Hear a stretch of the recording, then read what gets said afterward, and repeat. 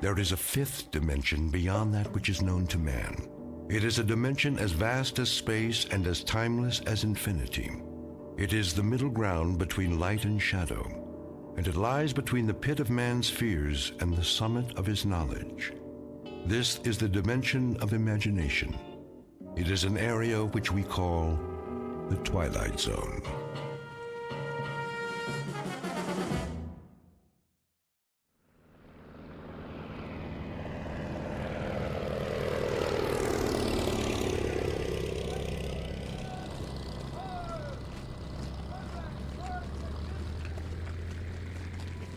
So it's goodbye again. Yes. We should be used to goodbyes by now. You'd think, wouldn't you? You know, I used to think when I was a little boy back in America. You used to think what, Tony? Oh, it doesn't matter. Of course it does. I love to hear you talk about when you were a little boy. But you know something funny? I'm jealous. Jealous? Jealous of what? I'm jealous of those years. I'm jealous that you grew up and I didn't get to know you because we hadn't met. So many years. And I think now, what a waste that we didn't know one another then. We had time once, didn't we? All the time we needed. But not now. Now there is no time, Tony. Now there is only time for goodbyes. Now people fly by so fast, you want to call out to them. And then it's too late. They've gone. They've disappeared. It's time to take off, Lieutenant. The Luftwaffe is coming. I'm on my way. But, sir, the troops are moving out. Thank you, Private. Oh, my darling. Tony, sweetheart. Now, you must go. you must go. I know. Don't cry. No time for tears. I have a Memory memory of you for my eyes, eyes, and a thought of you to hold in my mind. for my mind, As do I. And and I a touch of you. for all of me. Oh, my darling.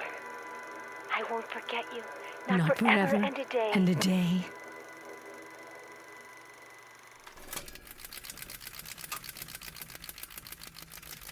Oh, Jerry. Jerry, where are you now? Where? Picture of a woman looking at a picture. Her features alive to everything that appears on the screen. Her lips move and her eyes flash, mirroring every expression, every emotion. The features are exquisite, beautifully chiseled and proportioned. And even in the flickering light, she is easy to recognize. Like the face on the screen, this is Barbara Jean Trenton, movie grade of another era. Once brilliant star in a firmament no longer a part of the sky, eclipsed by the movement of the earth and time.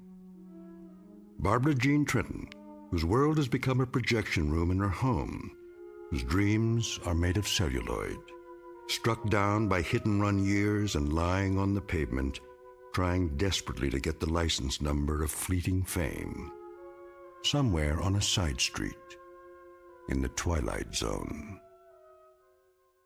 And now the Twilight Zone and our story, The 16mm Shrine, starring Kathy Garver with Stacy Keach as your narrator.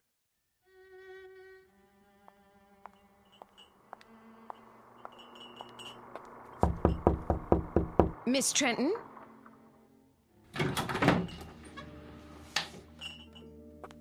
Miss Trenton? Miss... What is it, Sally? Oh, I didn't see you standing there. It's so dark in this room. Would you like me to open the drape? No, thank you. What is it that you want? I brought you a snack, Miss Trenton. You always used to have a snack this time of day. Just put it down on the table. Yes, miss. If you don't mind my saying so, you really should have something to eat. I do mind. That will be all, Sally. Yes, Miss Trenton. I'll be going now. You do that. Will you be wanting lunch this afternoon? I'll be glad to make you a I'll nice... let you know. Very well, miss.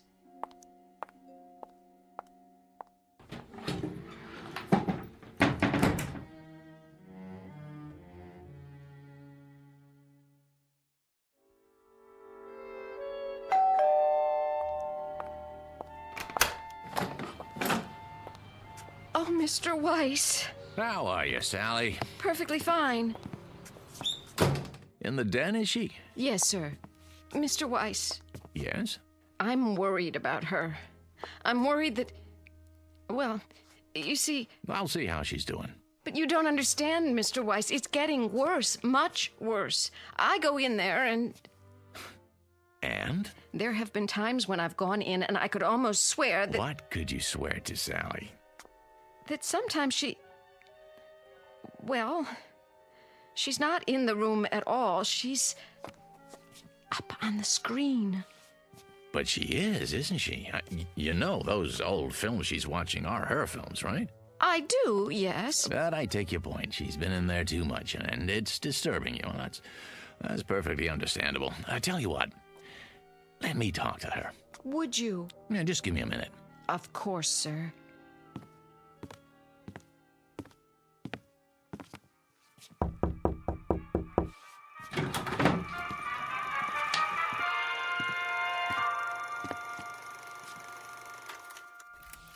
Barb, Fix yourself a drink, Danny.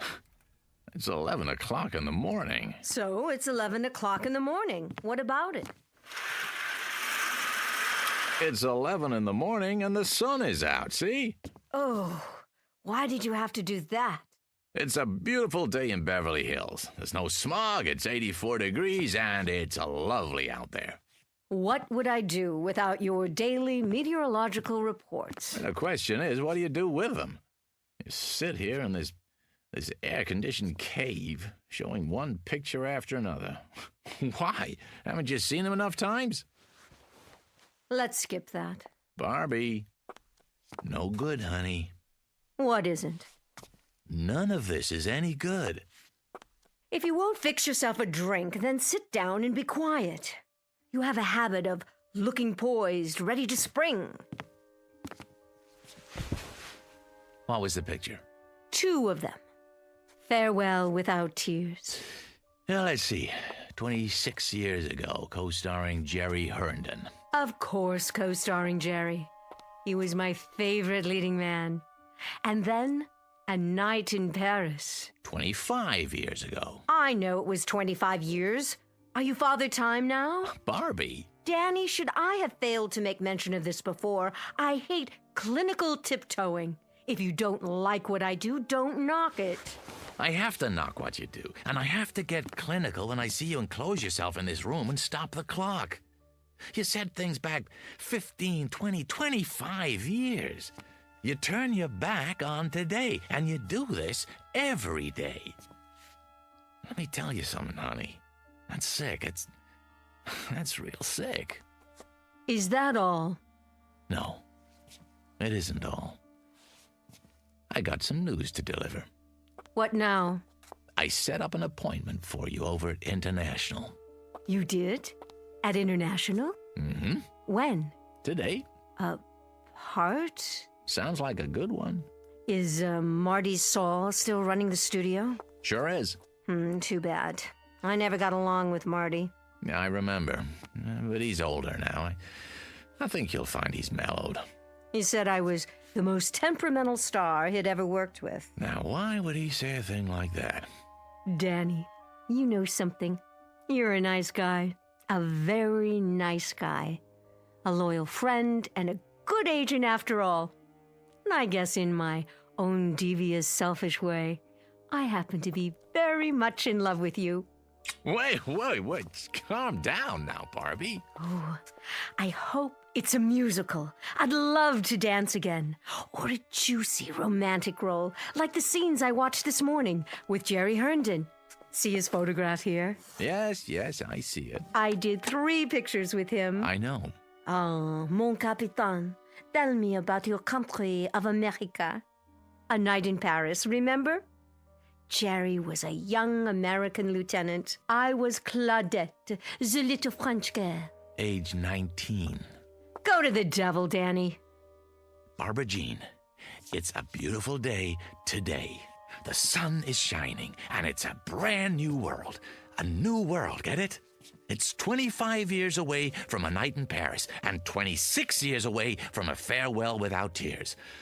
This room is dark and cold and full of cobwebs. Now get up and go outside, honey. You'll be surprised at what you see. Huh? Pleasantly surprised, I promise. And don't you dare let me catch you looking at old photographs on the wall anymore, or in the mirror either. Now, I'll meet you in Saul's office at 3 o'clock. Do we understand each other? We do. Good. In fact, it's more than good. It's absolutely, positively great. Danny, Yeah? thank you. Yeah, well, don't thank me yet. Just be there.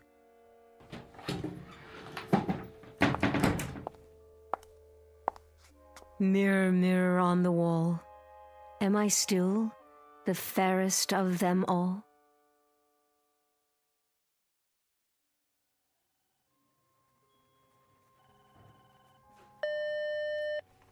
Yeah, Mr. Weiss, sir, and Miss Trenton? send him in.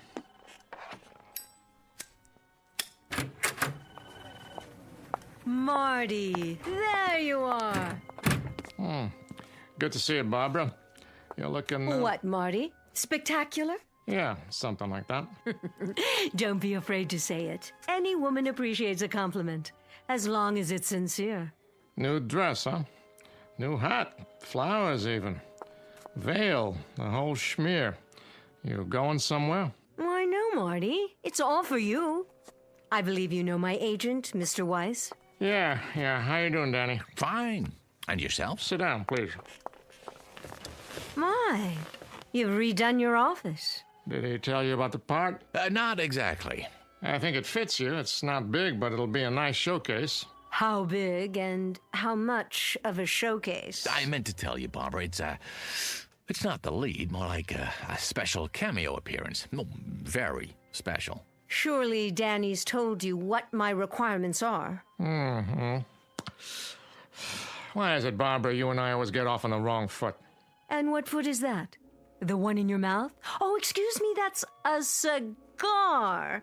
Still smoking those nasty things I see. We always seem to fight. Doesn't that always seem to be the case? We begin by fighting. I'm still waiting to hear about the part, Marty. Raise the veil. What? On your hat. Go ahead. That's it. Uh-huh.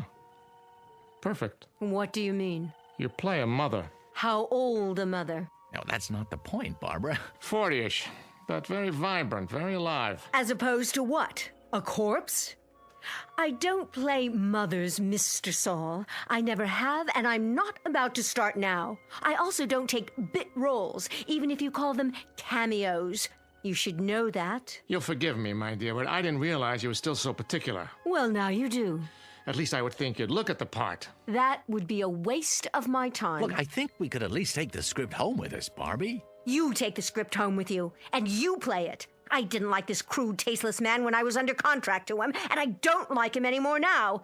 And especially when he offers me a fast walk-on. And you, Miss Prima Donna, I got news for you. You may think you're still the #1 lady on top of the heap, but you got it wrong. You're just an aging broad with a scrapbook. And any part you get at this studio won't have to go through an agent. You can set it up at the community chest, because it'll be charity. Barbara, wait. Remind me someday, Saul. Remind me when you've gone over the hill and you're down on your hands and knees. Remind me to give you a swift kick, just so you'll know how it feels.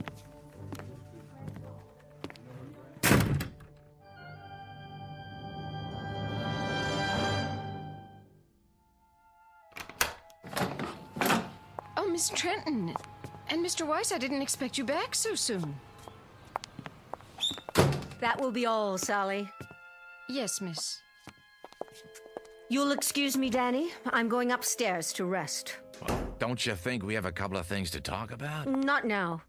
I'm feeling tired. Barbie! What? You're right about him, Barbie. He's a tasteless man. He's got a mean temper and a dirty little mouth. You shouldn't pay any attention to him. Are you talking about Saul?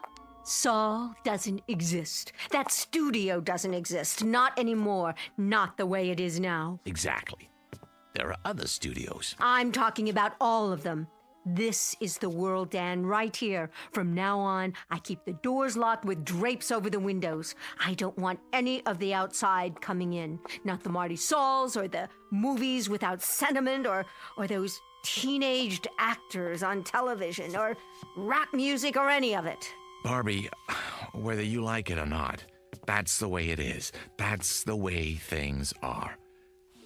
What can you do, Barb? Shut your eyes? Say it doesn't exist because you can't see it? It doesn't have to exist. If I shut my eyes, it disappears. Yes, it does. I can wish it away. But that doesn't make sense. It makes sense to me. Perfect sense. And you know what else makes sense? As of right now, as of this minute, this is the old Hollywood, with all the charm and romance, with all the glamour. It's a carefree world again, Danny, just like before, in this house. Barbie, none of that's true. It's nostalgic and nice, but it's not true. Are you listening to me? It's phony. Well, if I wish hard enough, it won't be phony. If I wish hard enough, Danny. Barbara, please. I'll give a party. Yes. Tell all of my friends, Danny. Tell them. Tell Paul Nader and Jerry Herndon and Steve Black. Oh, now there's a man for you. Tell them I'm still at the same address. And tell... Barbie! Paul Nader's been dead for 5 years. Jerry Herndon lives in Chicago. Steve Black hasn't been around for 15 years. And if I could get to them, if I could, what kind of party can I invite them to here? Barbie, this is a graveyard you're creating, a mausoleum. Understand? You're wishing for things that are dead. We'll see about that. We'll see about that.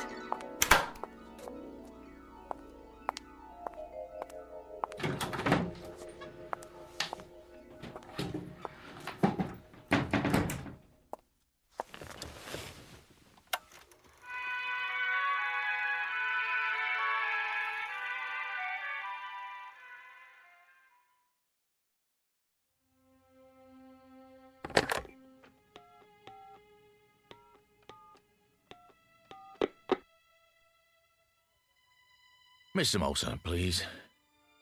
Tell him it's Danny Weiss. Hey, Walt. Long time, huh? No. I didn't go to the awards. Congratulations, by the way. Heck of a picture. Yeah. See, listen, Walt. I got an idea, and I wanted to run it by you first, before I shop it around. Yeah, that's right. Yeah, nobody yet. Well, you know the actor who just won for Best Supporting? Uh-huh. Well, About Time is right. Yeah, he's all over the talk shows, giving interviews left and right.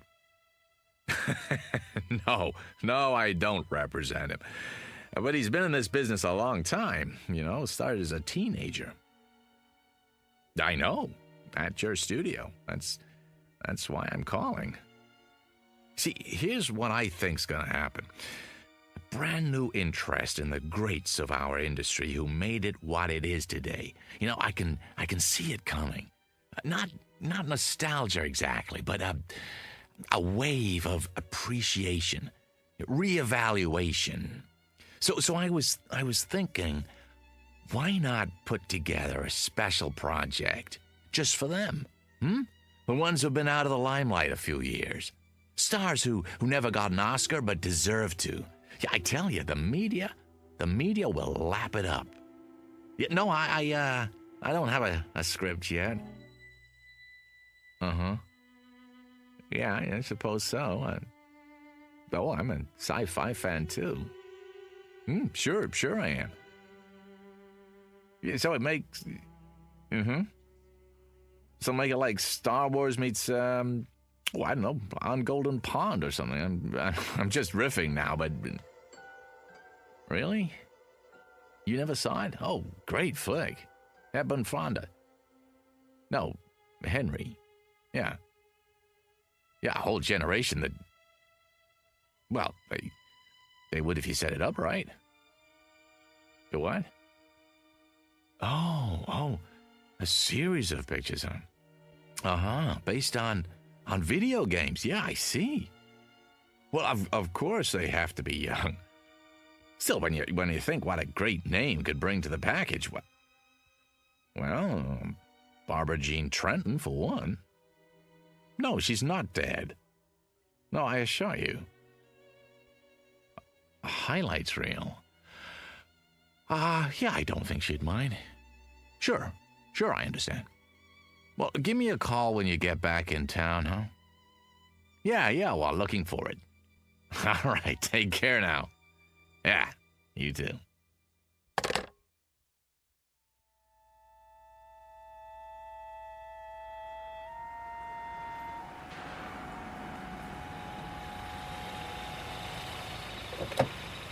Hello, Mr. Weiss. Hello, Billy.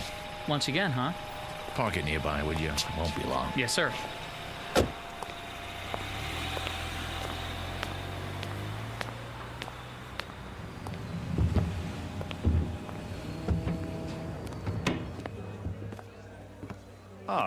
Good afternoon, Mr. Weiss. Table for two? Not today, Jimmy. I don't need it, after all. Very good. I'll get your waiter. I don't have much of an appetite, just the bar. Of course.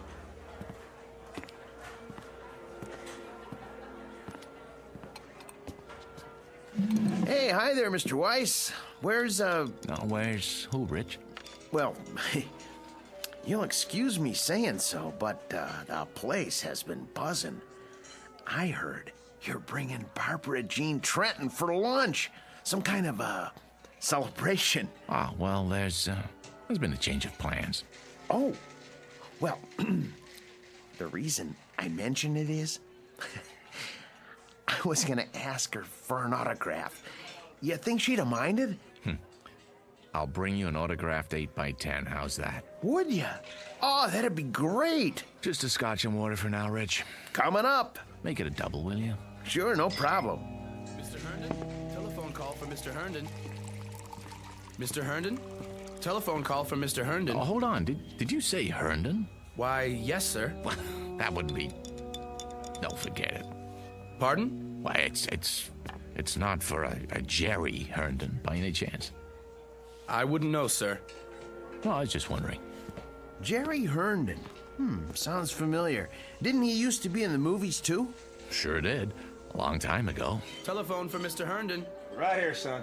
Jerry? You can take it at the bar, sir. Thanks. Oh, and this is for your trouble. Thank you. I'd know that voice anyway. I don't believe I've... Danny? Danny Weiss? What in the world are you... I just stopped in for a drink. Oh, same here. I couldn't forget this place, like old times. Old times is right. What are you up to these days? Oh, still in the business. What else do I know how to do? Listen, can I buy you a drink? I'll buy you one. Come on, sit down. Talk about a coincidence. I was just mentioning you to someone. Pull up a chair. You'd better take that call. Forget it. They'll call back. We've got a lot of catching up to do. Listen, Jerry, there's something I want to talk to you about.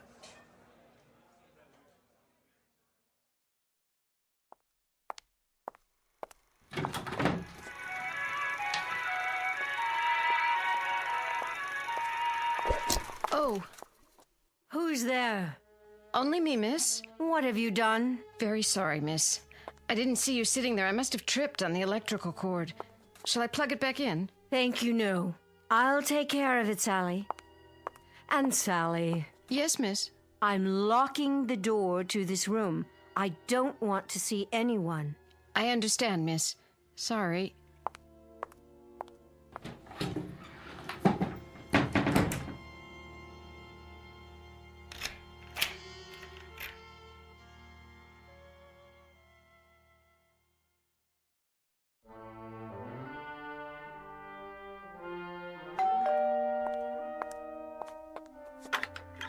Yes?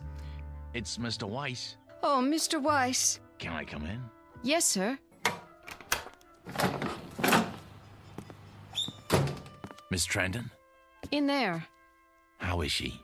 I wish I could tell you, Mr. Weiss, but I hardly see her anymore. Sometimes her bed's not even slept in. What are you talking about? She's in that room all the time, day and night. And a couple of times when I've gone in, I tell you, Mr. Weiss, don't think I'm going out of my mind or anything, but I swear to you, I can't see her. Only her picture up on the screen. Well, none of that matters now. There'll be a gentleman over here in a little while. A Mr. Herndon. Jerry Herndon? The one who played opposite Miss Trenton? That's the one. He's in town on a business trip. I thought it might do her good.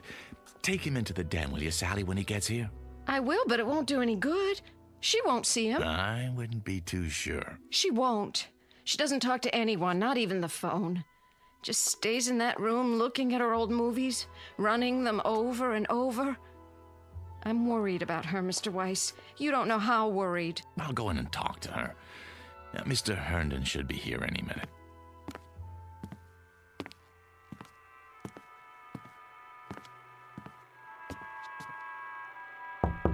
Go away, Sally.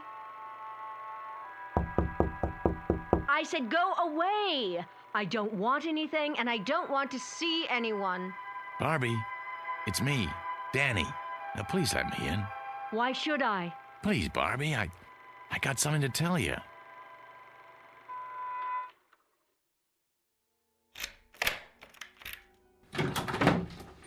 There. Are you satisfied? Barbie? What's the matter, Danny? Don't care for the merchandise? Looking a little worn? The merchandise is beautiful as always, but it looks tired. Looks as if it hasn't slept in days. It needs some air and sun. Outdoors on the tennis courts or by that pool you never use. I have everything I need in here. I'm quite satisfied, thank you. Hail and farewell, Daniel. The door's the one you used when you came in? I have some good news. Oh, do you? What is it? Has my house been declared an historic monument? A friend's coming to see you. A friend? All my friends are dead, retired, or forgotten. You told me that yourself, in no uncertain terms. Oh, this one's very much alive, and he'd love to see you. Tell him I'm not receiving. It's Jerry Herndon. Jerry? Dan, you don't mean it. I do. Where is he? What's happened to him? Nothing's happened to him, I promise you. You'll see for yourself. When? Any time now. I happened to run into him. I swear, by pure chance. He asked about you, wanted to know if he could see you. I took the liberty. Oh, you're such a dear. You've done well, Danny. Very well. Oh, by the way I look, no makeup and these clothes. When's he coming? I have to dress. I think he'll like you just fine if you're wearing sackcloth. But if it makes you feel better, go ahead. Stall for me. I need at least a few minutes. Oh, show him to the living room. Oh, Jerry. Jerry, after all this time.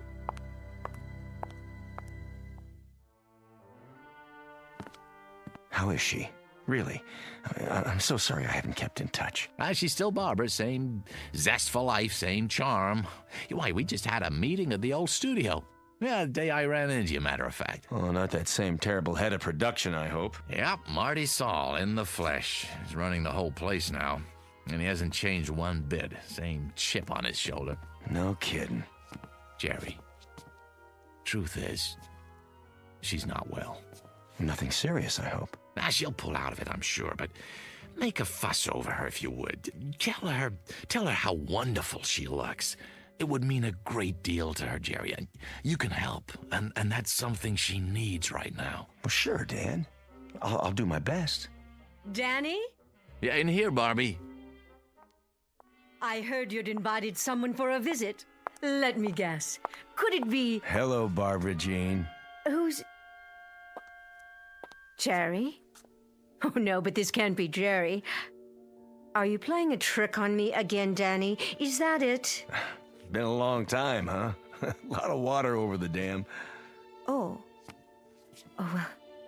Yes, Jerry's just in town for a few days on business. I see. You're looking downright lovely, if I do say so. Isn't it odd the way we picture people as they were, never as they are? You haven't changed, Barbara Jean. Hardly at all. Well, I thought you'd be here on a white horse or in an officer's uniform. Why, isn't that silly of me? I thought you'd be as I remembered you, Jerry. A young man. I was. 20, 30 years ago. And do you know I had a crazy idea? That we might even do a picture together again. Not much chance of that. He's not an actor anymore. No, I gave that up long time ago. Went down the drain, along with my youth. You don't act anymore? What do you do? It's not so bad. I run a chain of supermarkets outside of Chicago. A chain of supermarkets? In Chicago? I'm doing really well, in fact. More than I ever made in the picture business.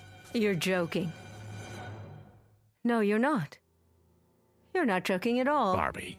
See this photograph? This is the one I expected.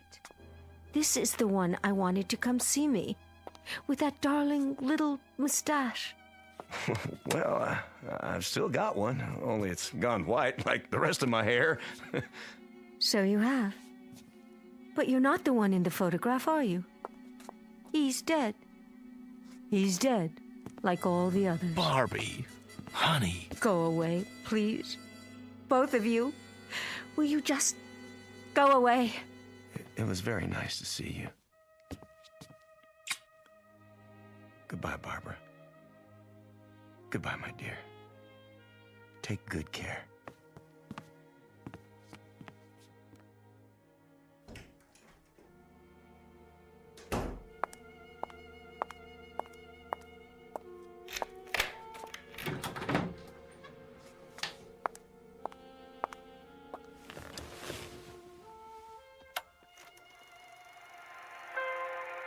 Jerry.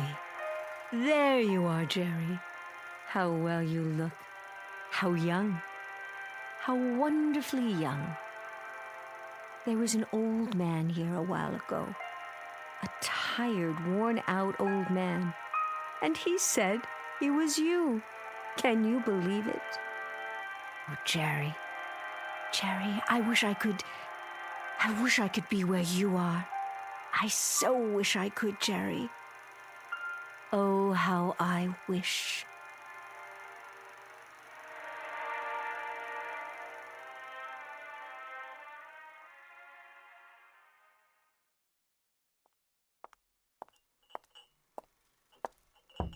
Miss Trenton? I brought you a little snack, Miss Trenton. Coffee and sandwiches. Wouldn't you like some?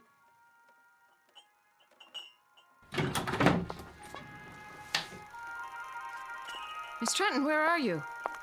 Jerry? Jerry, wait for me! I'm afraid this is goodbye, Sally.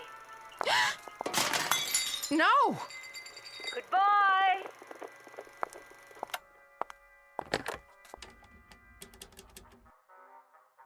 Mr. Weiss, sir, I think you'd better come over here right away.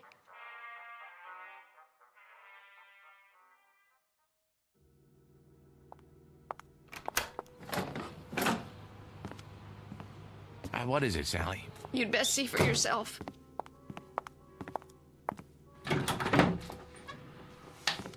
Sally, I don't see anything. What's the big mystery? That's just it, Mr. Weiss. I don't see anything either. She's not here anymore. Was the projector running? It was. When was that? About an hour ago. Who shut it off?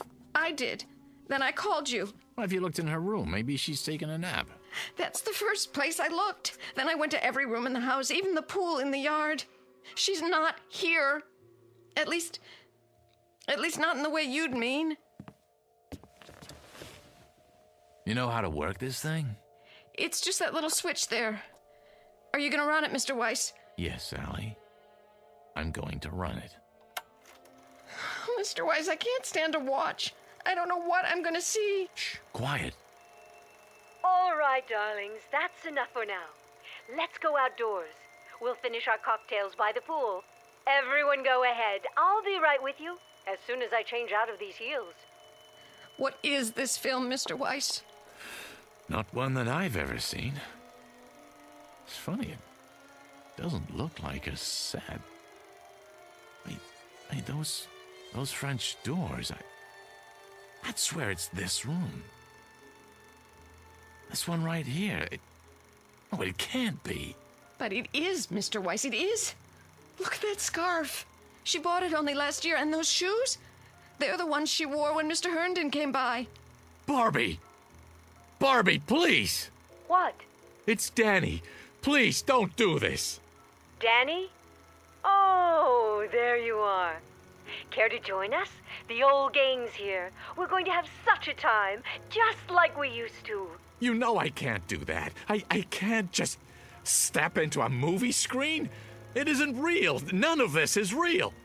Well, then, goodbye, Danny. Be a dear and hold on to my high heels for me, will you? I can't very well swim in them. Barbie, don't! Keep them to remember me by. Jerry! Where are you? Barbie, please. Over here by the bar. I just stopped to freshen my drink. Care for another one, Barbara? Oh, don't tempt me. Now we simply must go outside. Everyone's waiting. In that case, race you to the pool? You're on!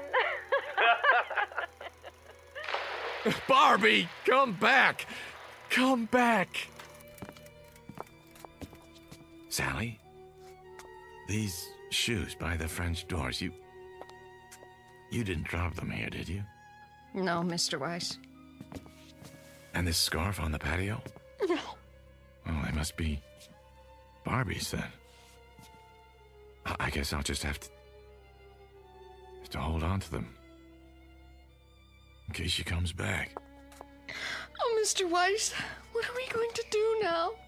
Well, the only thing we can do. Wait. Meanwhile, here's a toast to you, Barbie. And to wishes.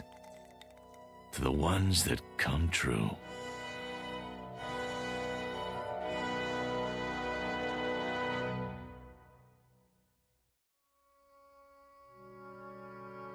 To the wishes that come true.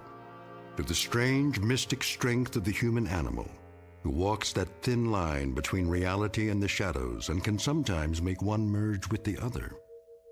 To Miss Barbara Jean Trenton, movie queen of another era, and no longer of this one. May her star shine brightly in the Twilight Zone.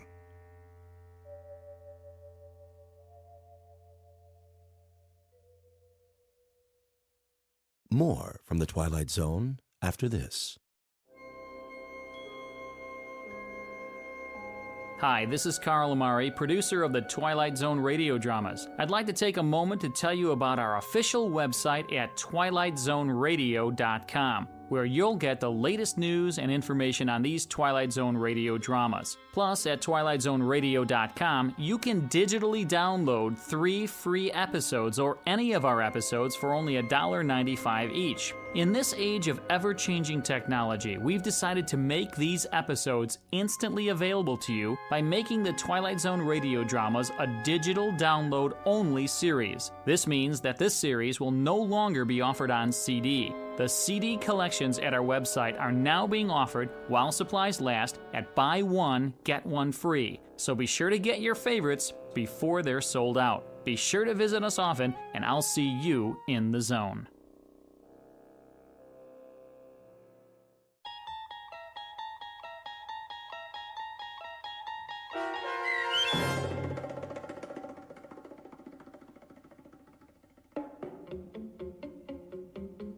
The 16mm Shrine, starring Kathy Garver, with Stacy Keach as your narrator, was adapted for radio by Dennis Etchison and written for The Twilight Zone by Rod Serling.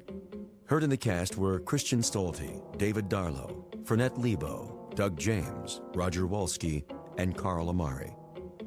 This copyrighted radio series is produced and directed by Carl Amari for Falcon Picture Group and Westwood One. Sound design and custom Foley effects for The Twilight Zone by Cerny American creatives Bob Benson, Craig Lee, Matt Sorrow, Tim Cerny, and Todd Beyer. To learn more about the Twilight Zone radio dramas and to contact us, visit our official website at twilightzoneradio.com. Doug James speaking.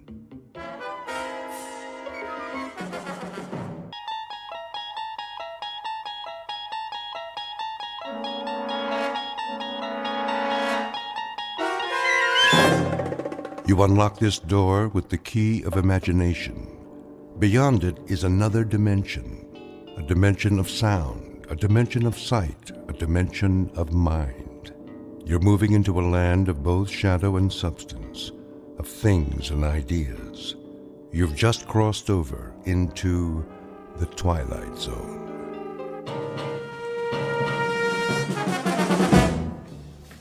Westbound monorail will be departing on track 10 in 3 minutes. Hurry. We can't miss the monorail. Make way! Coming through!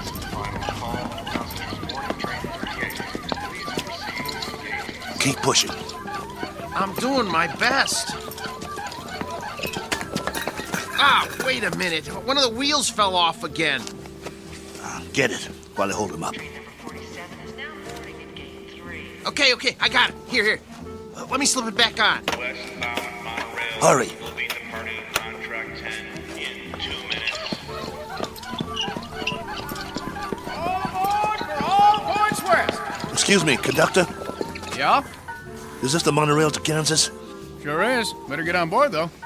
But you know, you should have checked your cargo. This ain't cargo. It's a B-2. A what? A B-2. Whoa! What is that? Is that a man? Is he alive? That, sir, is a B-2 boxing robot. Wow.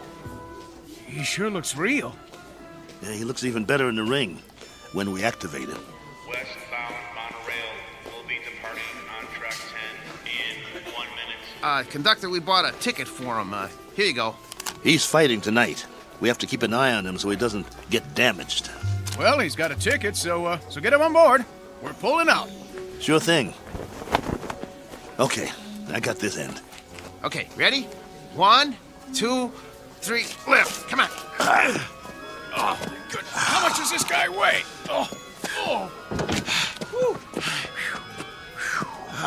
Next time, let's get a lightweight instead of a light heavyweight. All aboard!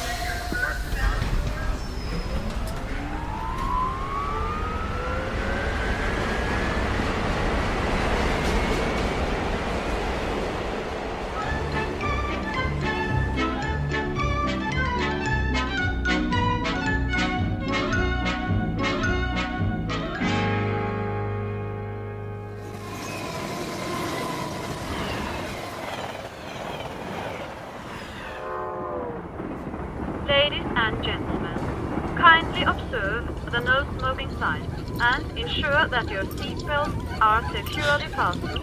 Thank Well, here's our seats. C11 through 13. Let's sit him down in the window seat.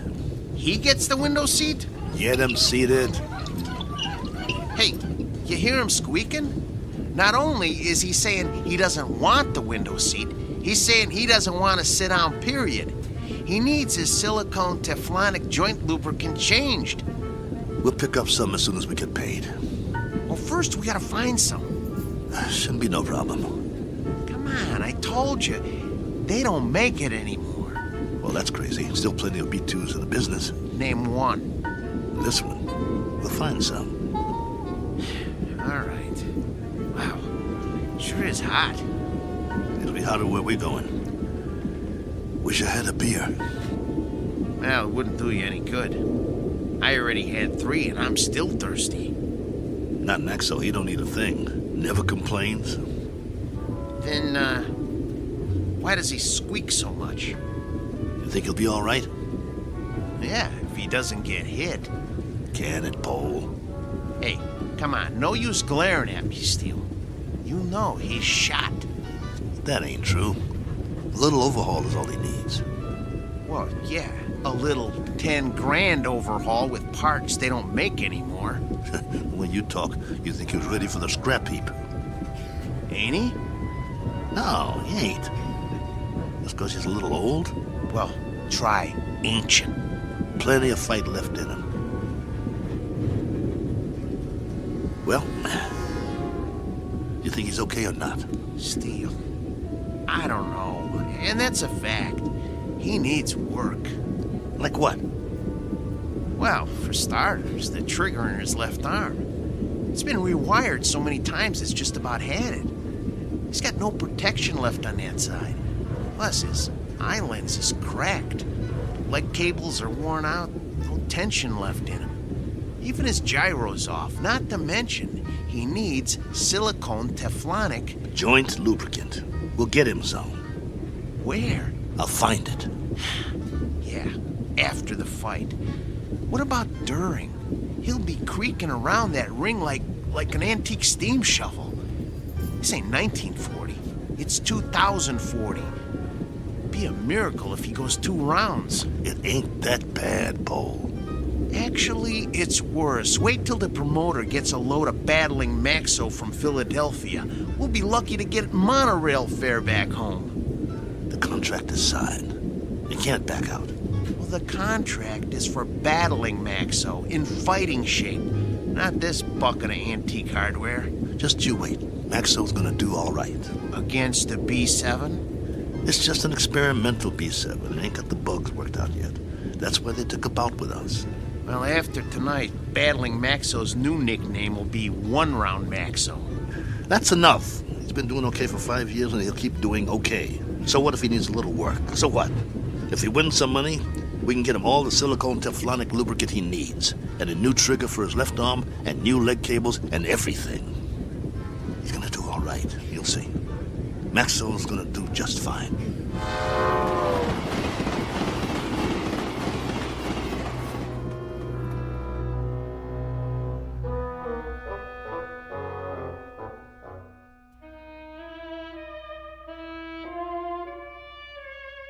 Sports item from the not-too-distant future. Battling Maxo, B2, light heavyweight, accompanied by his manager and handler on his way to Maynard, Kansas for a scheduled 10-round bout. Battling Maxo is a robot, or to be exact, an android, resembling a human being. Only androids have been permitted in the ring since prize fighting was legally abolished. This is the story of that 10-round bout. More specifically, the story of 2 men shortly to face the remorseless truth that no law can be passed to abolish cruelty or desperate need, or, for that matter, blind animal courage. Location for the facing of said truth?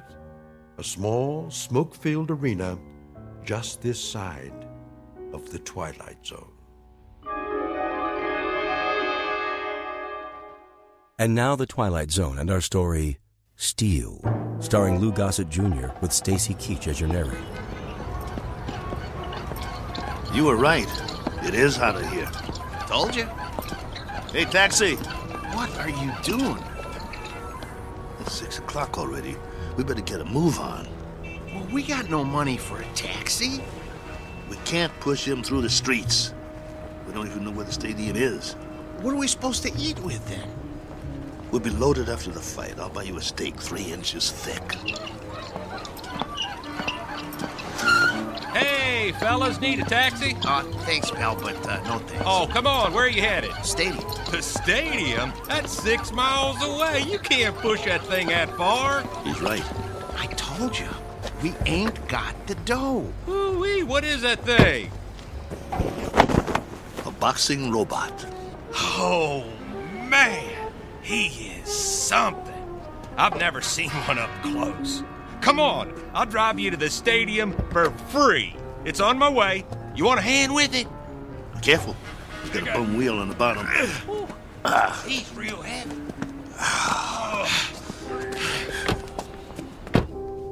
Oh boy, this is a real honor taking a fighter to the stadium. Well, thanks. Hey, which robot is that? This is Battling Maxo from Philly. Maybe you heard of him? No, but, you know, I'm no expert. He was almost light heavyweight champ once. No kid. Yes, sir. You ever heard of Dimsy the Rock? Don't think so. Why don't you give it a rest? Dimsey was number 3 in the light-heavy ranks, on his way to the top. Well, my boy took him out in the 4th round. Left cross, bang! Almost put Dimsey to the ropes. It was beautiful. No kid. Yeah.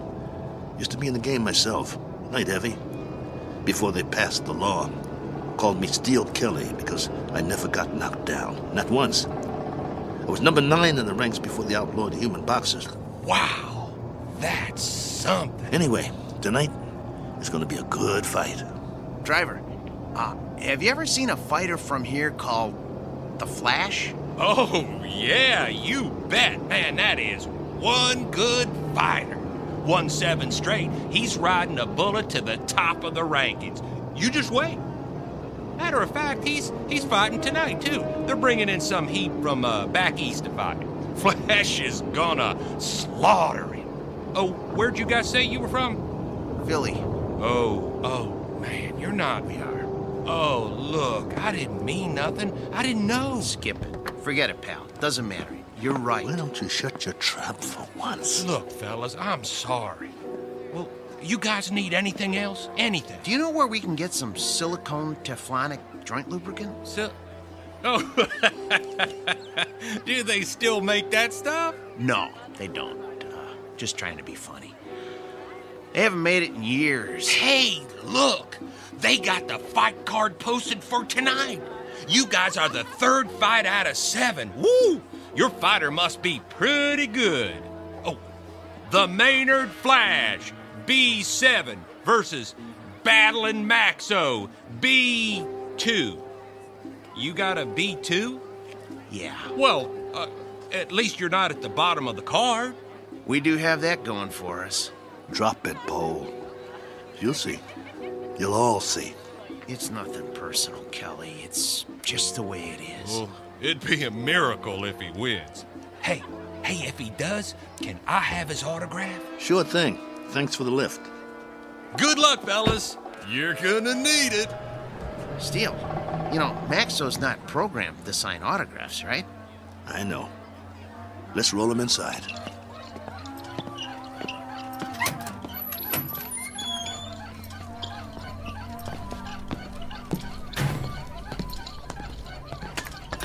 The wheel fell off again. I got it. I got it. Keep pushing. Put it back on. Well, what's the point? Put it back on. The office is just down the hall. I want Maxo to make a good first impression. Well, let's just hope his head don't fall off next. Keep quiet and let me do all the talking. What's wrong with you anyway? After 7 months, we finally get about, and all you can do is complain? Some bout. We're in Maynard, Kansas. What's this, the prize-fighting center of the nation? It's a start, ain't it? It's our first step on the comeback trail. The purse will give us enough to get Maxwell back in shape. And if we win, it would mean we get fights all over the place. Oh, spare me. We don't have a chance. I don't get you. He's our fighter, and we stick behind him no matter what. Why are you writing him off before he even gets in the ring? Don't you want him to win? I'm a Class A mechanic, Steele. I'm not some daydreaming kid. I know machinery. We got a piece of dead iron here. Technology always moves forward. We got a B2, not a B7. No way he's gonna win this fight. Shh, keep your voice down. It's simple engineering, that's all. Maxo will be lucky to get out of the ring with his head on. Bo! It's an experimental B7. It's probably full of bugs, full of them. They always are. That's why they take a first fight in the middle of nowhere. We've got a chance. Yeah, sure we do. Remember, keep your mouth shut. Yeah.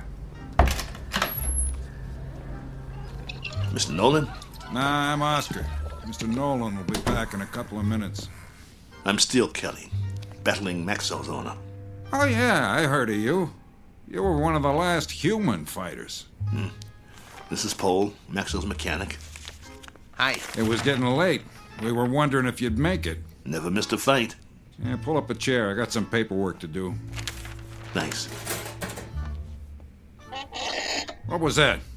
It was this folding chair. Okay. Sign on all the X's.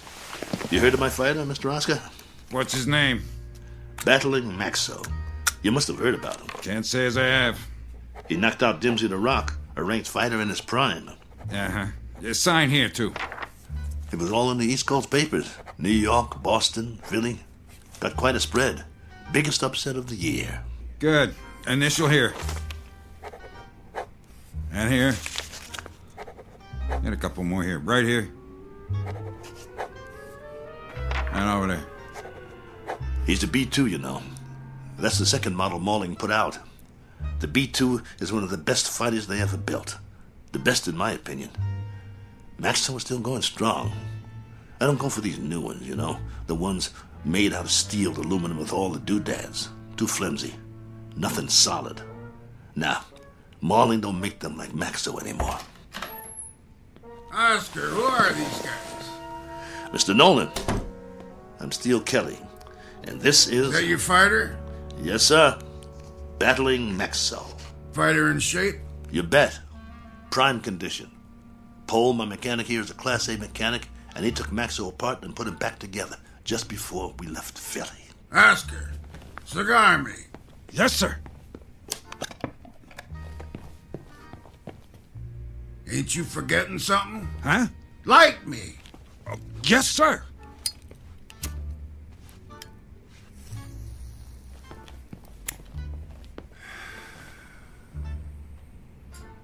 You know, Steele, you were lucky to get this bout.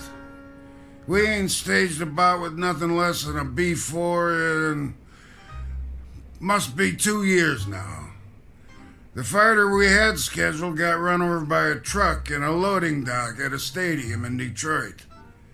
I needed somebody on short notice. So that's the only reason you're here. You got nothing to worry about, Mr. Nolan. My fighter's in shape. He's the one that knocked out Dimsy the Rock in Madison Square Garden a few years ago. Maybe you... I just want a good fight. And you'll get it. Maxo's in top shape. No first-round knockout. No, nothing like that. People pay to see action. Do you have a prep room we could use? We want to check him over and make sure he's perfect. Down the hall, third door on the right, next to the janitor's closet. Thanks. Your bout is at 9. Got it. You won't be sorry, Mr. Nolan. I don't like guys that are late. Understood. Poe, let's get Maxo to his prep room. Mr. Nolan, I was wondering... I know what you're wondering. You get your money after you deliver a good fight, not before. No problem. We'll get him ready. And Steele. Yeah? Don't slam the door. I hate loud noises. Come on. I'm coming. Oh, my stomach hurts. Don't be scared. It'll be okay. Oh, I ain't scared. I'm hungry. I haven't eaten all day. How could you think of food at a time like this? This one counts. It's our chance for a comeback. We've got to get him in that room, and we've got to check him out real good. What time is it? I'm busy pushing. Come on, check your own watch. I don't have a watch anymore. I had to pawn it. The one your wife gave you? Ex-wife. Hey, look, we got 2 hours before the bout begins. Have we got time for a sandwich? I want you to check him out real good. His arm, his gyro, everything. What for? Did you hear me? Yeah, but I work better on a full stomach. You get to work. I'll get you a sandwich. Maxo's gonna take that B7, but good.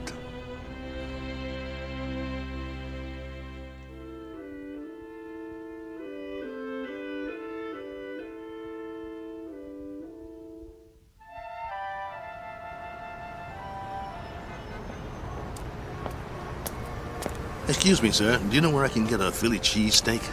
Try Philadelphia. Just kidding you. Oh, there's a nice little place around the corner, but I doubt they'll have something like that there. You new in town? Yeah. Where you from? Philly. Well, that figures. What brings you to town? I got a fighter in a third fight tonight. Really? Well, you must have one good fighter if you brought him halfway around the country for a fight. He's a great fighter. He's fighting an experimental B7. A B7 fighting a B6 could be interesting. He's not a B6. A 5 might stand a chance. He's better than a 5. He's a classic B2. A B2? Oh, well, I've never seen one of those, but I hear they're great bleeders. Good luck. Oh, by the way, at the diner, I recommend the roast beef on rye. Bloody rare.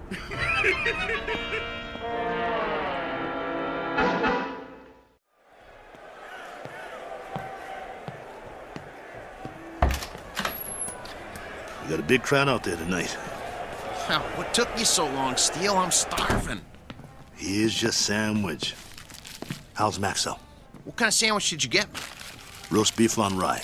Well done with silicone Teflonic joint lubricant on the side. What? It's mayo. How's Maxo? Did you give me a pickle? How's Maxo? I love dill pickles. Oh, here it is. Okay, well, the answer to your question is Maxo is still big as life and twice as ugly. I cleaned him up a little, though. The B2's always looked real. Look at him. You'd swear he was real, wouldn't you? He's got that natural-looking flesh, great muscle tone. He could have been a male model if he wasn't a fighter. Come on, get to it.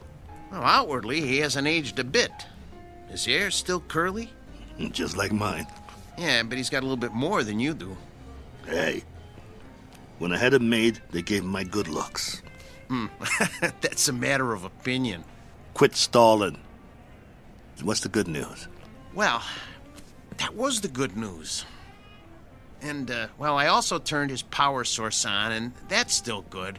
So I ran a diagnostic check. And? And everything that was bad when we left Philly is still bad. There's got to be something we can do. Open him up again. You got a thing for bad news, don't you? Come on, Pole. Earn your keep. That's what you're here for. I'm not a miracle worker. I'm just a mechanic. Well, what do you want to do, retire? Oh, fat chance of that.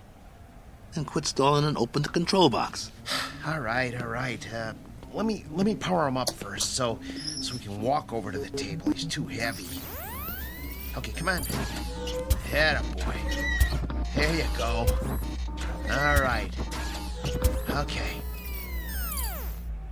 Here, help me get him up on the table.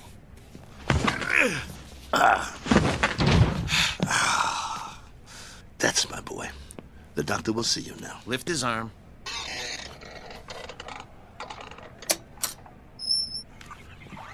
What's all that corrosion around the excess panel? Dried sweat. All the B2s sweat like bulls. It's nothing to worry about, though. You hear that, Maxo? Nothing to worry about. We'll get you cleaned up. Hand me that probe.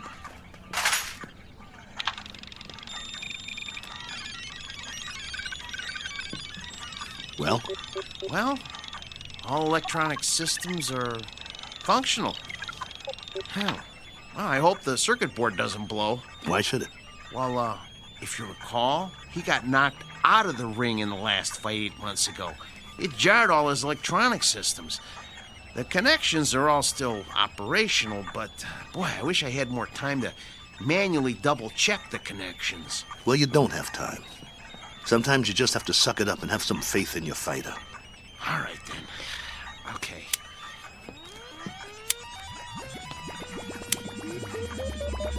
Well, I activated all his systems. Keep your fingers crossed and just hope nothing blows.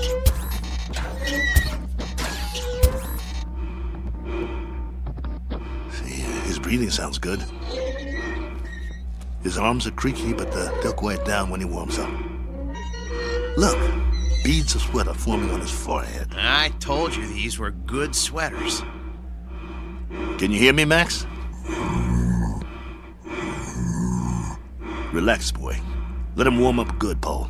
I'll tell you, the mechanical part is what worries me. I need to check his reflexes. Look, Steele, go put on the gloves, will you? Let's see if he can zero in on you, okay? Maxo, get your legs loosened up. Move around a little. Loosen up your jab, big boy. Don't rush him. If it don't work now, it won't work in the ring. All right. Just enough to check the jab. Set his controls so he doesn't counter punch. good idea. Okay, hold still, Maxo. This won't hurt a bit. Okay. That's as low as it'll go. I don't think your systems like it, though. You know, if that cracked eye quits, he'll be very vulnerable. Look, Steele, start circling him and see if he can follow you. Come on, Nexo. Look at me. I'm moving in. I want to get you. Block my punch. Oh, man, they're gonna hear that in the back row. That's good enough for now. We know it works. Oh, Steele, he's gonna get more than one punch thrown at his head. He'll outdance him to keep clear. Give him more power to his legs. Those cables are bandy. I don't like doing this. There's not much tension left in him. He seems to be moving all right. Yeah, but, boy, a heavy wind might knock him over. Put him on automatic. Oh, no. Come on. Let's not push our luck. Do it. All right. Here goes nothing. Maxo, gloves up. That's it. Beautiful. Now, let's see if he can move in for the kill. Kelly, Steele, no. Leave his systems on defense. He might have a couple of rounds if we leave him on defense. It takes less energy. You know, he's gonna get beat to pieces if we let him move in. No, do it. You use your head? He's a B2. He's gonna get slaughtered anyway. Look, if we let him go on defense, we might be able to salvage him for pieces. Nolan paid to see him on offense. It's in the contract. Activate his jab. Come on, it doesn't have any lubricant in it. Do as I say. All right. Activating the jab. Shut him down! Shut him down!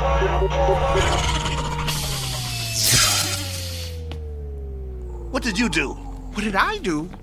I told you to take it easy. It was on the lowest setting. I told you to check the arm. What's the matter with you? So help me if you broke that arm. If I broke it? Yeah, you. Look, Steele, I kept this heap running on borrowed time for 3 years now. Before we left Philly, I told you we needed to fix things and replace parts. We couldn't let this chance go. Please, open him up and see what you can do. Steele, you know, try finding another mechanic that could have kept this antique working as long as I have. I dare you to. Please, see what you can do. Hold the arm up. Oh, man. Oh, no. Come here.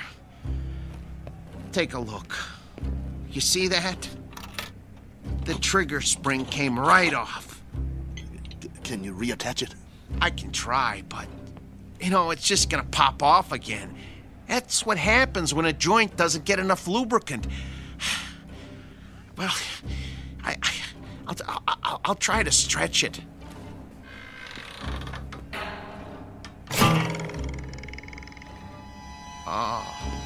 Oh, nuts. Oh. Well, that's that. No. One jab too many. We gotta do something. What? Fix it. I can't. You just can't fix a spring. Once it can't spring, it ain't a spring no more. I told you it was getting ready to break, and to get a new one last year. He's got to be fixed if he's going out there, and he has to go out there. They fronted me the monorail fare. Steele, he needs a new spring. Nothing else will work. Well, can't you get another spring? Where? They don't make them anymore. It's a special spring. I can't just take one off a washing machine or something. Quiet. Yeah? 10 minutes. Something wrong? Oscar, can you make out about the one after the next one? Mr. Nolan does not make changes. We just need a little bit more time to make some last-minute adjustments. Sorry, pal, no can do. We want him tip-top, don't you? Nolan's got you on next. What's the difference? Third? Second? It's all the same, right? Second's the semi-main. That ain't for a B2. Maybe some B2s, but this one... They want to see a fight, not an execution. But I'm telling you... 10 minutes or you're out of here. Be a shame after coming all this way. Right, boys? Right. Well, then, I guess that means... We'll have to hurry. You heard the man? I heard him. But it's over. We're finished. No, we're not. There must be a way. What? Sell them for scrap and get a couple of monorail tickets? We hung in there as long as we could, but this is it. I have to hand it to you, Steele. You wouldn't give up. Quiet. I'm thinking. There is one way. It just might work. What might work? If they don't watch the fights. Who?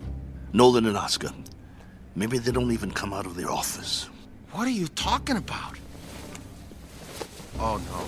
Oh, no. Oh, no, no, no, no, no, no, no. No, you can't do this. Get the trunks and robe off Maxwell. I'll change my clothes. Steele, you are out of your mind. You can't go into a ring against a B7. I used to be pretty good. I can get through a couple of rounds. Just bob and weave, throw a punch every once in a while. You'll get killed. You heard that, Tub. We deliver a fight or we don't get paid. Steele, come on. You're never gonna get away with this. They won't let you. Who's gonna stop me? You can't make them think you're... Steele, for God's sake. I can if you help me. Nobody here knows what Maxwell looks like. If Nolan and the other guys don't watch the bout, we'll be all right. Steele. The crowd won't have a clue. B2 sweat, bleed, and bruise just like the new ones. Give me the boots. Look, I got an idea. You know what I can do? I can wire my sister. She'll send us the dough to get us back east. Tape up my hands. Steele? Steele. I got another idea. Wait. Look, hold still. I know a guy in Philly who wants to sell a B5 cheap. We could hustle up the cash and, Concentrate on wrapping my hands. If you don't take them right, I could break them on the first punch. Steele, this is suicide. It's a B7 out there. Don't you get it? It's a B7. You're gonna get mangled. Quit talking. I gotta do this. Hurry up.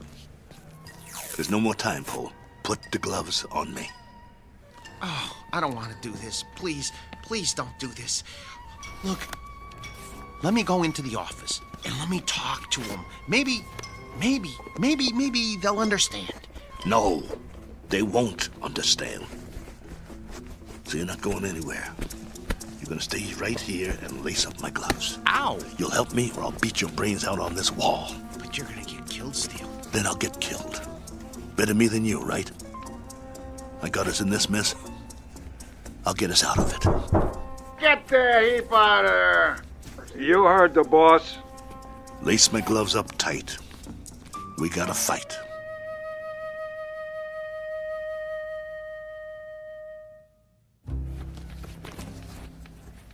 That's it, Paul. Tie him off tight. Oh, you really want to go through with this? Yes. Let's go. How do I look? Like a broken down old fighter. So I'll pass for a B2? That's what I said. You look like a broken down old fighter. Here. Let me put a towel around your neck. Pull up the hood on my robe, too. I'll keep my head down so they can't see my face. You better do that in the ring, too. Let's go.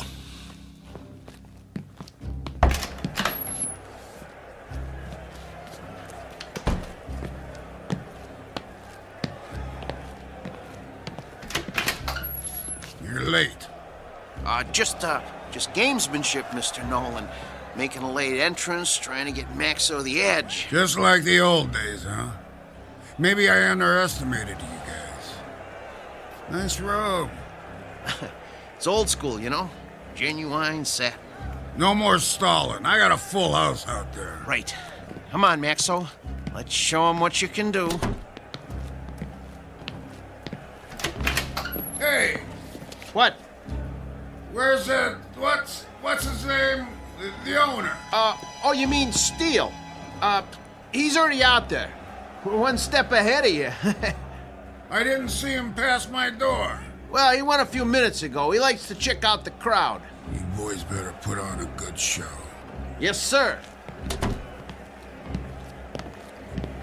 Let me know when we get to the stairs. I got sweat in my eyes. I should have told him. If you had, I'd killed you. Okay, First step.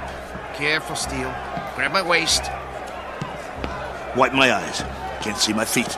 Geez, Steele. You're already sweating like a pig. You'll have to towel me off between rounds, just like a real B2. Between what rounds? You won't last long. Whose side are you on? Steele, you're not up against some punch-drunk fighter. You're up against a machine. I said shut up. You're not gonna get away with it, though. They ain't seen a B2 in years. Nolan said so. Steele, you're never gonna pull this off. This is your last chance. Just get me to the ring.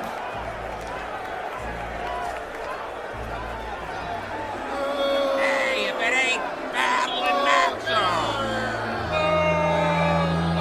Go back to Philly, you bum! Rattling Maxo's more like it. You're terrible! What is it, a bucket of balls? Okay, Steele, here's the ring. 2 steps to the apron. I can see them. Okay, I'm gonna pull the ropes apart. Hey, send him back to the junkyard! Ladies and gentlemen, the next contest of the evening, a 10-round light heavyweight bout featuring out of Philadelphia, the B2 Battling Maxo!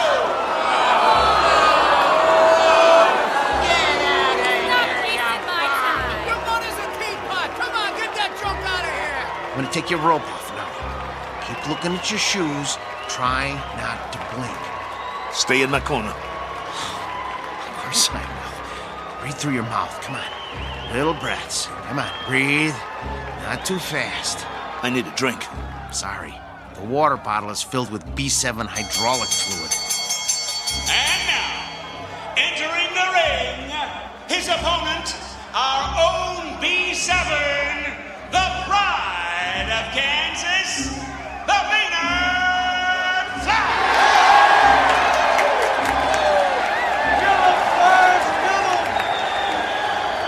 What's he doing? He's jumping up and down on his toes. I never saw a robot do that before. Must be a new gimmick. Big deal. Well, this ain't kickboxing, so he's not scaring me. You should be scared, Steele. Come on.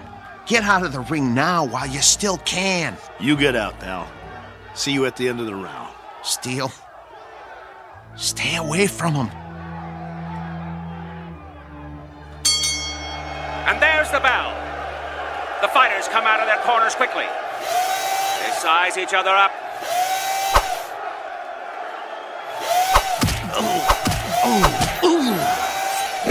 Oh, the Flash landed a vicious right. And another. And another. Come on, get away from him. Get away from him. Maxo backs away. Come on, I got money on this fight! Come on, I can take it. The Flash is the aggressor. He backs Maxo into the ropes. Hey, no holding. Get your B2 off the ropes. See how you like this? Bring it, you bum. I can take it. There's thunder in those punches. Your mother's scrap metal! Maxo backpedals. The Flash swings wildly. If he lands one of those, he'll take Maxo's head off. The Flash is coming in for the kill. That one was lethal. Stop the fight. Come on, somebody stop it. Stop it. Maxo is down. It's over. It's over. It's over. Come on, stay down. It's over. Just get me up. I've never been knocked down. I'm Steele Kelly. In the time of 1 minute and 22 seconds of the first round, your winner, the Maynard Flash! Yeah, that's it. Haul him out of here. Move it! Is he broken or what? No, he's okay. Just a second, okay? Steele, can you stand? Come on. Talk to me. Are you bleeding? Put the towel over my face. Yeah, sure. Get the robe. What? The robe. I'm gonna walk out of here like a man. Come on, before they start throwing things.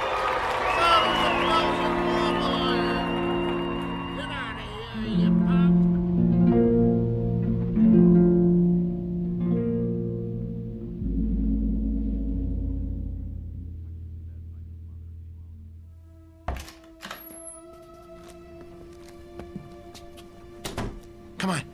I'm gonna help you. Let me help you up on the table. Come on. Here we go.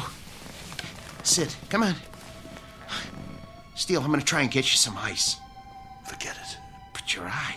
It'll be all right. I think right now you need a good stick man instead of a mechanic. That eye looks terrible.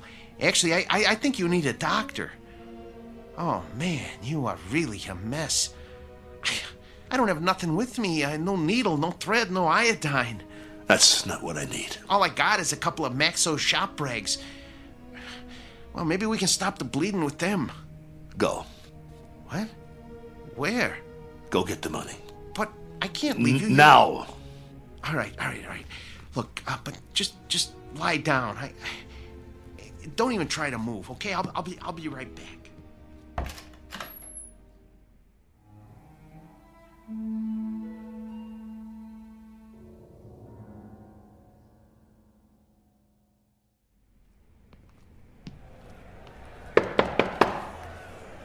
Yeah?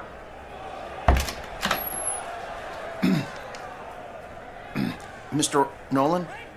Over that quick, huh? Yeah, I guess. Maxo did the best he could, though, Mr. Nolan. Your strategy didn't work. Did you really think arriving in the ring late would upset a robot? Well, you never know. But that B7, it must have been tweaked or something. I never saw anything like that. Me neither, and I hope I never do again. Get your boy and clear out. Yeah, we will. Only first. You heard the boss. Well, you see, my boss Hiding out, huh? Don't even want to show his face. Something like that. Come here. What? Mr. Nolan says you should come over to the desk. Okay. I want you to deliver something to your boss. Yeah? Piece of advice. Can you handle that? Yes. Now listen real close.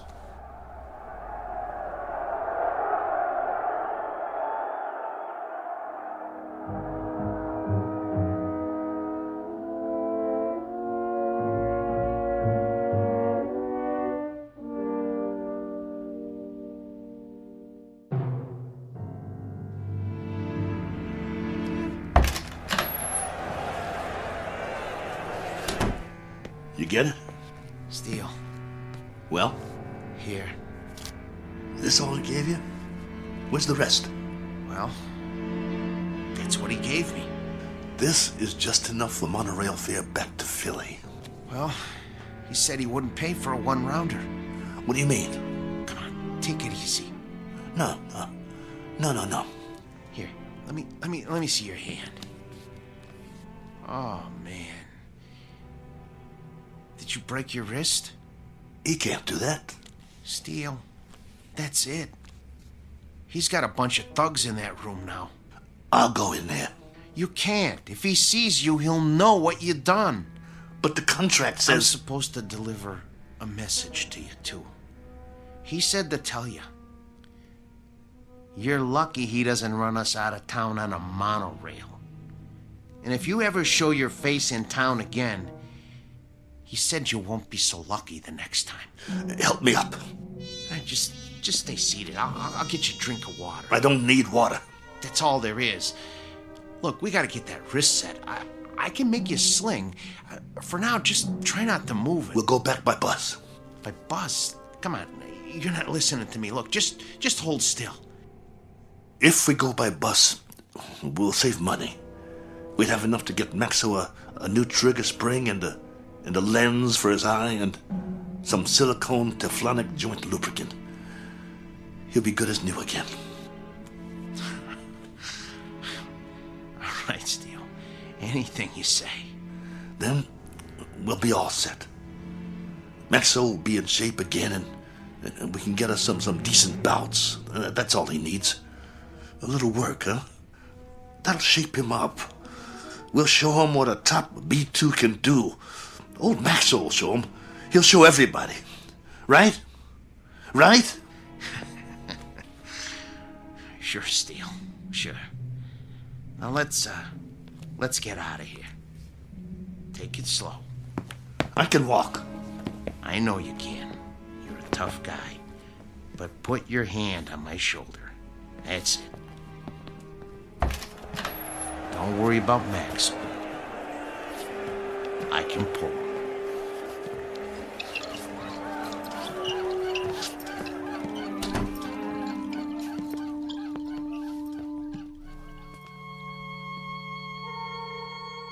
Portrait of the Losing Side.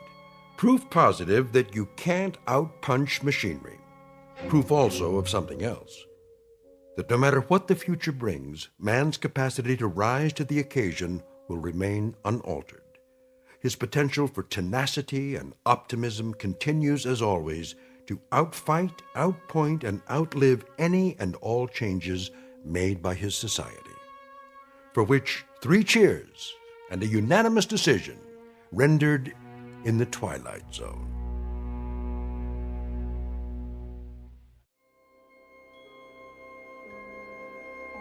Hi, this is Carl Amari, producer of the Twilight Zone Radio Dramas. I'd like to take a moment to tell you about our official website at twilightzoneradio.com, where you'll get the latest news and information on these Twilight Zone radio dramas. Plus, at twilightzoneradio.com, you can digitally download 3 free episodes or any of our episodes for only $1.95 each. In this age of ever-changing technology, we've decided to make these episodes instantly available to you by making the Twilight Zone radio dramas a digital download-only series. This means that this series will no longer be offered on CD. The CD collections at our website are now being offered while supplies last at buy one, get one free. So be sure to get your favorites before they're sold out. Be sure to visit us often, and I'll see you in the zone.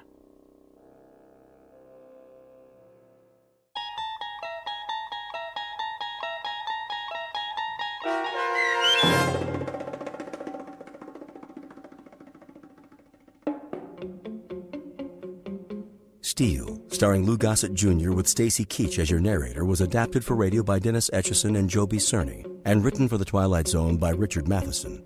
Heard in the cast were Joby Cerny, Danny Goldring, Rich Komenich, Sam Darrance, Pat Fraley, Tim DiDabo, and Jennifer Joy.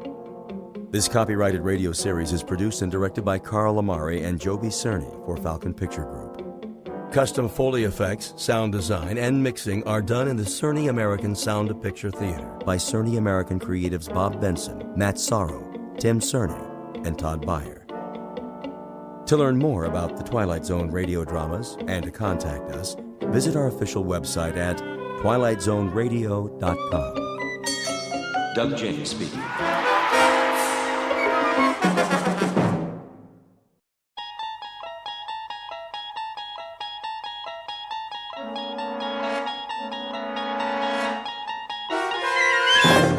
You unlock this door with the key of imagination. Beyond it is another dimension, a dimension of sound, a dimension of sight, a dimension of mind. You're moving into a land of both shadow and substance, of things and ideas. You've just crossed over into the Twilight Zone.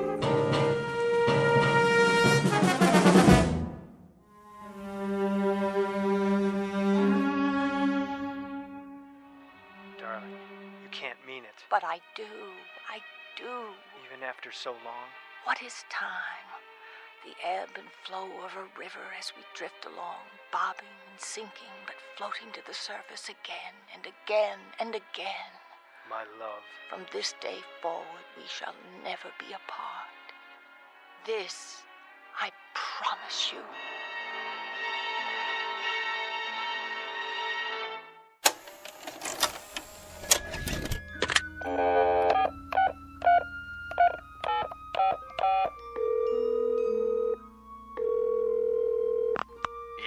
Kruger, I've got an idea. Who is this? Jordy, who do you think? Listen, this one's a winner. You know what time it is. Late. Sorry, boss, but I just watched a movie and... Movie? What movie? Remember that assignment? You wanted to send me to the coast? To cover the awards, but you passed on it. Right. The Career Achievement Awards at the Academy. Jordan, surely this can wait. That's just it. It can't. Come morning, I'll be on a plane, headed for L.A. No, you won't. I'm sending the new boy. Not so fast. You remember why I passed on it? Because Pamela Morris isn't attending. As usual, so what? Well, I ran one of her pictures tonight. Her greatest performance. And this, I promise you, I've forgotten the magic. There's never been anyone like her, not even close. So here's what you do. Have you been drinking? Buddy, I'm stone cold sober. Get me a ticket for the Red Eye out of O'Hare. Then soon as it's morning, Pacific time, call our agent and set up an interview. I'll be there with bells on. Interview about what? Are you kidding? It's Pamela Morris. Where's she been all these years? Is she still as beautiful as they say? I'll get you an exclusive. And while I'm out there, I just might cover the awards, if you ask me real nice. 'Cause you're my favorite editor. Do us both a favor. Go back to bed. I haven't been to bed. I've been watching Pamela Morris all night long. And tomorrow, I'm going to meet her. No matter what. Thanks, Kruger. It'll be worth it. This I promise you. The world's most beautiful woman. Pamela Morris. In person. Introducing Jordan Herrick, syndicated columnist, whose work appears in more than 100 newspapers. By nature a cynic, a disbeliever, and a jaded commentator on the movie business, caught up for the moment in a lovely vision. He's not sure whether that vision is merely a dream, but he'll soon find out. Her name is Pamela Morris, renowned star and femme fatale, not seen in public for many years, whose legendary beauty is remembered by millions. Mr. Herrick is correct about one thing. Tomorrow he will make her acquaintance in person. But what he does not know is that the face he gazes upon may actually be a reflection, beamed his way directly from the Twilight Zone. And now, The Twilight Zone and our story, Queen of the Nile, starring Kate Jackson with Stacy Keach as your narrator.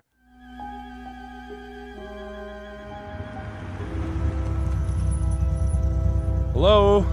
Hello? Is anybody... Yes, sir. I'm here to see Miss Morris. Who? Pamela Morris. Do I have the right address? This is a private residence. No deliveries. Oh, for the love of... I'm not a delivery boy. Please turn your car around. My name is Jordan Herrick.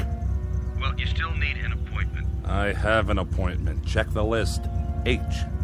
Oh, yeah. Mr. Herrick from Chicago. Thank you. I'll open the gate. Park in the circular driveway by the main house.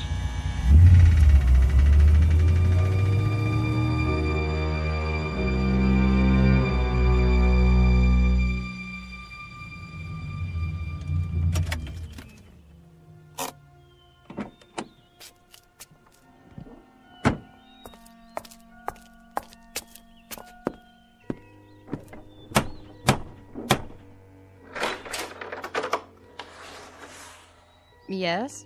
Hello there. I'm Jordan Herrick. I have an interview with Miss Morris. You're early. Am I? Well, if she's not ready, I can wait. This way. Well. This is impressive. Take your coat, sir. That portrait on the wall. Your coat? Here. Who painted it, may I ask? I'll tell Miss Morris you're here. Yes, you do that. What's the signature on the canvas? No. Can't be.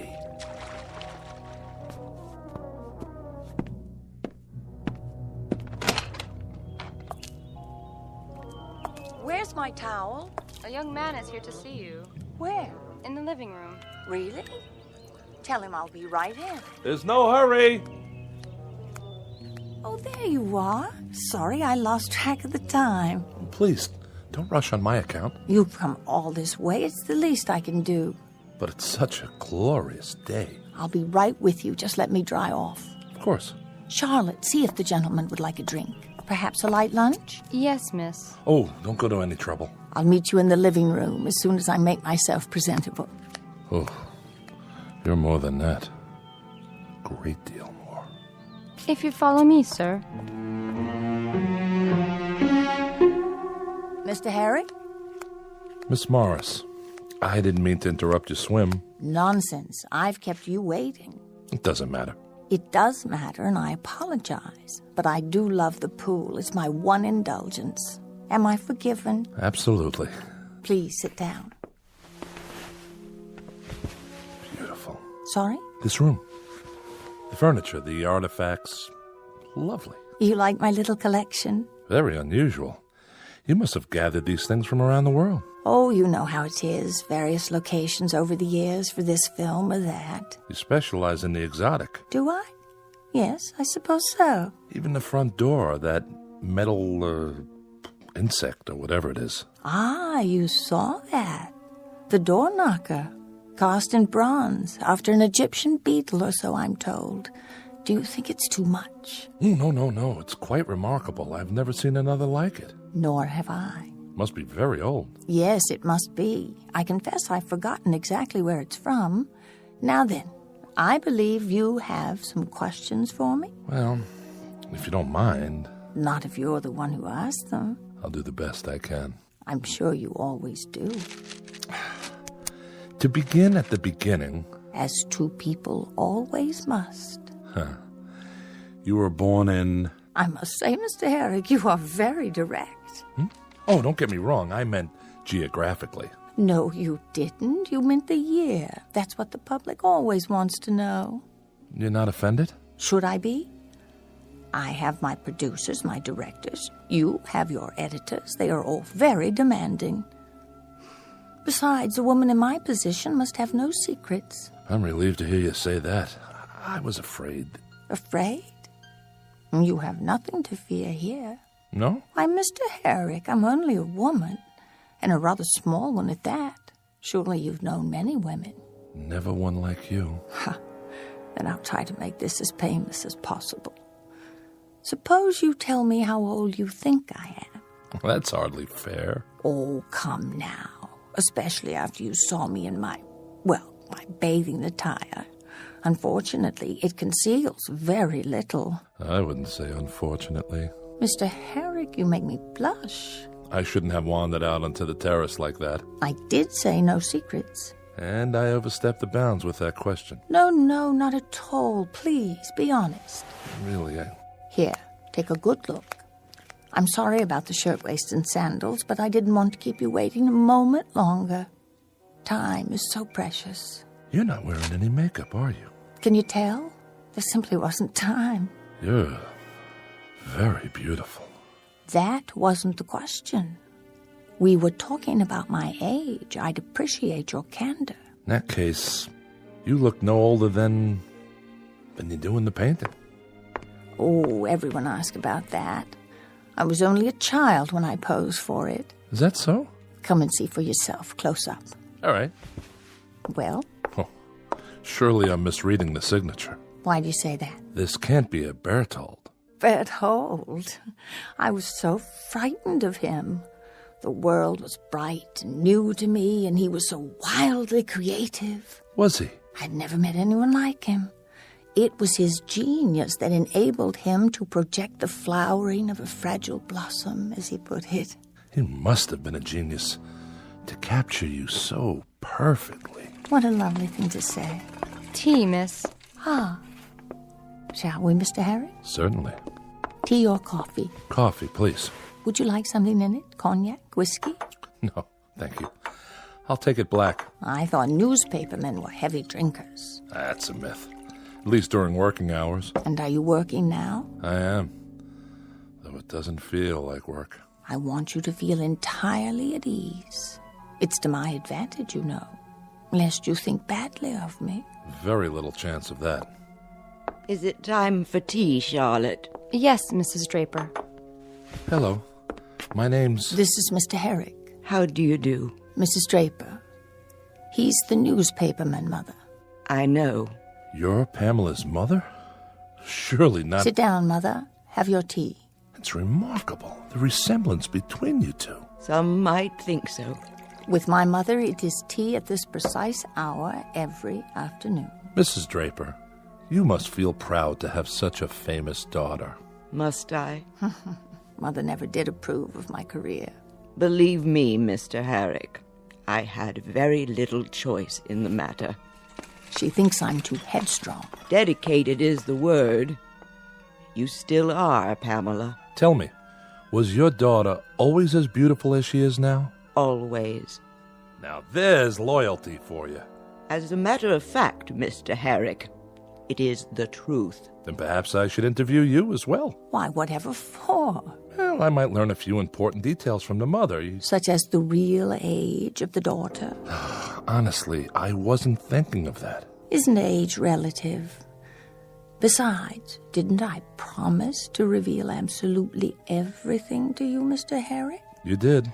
All in good time. Then I'll just have to be patient. Not for much longer.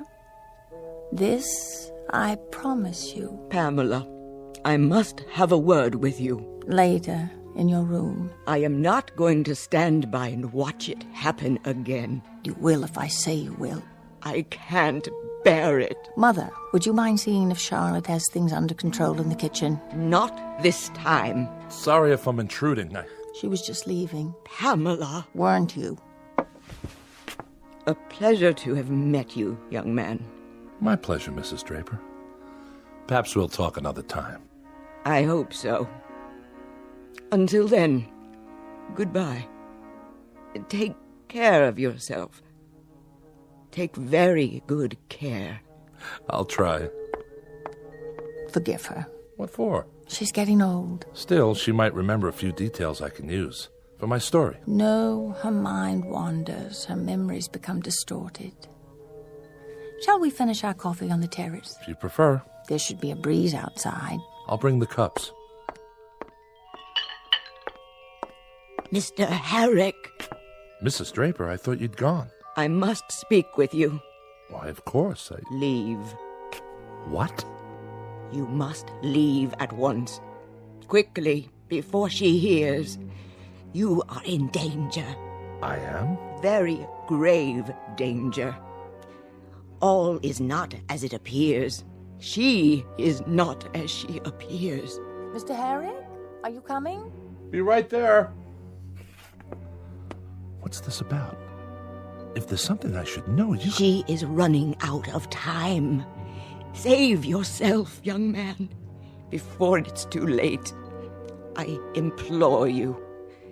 Save yourself.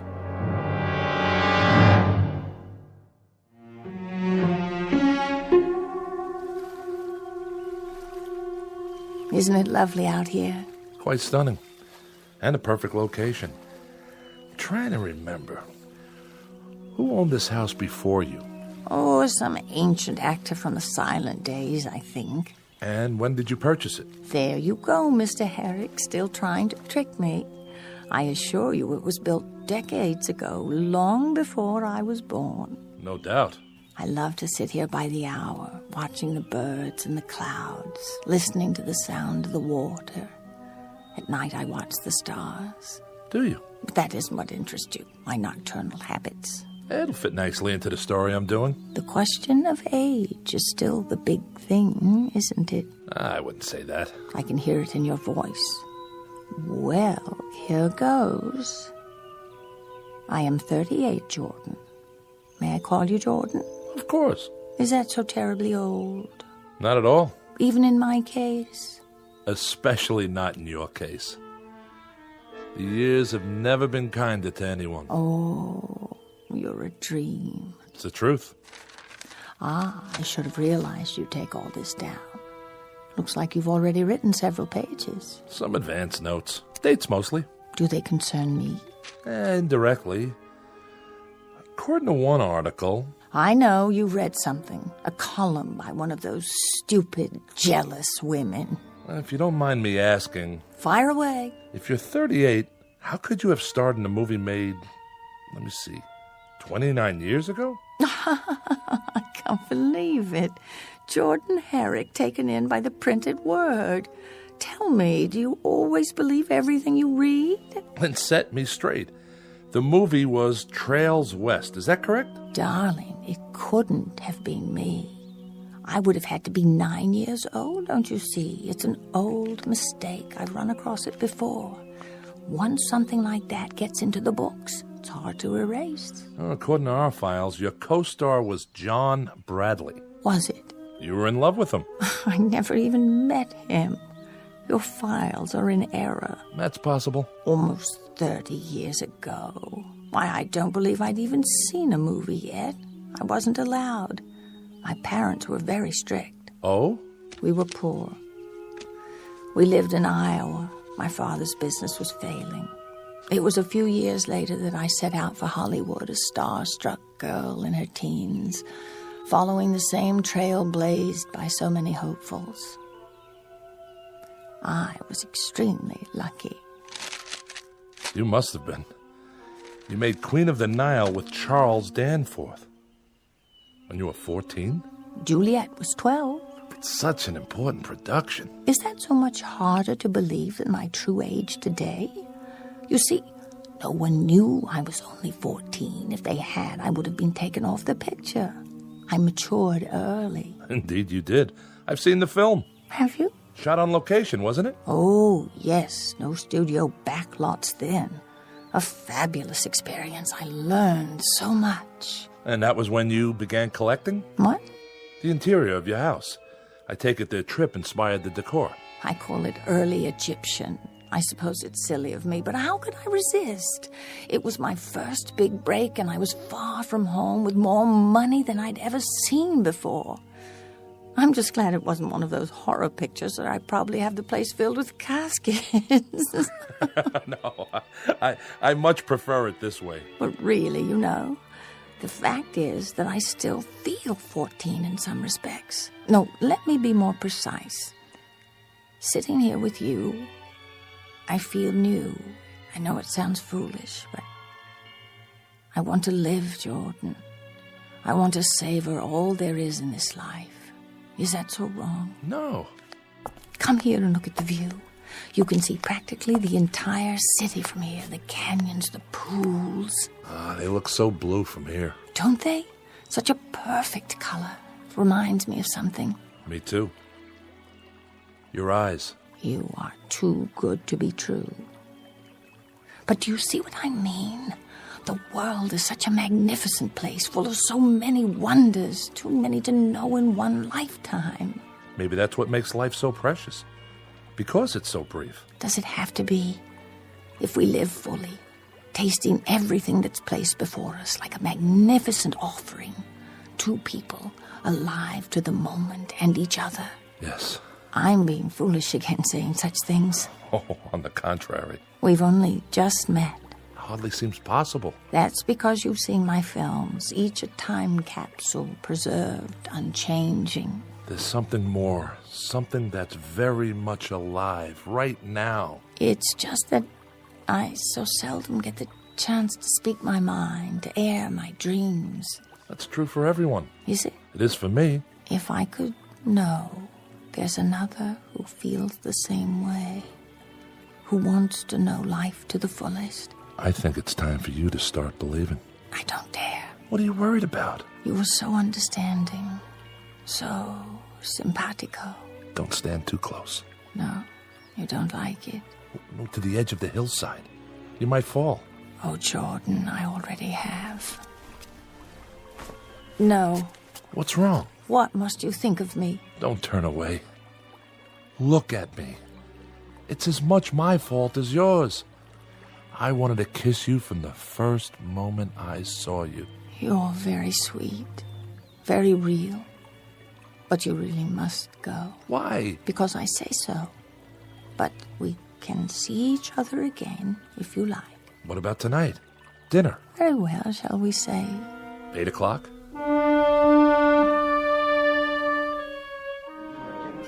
Eric?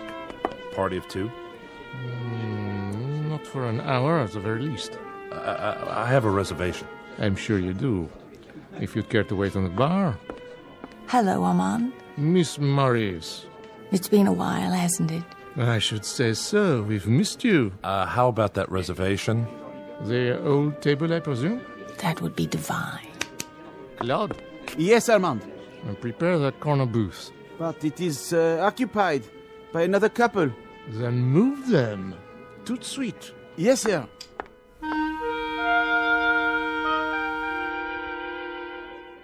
And that's our show. Ladies and gentlemen, we now invite you to dance. Darling, I don't know when I've had such a wonderful time, but it is getting late. Is it? I should call home to see how Mother's doing. Oh, don't tell me there's a curfew. It isn't that, but I do worry. Excuse me? Yes? Miss Morris, can I have your autograph? Of course, dear. Thank you, Miss Morris. Will that do? Will it? You should charge for those things. That's the 10th one tonight. Darling, is something the matter? No. Nothing. We're to have no secrets between us, remember? I was just thinking about your mother. Something she said. When?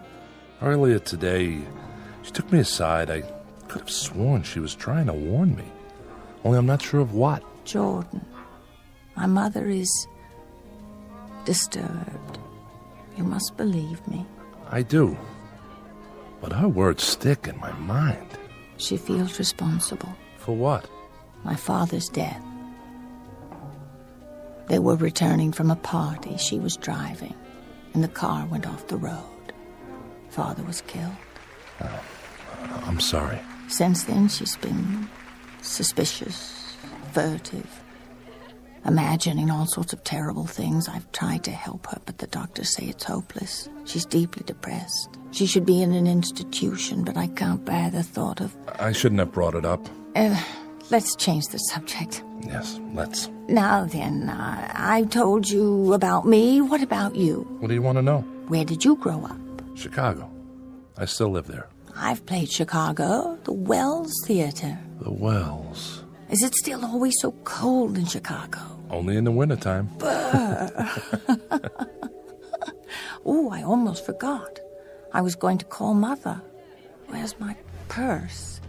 Oh, wait, you'll need coins for the phone. Oh, don't worry about me. Here, I'll get change. Waiter?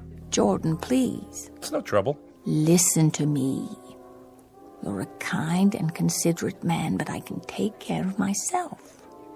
Just don't disappear while I'm gone. Promise? You have my word on it. What's this in my pocket? A letter?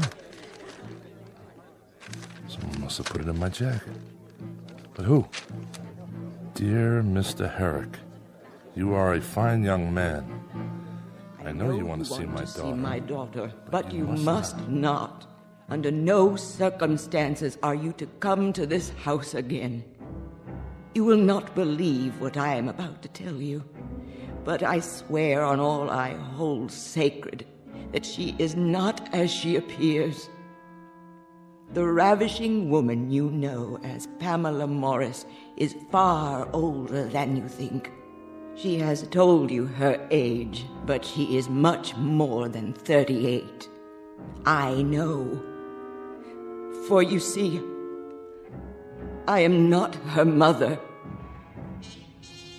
I am her daughter.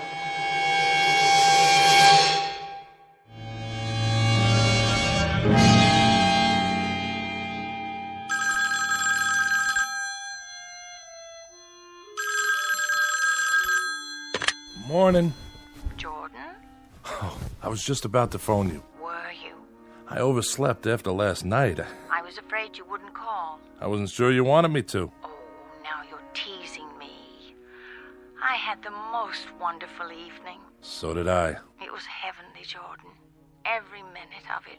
Will I see you today? Wild horses wouldn't keep me away. You don't have to fly back? Not just yet. I'll tell Kruger I'm onto something here. Something that could be very big. Kruger? My editor. Don't worry, he'll go for it. Oh, I hope so. If I were to lose you now, you don't know how long it's been since I've felt this way. Stay right where you are. I'll be right over. I won't move from this spot. I'll tell Charlotte to make lunch for us on the veranda. I have a better idea. I'll take you to Musso and Frank's for brunch. Perhaps your mother could join us. What for? I thought it might be nice for her. To get her out of the house for a change. Mother's not feeling well this morning. Oh, nothing serious, I hope. Only the usual complaints. Her mind seems worse, though. I wouldn't want to subject you to that. As you wish. You seem awfully interested in my mother. I do? Yeah. Just a reporter's curiosity. Enough about her. How soon will you be here? As soon as I shower and dress. Till then, darling. Till then. Front desk. This is Mr. Herrick. I'd like to place a collect call to Chicago. I'll connect you with the hotel operator.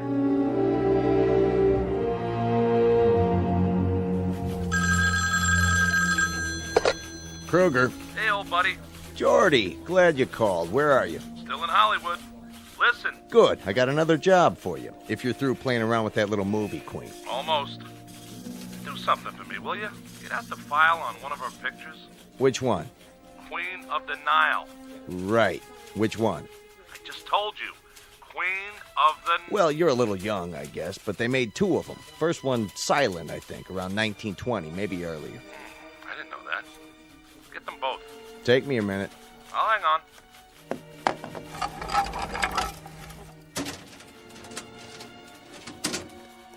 Here it is. You there? Yeah. I got it. What's the name of the girl who starred in the original? Let me see. Constance Taylor. Never heard of her. Anyway, she starred in most of it. What do you mean?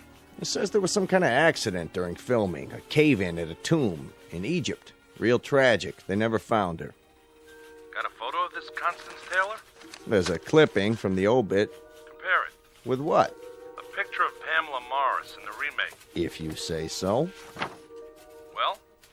They look alike, but they would. They played the same part with the same makeup, same type of costume. The old Wells Theater. When did they tear it down? The Wells? Here in Chicago? Oh, it must have been sometime in the 30s. Why? I want to be sure first. In the meantime, I need you to do a little more research. Find out about the men who were involved with Pamela Morris. Send me every press release, every clipping you have on her. Then fax them to me at the hotel. Can you do that? This better be worth it. Ooh, it will be. Sounds like you're on to something. Kruger, you wouldn't believe it if I told you. But it's something, all right. Something fantastic.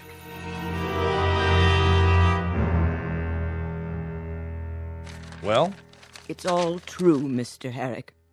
Every bit of it. But don't show it to her.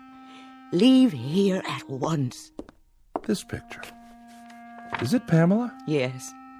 Yes. Please, Mr. Herrick. You don't know how it is.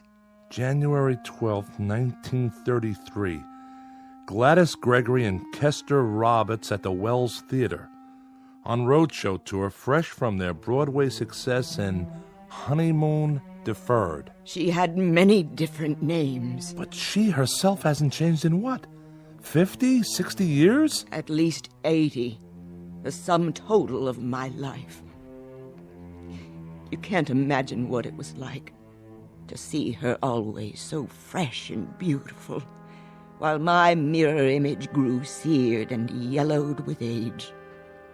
How I longed to see a wrinkle, just one, in that baby skin face. But she stayed young, and it was I who grew bent and gnarled, withered by the weight of the years. Is it any wonder that I hate her so? Hard to imagine hating her. Take one last look, Mr. Herrick, and then go.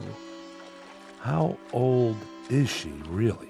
She is ageless. Perhaps eternal. That's true. What is her secret?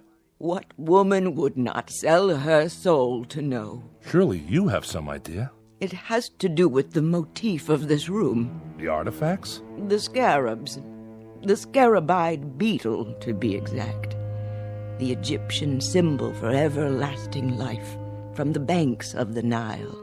Mrs. Draper, if you hate her so... Why do I stay? What else could I do? After Pamela and my husband. Go on.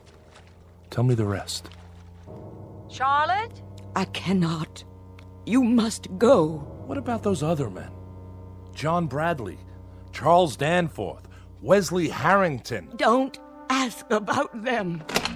Charlotte, was that Mr. Herrick's car in the driveway? I thought I heard... Oh, Jordan.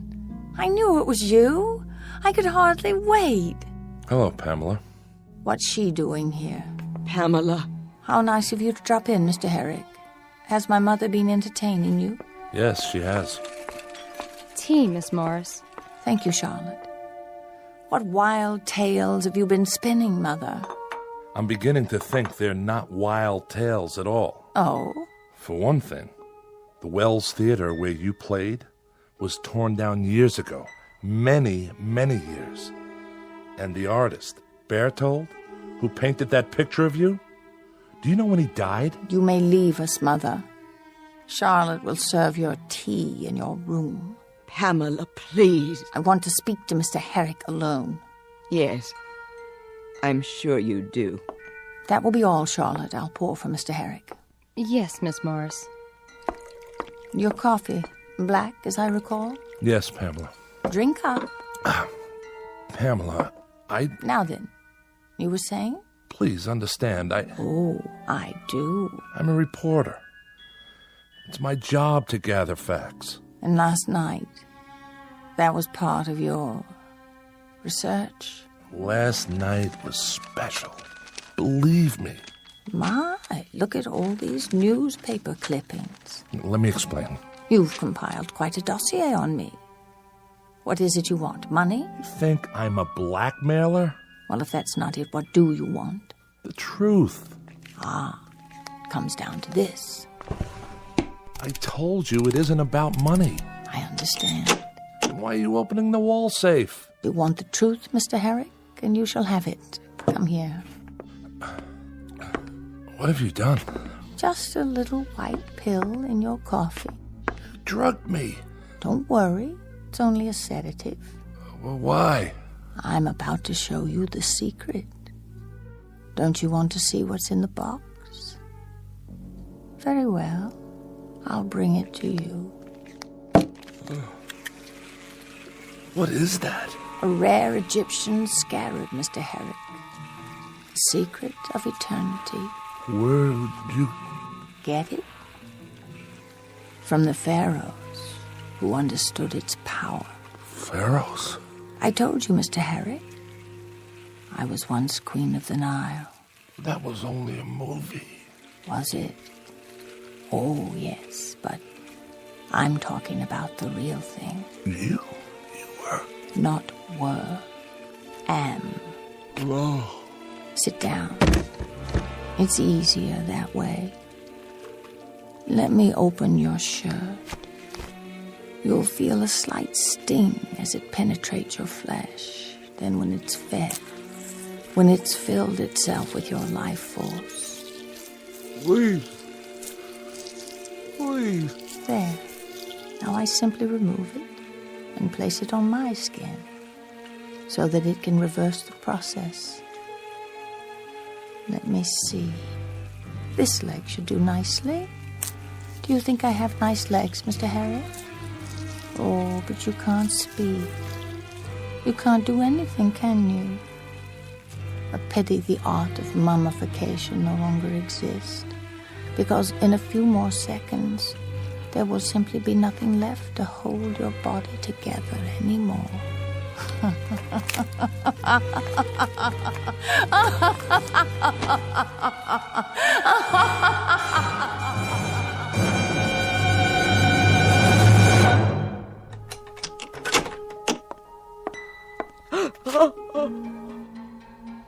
Pamela, what have you done? I've told you, Viola. Never come in until I call you if you want to live another day. No, I can't bear it. Get rid of the remains. Quickly. This must stop. Clothing, shoes, everything. Now. Yes? I have an appointment to see Miss Morris. This way, sir. I'm here, Charlotte. Yes, miss. Oh, do you mind? I seem to have knocked over a cup in the living room. Would you see that it's swept up? All of it? Right away, miss. If I've come at a bad time... Nonsense. You must be Mr. Jackson. Yes, I called the other day. And I told you to come out when you could. Did you think I'd forget? Well, I didn't want to intrude. I must say, you look spectacular. Do I? Radiant, if you don't mind me saying. It's the weather. I so love the sun and the pool. I'm constantly refreshed. It reminds me of the location for one of my films. We shot it on the banks of the Nile River, the ancient source of life, or so I'm told. Queen of the Nile. I've seen it. Have you? But you're so young. Come. We'll have coffee on the veranda.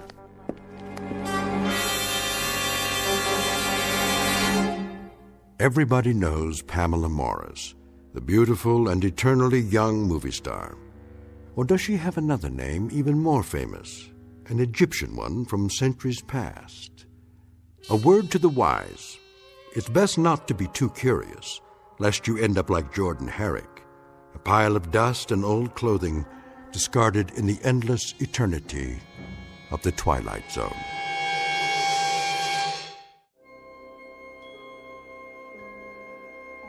Hi, this is Carl Amari, producer of the Twilight Zone Radio Dramas. I'd like to take a moment to tell you about our official website at twilightzoneradio.com, where you'll get the latest news and information on these Twilight Zone Radio dramas. Plus, at twilightzoneradio.com, you can digitally download 3 free episodes or any of our episodes for only $1.95 each. In this age of ever-changing technology, we've decided to make these episodes instantly available to you by making the Twilight Zone Radio Dramas a digital download-only series. This means that this series will no longer be offered on CD. The CD collections at our website are now being offered, while supplies last, at buy one, get one free. So be sure to get your favorites before they're sold out. Be sure to visit us often, and I'll see you in the zone.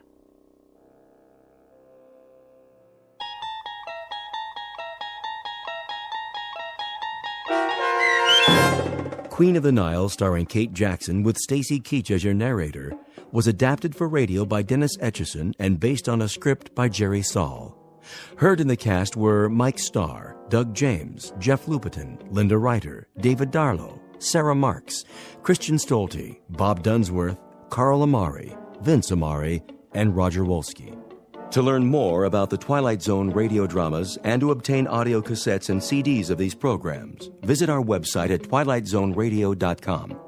The producers of The Twilight Zone wish to thank CBS Enterprises, Carol Serling, Dennis Etchison, Dick Brescia Associates, Claire Simon Casting, Terry Jennings, XM Satellite Radio, Sirius Satellite Radio, our sponsors, and our radio affiliates for helping make this series possible.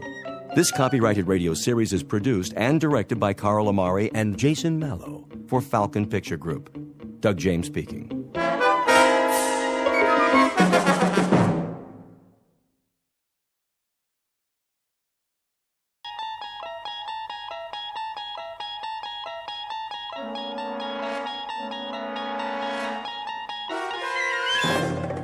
You unlock this door with the key of imagination. Beyond it is another dimension, a dimension of sound, a dimension of sight, a dimension of mind. You're moving into a land of both shadow and substance, of things and ideas. You've just crossed over into the Twilight Zone.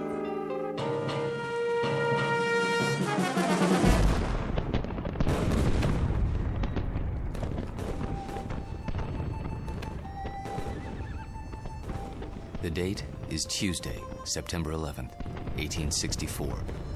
We are encamped outside Atlanta, and the destruction goes on. I know not what history will make of this conflagration, but I have witnessed it at close range. I feel it my duty to set down these observations before the prism of time colors them in a different light. As to the present battle, then my words may seem harsh, but I assure you, this is how it was. We charged the enemy's works and carried them with the bayonet. The earth ran red. The air was filled with the screams of the wounded and dying, but we were many, and they were few. And so we tried it. Nonetheless, and despite urgings to the contrary, the battle raged on. The city was ours. There was no need to destroy save that which could be of use in the fight against us, but Sherman was drunk with victory. He himself started the fires, the flames which annihilated that great citadel of grace and beauty. One of us should have sent a ball into Sherman's brain. It would have been so easy.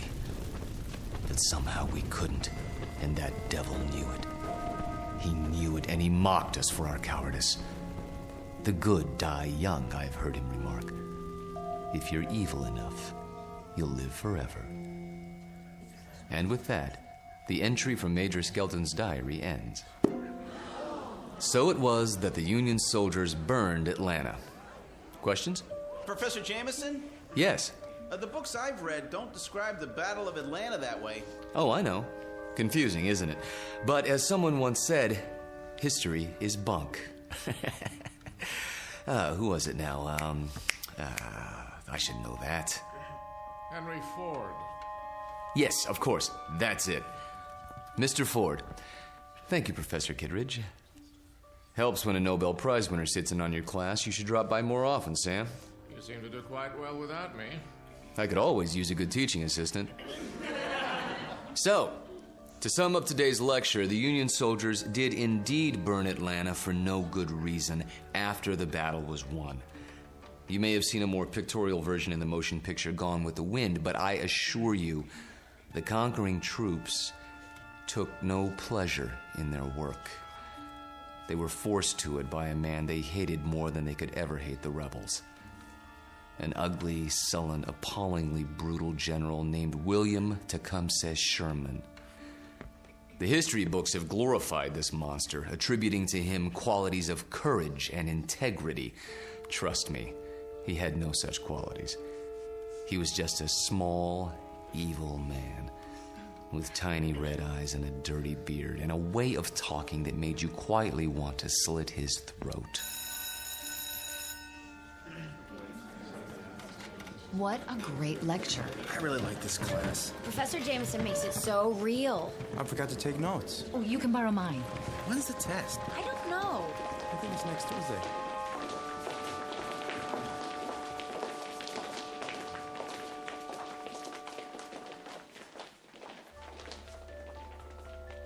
It has been said that universities are worlds unto themselves, inhabited by the young. These are the inhabitants of Collins University, a very small world indeed, young people hungering for knowledge, which can be imparted only by age. You have just met Walter Jameson, for 12 years the college's most popular and respected history professor. Students crowd his lecture hall and listen in fascination as he brings the dead past to life for them. It doesn't seem to matter what period of history he's discussing. He makes that period as real as this morning's headlines. Some explain this ability simply as the mark of a consummate actor. However, there are those who don't agree, like Professor Samuel Kittredge, Nobel Prize winner in chemistry, who has another, more disturbing theory about Walter Jameson, and that theory is about to be put to the test. Very soon we will find out whether our star professor received his degree from a major university or from the Twilight Zone. And now, The Twilight Zone and our story, Long Live Walter Jameson, starring Lou Diamond Phillips, with Stacy Keach as your narrator.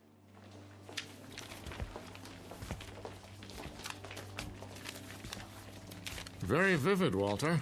You had me on the edge of my chair. Thank you, Sam. Coming from you, that means a great deal.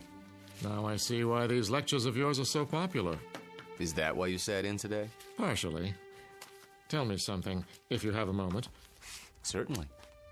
Who was this Major Skelton? Oh, no one important. Just a lawyer who happened to enlist. And you acquired his diary? Yeah, lucky break. As I recall, an auction of Civil War memorabilia a few years back. What regiment? 123rd Illinois Infantry. Remarkable. American history is a hobby of mine, but I must say I've never heard of him. His diary's never been published. A fascinating document. May I see it? Surely.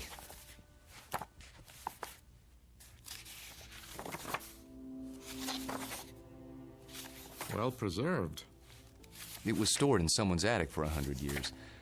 I don't think it had ever been read. You come across objects like this once in a while, put away in boxes. They didn't know what they had. You could resell it for a nice price, I imagine. Original source materials are hard to come by. Don't suppose I could borrow it? I never lend books to absent-minded professors. Remember the last time? Yes. I guess you're right. Time for some coffee? What? I'm going past the student union on the way to my office. Not today. I have a paper to work on for the conference. Oh, I almost forgot. Can you come by for dinner? Whose invitation? Yours or Susanna's? Mine, this time. Something on your mind? Nothing special, just your company. We have a chess game to finish, if I'm not mistaken. Say 7 o'clock? All right, 7 it is. Good. See you then.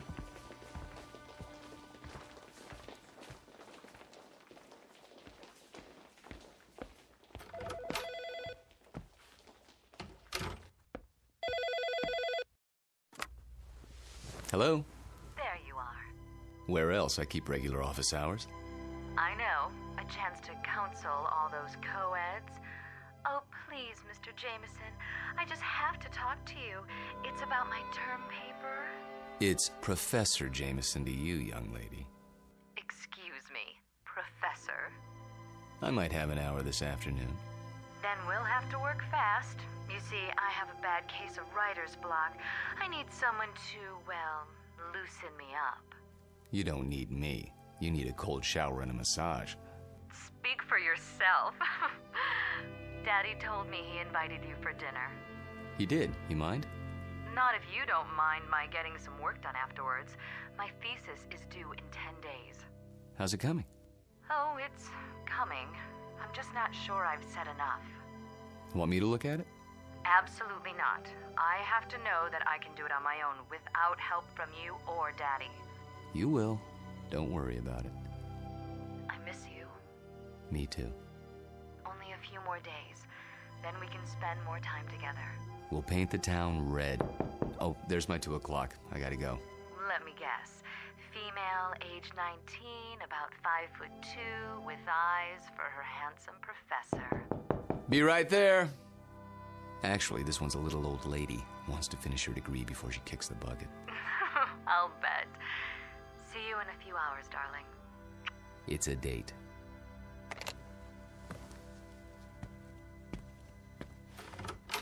Oh, there you are. Come in, Janice. I was afraid I was late. Someone else is waiting for you. You're my only appointment this afternoon. She asked if this was your office. A student? No, I don't think so. She's sort of elderly. She acted like she knew you. Hello? Hello? She'll probably come back. Oh, I'm sure you're right. Now then, Janice, how can I help you? I'm sorry to bother you, Professor, but I'm having trouble with the assignment. Can't find all the books? The research library isn't supposed to check out certain materials, but sometimes... It's not that. I've got everything I need, but the authors on the list, they don't agree with your version. So my question is, which version should I use, yours or theirs? Remember what Ford said. What? Never mind. Start with the basic events. Everyone's in agreement there. As to interpretation, that's up to you. Just tell me what you think happened and why, based on all the accounts. Original thought is what counts. But how can I be sure if I wasn't there? That's always the problem, isn't it? There's an old adage.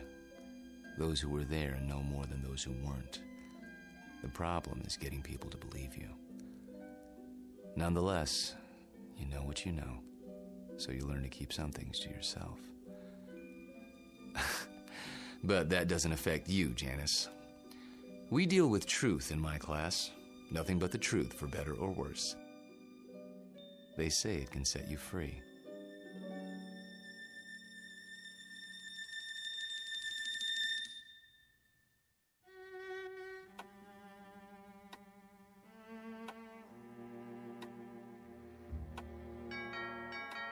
I'll get it, Father.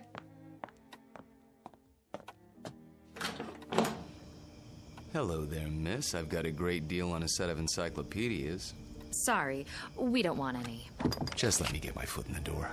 Oh, really? You know what's wrong with you, Professor? What? You're always on time. Sort of takes the mystery out of things. Oh, so I'm not mysterious enough for you.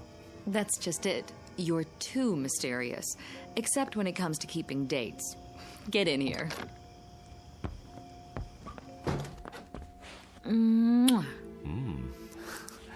What's that for? Because, like my new dress? Awful. Get rid of it right away. You mean here and now? Watch it. You're a PhD, not some sorority girl. And not yet, I'm not. There's a little matter of a thesis, remember? A mere technicality. Anyway, it doesn't matter. You're about to give it all up and become a housewife. The devil she is. Hello, Sam. I didn't see you there. I'm giving you my daughter's hand, not her brain. Which I inherited from you. She'll get that PhD if I have to... Spank her. I know. Well, I like that. Spare the rod and spoil the child. Pour yourself a drink, Walter. Dinner's almost ready. Don't tell me you're the cook again tonight. Indeed. And why not? Don't you think it's about time Susanna learned for herself? He won't let me. Force of habit, after her mother died. Let's go into the dining room, shall we? I'll serve. You sure there's not something on your mind, Sam? Nothing that a good meal won't cure.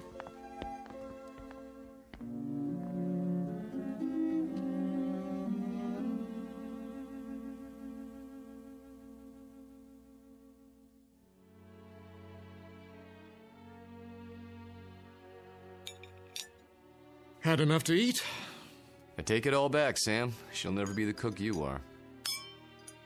I wouldn't even try. Oh, you could try. Who knows? Maybe you've inherited your father's talents. What do you think you're doing in here? I'll do the dishes later, unless this is the men's hour. Cigars and brandy and all that. Not a cigar, a pipe. It's not the dishes I'm worried about. It's a little matter of a doctoral thesis. Upstairs with you. Walter and I have some talking to do. I don't believe this. It is the gentleman's club, right here in my own house. Just for a while, Susie. Then you can have Walter to yourself. You're not going to treat me this way, are you? Worse, you might have to support me. Then the wedding's off. Good night, Daddy. See you before you go? It's a requirement.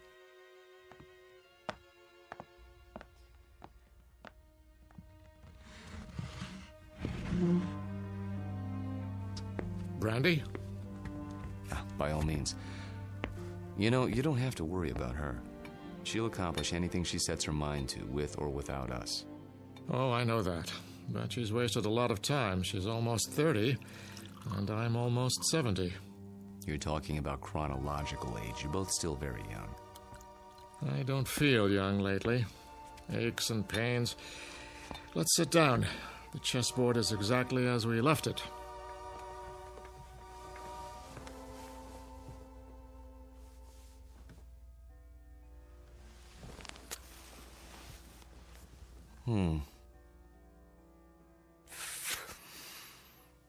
My move, isn't it?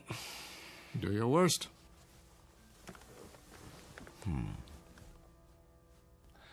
How about pawn to king's bishop 4? Look at that. You don't like it? Not the move. Your hands. Well, what about them? Extraordinary, isn't it? They looked very much the same when we met, those two hands. Firm, smooth, not the slightest discoloration. Time marches on. For some of us. Walter, tell me something. Of course. How old are you? You know the answer. 44. My move. I seem to recall that when you applied for a position at the university, you listed your age as 39. That was, let me see, 12 years ago, which would make you 51 now. Come on, Sam. So I'm 51. Too old for Susanna, is that it? In a sense. What are you getting at? This is between the two of us. It won't go beyond this room. Really, Sam? Walter, when I met you, I was 58. I had most of my hair, all of my teeth, and hardly a wrinkle. Look at me now. In 12 short years, I've turned into an old man. But you haven't. It happens that way sometimes. I know. But why? Clean living? Don't ask me, Sam. You're the chemist. I'm just a history teacher. Yes, and you teach it very well. Do you know what your students say? They say it's almost as if you witnessed history firsthand. I try to make it interesting. Fake it, you mean? You could call it that. Yes, that's what I thought. But somehow it didn't seem like you. You're such an honest, precise man. Ah, here it is.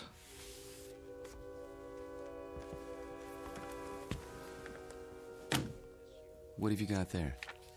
A book, a first edition. Photographs, mostly. Taken by a fellow named Matthew Brady during the time of the Civil War. Well, what is it? You look as if you'd seen a ghost. Perhaps I have. Hand me that magnifying glass, will you? I don't see... Was your grandfather in the war by any chance? No. In that case, I'd say we have something of a mystery on our hands. How so? You got me interested in your Major Skelton today. Oh, that. I was curious to see what he looked like. So I went through the Brady pictures, not really expecting to find anything. Here, this is a shot of Sherman and 3 staff officers. Yes, typical of Brady's work. Moody, grim, not a smile between them. Look closely. The one with a pistol in his belt is identified as Major Hugh Skelton. This photograph was taken in the 19th century, and yet it looks exactly like you. I'd know those eyes anywhere. In fact, Walter, I'd have to say, it is you.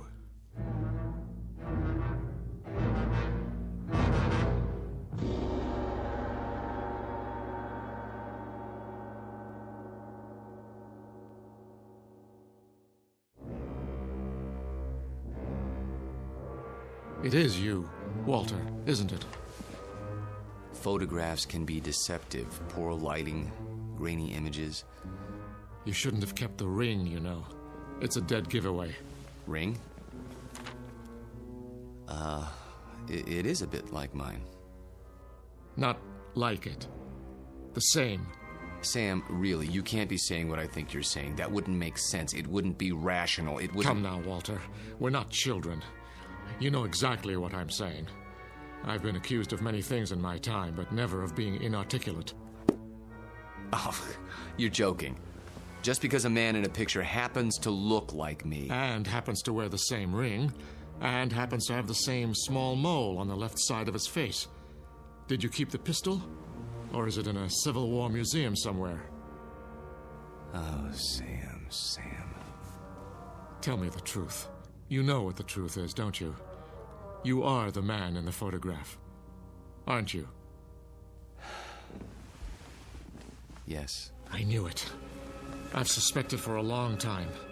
But, of course, it seemed so fantastic. It is. Yes. So, now we're on equal footing at last. The time for lies is over, Walter. Wouldn't you agree? Yes. So tell me, how old are you? You won't believe me. I can believe anything now.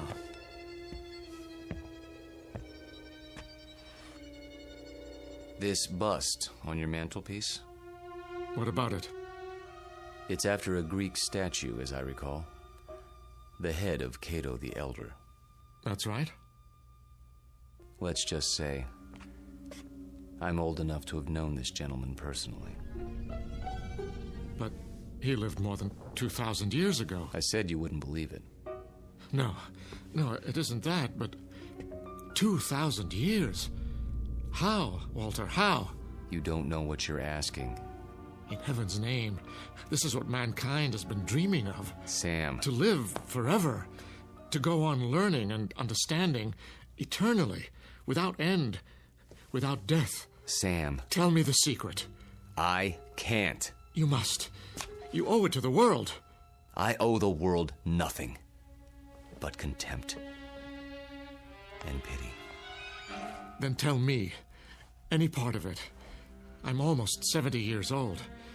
I have a heart condition. I'm going to die, but I don't want to until I finish my life's work. Walter, listen to me. Do you understand? I'm not ready to die. I can't tell you the secret because I don't know what it is myself. What? I was like you, Sam. Afraid of death. Too afraid to face the concept head on.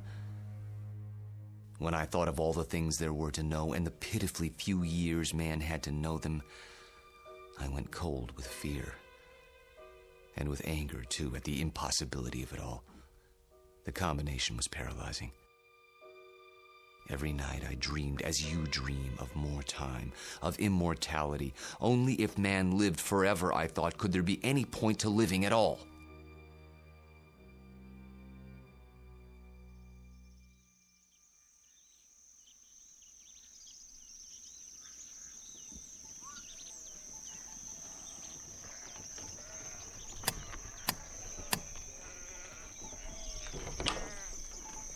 I'm thirsty. You have water? Come in, traveler. Thank you. You're very kind.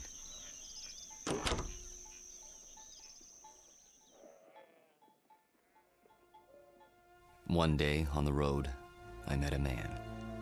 An alchemist. I told him these things and more as I rested with him. He said that he could grant my wish. Only it would cost money. A great deal of money.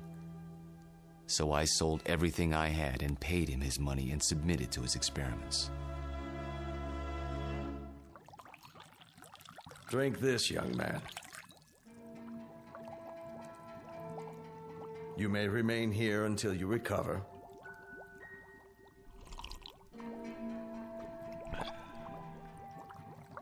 I feel strange.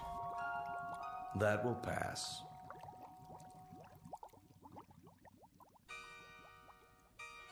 I remember very little of what followed, except that I was in a coma for many weeks.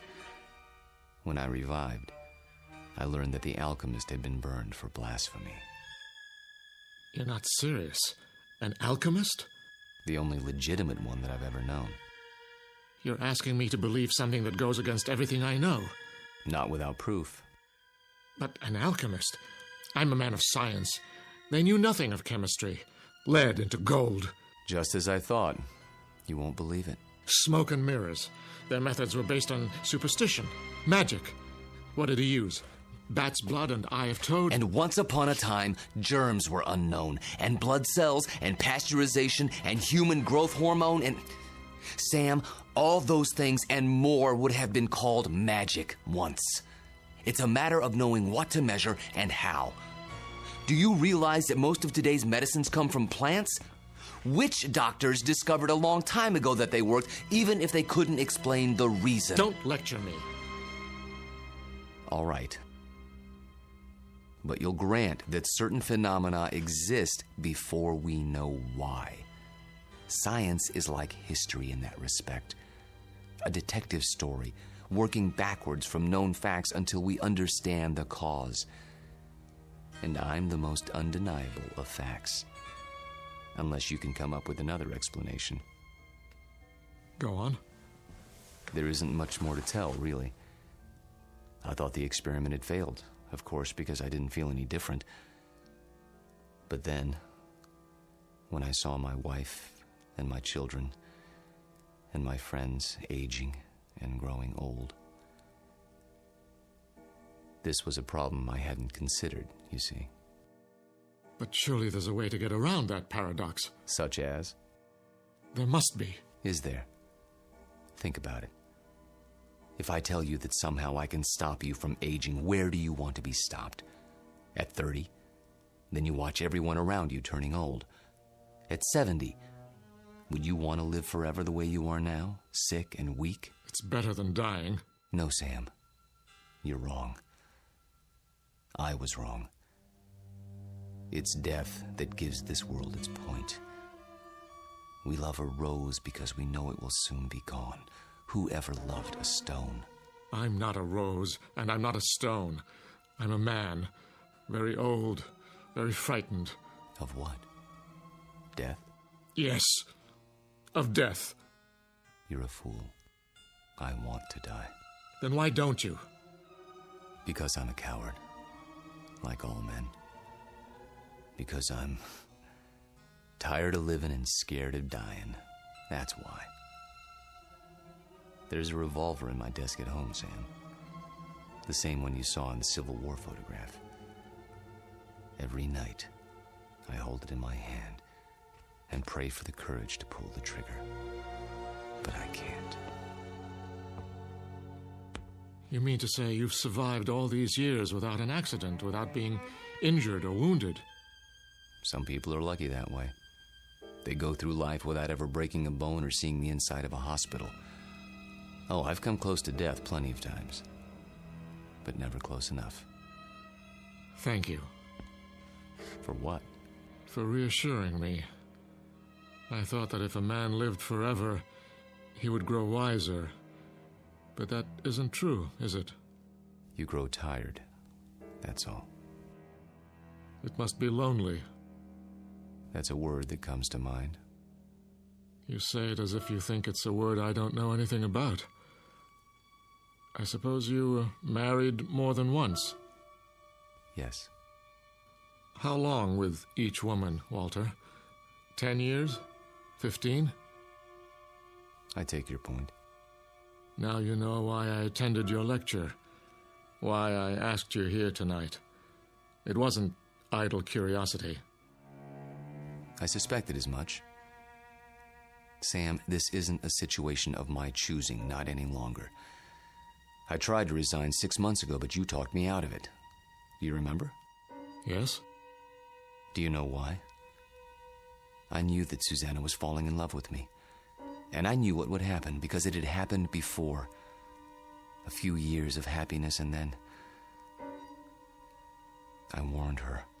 I did everything I could to discourage her. Except tell her the truth. How could I do that? She'd have thought I was mad. Then why didn't you leave? Because it was too late. I was in love with her.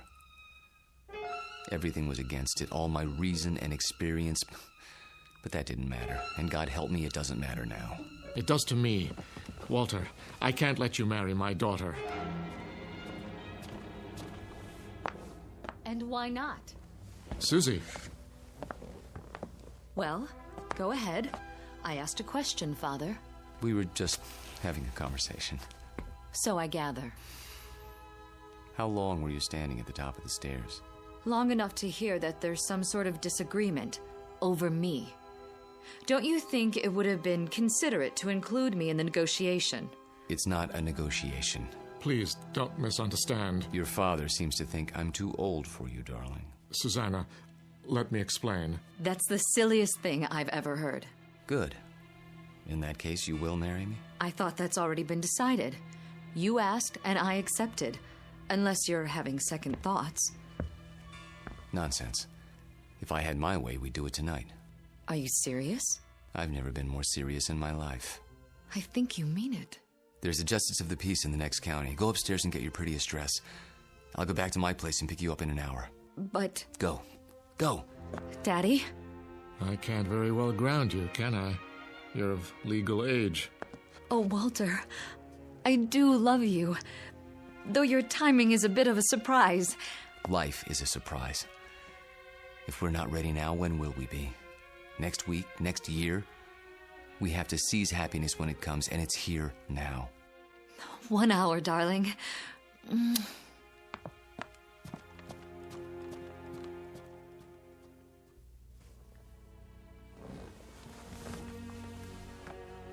I'll tell her. She won't believe you, Sam. No one would.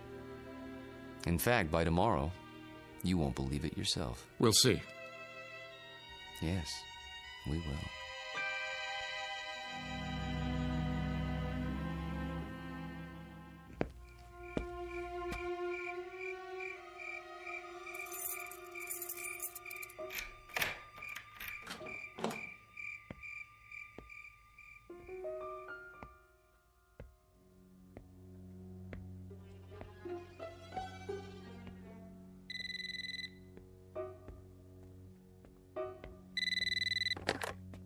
Yes? I'll give you one last chance, Walter, if that's your name.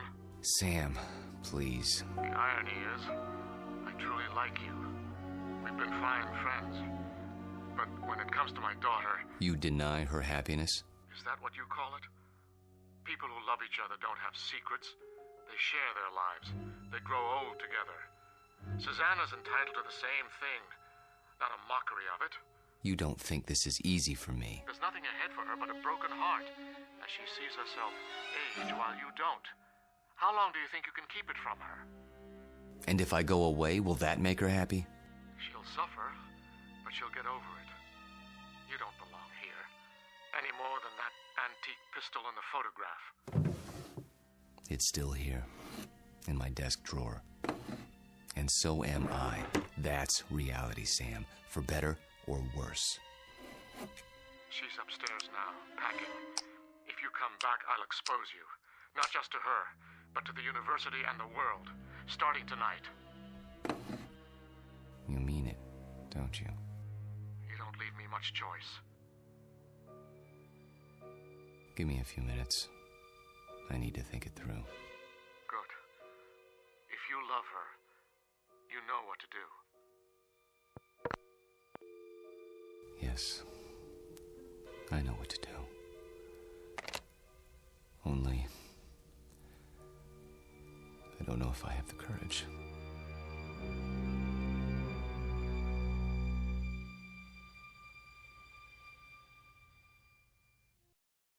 Hello, Tommy. Who are... You needn't stand up. How did you get in? You left the front door open. Who are you? Don't you recognize me, Tommy? No, I don't think I... Look hard into my eyes. You called them the most beautiful you'd ever seen once. A long time ago. I think you've made a mistake. No. It's you, Tommy. My name is Jameson. Professor Jameson. And if you don't leave my house at once, I'll be forced to call campus security. Don't pretend with me. I know who you are. And who is that? Tom Bowen. Tom? My husband. That's impossible. I've never been married. You mean you don't remember? How convenient for you. We married right after the Great Depression. We lost our farm to the drought. Crops died and blew away like dust. And you, still a strong, vital man. So we packed up the car and moved west. The living would be better now, you said. And it was.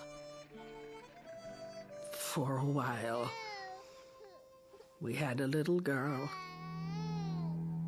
Did you know she passed away last year, Tommy?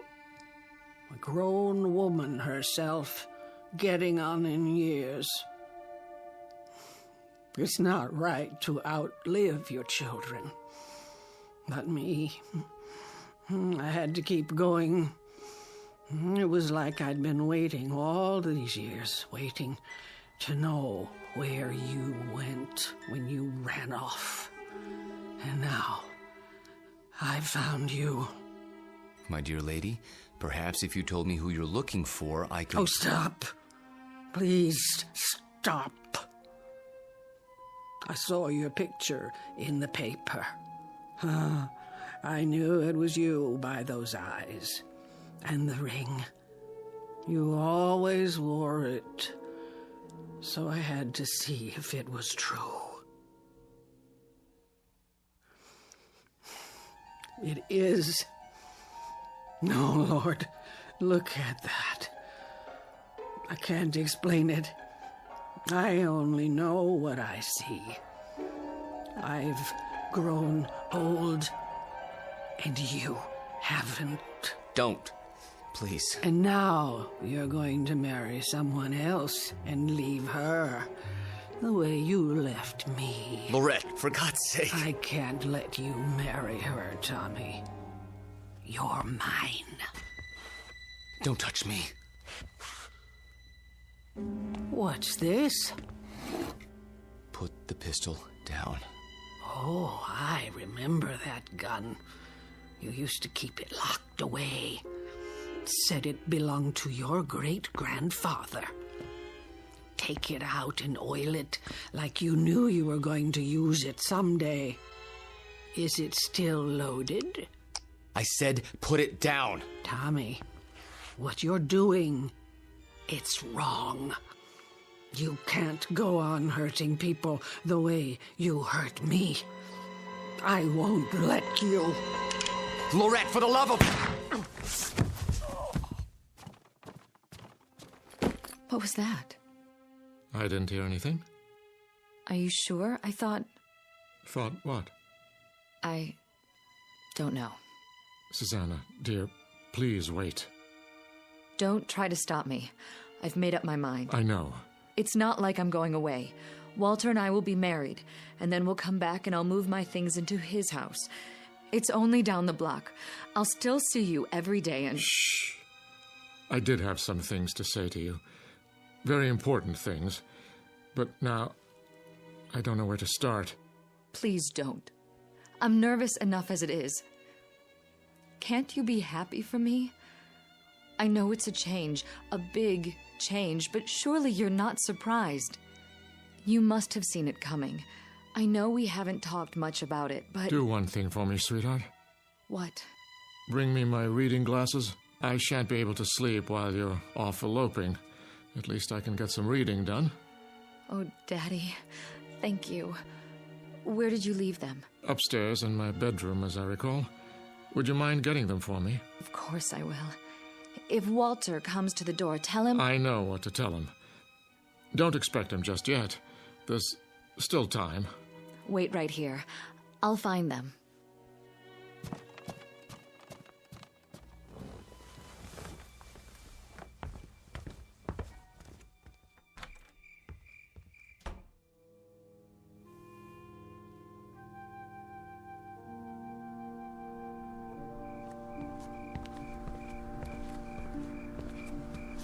Oh. Excuse me, I didn't see you there. I saw my Tommy. He's resting now. Good evening to you, madam.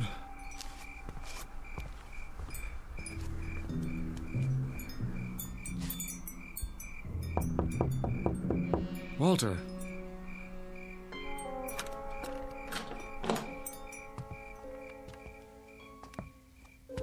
Walter, where the devil are you? Hello, Sam. Why are all the lights off? I was just, thinking. The window's open. I know. I'll close it. No. What's the matter? It's a strange feeling after all this time. What do you mean? I mean, I've come to my senses. Tell Susanna. Tell her if you would. You're hurt. Turn on the light. Stay away. I'll call a doctor. No. But your hand, there's blood on it. Hard to avoid that when you've been shot. It's dripping all over everything. I'm leaking, Sam. Everything that's been held inside for so long, it's running out. I feel light as a feather. Take my arm. Sit down. Quickly. A little late for that. I'm sinking, Sam. Right into the rug. It'll be quite a mess to clean up. What's happening to you? It's happening. At last. Your hair. Your skin. Sorry to fall apart on you. Oh. But nothing lasts forever. Thank God, Sam. Thank God in His wisdom. Oh, Walter. Walter. Tell her. I'll try to think of something. Don't let her see me like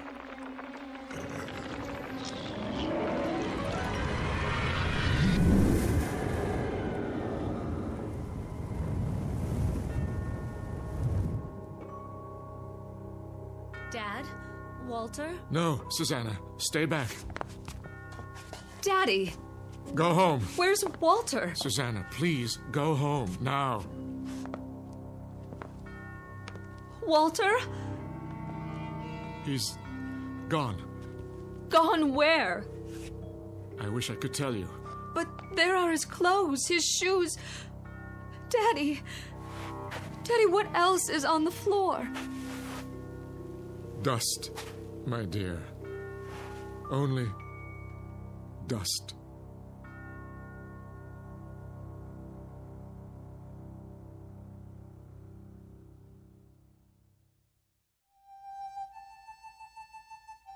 Professor Walter Jameson, an expert in the subject of times long past, and above all, a consummate actor, since before this university was founded.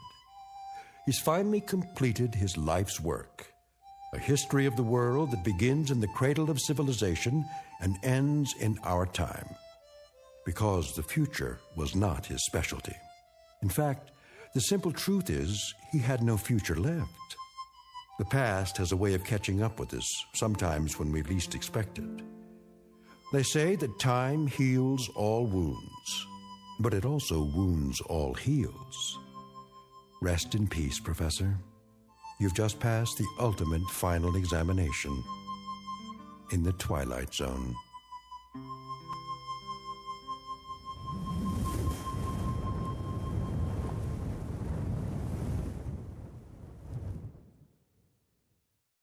More from the Twilight Zone after this.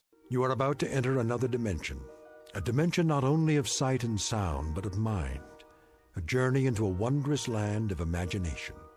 Next stop, the Twilight Zone. Hi, this is Stacy Keach. I'd like to take a moment to tell you about our Twilight Zone website at twilightzoneradio.com. At twilightzoneradio.com, you'll find the latest information on these Twilight Zone radio dramas, including behind-the-scenes photographs, plus the newest product releases, trivia contests, ways to contact us, other Twilight Zone-related info and merchandise, plus links to other fascinating websites. So make your next stop twilightzoneradio.com. Visit twilightzoneradio.com to purchase these Twilight Zone radio dramas on cassette and CD, or call toll-free 1-866-989-ZONE. That's 1-866-989-9663.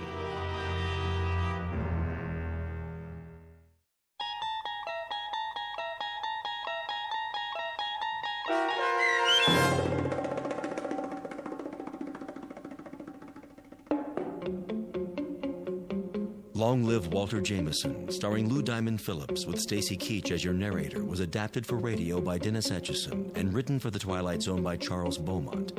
Heard in the cast were David Darlow, Alyssa Fraden, Elizabeth Lido, Ann Whitney, Jeff Lupetin, and Christian Stolte. To learn more about the Twilight Zone radio dramas and to obtain audio cassettes and CDs of these programs, visit our website at twilightzoneradio.com. The producers of The Twilight Zone wish to thank CBS Enterprises, Carol Serling, Dennis Etchison, Dick Brescia Associates, Claire Simon Casting, Terry Jennings, XM Satellite Radio, Sirius Satellite Radio, our sponsors and our radio affiliates for helping make this series possible. This copyrighted radio series is produced and directed by Carl Amari for Falcon Picture Group. Audio editing, sound design, Foley effects, and mix for the Twilight Zone radio dramas are by Cerny American creatives Craig Lee, Michael Slaybach, Bob Benson, and Jason Rizzo. To learn more about the Twilight Zone radio dramas and to contact us, visit our official website at twilightzoneradio.com. Doug James speaking.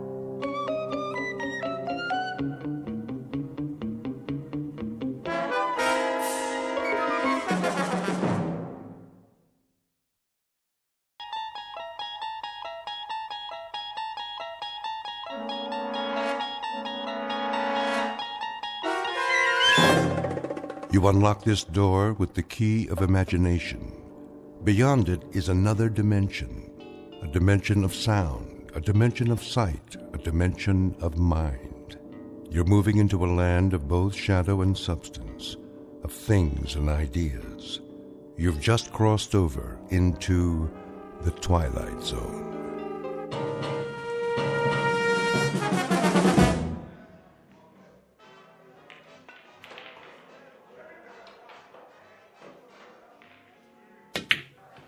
Oh, tough luck, mister. Yeah, I thought I could make that one easy. Yeah, I thought so too. Well, at least I didn't leave you much. Well, let's see. Face it, you don't have a shot. It looks like you're gonna snooker yourself. Well, you never can tell. 8-ball, corner pocket. Lots of luck. Like I said, 8-ball, in the corner. Hey, how'd you do that? Ah, just lucky, I guess. Luck, nothing. That was some shot. Been practicing. Guess it finally paid off. Yeah. You win. Here's your $5. One more game? Double or nothing? Hey, you wouldn't be hustling me, would you? Do I look like a hustler? I'm not sure. Oh, come on. Me? See, I just play on my lunch hour, whatever town I'm in. Relaxation. Me too. Strictly for laughs. So how about it? I don't know. Flip to see who breaks? That's all right. You go ahead. Yeah? Sure. Well, okay. Double or nothing. Go on. Sink as many as you can. Make it hard for me. No money on the table. Oh, yeah. Okay, Pops. You know I don't allow gambling in here. We're just having a friendly little game. Jesse, why don't you give it a rest? Now, he do this a lot? Every day is all he lives for, this one. So he is a hustler. What are you talking about? Tell him, Pops. I never hustled anybody. Not for money, for pride. Go outside, Jesse. Get some sun on your face. You'll feel better. I already feel better. Forget the money. We'll play for the fun of it. No stakes? Not a dime. That case, let's see how good you really are.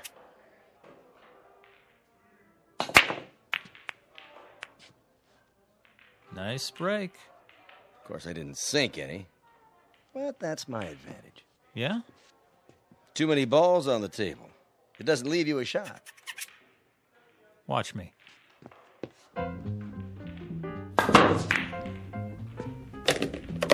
What in the... Bank shot, 3 cushion.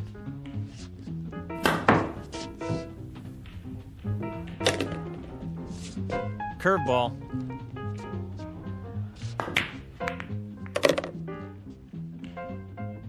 Top spin. Little English.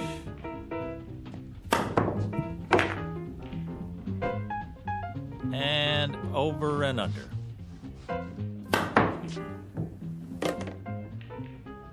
Now, my favorite shot. Took me years to learn this one. You're not going to believe it till you see it with your own eyes. This is the way it's done.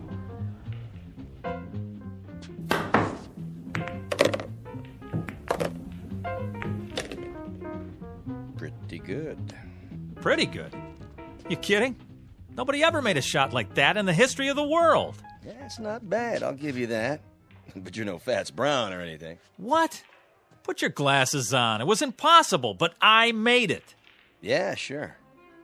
Keep practicing. You'll get there. Hey, here's for the beer, Pops. See you around. Okay, thanks. What are you talking about? Keep practicing. I made it. Jesse. Just enough Hey. English, the right draw, perfect position. Settle down. Perfect. Easy, Jesse. That's all I ever hear. Fats Brown. Well, I'm sick of it. I'm sick of hearing his name. Jesse, relax. You got company. Hi, Jesse. Jesse, you are a lucky man. Rita, what are you doing here? I thought we had a date. Oh, that's tomorrow night. Thursday night. Tonight is Thursday night. What? Oh, I guess I lost track of time. I'm sorry. I was supposed to pick you up at 8 o'clock. 7. 7. It's 9. Wow. Wow. You look great. Don't change the subject. But I did get dressed up special just for you. Well, we can still go out. It's pretty late for dinner. Well, how about if we go out for a drink? Or a movie? How did you forget about our date? Yeah, how did you do that, Jesse? I was shooting pool, and I guess I just lost track of the time. Uh-huh. The guy I was playing started baiting me, saying, I'm no Fats Brown, I'm no Fats Brown. Can you believe that? How could I not be better than a guy who's been dead for 15 years? When it comes to dating, it's a draw, Jesse. Okay, I deserve that. Look, I'm sorry. I'll make it up to you. Come on, let's get out of here. Why not? There's nobody left to hustle. Right, kid? You bet, Pops. I beat them all. Fats might have been good in his day, but this is my day. I'm Jesse Carter, the best pool cue on Randolph Street, the best player ever. Maybe. Too bad Fats is dead. Now, you'll never know for sure. I know, and it's killing me. I would have given anything to play him.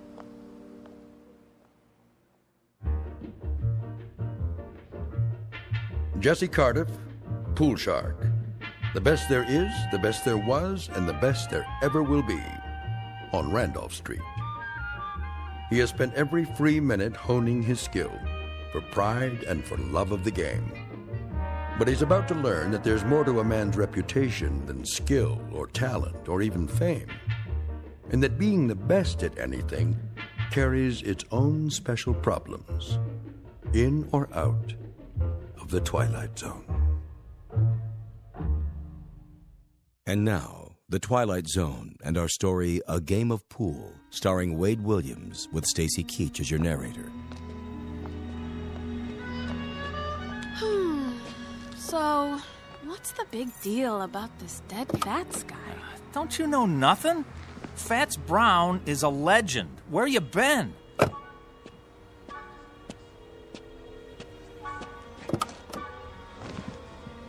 Most people say he's the best ever. Then he must be. No, not really. Because most people never saw me play. I'm better. Is pool all you think about? Well, what else is there? Look, if you want to be the best at something, it's got to be your life, right? Where do I fit into your life, champ? Oh, you are right there. I work you in whenever I can. You got to understand something, baby. Pool takes a lot of concentration. Well then, I got a great idea. What? I want you to stay here. Yeah? Then concentrate Oh. on losing my phone number. Oh, Rita, don't be mad. Rita, where you going? Rita, come on. Look, Rita, please stop. Get lost. Let me explain. What? Look, I would give anything to play Fats Brown just once. Is that so wrong? Yes. But for your own sick, self-centered ego, I hope you get your wish. Oh, Rita, come on, give me a break. I just want to beat the best. What's wrong with that? Fats. Dead and buried in the ground. I'd give anything to play him one time. I could beat him cold. I know it. I'd show him who's the best.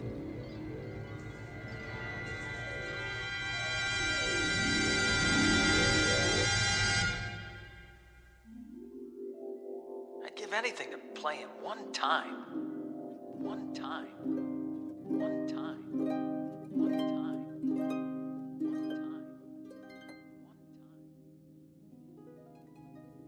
Fats Brown. Mr. Fats Brown. Report to Lister's pool room. Randolph Street. Who is it this time? Fats Brown. You're needed. Lister's pool room. Randolph Street. Chicago. I'm on my way. Mr. Fats Brown. One game. Whatever way he wants it. Doesn't matter to me. Straight pool, anything. If I just had the chance to meet Fats Brown face to face one time. At your service. Who? How did... You called? Yeah, but... I must be seeing things. Why do you say that? Fats Brown? I thought you were... Dead? Not quite. As long as people talk about you, you're not really dead. As long as they speak your name, you continue. Continue? The game goes on, you might say. A legend doesn't die just because the man does. No, I know that, but... But what? This is impossible. Nothing's impossible. Some things are less likely than others, that's all. Wait a minute. There's a picture of the real Fats on the wall. You look like him, but... Not many people do. Yeah, there, standing by a table, holding his custom-made pool cue. You mean this one? Where'd you get that? Nice stick. Good balance. I had it made to order. Wait a minute, let me get a look at the face. The chin, the nose... Not one of my better pictures. It isn't a rib. I mean, you're him. You're... James Howard Brown, known to my friends as Fats. I know it's a shock, but then you called me, I didn't call you. Well, I didn't mean to... I mean, that is, I was just trying to... To what? I don't know. I was just saying if I could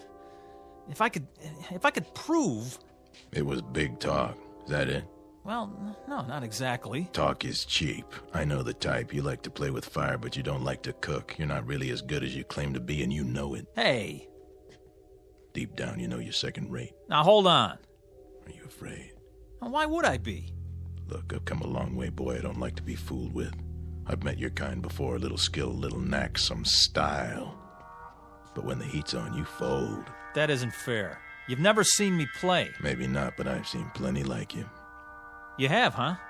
How do you know I can't beat you? How does anyone know anything?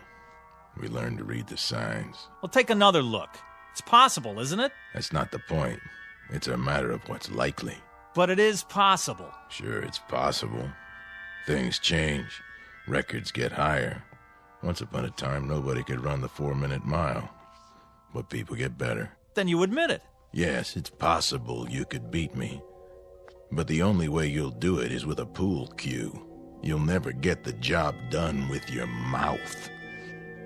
All right, fat boy. Dead or alive, I'll tell you something. Maybe you are some kind of a legend, a tin god, but you know what you are to me? A big balloon, just waiting for someone to stick a needle in you. Well, I'm the someone, and here's the needle. Where? My pool cue. Oh, it'll get the job done, don't you worry. You're like all the other legends. You get by on your reputation. One time I heard a man in this very room swear he saw you make a 9-cushion bank. And you don't believe it? Now, you hit a ball that hard, it won't stay on the table. The guy had more imagination than brains. Is that so? Well, let me tell you. That's not what counts. The question is, can I back it up? Oh, how right you are. I know how good I am, but you... Then you'll play me? Rack the balls. Are you sure? Sure, I'm sure. What about the stakes? Stakes? A little something to make the game more interesting. Oh, here's what I got. I'll shoot it all, my whole bankroll. Any or all of it. Put it back in your pocket. Why? My money not good enough for you? Come on, use your wits, boy. What good is money to me? Then what? Something to make the long journey worth my while. Name it. You said you'd give anything for a game with me. Anything? What are you getting at, mister? Just what kind of stakes you talking about? Life or death. What? You beat me, you live. You lose, you die. You're pulling my leg. The proposition is simple enough. You're crazy. Interesting. What is? To see how much faith you have in your ability. Or should I say how little? Go chase yourself. You know something? For my money, you don't want it bad enough to be the best.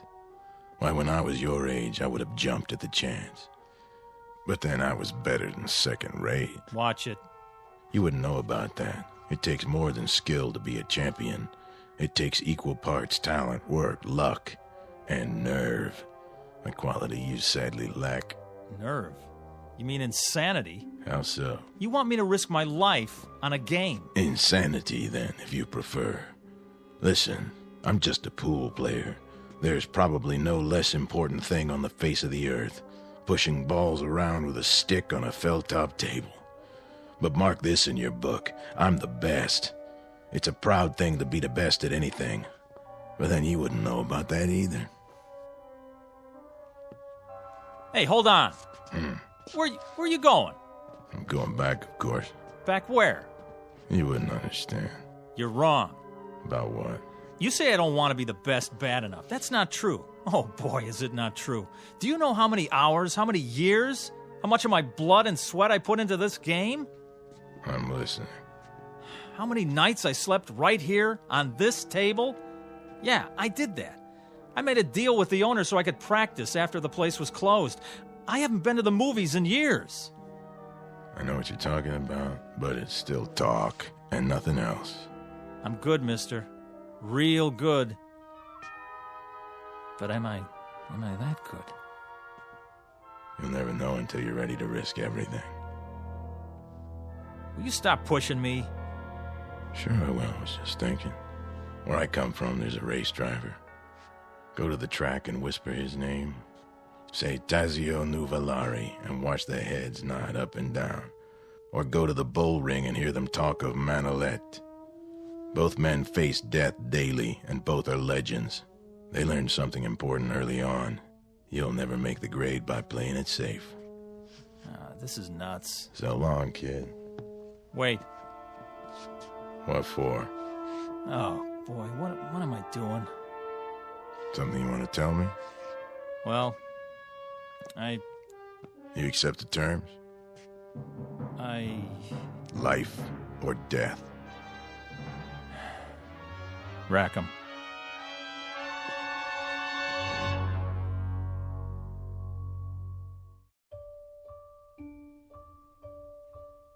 Just so you understand, once we start the game, there's no turning back. Get cold feet and it'll be too late. You heard me. Rack the balls. In a hurry, are you? I've been waiting a long time for this. Have you? Yes, I guess you have. First, the tools of my trade. Now, what's so special about that stick, anyway? It's the man that counts.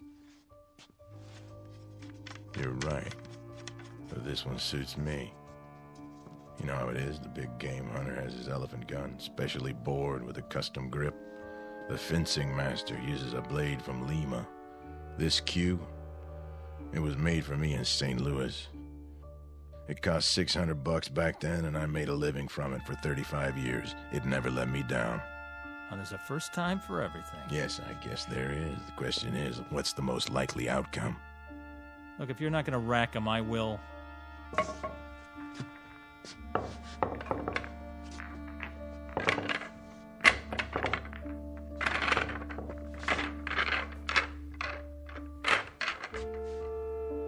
Anytime you're ready. Do I get to call the game? Name it. Rotation. Kelly. 14-1 rack. 8-ball. What's your pleasure? All right. Let's see how good you are. 1 game, 300 points. That'll do. Standard rules. Is there any other kind? But just so there's no misunderstanding, we play for the value of the balls. 9 points for the 9-ball, 10 for the 10, and so forth. Agreed? Agreed. Good. You have a coin? Right here. Toss for break? You flip. Sure. Call it. Tails. Here goes. Why'd you put your hand over it? I want to give you a fair chance. Go ahead, let's see. You can change your mind. You heard me. Tails. All right, then. If you're sure. You can change your mind, you know. There's still time. Not on your life. My life's not what's at stake. Let's see it. Heads. I guess that means it's my break. Yeah, your break. As soon as I chalk up. Take your time. I know what you're thinking, son. Oh, you do, huh? Same as most players. The man who breaks is at a disadvantage. Once he scatters the balls, the other man has a clear field. Well, doesn't he? Maybe with some people, but not the way I play. Oh, sure. I suppose you can control the break. Time to go to school.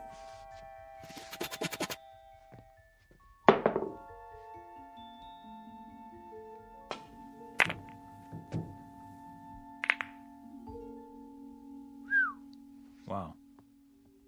2 balls into the rail, back to where they were. Exactly. No advantage given. That's a perfect break, all right. Mm-hmm. I bet it took you years to learn that. Oh, it did, but not the way you think.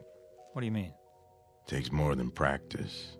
Not just setting up shots in an empty pool hall. You have to handle the pressure out there in the real world.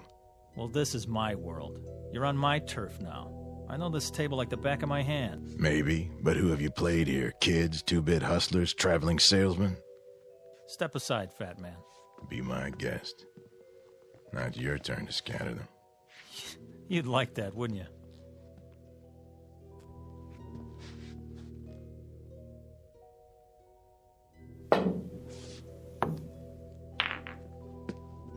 A safety. Playing it close to the vest, aren't you? That's what you call strategy. What are you going to do now? I'll try to think of something. There's always a power break. Yeah.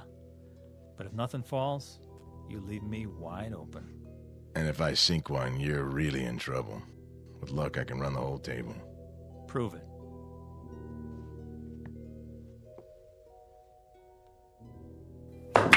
Keep your eye on the 15 ball. It's not going in. Funny thing, I was thinking it is. Corner pocket.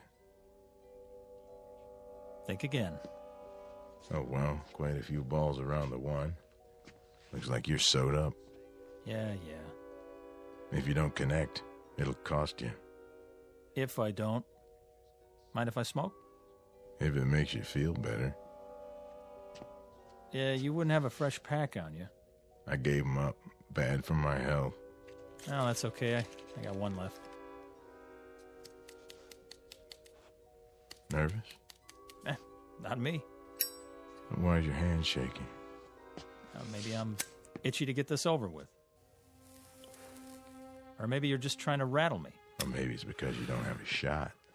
Except for the bank. That'll take a lot of English. Oh, I'm loaded with it.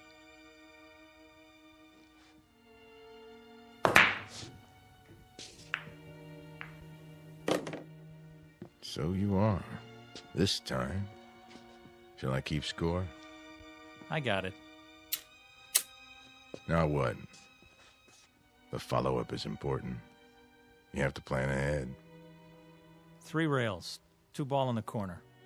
That's a hard combination. For some people. Watch your angle now. You watch it. Oh, I am.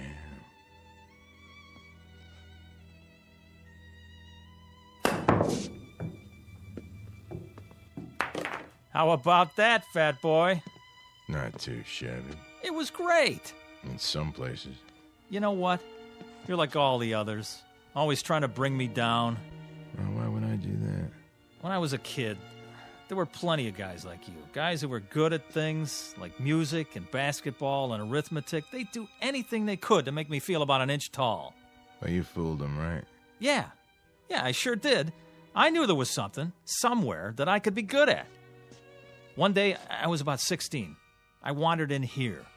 It was cool and dark, like being underwater, you know? Yeah, I know. So I kept coming back. I used to stand around and watch them play. Got to know the place, till I felt relaxed. One day I picked up a stick and asked this old man. He was sitting right over there. I said, "You want to play, mister?" "Why not?" he said. And I beat him. That was when I knew I had an eye for the game. 3 ball. Go in. An eye, huh? What happened to it? Well, I almost made it. My turn. 3 ball.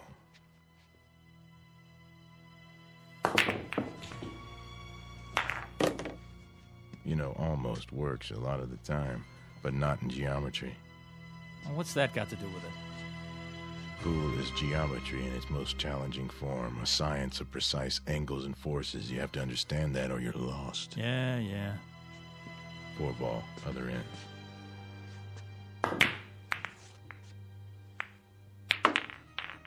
Lucky shot. Luck had nothing to do with it. 5 in the side. Angles, forces, big deal. Now who's sewed up, huh? I'll admit, it doesn't look good. You can say that again. If you don't hit the 5 first, you scratch. And that'll cost you points. Mm-hmm.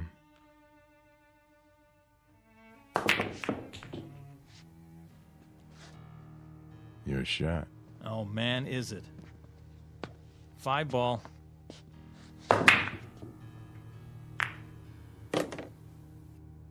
Six.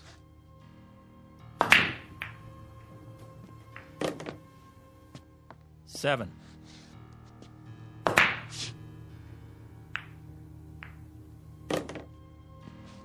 Now the 8.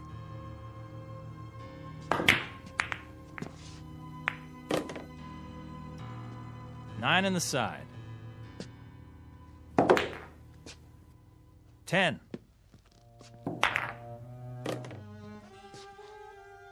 11 ball, corner.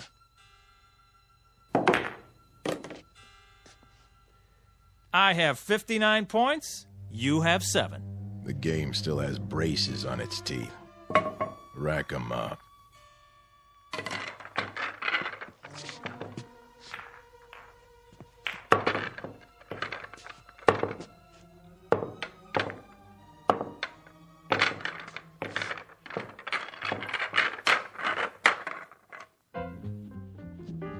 Ball.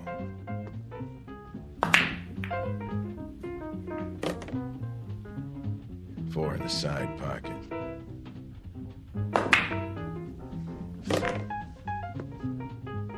Five, corner pocket.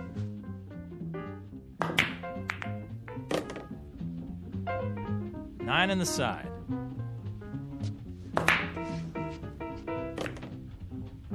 10 ball in the corner.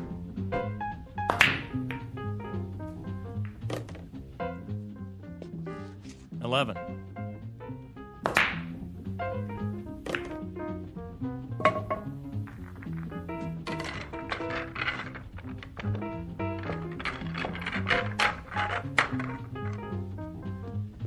Five ball. 6. 10. 15 ball.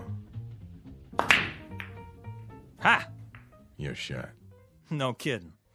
Just in case you lost track. Tell you what I'm gonna do, fat boy. Let me make it easy on you. No thanks. Hey, I'm trying to do you a favor. For what reason? 'Cause I got feelings. Come on, admit it. This must be humiliating. Oh, I wouldn't say so. Well, let me say it for you then. The game's as good as over. Is that what you think? You want to throw in the towel and walk away? I'll let you. You will, huh? Sure. That way it won't hurt so much. It's not over till it's over, son. Be serious. Look at the score. I got $2.99. So I see. Well, what does that tell you? I need any ball to win. That right? Time to face facts. There's no way. You might as well throw in the towel. I've been in tougher situations than this. When? There's more to winning than scoring points. Oh, yeah? Like what? Something you can't learn in here. Then why don't you teach me? Go on, I'm all ears. Takes time. So? That's something you got plenty of, right? Talk is cheap. The big things you have to learn for yourself. Quit stalling. It's my shot. In an awful big hurry, aren't you? To be the best? Oh, you better believe it. I've been waiting years for this. One more shot, and you are history, fat boy. There's a new shooter now, and his name is Jesse Cardiff. Back off and give me room. This is something I'm going to remember for the rest of my life.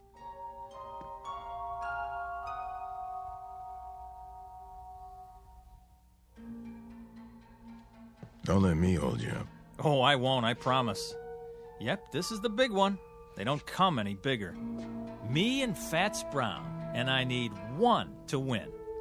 Feast your eyes on this. Number 5 in the corner. Funny. Something you want to say? I was just thinking. You do a lot of that. What is it this time? Just that there's more to life than a pool hall. No kidding. It isn't right you being cooped up in here all the time. You're all hard, Fats. You ought to get out a little, see what's going on. I've heard that before. From Pops. Now, what about you? What about me? You didn't get to be the best sitting on a park bench. You spent a lot of time with a pool cue in your hands. You must have. Of course I did, but I found time to live, too. I've been to places where they never heard of billiards. If you call that living, why would you want to? Why bother? It's not easy to explain, but I'll try. I may not look the part, Jesse, but I've done other things, too. A whole lot of other things. I've made love, walked uphill, and swum in the ocean. I've been on airplanes and cruise ships and played tag with little children. And when I think of the wonderful things there are to see and do in this world, it hurts me to think of you rotting your life away in this miserable dark hall. What? Oh, I get it. Nice try. What's this, you don't believe me? Doesn't matter whether I do or not. You're trying to distract me, so I won't make my shot. Am I? That's a lousy thing to do. But it won't work. 5, corner pocket. Hey, what are you doing? Doing? Oh, you mean the coin. Sorry, it's an old habit of mine. Take your hand out of your pocket. Sure, if you like. Now don't say another word, just for a minute. This is the easiest shot I ever saw. There's no way I can mess it up. Nobody could. I'm in no hurry. Good. Take your time. I will. And I'll stand over here, just give you all the room you want. You do that. Enough with the chalk already. What? Oh, sorry.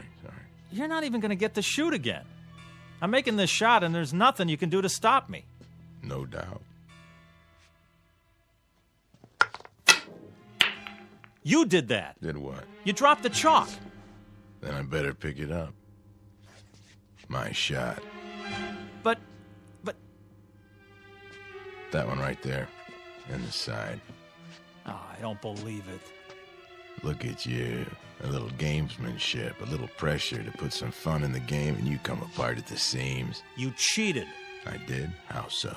Well, you... Kid stuff to make you break your concentration and shoot wild didn't take much. You know, if you ask me, that's pretty low down. Some places they break a guy's thumbs for that. Not here. Game ball. Oh, one more thing.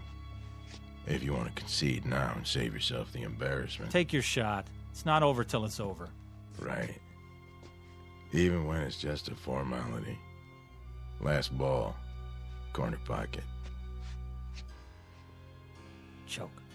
You wouldn't be trying to distract me, would you?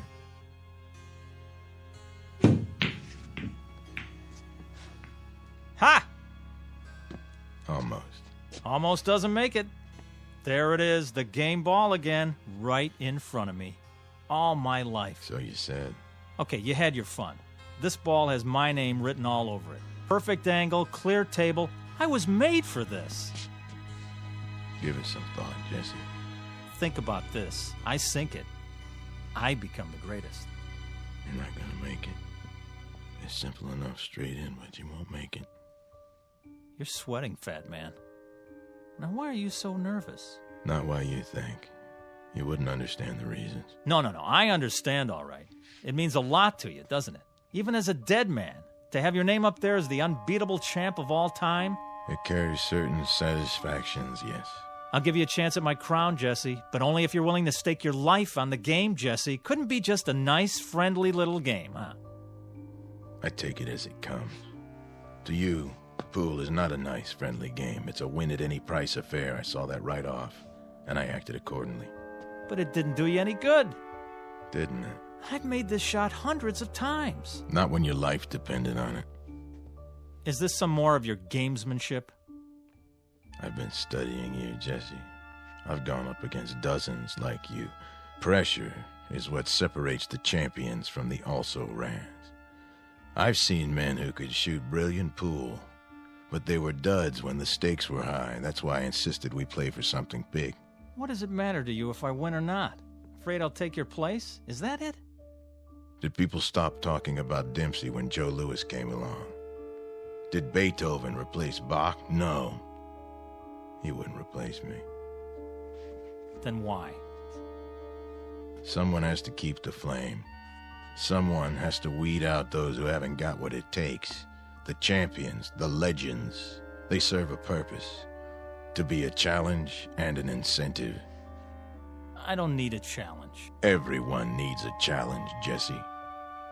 Someone great out of the past to say, match what I've done, boy, and make it better. That's true of all walks of life. Music, politics, sports, you name it. Musicians all over the world have been better because of Bach and Beethoven and Mozart. There's a man in the White House who can look out his window and see the Washington Monument and the Lincoln Memorial. Don't you think it helps him to be a better president? Yeah, but a game of pool? Anyone who tries to be good at anything finds himself in your shoes. He finds himself faced with a legend. And when he can't measure up to the legend, he fades away, he dies, and is forgotten. I'm only a pool player, Jesse, but I'm the best. No, you were the best. No man gets past me unless he has what it takes. And you don't think I have it? There's still one ball on the table, and it's taken you a mighty long time to get at it. You wouldn't believe this, Jesse, but personally, I'd like to see you win.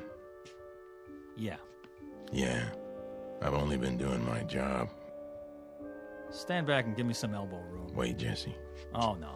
I've been waiting too long. Before you shoot, think about one thing. What? Sink that ball and you may win more than you bargained for. You're wasting your breath. Don't you get it? There's nothing you can do to stop me now. Nothing. Sorry, I was required to say that. Something along the lines of a disclaimer. Well, what are you waiting for? Not a thing.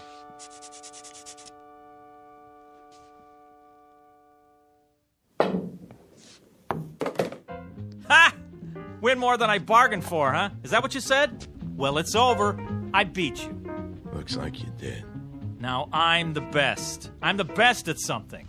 So you are. You had to prove yourself under pressure, and you passed the test. Well, aren't you going to congratulate me? I'm not sure that's in order. Thanks. What do you mean, thanks? I beat you. I'm going to live. Of course you are. Those were the stakes. You'll live forever. Then why thank me, fat boy? You'll find out when the time comes for you to leave Randolph Street. You're a sore loser, that's all. I beat you fair and square. Yeah. You saw it. I beat the king of the hill, Fats Brown himself. So long, kid. Thanks for the game. Me, Jesse Cardiff. Now I'm the best. And I'm going to stay the best, because nobody's ever going to take it away from me. Not ever. From now on, it's me, Jesse Cardiff. You hear that, world? Jesse Cardiff. Jesse Cardiff. Jesse Cardiff. Jesse Cardiff. Jesse Cardiff. Jesse Cardiff. Jesse Cardiff. Jesse Cardiff. Yeah. Report at once to Mason's Pool Hall, Sandusky, Ohio. Mr. Jesse Cardiff. You're needed. Yeah, I'm on my way.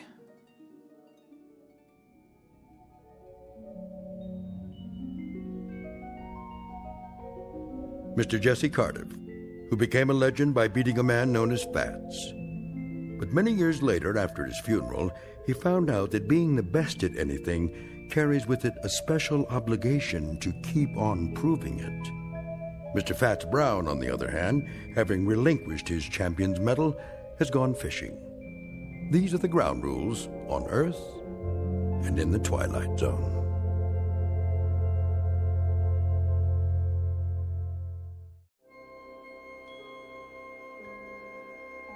Hi, this is Carl Amari, producer of the Twilight Zone Radio Dramas. I'd like to take a moment to tell you about our official website at twilightzoneradio.com, where you'll get the latest news and information on these Twilight Zone Radio dramas. Plus, at twilightzoneradio.com, you can digitally download 3 free episodes or any of our episodes for only $1.95 each. In this age of ever-changing technology, we've decided to make these episodes instantly available to you by making the Twilight Zone Radio Dramas a digital download-only series. This means that this series will no longer be offered on CD. The CD collections at our website are now being offered while supplies last at buy one, get one free. So be sure to get your favorites before they're sold out. Be sure to visit us often, and I'll see you in the zone.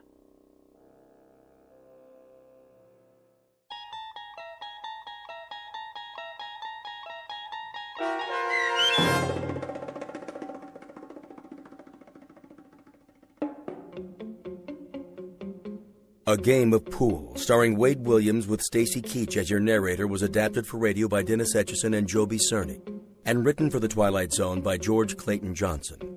Heard in the cast were Craig Brawley, Doug James, Roderick Peoples, Sandra Delgado, and Linda Reiter.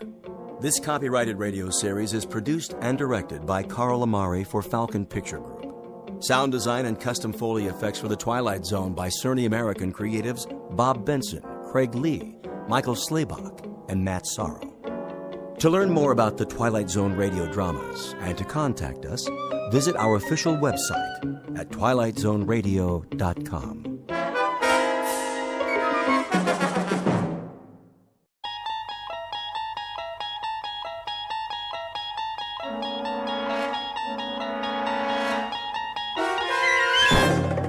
There is a fifth dimension beyond that which is known to man. It is a dimension as vast as space and as timeless as infinity. It is the middle ground between light and shadow, and it lies between the pit of man's fears and the summit of his knowledge. This is the dimension of imagination. It is an area which we call the Twilight Zone.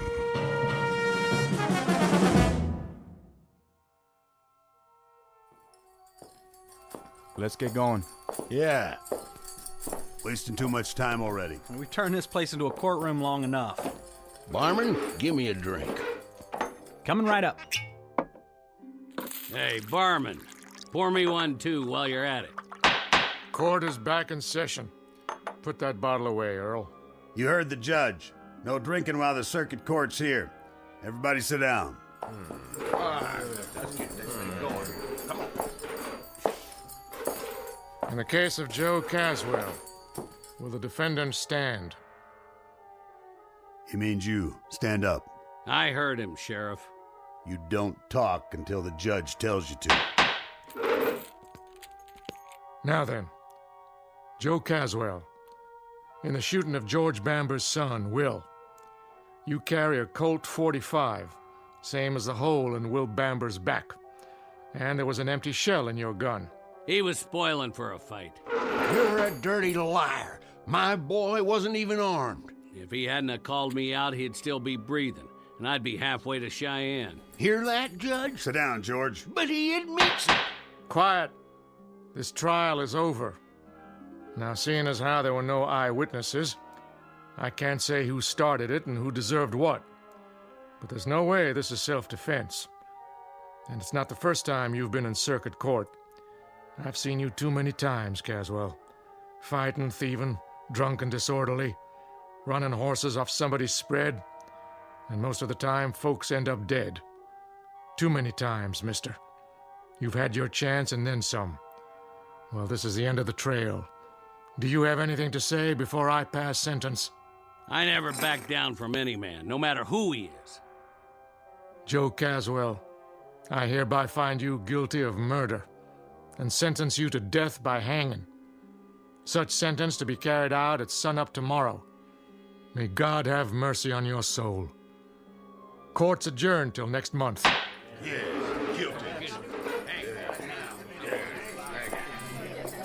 This way, Caswell. Then I guess I'll just see you in hell, Judge. We'll have a drink on it, you and me. Drink? Yep, I'm mighty thirsty myself. I was here first. No, you weren't. Take your turn, boys. Everybody gets served. Now, who's next?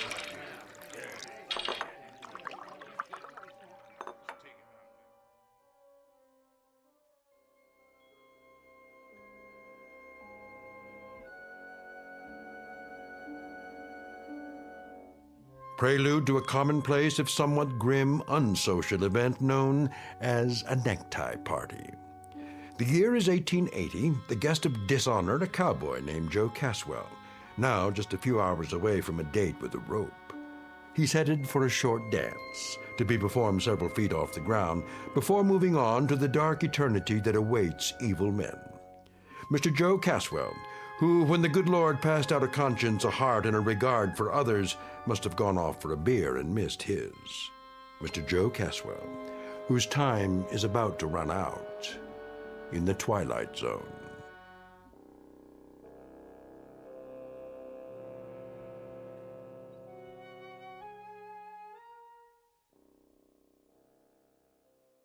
And now, The Twilight Zone, and our story, Execution, starring Don Johnson, with Stacy Keach as your narrator.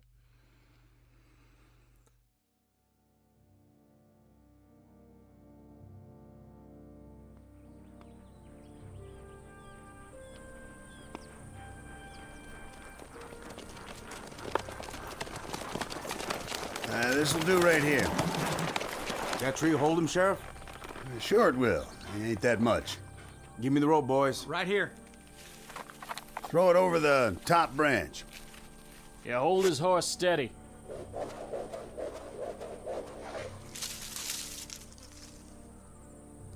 I made the knot real good. Yeah, he did. It's a big one, too. You did fine, boys. Though I walk through the valley of the shadow of death. Reverend. Shut up, Caswell. I shall fear no evil. No need, Reverend. I ain't interested in any prayers. And your immortal soul, are you interested in that? It's my immortal neck I'm concerned about now. It's your pleasure to see that it gets stretched a couple of feet. And since that book of yours ain't gonna stop it from happening, I'd as lief make this short and get it over with. Go ahead, then. I'm finished. Judge? You got any last words, Caswell? What would you like to hear? It's up to you. Then I'd like to say something about the young man I put a hole in. Yes? He had too much mouth and not enough brains. Why, you... And I'd invite him out again this morning if I had to do it all over again. You shot my son in the back, Caswell, which is a long country mile from an invitation to a showdown. If that's all you got to say, I got this to add. I'd like it to take a while. I'd like you to feel it, Caswell. The more you kick, the more justice I figure there is in the world. I'll do a jig for you, Papa. Just like a puppet. With my hands tied behind my back. How's that? Now, can we get it over with? All right, put the noose around his neck.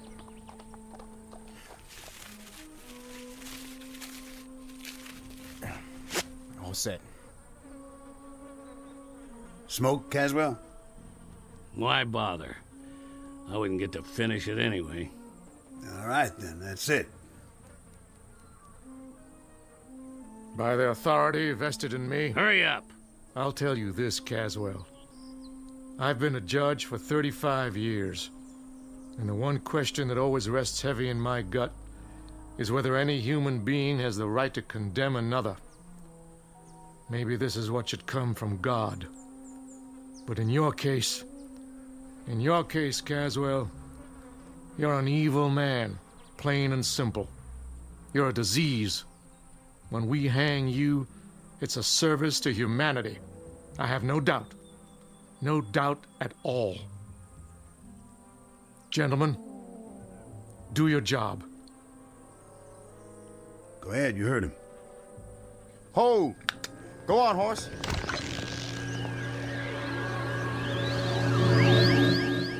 What in the... Where'd he go? He was here, and then, just like that, he... Oh, my dear God. I tied the rope around his neck. It was tight, I swear. I know you did. I saw it. Then where is he? That's a good question. What happened to him?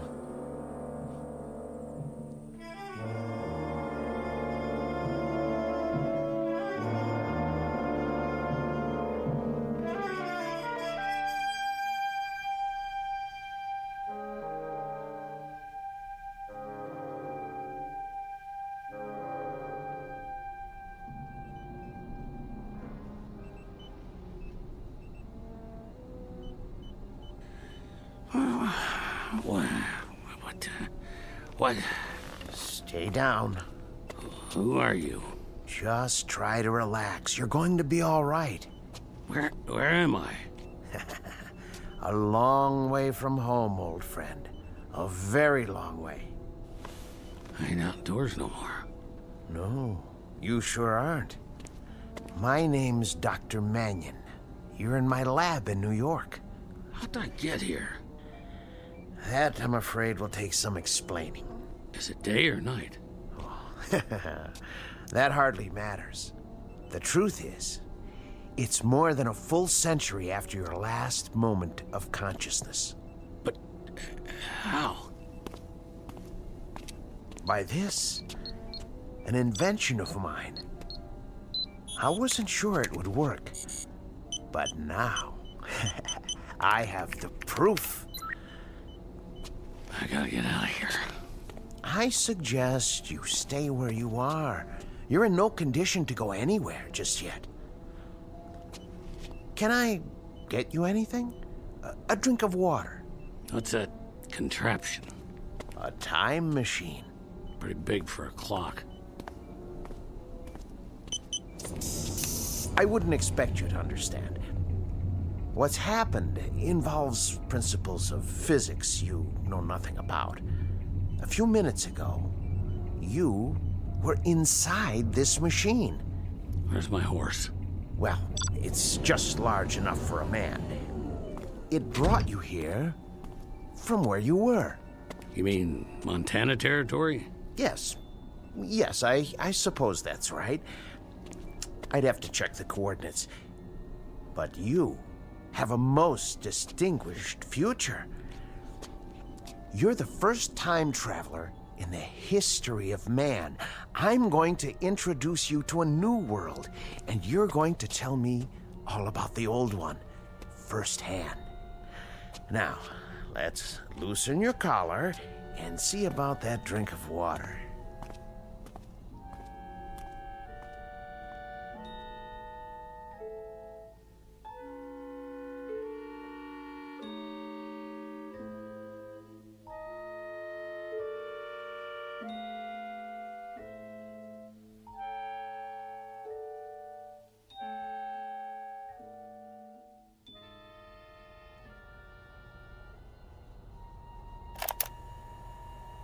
Continuation of the previous entry.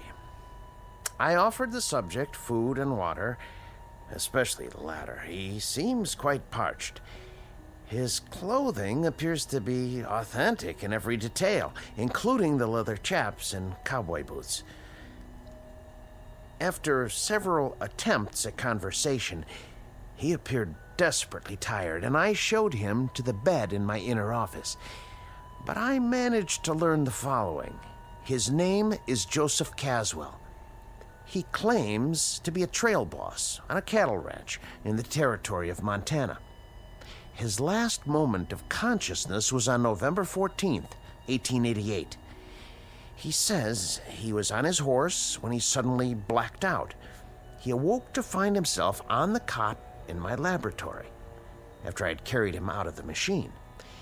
He claimed to remember no other sensations, and he has no real grasp of what has occurred.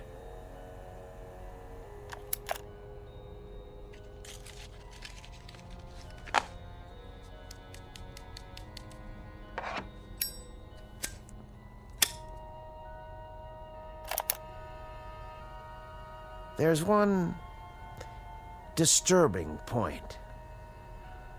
The marks of a rope are etched deeply into his neck. He offers no explanation for this. And I have one other observation, hardly scientific.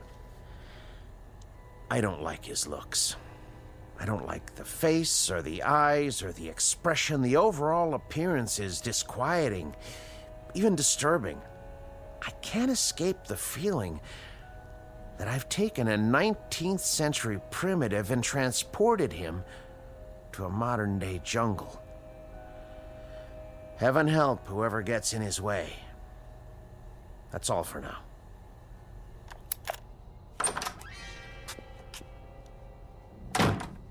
Who are you talking to? No one. Don't lie, I heard you. This small device is called a digital recorder. I speak into it and it records my voice. A way to make notes, you might say, without pen and paper. Yeah? Here, I'll show you. There's one disturbing point. The marks of a rope are etched deeply into his neck. He offers no explanation for this. See? That's my voice, stored in the machine. Ain't that something? What else you got in here? You should rest. Huh? Oh, yeah. Bed's might soft, though. Yeah, it would be better if you don't touch anything. Sure, Doc. I smelt smoke. Spare some tobacco? What? Oh, of course.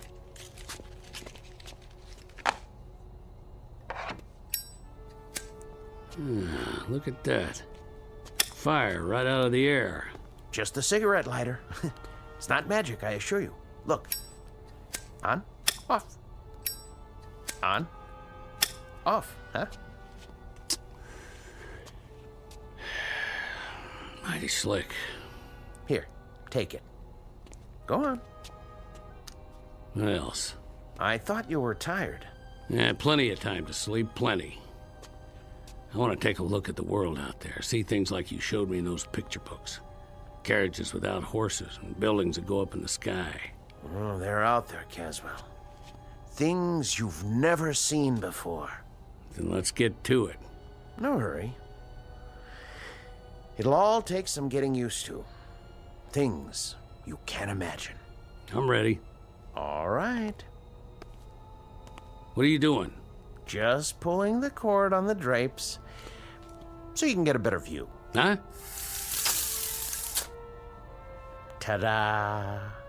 Now, look out the window. What is that? New York City.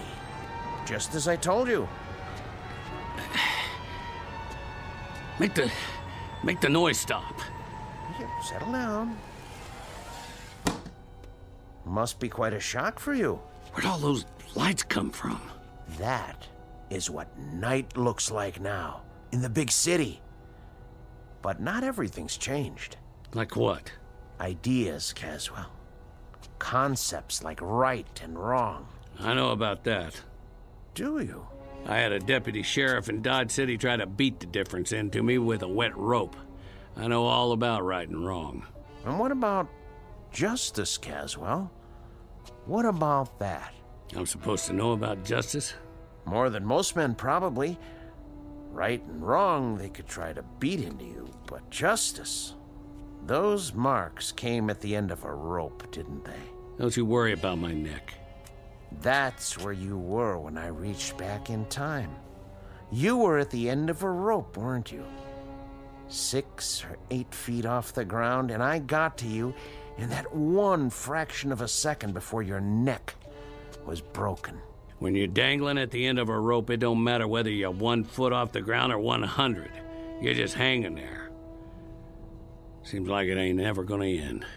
You were hanged because you killed someone, weren't you? A whole territory full of them. I stopped counting after 20. 20 men? Yeah. They all had it coming. In that case, I'm going to have to send you back. Back? To where you belong. To the very same moment, if I can. And that'll be justice, huh? I died once already, mister. I've been to hell. You try it sometime. Try getting your head put in a noose. And when they run the horse out from under you and that rope pulls you up and you hang there with your feet kicking and your hands tied behind your back and the pain, then you tell me about justice. And the victims you killed, Caswell, those 20 men, they died with no pain? You're just talking words now. Victims and justice and right and wrong. Well, they sound good in a nice warm room on a full stomach. They sound nice and they go down easy. But you try them on an ice cold mesa, where another man's bread and another man's jacket are all that's left between you and staying alive. Or try them in a dirty town where you gotta walk backwards from morning till night because 10 men got a target picked out between your shoulder blades. And for every one of them, there's a whole lot more with the same idea. No, you get in that machine and go back to where I was. And then you talk about your law and your order and your justice. The words will sound plenty different. That may be. But I've made my decision. I'm sending you back. Oh, you are, huh? I know your kind. Clean-faced, Johnny-come-lately dandies who'd ride around in trains, rolling nice and easy over the graves of men like me. Stand back. You think I'm scared of a little gun like that? I had me a Colt 45 with a whole lot of notches on the grip. Get in that machine now. You don't tell me what to do. I hate your kind. I'm warning you. Yeah? Well, I'll do more than that. I'll take that pop gun clean away from you, because you don't have the guts to use it. Let go! Let go!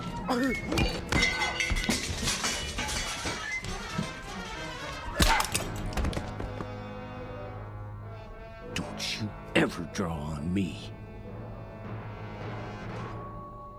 Well, that's what I think of your note-taking machine. You stay down, if you know what's good for you. I'm gonna go out and get some of that northern hospitality. I don't like his looks. I don't like the face or the eyes or the expression. The overall appearance is disquieting, even disturbing. I can't escape the feeling that I've taken a 19th century primitive and transported him to a modern day jungle. Heaven help whoever gets in his way.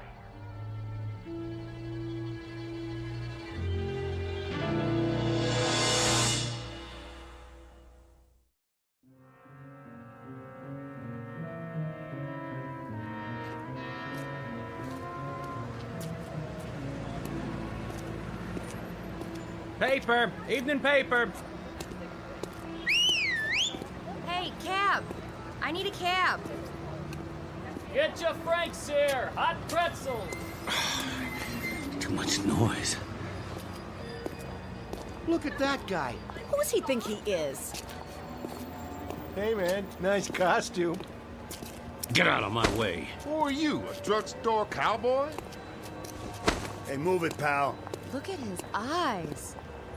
What's wrong with him? Another crazy. I gotta get away.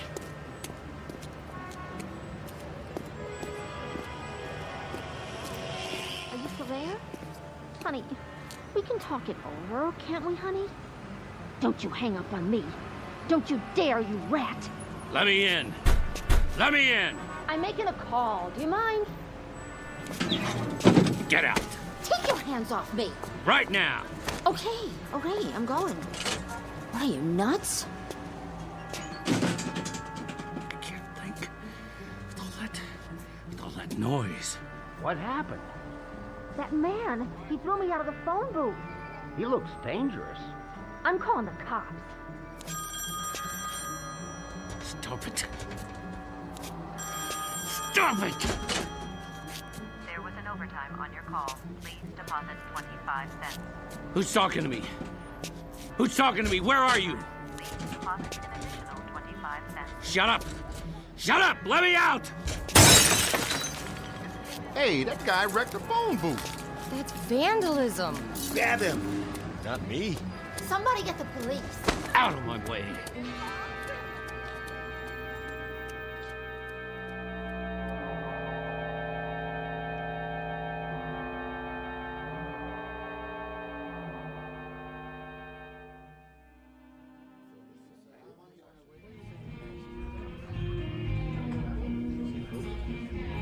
Hey, Artie, another draft over here? Coming right up.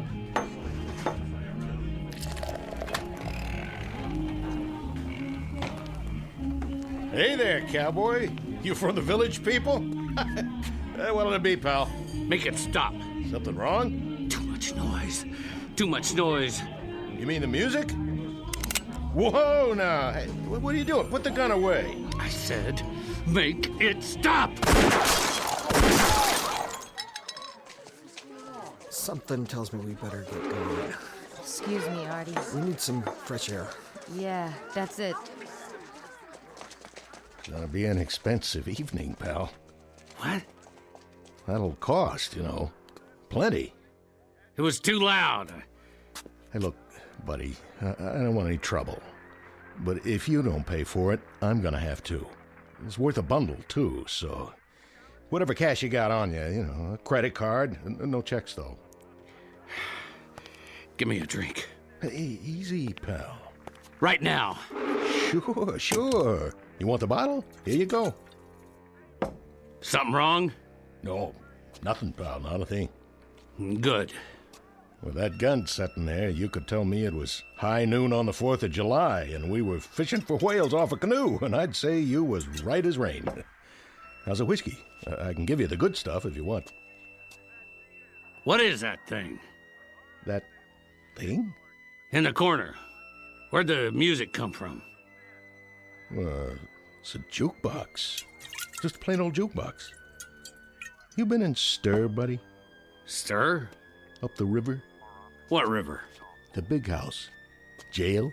Yeah, I've been in jail lots of times. Matter of fact. But I got out. You sure did. This last time, though. I'm trying to remember. Well, you take your time now. There's no pressure. Matter of fact, why don't you just mosey on out? Have yourself a nice hot bath. You got baths? Not here, but you can get one almost anywhere. Try the Carlton Arms. Rooms don't cost much. I just need sleep. That's what I need. There you go. Some quiet and some shut-eye. Sure, I understand. It's crazy out there. That it is. All those things running around. Which things is that now? With the wheels, the carriages with no horses. You mean cars? They make all that noise. Worse than a herd of cattle. There's too many of them nowadays, that's for sure. It's like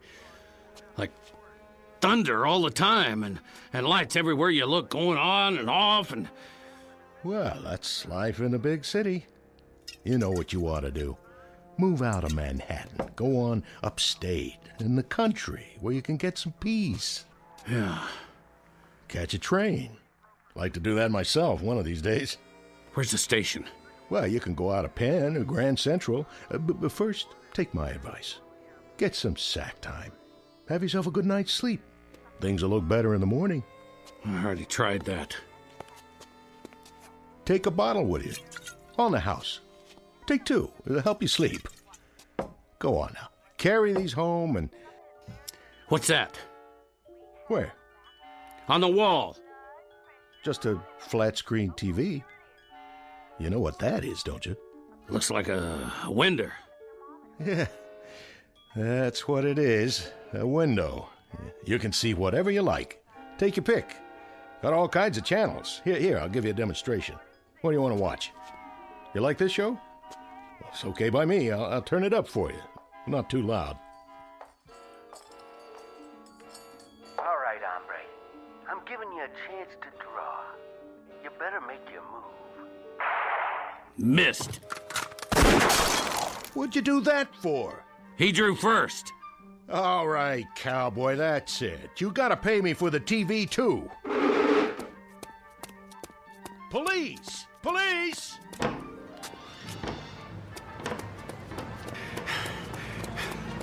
Stop that man! He's got a gun! Hey, get out of the street! Are you drunk? Keep away! Did you see that? That guy shot the taxi cab. Wait, here comes the mounted police. He'll stop him. You! Hold it right there! He's going in the park, officer! I said hold! Leave me be. Hold up. Put your hands in the air. I was just trying to get him. You're not going anywhere. Hands where I can see him. This is Hendricks. I need backup. Central Park West. You the sheriff? That's right, partner. Spread them. You ain't taking me in. Your hands behind your back. Not this time. Put your hands behind your back. Put away. Stop. Don't resist arrest. Easy, horse. This place is worse than Montana territory. Let's go. Get up.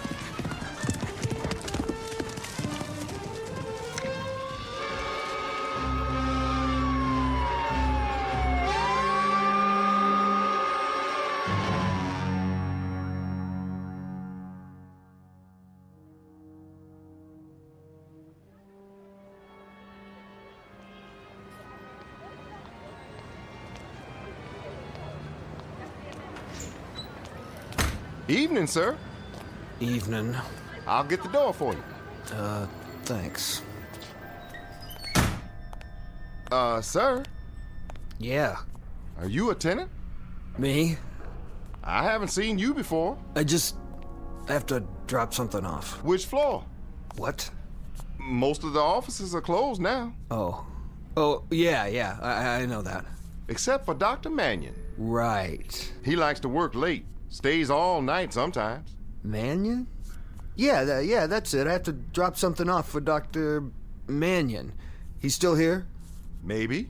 Maybe not. What does that mean? Never can tell. He could have gone down the back stairs. Worth a try. How's that? I say I'll see if he's still here. 3rd floor. You can't miss it. Thanks.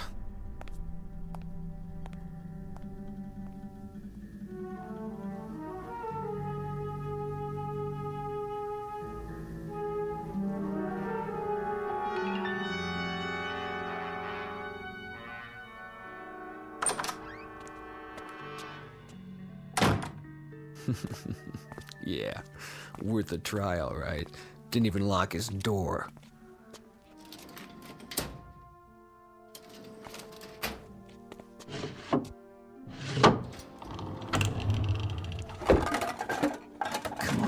Come on, where's the cash box? Maybe in the back office.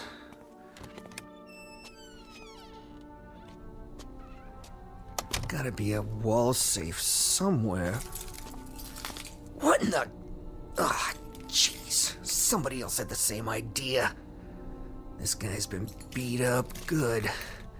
If he dies, I ain't gonna take the rap for this.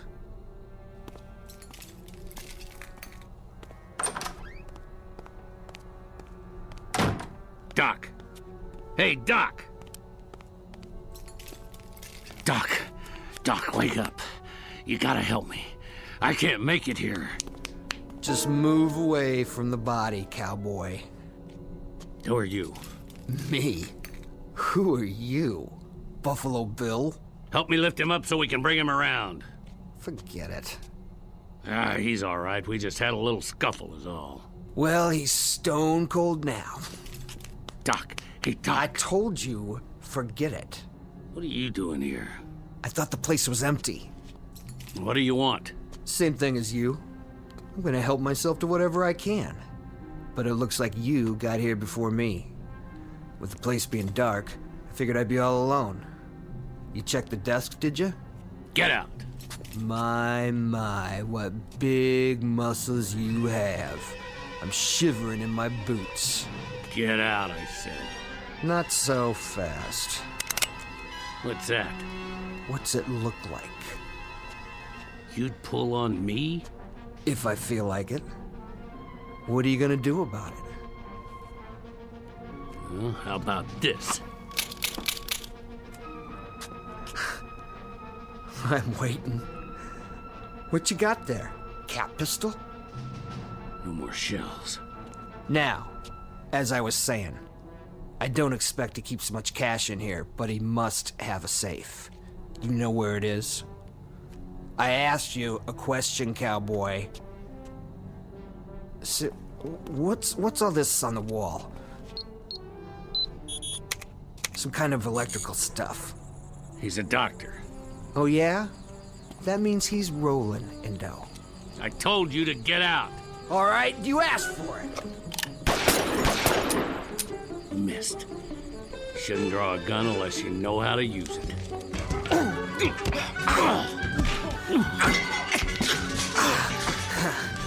I don't need a gun. I got my bare hands. Sure, cowboy. Once I choke the life out of you. How do you like this? Window cord around your neck. Feel good? Huh? Huh? Can't fight if you can't breathe.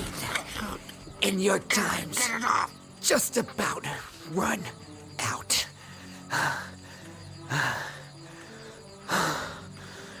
Sweet dreams, cowboy. Now, get my gun. Go down the back stairs. Wait a minute. Didn't see that. What's in there? Some kind of secret chamber. Maybe that's where he keeps his dough.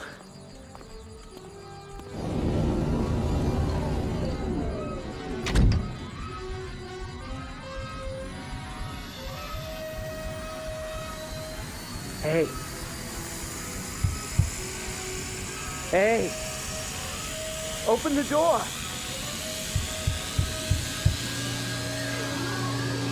Open the door.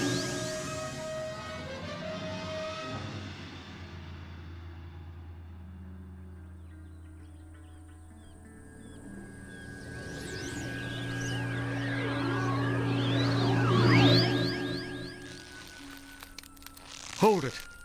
He's back. What? How? That's not him. No, it's not. Then who? Cut him down. Hurry up, cut him down. I got it, Sheriff. Help him. Yes, sir. Here, use my knife. Let him down easy. It don't matter now, his neck's broke. But that ain't Joe Caswell. No, sir. Sure ain't the man we hanged. Then, who is it? Look at his clothes. What kind of clothes are they?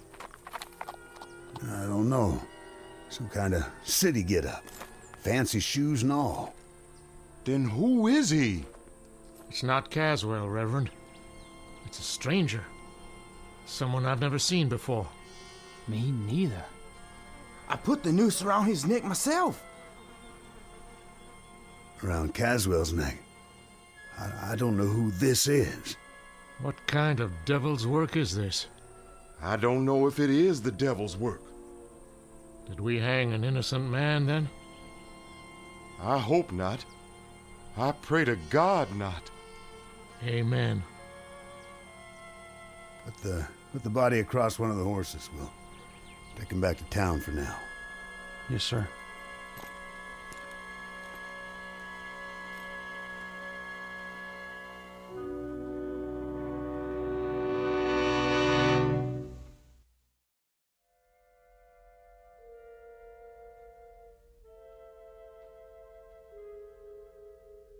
This is November 14th, in the year of our Lord, 1880, the aftermath of a Montana necktie party. The victim's name? Paul Johnson, a minor league criminal from the city of New York and the taker of another human life. No comment on his peculiar death save this: justice can span years, and there's no statute of limitations on retribution. It can happen in an instant or across centuries, which is really the same thing in the Twilight Zone.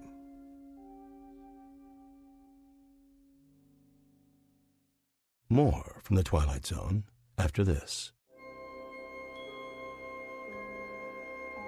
Hi, this is Carl Amari, producer of the Twilight Zone Radio Dramas. I'd like to take a moment to tell you about our official website at twilightzoneradio.com, where you'll get the latest news and information on these Twilight Zone Radio dramas. Plus, at twilightzoneradio.com, you can digitally download 3 free episodes or any of our episodes for only $1.95 each. In this age of ever-changing technology, we've decided to make these episodes instantly available to you by making the Twilight Zone Radio dramas a digital download-only series. This means that this series will no longer be offered on CD. The CD collections at our website are now being offered while supplies last at buy one, get one free. So be sure to get your favorites before they're sold out. Be sure to visit us often, and I'll see you in the zone.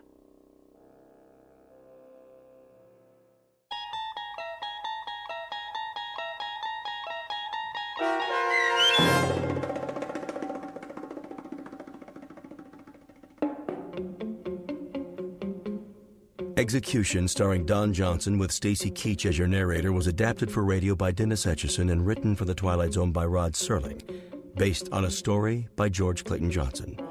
Heard in the cast were Joby Cerny, Terry Berner, David Darlow, Norm Waddell, Richard Hensel, Rick Arthur, Rick Peoples, Brandon Els, Oksana Fedanushin, DJ Howard, Sarah Court, Carl Amari, and Karen Anglin.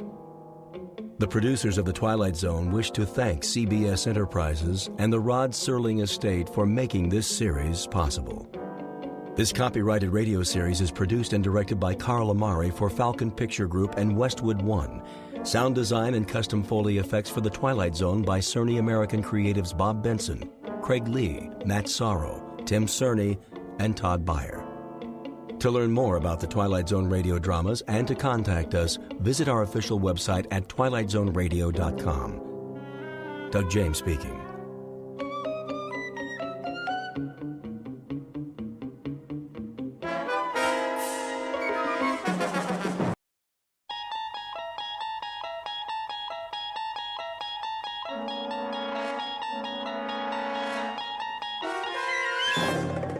You unlock this door with the key of imagination. Beyond it is another dimension, a dimension of sound, a dimension of sight, a dimension of mind. You're moving into a land of both shadow and substance, of things and ideas. You've just crossed over into the Twilight Zone.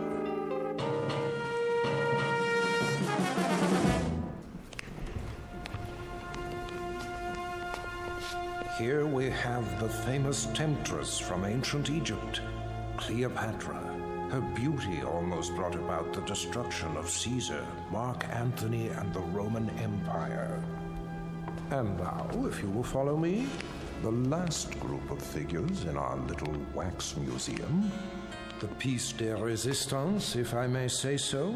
The most infamous black-hearted killers of all time.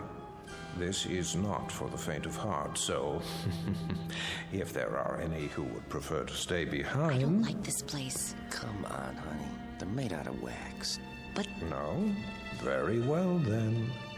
Feast your eyes upon... Jack the Ripper, Henri Landru, and the dreaded Burke and Hare. It's Burke who's smothering the poor lady with a pillow, while Mr. Hare assists by holding her feet to the bed. And last but not least, in the sailor's garb, Albert Hicks, about to sink his gleaming axe into the skull of his hapless victim, one Martin Sinescu, Move in, please. They look so real. Closer. Closer. But not too close.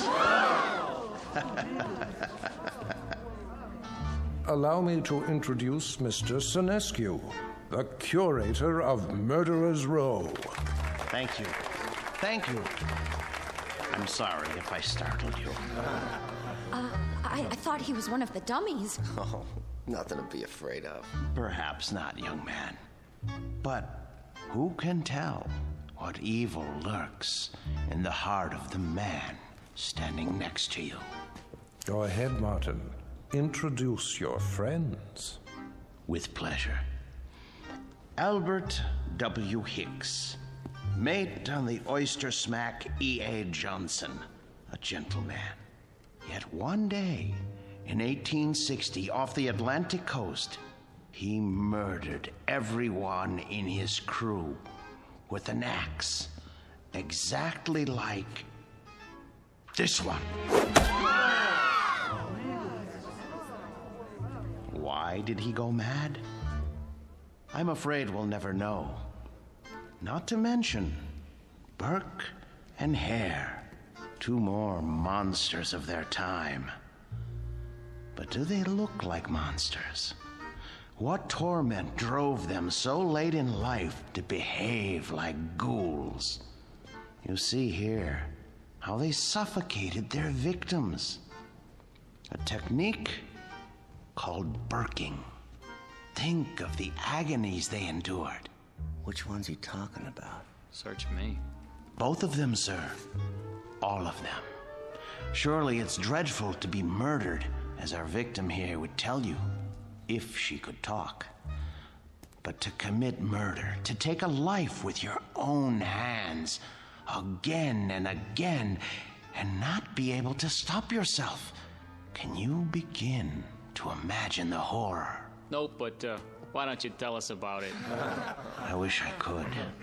But somewhere in the world, now, at this very moment, there is someone who can. Yeah? Who? Well, no one knows yet. But if his torment is great enough, and he kills as these poor creatures did, then future generations will know.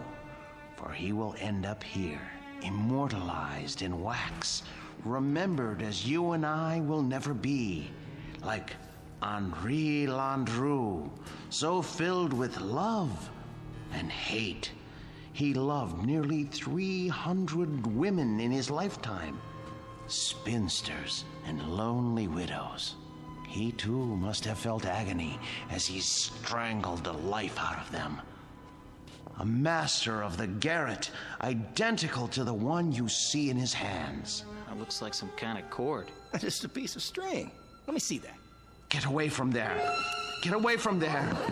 I was only... Mr. Sinescu is right. The figures are not to be touched. They are too rare and valuable. Besides, the museum can't be held responsible for what might happen to you. And here, another soul in torment. The Ripper himself. Of all the faces in London's Whitechapel district, which was his? And why did he feel driven to kill those pathetic drabs with one sweep of his knife? Identical to the blade you see before you. Step closer, young lady. What? Go on. It's only a prop. Lean forward. There. It's quite all right. Look deep into his eyes and remember them so you'll never fall prey to such a man yourself. A man who carried a long, sharp weapon which he slashed across women's throats. Like this. That knife, it swung at me. It almost... Spring in the arm. Pretty good trick. A trick, yes, but one that serves to remind us how near death is to all of us. When we look at Hicks, at Burke, and Hare, at Landru and the Ripper, we see what appear to be ordinary men. What devils pushed them to their bloody fate? We can only guess. Thank you for your kind attention. Thank you, Mr. Sinescu. Ladies and gentlemen, this concludes our tour of Ferguson's museum. Exit to your right, please.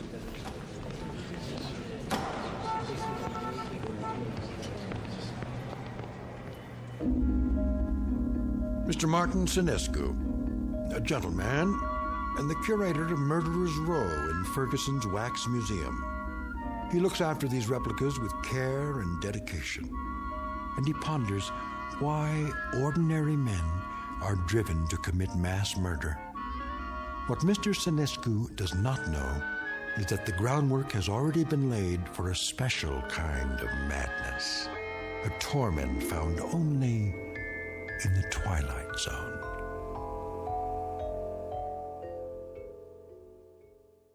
And now, The Twilight Zone and our story, The New Exhibit, starring Joby Cerny with Stacy Keach as your narrator. There now, Mr. Landrew. Collar turned up just so. Easy to see why you're a real lady killer. We have to do something about that suit. Martin? Yes, Mr. Ferguson?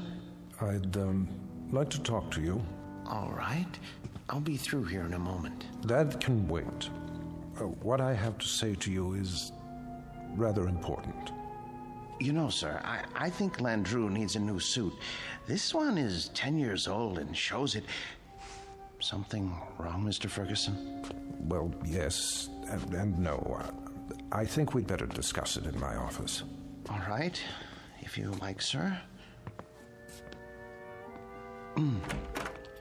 Is it something I've done or haven't done? No, nothing like that. Sit down. Very well. Martin, I'm abandoning the museum. Abandoning? I'm afraid so. Is this a joke, sir? No. But you can't. You mustn't, sir. I know how you feel, Martin, but there isn't any choice. I don't understand. I've been offered a large sum of money for this property. Some people want to build a supermarket here. A supermarket? When I first opened the museum 30 years ago, I'd never dreamed I'd see this day. But the day is here, Martin, and we will just have to face it. 30 years, sir. No, for heaven's sake, don't make it more difficult than it is. I'm sorry. I hate this, Martin. You're the best employee a man could have. The way you've run the Murderer's Row exhibit, why, I don't think you ever missed a day's work. No, never. How many more days? None. This was the last. They start wrecking the building next week. What about the wax figures? I haven't decided yet. Sir, we can open another museum. We'll move everything somewhere else. I'm not as young as I once was. I could use a rest. But, sir, I'll do all the work. You won't have to lift a finger. I appreciate that, Martin, but it would be foolish. Foolish? Foolish? Why? We have become passé. People aren't interested in wax museums anymore. Look at the numbers, it's all here. Our attendance figures, our profits, but mostly our losses. This year has been the poorest of all. There's even a news story about the closing of the Grand Guignol. Surely not. The handwriting's on the wall. Seriously, what do we offer? The great lovers of history? The discovery room? Scientists? That isn't why people came here. That isn't why at all. What they really came to see was your Murderer's Row. We've always known that. But they've been coming in decreasing numbers. And you know why? Because the evening news offers them fears we could never match. The wars, the atrocities, the perversions, they've all ruined our chamber of horrors. People are blasé. They think they've outgrown the need to be frightened. They already live in fear day in, day out. It's the world, Martin, and the world has changed. No, it would be foolish to open another museum. Maybe it's the location or the exhibits. Remember how people came after we installed the Ripper's arm with the knife and the spring mechanism? That was years ago. They're simply not interested anymore. But what's going to happen to them? Landrew and Hicks and the others? If I could sell them, I would. But there is no market for wax figures.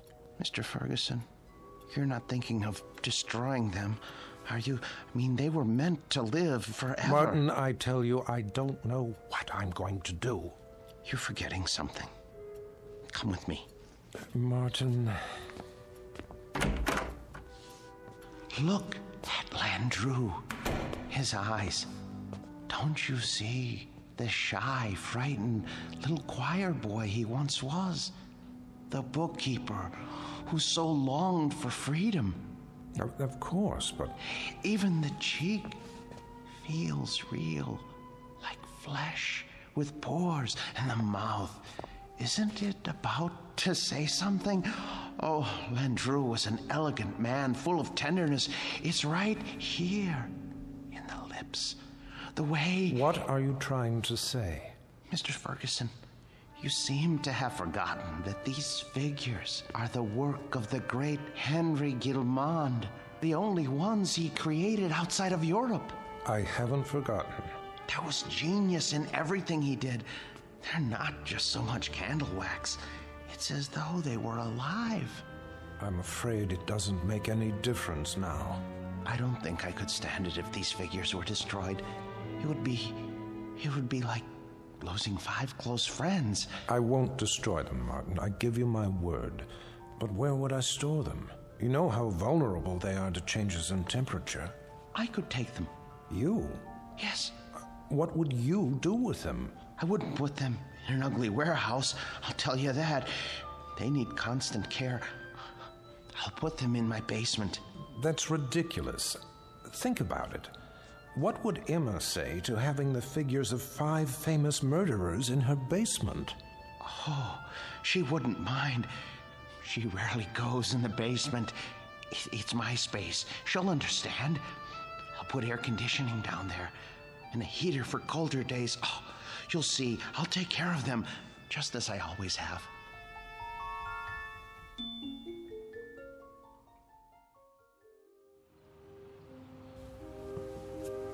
You haven't eaten your breakfast. I'm not hungry. They should have arrived by now. They'll get here when they get here. Now, how long do we have to store them? Not long. What time is it? You asked me that 5 minutes ago. Oh, maybe something happened. It's not like moving furniture, you know. They should have let me ride in the truck. What if they dropped one of the crates? There they are now. Just relax. You Martin Sinescu? Yes, are they all right? The boxes? Are they okay? They didn't break, right? Nope. No bumps?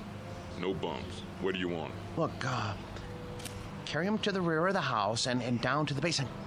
Carefully. Take your time. Oh, wait a minute, how much time will it take? I don't know, an hour maybe. You gotta pay by the hour, you know. Sign here. With pleasure, and please, hurry. You see? All here, safe and sound. Easy! Please, don't jiggle them. Will you stop worrying? It's getting warm. What? I say, it's getting warm outside. They're very delicate. They can't stand more than 80 degrees. I didn't think they were so big. They're not.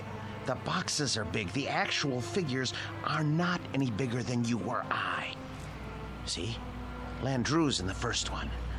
The next is Jack the Ripper. Oh, Emma, I'm so sorry I got mad. But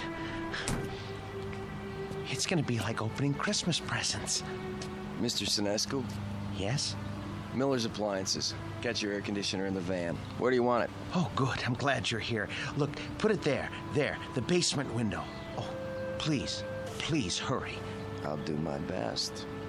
Thank you. You bought an air conditioner? I had to. They can't stand the heat. How much did it cost? Don't worry about that.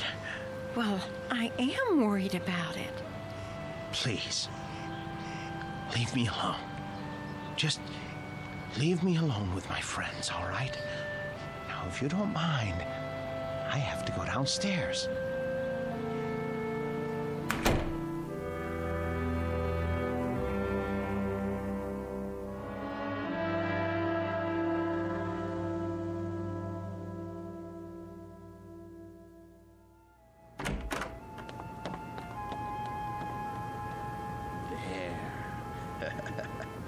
Ooh, feels cool enough.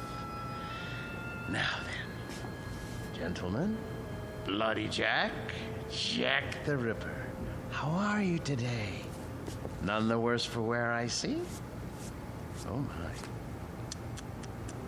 Cape's a bit shabby, though. Martin, are you down there? Yes, sir. Positively threadbare. Martin! Yes? Are you fussing with the Ripper's cape again? No. Yes. No. It's his hat. His hat is going to need cleaning and blocking before long. In fact, all their clothes could stand it. It's been almost a year since Mr. Ferguson let me do that. Martin! Emma, listen to me. The truth is, these men need clothes. But the Ripper here, his are the worst. Part of his coat back's come undone and... Martin! What is it, dear? We're not buying them any clothes. Oh, Emma, listen. It's not just buying. It's tailoring to fit their bodies. I don't care, Martin. Oh, you don't mean that. Yes, I do. No, you don't. Honestly, Martin, you pay more attention to those murderers than you ever did to me. Oh, Emma, listen, that's not true. You practically live down there. Emma, they're a trust, a sacred trust. These figures were made by Guillemont. They're masterpieces. All right, so they're masterpieces. But you told me it would only be for a few days. Now, they've been here for weeks. I've been nice about it, Martin. You can't say I haven't. How long is this going to go on? I'm sorry, dear. I didn't lie. I thought they'd be here only a little while. I really did.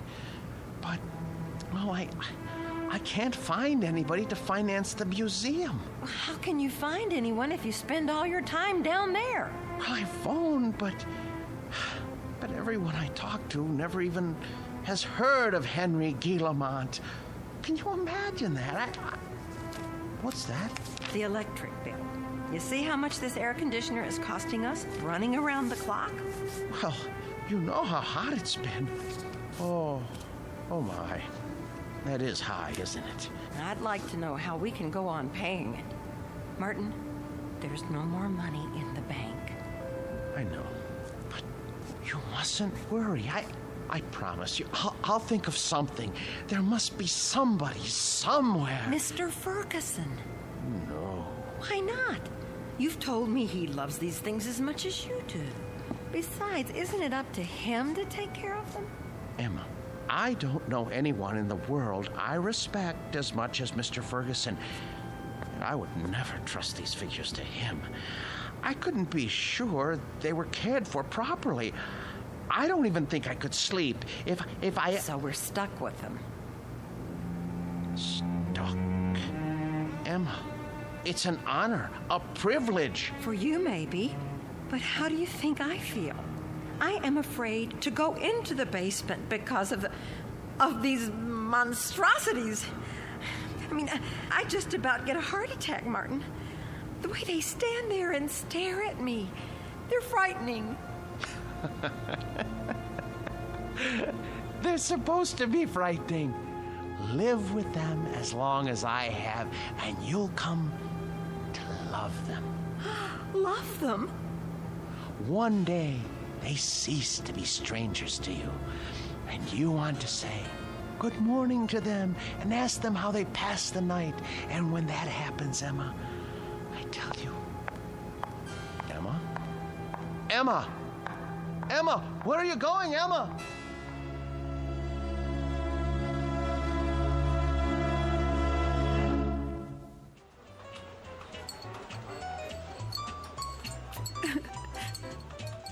So I just don't know what to do. I mean, we can't borrow any more against the house. That's true. There's no chance for a refi without proof of income. And then today, when the electric bill came, I realized we've been spending a fortune just to keep the basement cool. You should have told me about this. I know, but I didn't want to bother you. I'm also your brother, remember? Oh, Dave. If only one of those people would loan him the money to open the museum, everything would be all right. Now, Emma, listen to me.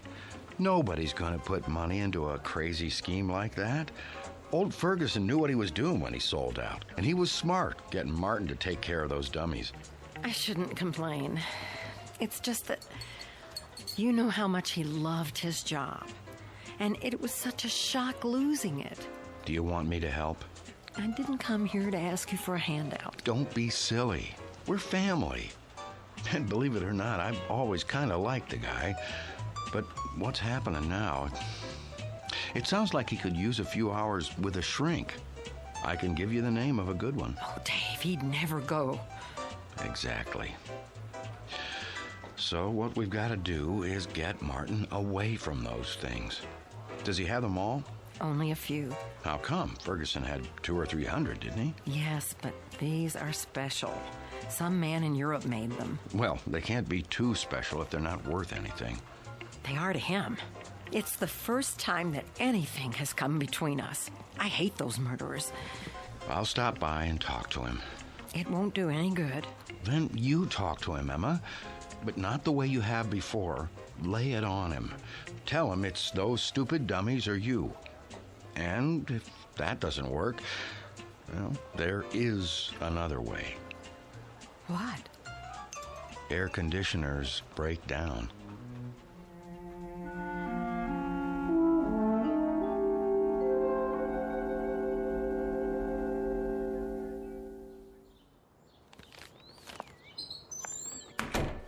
Emma? Emma? Is that you?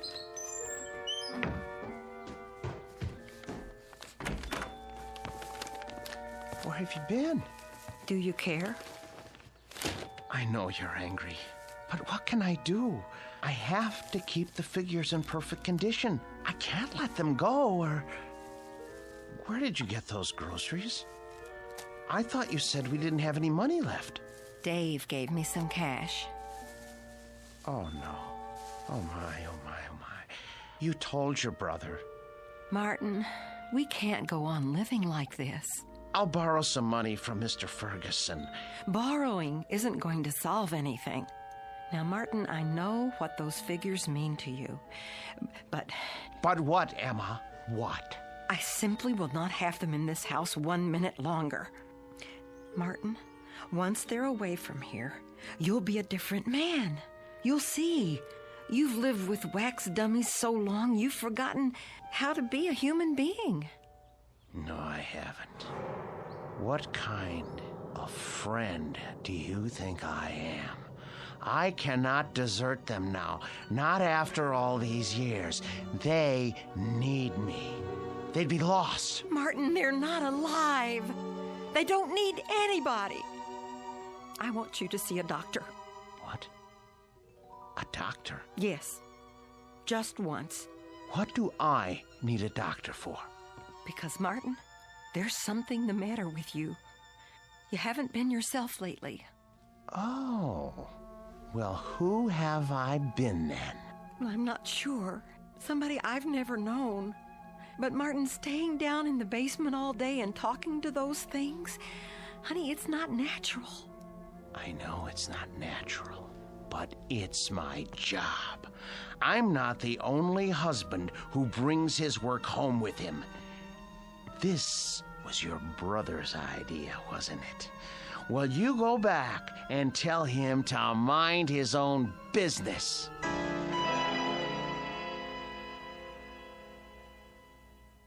So it's hard to know where it's heading. Chances are we're in for another ride tomorrow. And that concludes our broadcast day. This channel will return to the air at 6 a.m. with the early report. Until then, we bid Are you asleep? Good night.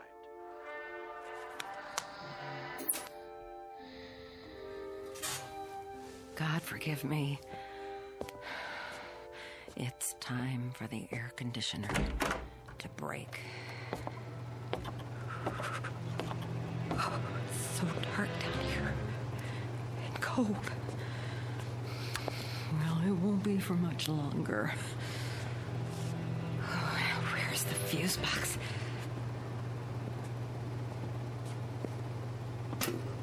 Let's see now. Which one is for the air conditioner? I should have brought a flashlight. I can't see a thing. Here it is. Good.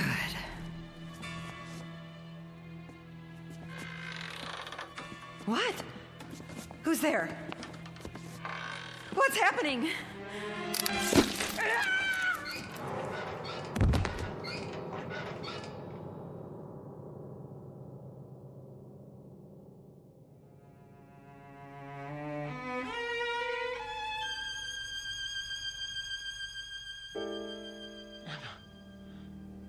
Where are you? Emma? Emma? Are you down in the basement? What are you doing? Emma? I asked you not to go down in the basement alone, Emma. I don't want you touching the figures. You leave them to me. Emma? Where's the light switch? That's better. Emma! Emma! Emma! Oh, good Lord, what happened? Your throat. For the love of Emma. Who could have... Oh, you. The Ripper's knife? The blood? Oh, so much blood. No. No.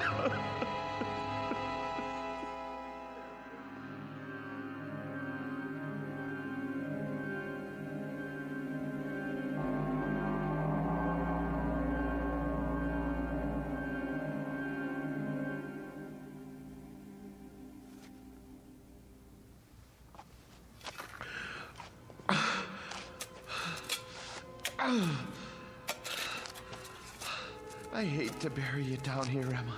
I know how much you hate the basement, but I don't have any money. I know I should report it to the police. Who would believe me if I told them you had your throat cut by Jack the Ripper? You just bumped into the Ripper in the dark and his spring arm went off. It was an accident. Besides, if I go to prison, who will take care of the figures? It's better this way.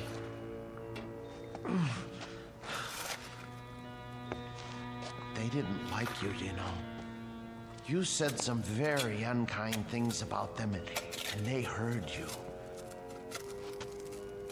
You have to be careful around Jack. He has such a temper. I should have warned you. There. Now for the cement. Oh, poor Emma. But it's too late to tell her anything now.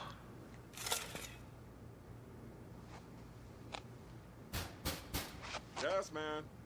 Come back later.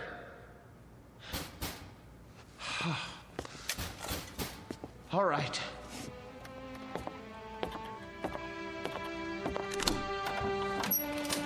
Hi, Mr. Snesku. I gotta read the meter. Hey, careful of the cement, it's wet. Oh, yeah. Doing a little patching, huh? Floor must have been pretty bad. Yes, it was cracking. I had to do the same thing. These old houses, holy mackerel! Something the matter? Woo! For a minute there, I thought they were real.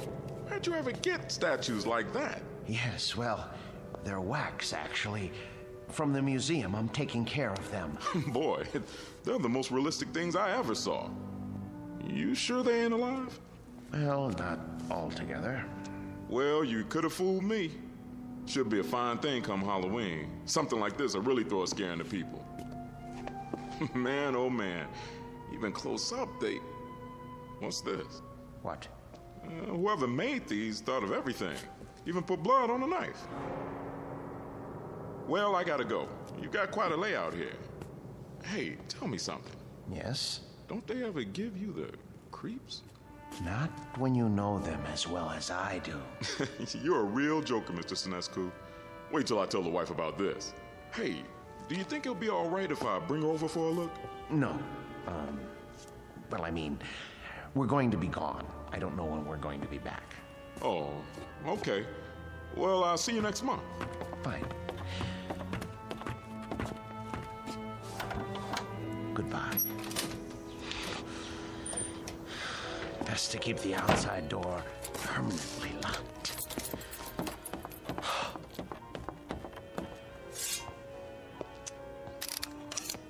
Jack, I'm surprised at you. I really am. How did you manage all those murders without being caught by Scotland Yard? Any killer knows you can't leave blood on the murder weapon. And I don't mean to make a joke, Mr. Ripper. It's a dead giveaway. There. Knife's good as new. Now behave yourself. Emma? Oh, no. It's her brother. Martin, you in there?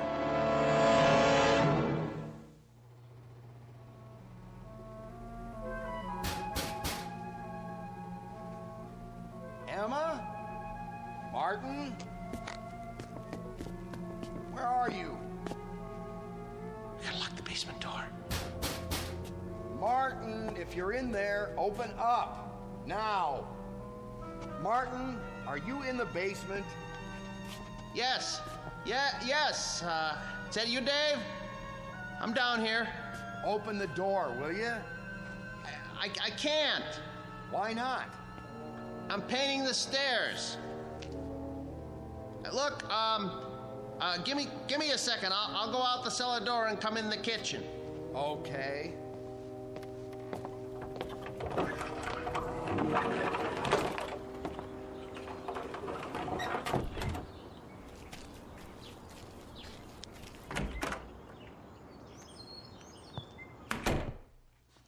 Where's Emma? She went out to get some air. Just as well. Mind if I sit down? Why? What do you want? You sit down, too. Dave, look, I don't have time. I'm in the middle of something. Now, just tell me what you want. Emma came to see me yesterday. I'm very embarrassed. She told me about it. She did, huh? Well, that'll make it easier. Perhaps. Oh, you two have an argument? Yes. But look, everything is settled now. Glad to hear it. She was pretty upset when she talked to me. I know. You didn't treat her square when you brought those dummies home. That's been changed. Well, now, I guess I had you pegged wrong. You got rid of them. Yes. Must have been pretty hot in here last night, huh? What? For a bunch of wax dummies. Hey, what's that humming noise? I don't hear anything. It sounds like it's coming from the basement.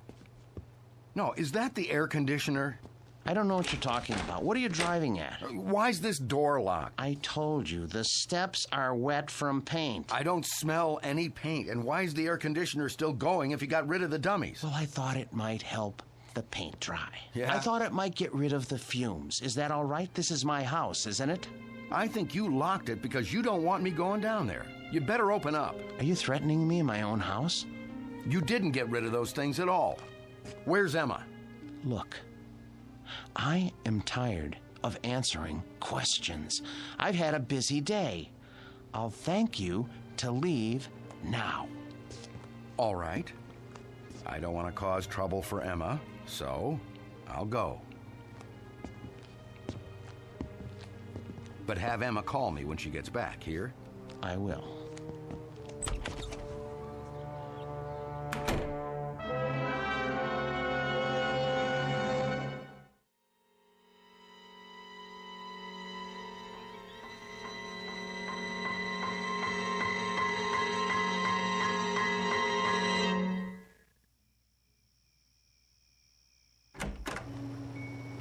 Emma? Boys? You can breathe easy. I'm going to bed now. Sweet dreams.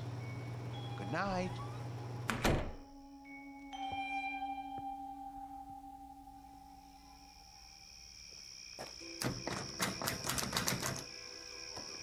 Huh. Locked up tight as a drum, huh? Now, what's so important down there he didn't want me to see? Ugh, window's too dirty to see in. So, I guess I'll just have to force it open. Whoa, air conditioner's on all right. Cold as a tomb down here. It's so dark. Let me light a match. Oh, a dummy in a sailor suit with an axe. Oh, Martin, old boy, you need help. You really do. Ugh, when you look at these two, plug ugly. And two more big ones. Oh, some knife. Looks real. What the heck? Oh, a shovel. Fresh cement? What is he trying to cover up? Blasted match. Who's there? Who's there? Wait. What the? Where's the axe?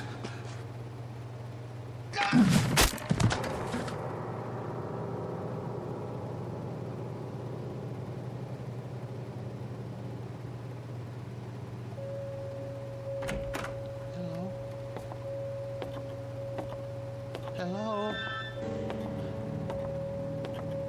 What's going on? Who's here? Hicks. Where's your axe? Dave. Dave. Oh no. Mr. Hicks. When I took your axe away from you and put it up in the rafters where you couldn't reach it, I tried to make sure that nothing like this could happen. How did you get it down from there? Why did you take it off the rafter?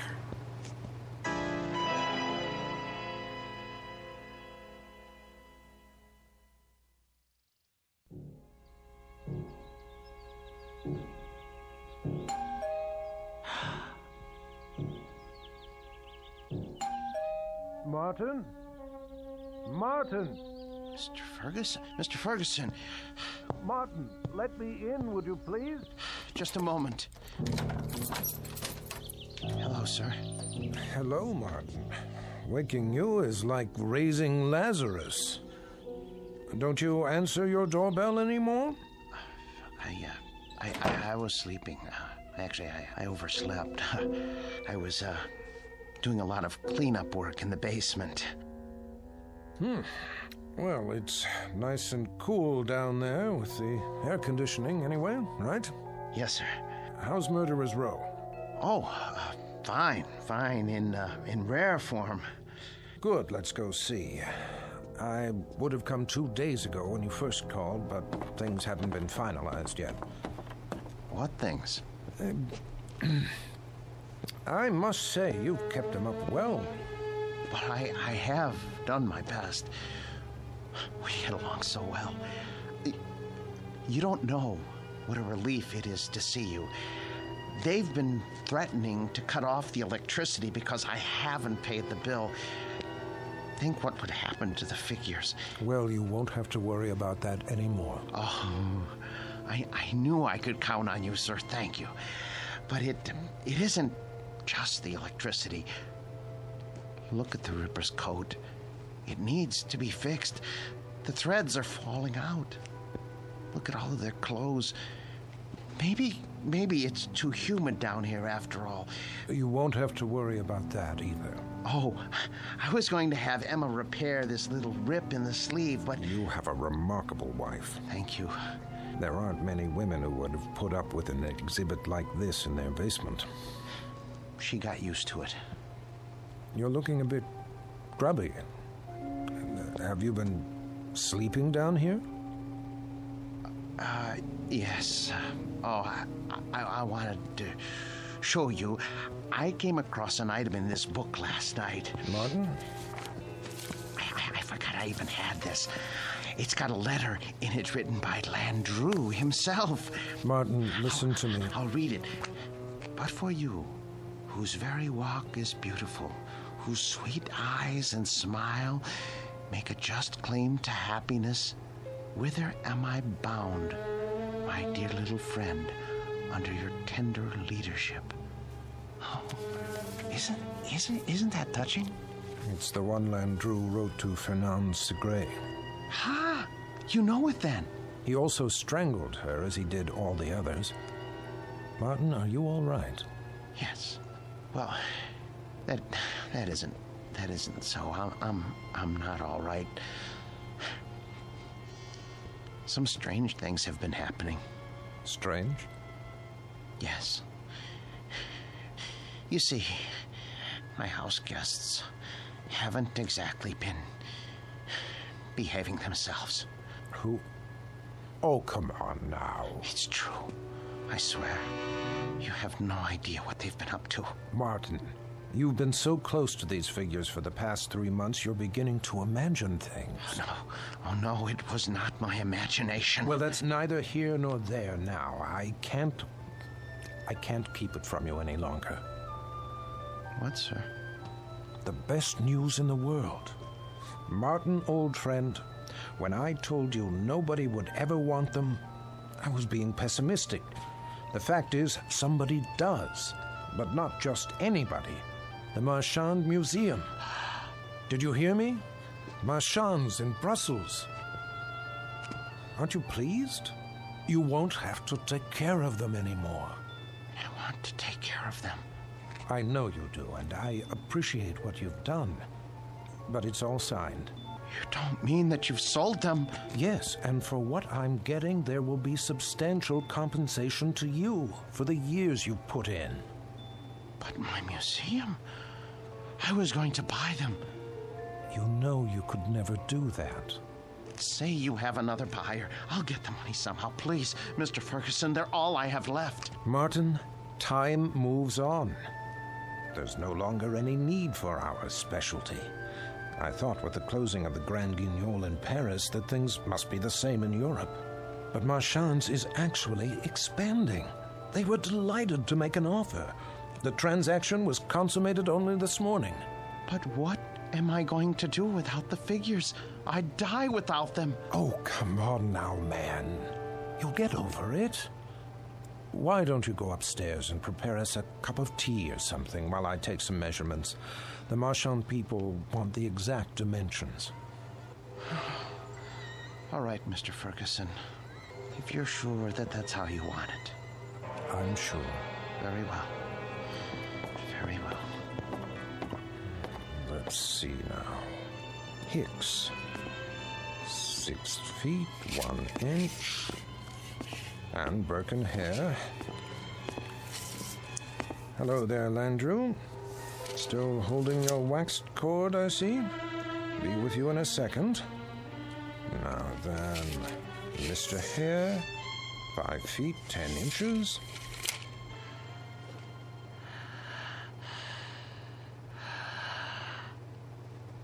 What? What?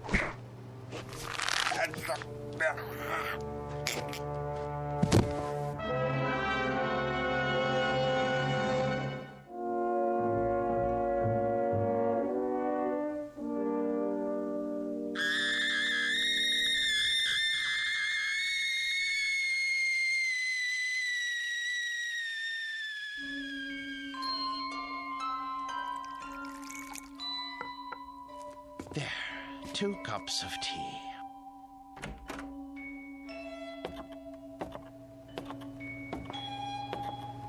Mr. Ferguson, I don't remember whether you take cream and...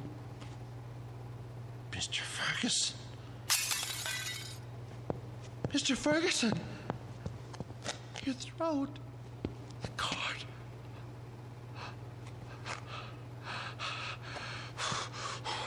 Why did you strangle Mr. Ferguson?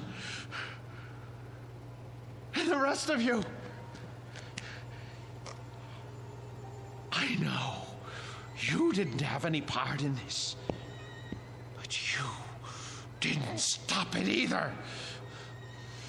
Landru, you have gone too far.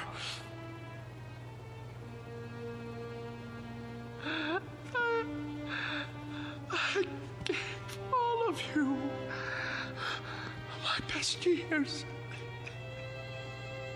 You wanted for nothing. I washed you. I cleaned your clothes. I waxed your shoes.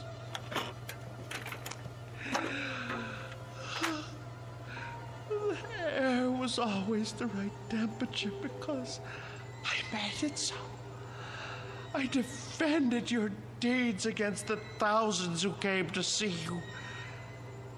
And when Mr. Ferguson sold the museum, who spoke up for you? Who wanted you? And now what have you done to repay me? Murdered Mr. Ferguson?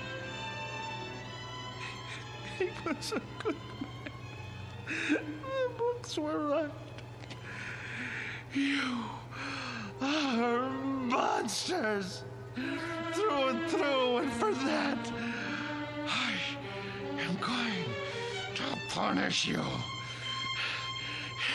Do you know what I'm going to do? Do you know what I'm going to do? I'm going to take my saw, and I am going to cut you into little pieces. Then I'm going to turn up the heat and let you melt into pools of wax. It's no more than you deserve. Who's going to be first? You, Landru? Because it was you who murdered Mr. Ferguson. It was not I, Martin Senescu, who strangled your friend. It was you. No, it was you. You killed him while I was upstairs making tea.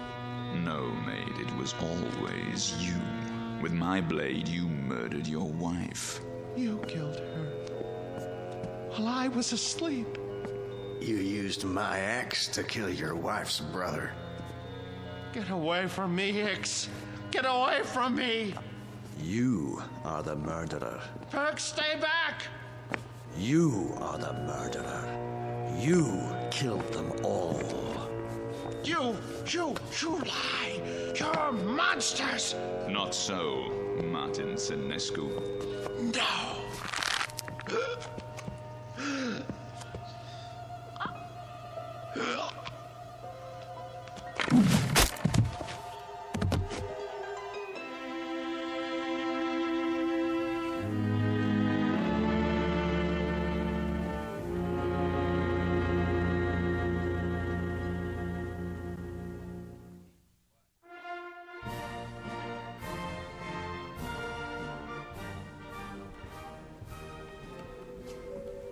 And here is the latest addition to Marchand's Wax Museum, Murderer's Row, complete with its newest cast member, Martin Lombard Senescu, a remarkable and most versatile man. Who knows what thoughts went through his mind as he dug the grave for his wife, Emma, whom he killed with a knife. His brother-in-law, David, whose skull was split with an axe. And his friend and employer for 30 years, Mr. Ernest Ferguson. We'll never know. We can only guess what fierce devils tortured Senescu's soul and drove him to his destiny. But he has taken his place with the infamous and depraved. Next to Albert Hicks, Burkander, Landru, and Jack the Ripper himself. This way, please.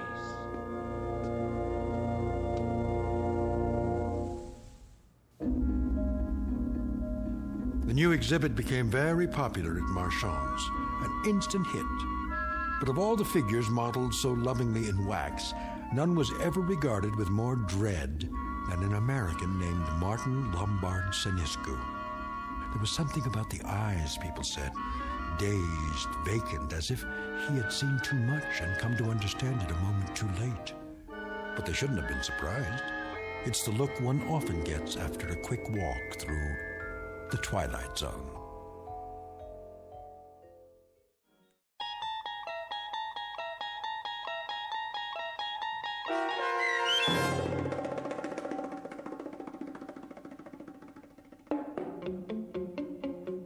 The new exhibit, starring Joby Cerny with Stacy Keach as your narrator, was adapted for radio by Dennis Etchison and Joby Cerny, and written for The Twilight Zone by Jerry Soule and Charles Beaumont.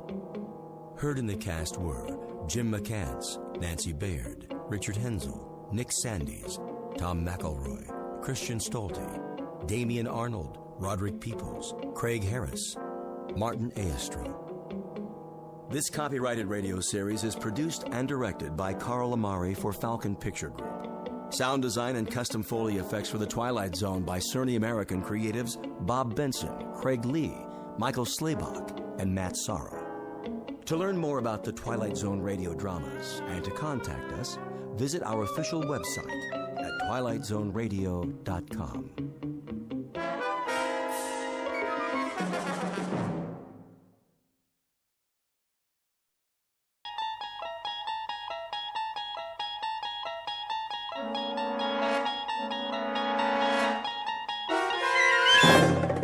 You unlock this door with the key of imagination.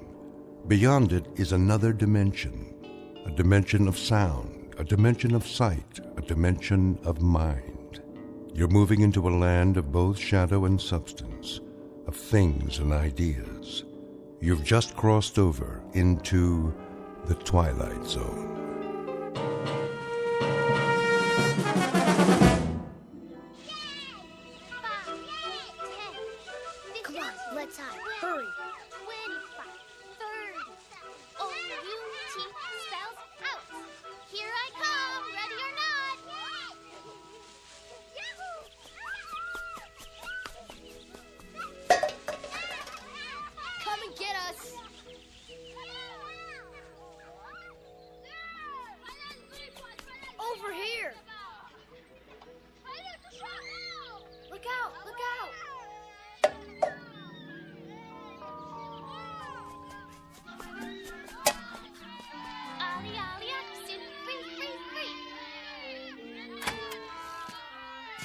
Get away, you kids! I've told you not to play here. Go on now.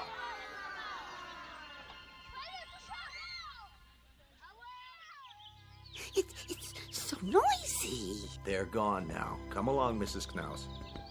This way, everyone. Oh, but Doctor, I have my knitting to do. Another time. Out onto the porch. I didn't finish my crossword puzzle. It will wait, Mr. Agee.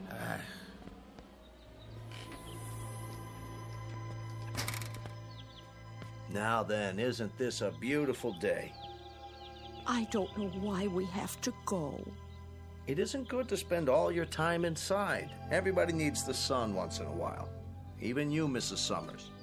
I've had my share of the sun. Now I need my rest. We all do at our age. Where's Mr. Conroy? He's not feeling so well this morning. Well, I'm not either. What about Mr. Whitley? Why does he get to stay in? He's waiting for an important call. Watch your step. Nurse will bring the picnic baskets. Well, some of us may not want a picnic. A picnic, is it? On the grass? All those ants. We have blankets and chairs. You'll see.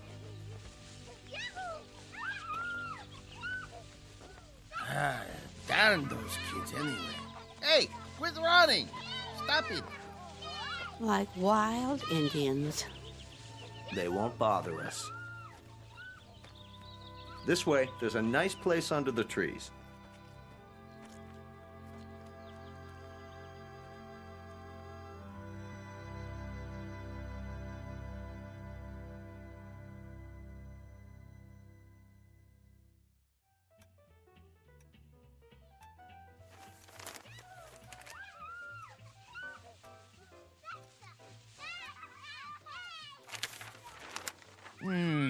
listen to them, would you?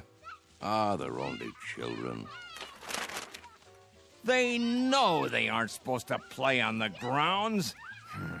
How can a body think? Now, Ben, just read your paper. They're not hurting anyone. Well, let them play someplace else. They've got homes, don't they? It's the grass. The what? We have such a big lawn at Sunnyvale. Kids can't resist it. Oh, what are you doing downstairs, Charlie? I thought you had to get ready. Not today. You haven't heard from your son? I thought it was all set. Maybe you didn't get my letter. Oh, he got it all right. They just don't care. Nobody cares anymore. The boy has enough problems. It's a small house and the second baby's on the way. It was a foolish idea moving in with him. They don't need an old duffer like me around. Would you listen to that? It's enough to wake the dead, I tell you. Don't be so hard on them, Ben. They're only kids. A fine state of affairs when your own son turns against you. Stay out of the over-the-Rhine neighborhood. Technology stocks extended Mr. their Whitley? gains Wednesday. Mid positive views on the sector from Wall There you are. Yes, nurse? You have a phone call. I do? I believe it's your son. Well, what do you know? Be right there. I'll tell him. Isn't that something? Guess he got my letter after all. Huh, I never get any letters. Or phone calls. Nope. You will, Ben, you will. Excuse me, I'd better get it before he hangs up.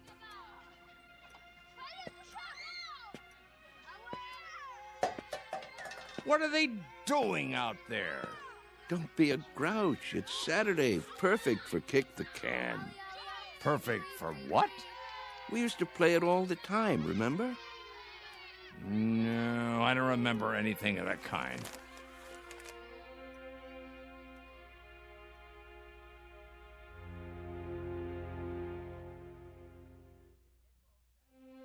Sunnyvale Rest Home, a place for the aged.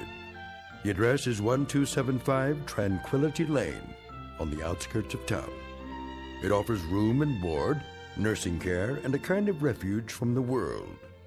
Outside, a common game called Kick the Can. Very shortly, a man will have a choice to make. He can either die in this world or escape to another kind of refuge in the Twilight Zone. And now, The Twilight Zone, and our story, Kick the Can, starring Shelley Berman and Stan Freeberg, with Stacy Keach as your narrator. Some picnic. Plastic spoons and forks. Well, potato salad was good. What do you mean? It was spoiled. No, it wasn't, Emma. They made it in the kitchen just for us. You must admit, it's better when it's fresh. I think I hurt my back sitting down. Oh. The ground was damp. It was. Bad for my arthritis. Will you people please hold it down? I'm trying to read. Oh, you shush, Ben Conroy. No one's bothering you. Easy for you to say. Where is Mr. Whitley? Still in his room, probably, taking a nap. Oh, that's what I'd like to do. And why, may I ask, on such a lovely day? There he is. Going somewhere, Charles? Yes. Why are you all dressed up? It's my son. He's coming to get me. You don't say. He called a little while ago. He did. He's on his way. At least someone gets calls. What's he carrying? Is that your suitcase, Mr. Whitley? Indeed it is. You're going to stay overnight, then? A bit longer than that, I should say. That is, if they have the room fixed up. Room? At my son's house. You mean you're moving in with them? That's the plan. If they'll have me, Well, what about the rest of your things, Charlie? You can't just leave your things behind. No hurry. It all can be packed up and sent over later. Well, we'll certainly miss you. Will you come back to visit us? Of course I will. Meanwhile, I'll call and see how everyone's doing. May we write you? Please, I'd appreciate it. Mr. Cox has the address. Nobody writes. They say they will, but they never do. There he is now. Hey, aren't you going to say goodbye? I hate goodbyes, Mr. A.G., don't you? Take care, all.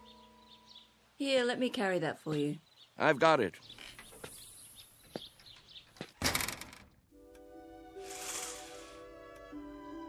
Who's that behind the wheel? Your son, David, don't you remember?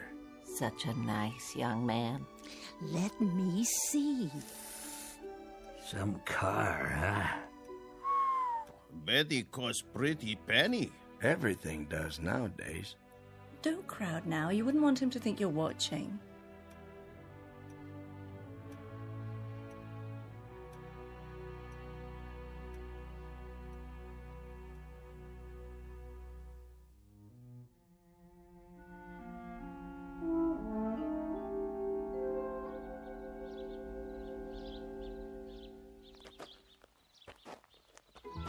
Hi, Dad.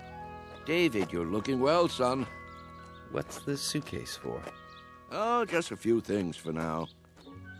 I don't understand. Wouldn't want to push you out of the house and home. What? Of course, I don't have that much anymore, but I suppose it could go into storage. Whoa. I think there's been a misunderstanding. There has? Get in. We need to talk. If it isn't convenient today, we can make it another time.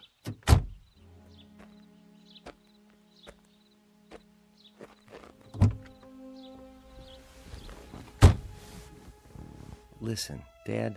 Yes? I didn't say I'd come to get you. I said I'd come to see you. But I thought, didn't you get my letter? That's what I wanted to talk to you about. If it were up to me... You don't have to explain. Well, Debbie's turning the extra room into a nursery. Right now it's being painted and... I understand. I don't think you do. Let's drive a bit. Your friends are watching us. It's all right, really. Let's go into town. I'll buy you lunch. That's not necessary. Please, Dad. I want to. This wasn't a good idea. If you'll let me explain. Pull over here, please. I can walk back. But, Dad... The exercise will be good for me. If you just listen... We'll have lunch another Saturday, son. Call first, though. I'm really quite busy these days. You're taking this all wrong. Give my love to Debbie, will you?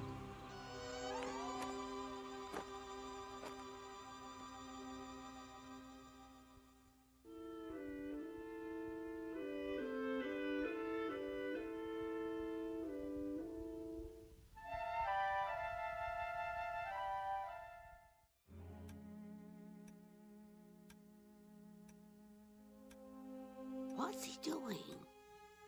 What does it look like? He's coming back.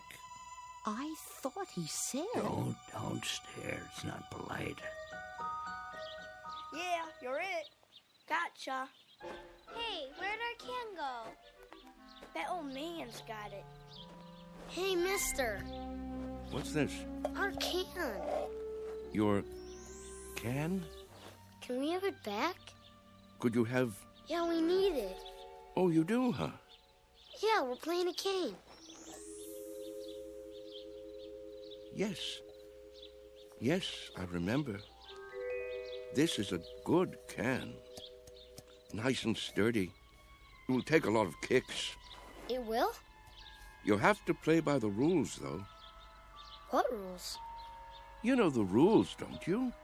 Hey, give it back. Please, mister? I'd say this can is just about the perfect size. Is he gonna keep it? Hey, mister, can we have our can back? You can get another. Anyone will do. Tomatoes, beans, doesn't matter. You'll see.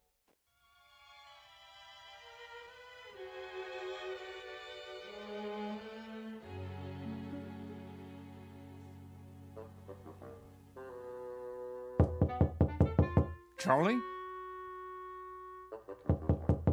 You in there?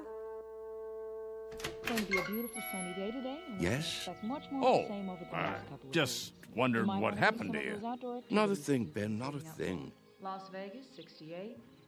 Los Angeles. Thought I'd lie down for a minute. Come on in if you'd like.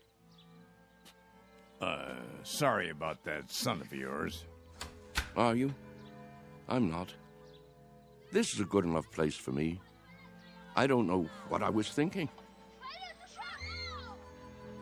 Here, I'll close the window for you. Why? It's a beautiful day, don't you think? Oh, so much noise. Yes, with a great running and shouting. That's what you call it? Such a grouch. You can't stop kids from playing kick the can. It's in their blood, like statues or hide and seek, a ritual this time of year. You surprise me sometimes, Charles. And why do you say that? You actually brought that tin can up to your room? Must be filthy. No, it's not. It's been emptied out and washed clean and baked by the sun till it's shiny as the day it was made, tempered by the wind and the grass and the warm summer air. Sure you're feeling all right? Admit it, Ben. Admit what? Don't you ever think about it? You must. I don't know what you're talking about. All kids play those games the same as we did, and the moment they stop, they begin to grow old. Oh, come on. It's almost as though playing kick the can keeps them young. So that's what this is for. Magic. I'm not sure. Charlie, I'm worried about you. You're not yourself. Aren't I? You don't believe in magic anymore, do you, Ben? What are you talking about? But there was a time when you did believe in it. Never. We've known each other since I can't remember. Since we were tow-headed kids. You believed in magic then. Not me. Yes, you did. When we walked on different sides of the street lamp, you'd say bread and butter. When your baby teeth came out, you put them under your pillow for the tooth fairy. And when you went down the sidewalk, you were careful because you knew that if you stepped on a crack, you'd break your mother's back. Oh, you believed in magic all right. What is wrong with you, Charles? Would you like me to get the nurse? What happened, Ben? Where did the robbery take place? Robbery? A thief stole everything away when we weren't looking. Who was it, Ben? Was it time or something else? We grew up, that's all. Everybody gets older. Do they? Think, Ben. How can we be sure? Maybe there are people who stay young, only we don't know it. Maybe they have a secret that they keep from the rest of us. Now, Charles. Is there something kids know that they forget? That they want to forget? They say, when I get big, I'll be a fireman, or a detective, or an explorer. They wish so hard to get older that it finally happens. They get taller and stiffer and forget the magic that made it all possible. There is something wrong with you. I've never heard you talk this way before. Maybe the fountain of youth isn't a fountain at all. Maybe it's a way of looking at things, a way of thinking. Charles? Yes? Stop it. Stop what? You're an old man. Don't you understand? Your youth has been gone for 60 years. Well, what I mean is, you lived a full life, Charles. Don't go sloppy now. Don't spoil it by acting like a nut. But it's all so clear. It makes sense. It isn't too late to play kick the can. That's the secret. Can't you see, Ben? Can't you? I see a plain old tin can with dents in it. That's all. Then look again. This can is special. I'm absolutely sure of it.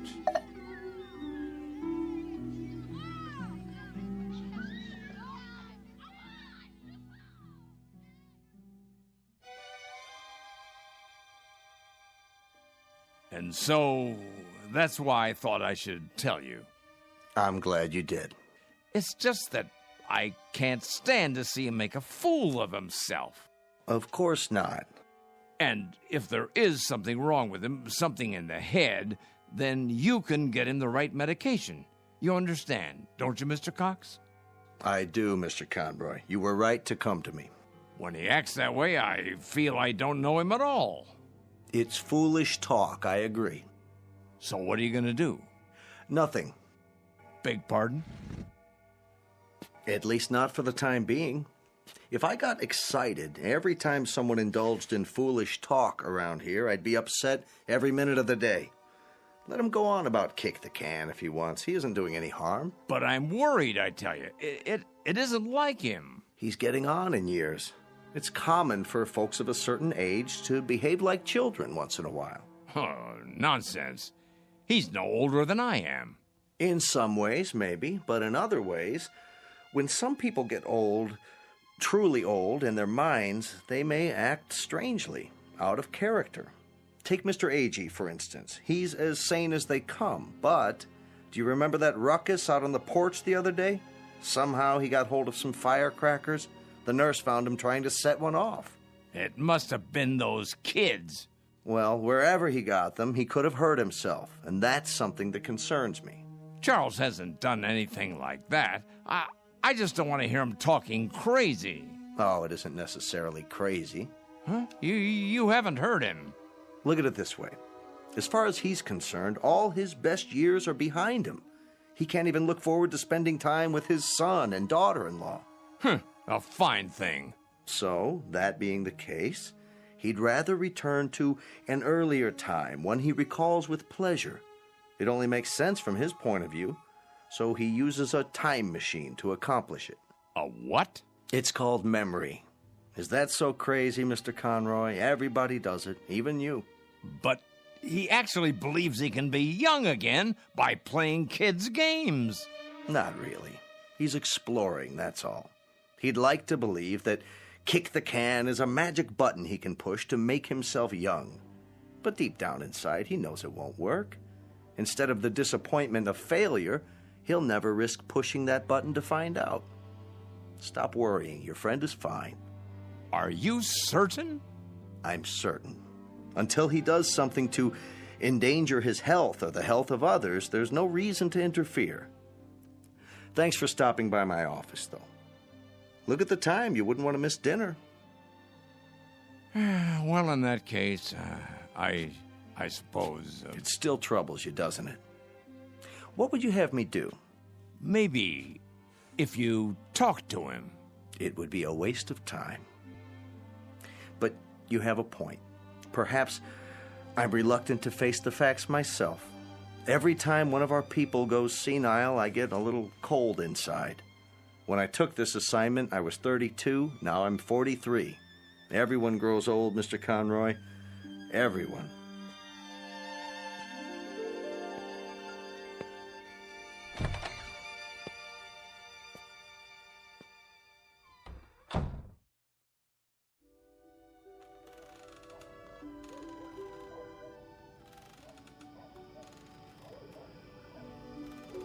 I think we should go in now. Yes. It turns chilly this time of day. Stay a while. We can watch the sun go down. I've seen enough sunsets, thank you. Hey, just the same. It's pretty sight. Puts me in the mind of back home. If we're going to stay on the porch, I'll need my sweater. Why don't you come inside with me, Mrs. Summers? Give me a moment to get my strength. There you all are. I wondered where you'd gone. Hello there, Whitley. Hello. We were just going in. Why? Before it gets dark. I have my programs to watch. What's wrong with you people? Wrong. Nothing in particular. Then show a little life. Aren't you the same ones who used to skip rope and hunt pollywogs and night crawlers when the sun went down? Why, I don't think so. Don't ring a bell. Well, I was. If you can't remember it, I'll remember it for you. The weather was just like this back in Wheattown of a summer evening. Right after dinner, you'd hear a banging of screen doors all down the block, and there we'd be, Stanley Maple and his kid brother, Weiss, and Ben Conroy, and the Arvis girls, and some others whose names I can't think of. The air would be soft like this, children weather, and we'd come out with no coats, and we'd start shouting and play Kick the Can. Yeah, you're right. Everybody played that game. Absolutely everybody. Or catch, or hide and seek. Seems like a million years ago. I was fastest runner on the block. Were you? Sure was. When we played Kick the Can, I was never it. But now, ooh, look at these legs. I remember. I remember. Sure you do. But we all grow old. I miss the running most. I think if I could only run again, growing old wouldn't be so bad. I agree with that. That's one way to look at it. Maybe we can't run as far and as fast, but we can move about, and there are lots of trees and bushes. If the hunted are handicapped, so is the hunter. You can't be serious. He isn't serious. But I am. I was the fastest runner on the block. Us? Children's games? It's the secret. Can't you see? The secret of youth. Well, now, I don't know about that. Look at this. What do you see? Ooh. What have you got there? Just what you think it is. The fountain of youth. The source of the Nile. Looks like a tin can to me. It's a good deal more than that, I promise. Take another look. Think, feel. Have you forgotten how? Have you all gone too far to turn back?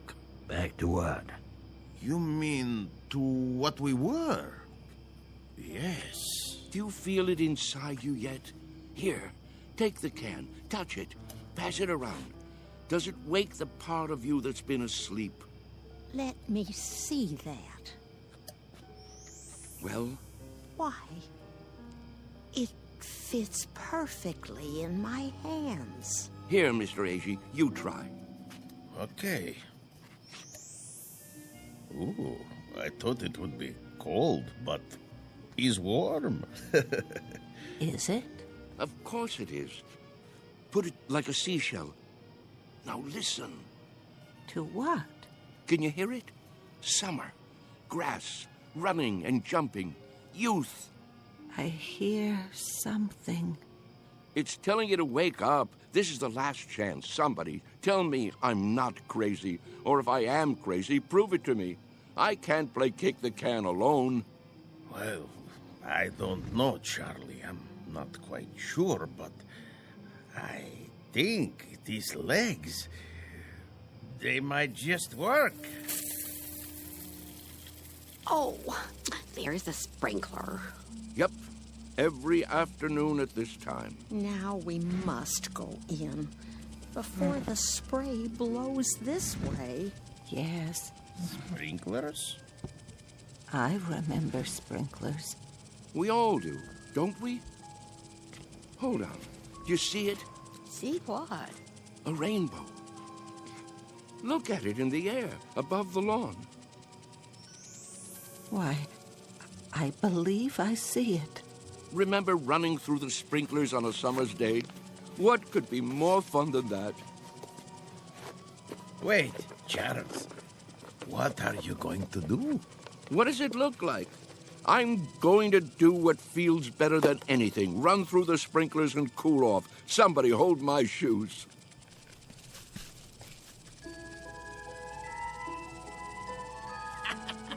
Well, look at him, will you? This way, everybody. It feels great. Mr. Whitley. Charlie, what are you doing? Come on in. The water's fine. Nurse! Nurse! Yes? Help me get him inside. Yes, Doctor. Don't worry about me. I'm having a great time. That's enough. He's soaked. Get him some dry clothing and put him to bed before he comes down with pneumonia. Right away. Ah, you're spoiled sports. That's what you are. I don't need any help. Don't be difficult, Mr. Whitley. Just come along. I'll get you a towel. What are you doing, Ben? Did you call them? It's for your own good, Charlie. You'll only hurt yourself. I thought we were friends. We are. That's why. This way. I'll bring your shoes later. All right, everybody. The party's over. But he wasn't hurting anyone, was he? You see, he's been talking to them. Pretty soon he'll have them believing it. I was afraid of something like this. Yeah, it's like he's gone crazy after all. I'll have him moved to the observation room in the morning. But, Doctor, to be all alone, that'll kill him. If I don't, he'll end up killing himself.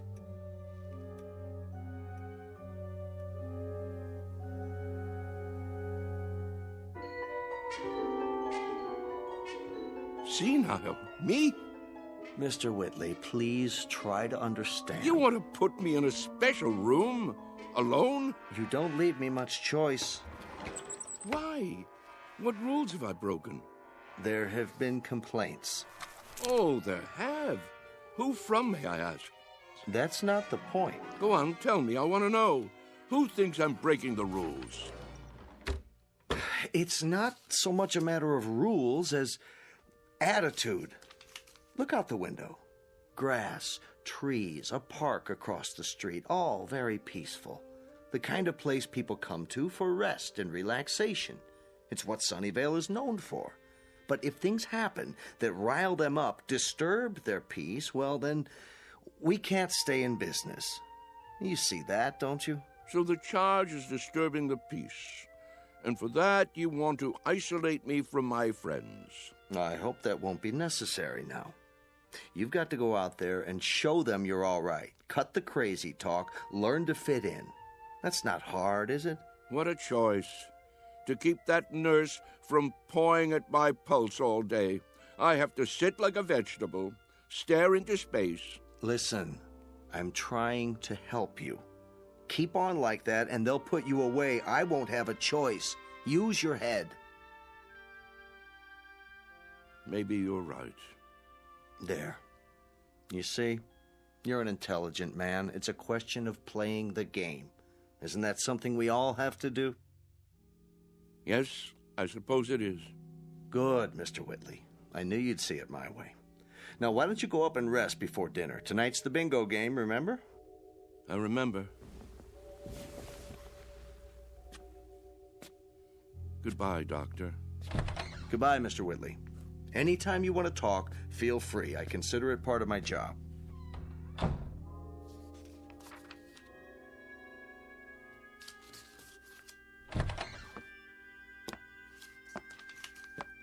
I made him change into fresh clothes. So I see. Thank you. Is he going to be all right? I think so. It must be quite a transition.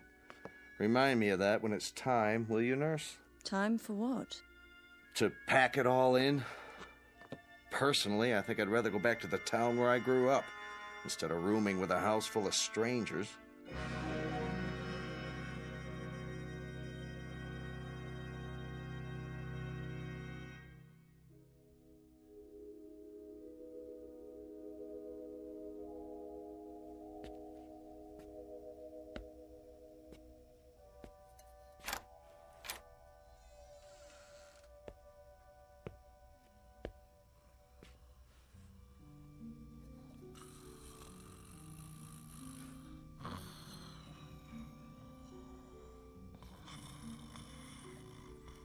Wake up. Oh. Who? What? Come. Charles, what is it? Shh. Quietly. Come where? We're going to play a game. What do you have there? What does it look like? An empty tin can. We're going to play kick the can now? It's dark outside. It usually is in the middle of the night. Now get your robe and come with me.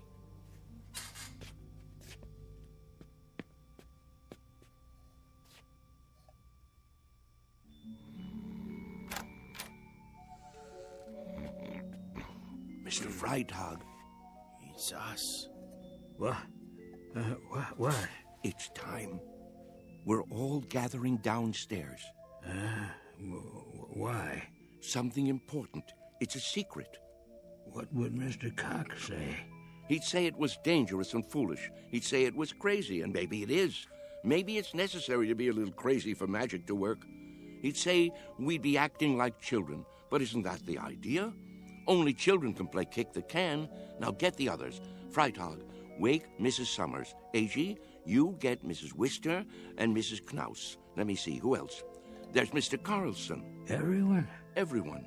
Well, what if they won't come? They've got to. Don't take no for an answer. Hurry. I heard people walking around. Whoa, what's going on here? Mr. Whitley has an idea. Would you like to come too? Hello, Ben. Charles? What are you doing? Go on. Do as I said. Yeah. Right away. I'll see you downstairs.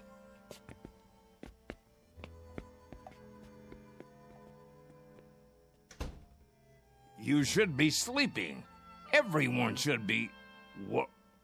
What's that in your hand? No, Charles, you can't. Who says so?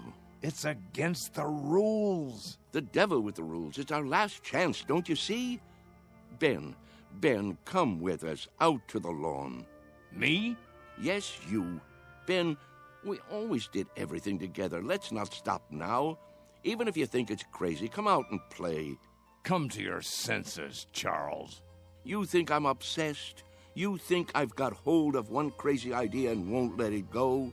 Well, haven't you? Maybe so, but where I have one idea that's strangling me, you have dozens. You're the one obsessed. Oh, nonsense. Is it? You're afraid of death, but you're also afraid of life. You think age gives you the right to stop growing. You've sealed yourself inside your shell, and you're afraid to poke your head out and look around. That's enough. You're afraid of a new idea. You're afraid to look silly, afraid to make mistakes. You've decided you're an old man, and that's what's made you old. I am old, Charles, and so are you. It's a fact. Facts be damned. Your bones are old. They'll break if you try to run with them. Your heart is old. Your lungs are old. Don't you get it? You're used up, worn out by a lifetime. Sit down, Charles, before you fall down. Go back to your bed. I can't do that, Ben. Charles? I've got to find out. Won't you help me, Ben? There is magic in the world. I know there is. When I fell in love with Mary and kissed her for the first time, that was magic. When my boy was born, that was magic. The moon is magic, and the stars. Friendship is a magic thing, too. Life is magic. Maybe I'm right, Ben. Can't you consider that? Maybe kick the can is the greatest magic of all. Well, what do you say? There's nothing to say. I just don't know how to get through to you anymore. Then I'll do it alone.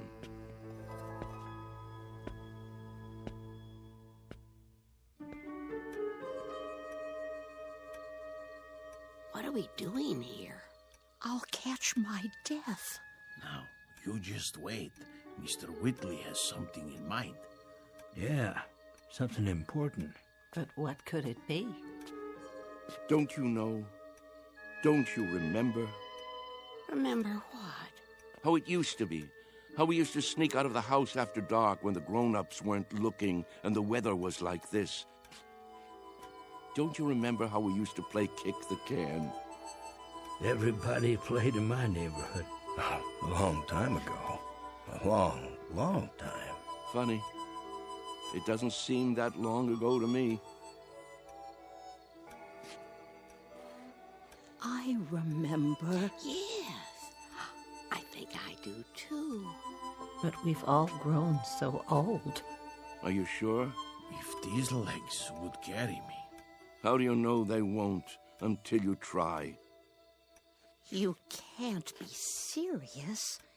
He isn't serious. But I am. You mean us? Children's games? What about the nurse? She's asleep. If we keep our voices down and open the door carefully, she won't hear us.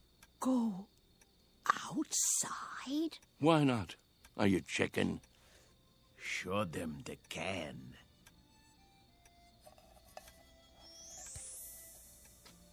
Where did you get that? From some kids. They've already broken it in. Well, are you with me? Or do I have to placate the can all by myself? Who remembers the rules?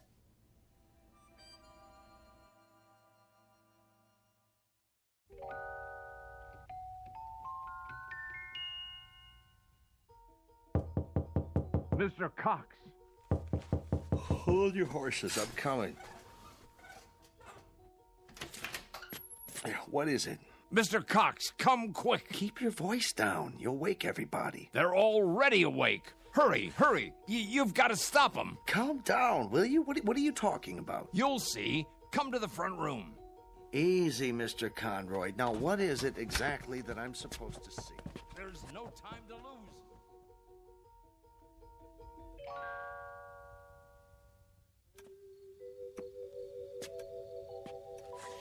But there's no one here. Why is the door open? Because they've gone outside. Why would they do that? It's like I said, to play kick the can.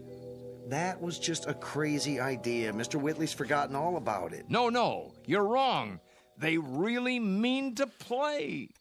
Calmly, please. You mean now, at this hour? That's right, and it's all because of Charlie. Now I'm really worried about him. What'll happen when it doesn't work? He really believed it, see? That it would make him young. That's not the problem. What worries me is what will happen if he tries to run. He can't take the exertion. None of them can. 5, 10. Where? 15. Look, 20. the front lawn. 25. 45, 50. Come on, I know. Ready or not, here I come. Come on, everybody, let's hide. This is gonna be good. Over here, hurry up. 85, 90, 95, 100. Ready or not? Where are they? Here I come. And what are these kids doing here? I told them to stay away. Look out! Round man's arrived. Maybe they're around the other side. I'll go check. Hey, kick the can over to me. Hey, Ben, look at me. I told you it would work. Charles? Come on, you want to play? No, it can't be. Ben, you better hurry up, or it'll be too late for you. Charles! Yeah, hurry up, or it'll be too late. What is it? Do you see them yet? Gotcha. Is that... Here, you kids, how many times do I have to tell you, go home? Get out No, of my way. wait. What are you doing here this time of night? 1, 2, Charles? 3, you're out. Charlie? Sorry, Ben. I wish you could have believed. I gotta go. Charlie? Hey, kick it over here, over here. Charlie! Take me with you. My turn to kick the Get away and stay away. Mr. Cox, please. Last one over fences, rotten egg. Come on, let's go. I can't climb that. Charlie, wait. Wait! Charlie! Hey, you guys, wait up. We gotta find the others. They can't have gone far. I bet Whitley's taken them down to the orchard. No. Why? Look all you want, Mr. Cox. You won't find them. Wait here.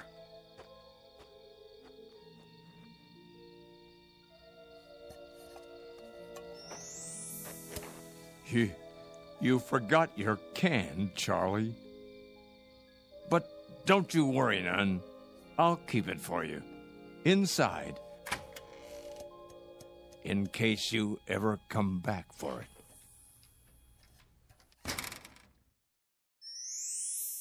Come on, let's play kick the can. Come on, let's hide. He'll never find me. You can't catch me. I'm too fast. Haha, you missed me. Come on. No, kick it to me. Kick it to me. Gotcha. Yeah, you're in. Ollie, ollie, oxen. Free, free, free.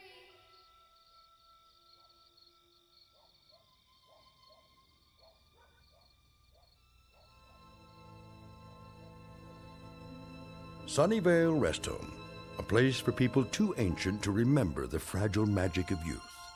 A place for those who have forgotten that childhood, maturity, and old age are magically intertwined. A dying place for those who have grown too stiff in their thinking to revisit the Twilight Zone.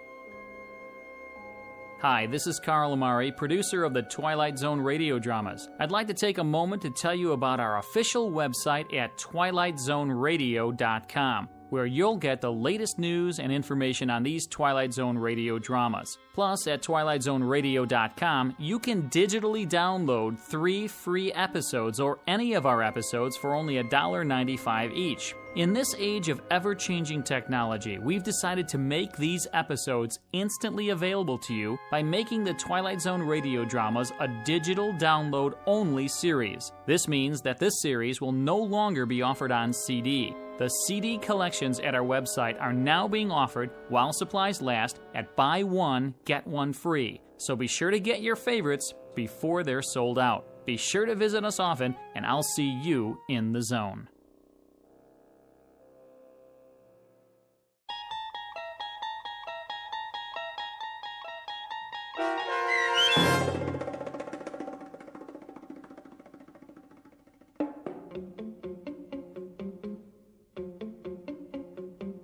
Kick the Can, starring Stan Freberg and Shelley Berman with Stacy Keach as your narrator, was adapted for radio by Dennis Etchison and written for The Twilight Zone by George Clayton Johnson. Heard in the cast were Christian Stolte, Kurt Nabig, Herb Graham, Joby Cerny, Doug James, Roz Alexander, Meg Thalken, Renee Matthews, Sarah Wellington, C.J. Amari, Natalie Berg, Amanda Amari, Mitchell Hernandez, Julia Cosmos, Robert Gerdish, Matthew Gerdish, and Braden Looper. The producers of The Twilight Zone wish to thank CBS Enterprises and the Rod Serling estate for making this series possible. This copyrighted radio series is produced and directed by Carl Amari for Falcon Picture Group and Westwood One. Sound design and custom Foley effects for The Twilight Zone by Cerny American creatives Bob Benson, Craig Lee, Michael Slaybach, and Matt Sorrow. To learn more about the Twilight Zone Radio Dramas and to contact us, visit our official website at twilightzoneradio.com. Doug James speaking.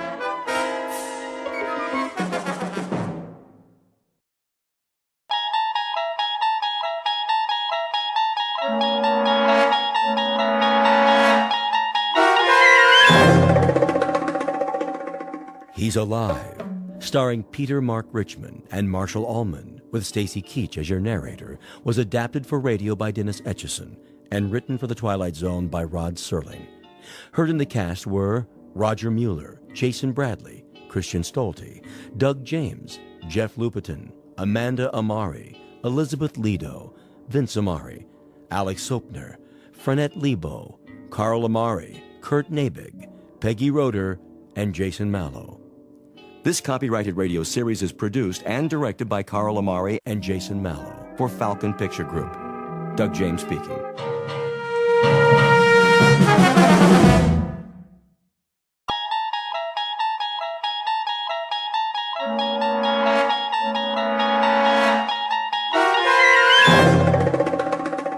You unlock this door with the key of imagination.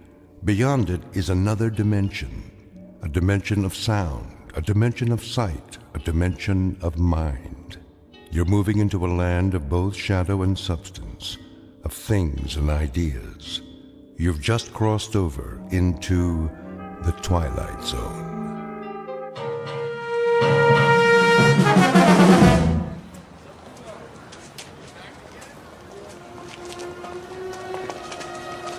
That looks like a good spot. Where? Up ahead, on the corner.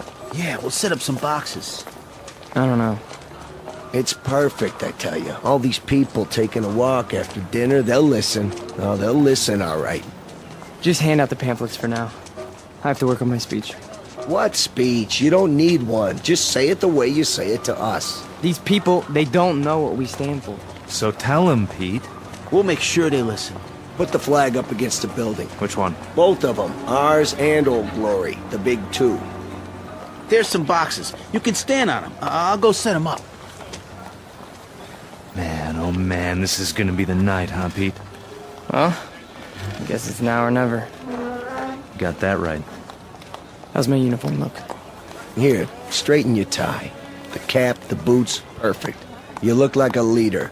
Big time. Go, Pete. Give him a dose of the truth. Hey, mister. Excuse me, little girl. Are you in the army? No army you ever heard of, sweetheart, but you will. My daddy's a lieutenant. Are you a lieutenant? Better than that, kid. A lot better. Now stand back. You're in the way.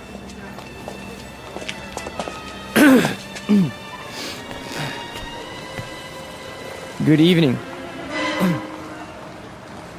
Good evening, neighbors. I have something of great importance to tell you. If you'll all gather round. Neighbors? Who's neighbors? Yeah, we're not your neighbors. I never saw him around here. Yeah, me neither. Look at those crazy outfits they're wearing. Yeah, they look like real idiots. I bring you a message that you'll all want to hear. What are you selling? Vegetable choppers? Because I already bought one. It's... Well, hear me out, folks. Hey, what's with the goopy flag? Yeah, it's got lightning bolts on it. Well, maybe they're looking for a few good men. For Halloween. I want to talk to you about international communism and the secret masters of the World Bank. I'm not joking, neighbors. Do you know who's really behind it? Look at our economy. It's falling apart. It's because of the bankers. That's right. The economics of the world, now, then, and forever, have always been the breeding ground for a certain type. An insidious type. The worshippers of the golden calf, whose religion is gold, whose loyalty, first and foremost, is to money, and only money. And we know who loves money more than anyone else, don't we? We know what tribe. He's just getting warmed up. Yep, in a minute he'll have him in the palm of his hand. The tribe of traitors. And they're here, in our homeland. They're in Washington. Those swine have captured the reins of government. Yeah, they're rotten apples, and I got an apple for you. Hey, knock it off, people. Yeah, show some respect. I'm talking about traitors. Listen. Boring. Ice cream. Get your ice cream. I want one. Come on, Angie. We'll both get one. Then we'll go home. Yeah, there's nothing happening here. No. Listen to this. What about foreigners? Huh? Foreigners. Take a look at the way that they're controlling us. The lines lead directly to Palestine and to the Vatican. Yeah, I've had about enough of this. Let's go. It's a conspiracy, I tell you. A conspiracy of men who aren't like us. Yellow men, brown men, black men. They come here and they infiltrate our economy. They're right here on our doorstep. If there's anybody sitting on your doorstep, buddy, it's the man in the white coat. Here, take a tomato with you. You think that's pretty funny, don't you? You think it's funny that your country can be sold out? That they can sell out your flag and your birthright? You think that's funny, huh? Well, the day will come. Oh, shut up. Let him talk. What's the matter? No more big talk? He's just a scrawny kid with a big mouth. Real big. As long as you got a couple of punks to protect you. We gotta do something. Where's Nick? Go on, get out of here. Back off. This here's a real American. Yeah, a real jerk. Why, you? Get out! Cut it off! Cut it off! Right now! Portrait of a Bush League Führer named Peter Vollmer, a young man who feeds off his self-delusions and is left perpetually hungry. Like his goose-stepping predecessors, he searches for something to explain this hunger, to rationalize why the world passes him by without saluting. In his own twisted and distorted lexicon, he calls it faith, strength, truth. But the particular brand of truth he seeks can be found in any sewer. Peter Vollmer doesn't know it yet, but he is about to ply his trade on another corner, an intersection in a strange shadowland called the Twilight Zone. And now, the Twilight Zone and our story, He's Alive, starring Marshall Allman and Peter Mark Richmond, with Stacy Keach as your narrator.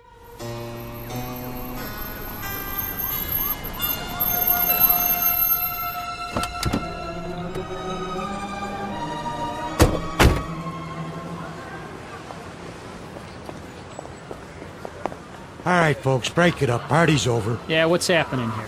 Looks like the boys in the brown shirts took a licking. No, we got him. We got him good. Said, what are you lying on the ground for? Problem, fellas? It was the communists. The communists did this. What? Which ones are those, Jack? All of them. They ran away like cowards. We want to press charges. What about names? We need names if we're going to charge anybody. Look, forget about it. We can take care of ourselves. Sure you can. You need some medical attention? No, we don't need your help. Come on, Peter, I'll help you up. Let's get out of here. Hey, Jack, you forgot your flag. Yeah, your mama made it for you. Give it to me. Sure.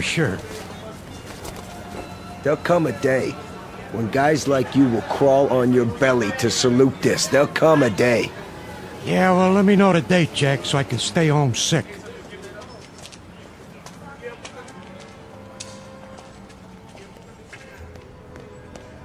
Hey, Pete! Pete! Are you okay? Yeah, we're fine. What are you doing in the alley? They cornered me. Must have been 10 guys on top of me. It was all I could do to get away. You sure that's what happened? Sure, I'm sure. Oh, mean crowd, Pete. You get a hot night, and you always get a mean crowd. Remember when I was telling you that? Remember when I was telling you that every time you get a hot night... All right. Okay, Pete. Okay. Why? I tried. And I tried hard out there tonight, but I couldn't get through. I couldn't get them to listen. Words never come out right. You did good. Real good. Someday they'll listen.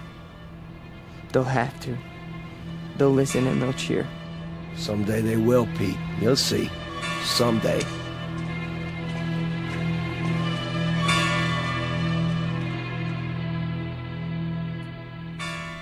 Now, hold still. It's only a cut, not a mortal wound. Wash your face when you get home and put some iodine on it. I think you will survive. Now, do you want a cup of coffee? I'd rather have a drink. A drink, is it? May I have a drink, Ernst? I have some wine. Will that do? Yes, please. Very well. You are a man now.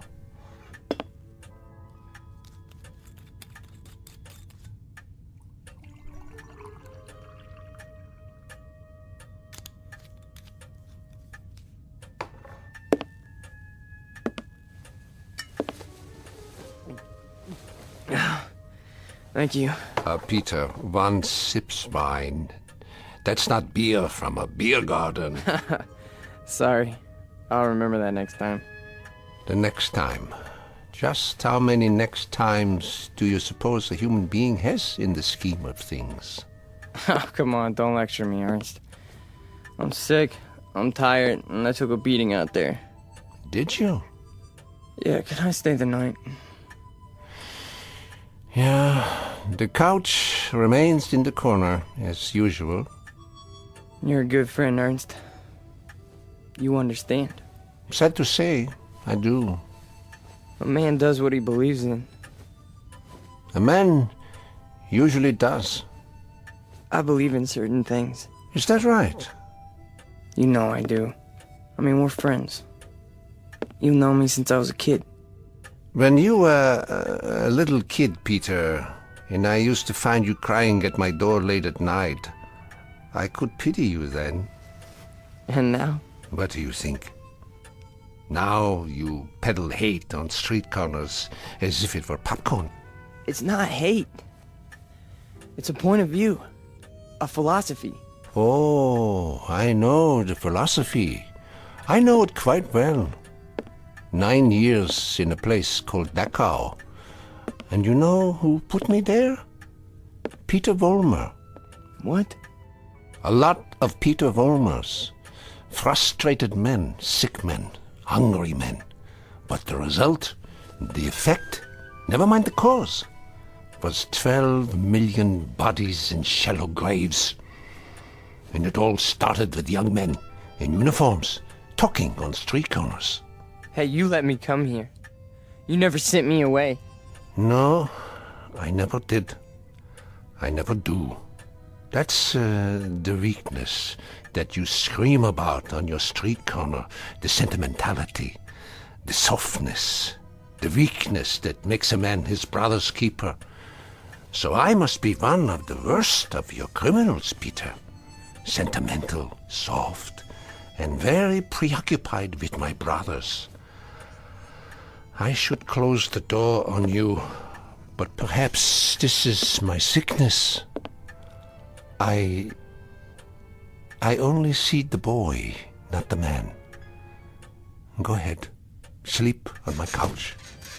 Look, why don't you understand? You're the only person in the world I ever had. What else have I had? What? A drunk father who used to throw me against the wall? An old lady who drank till she had no marbles in her head? She didn't even recognize me half the time. That's why I used to come over here to your apartment, because, I mean, you were gentle with me, you know? You'd talk to me. You'd feed me. You'd take care of me. Ernst, you're my real father. Ah, this is the boy speaking again. The little boy with so much fear in him. Yeah, you rest now, Peter. You rest well.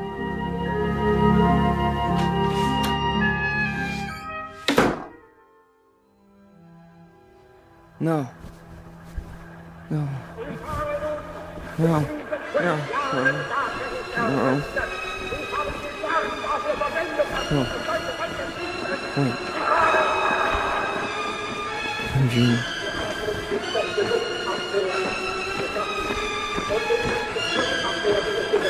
What? What? Peter! Who's that? Peter? Who's out there? Who is it? A friend, Mr. Vollmer. A friend? You have need of friends, yeah. Allies. Yeah, come downstairs, Mr. Vollmer. Come down and we'll talk, you and I.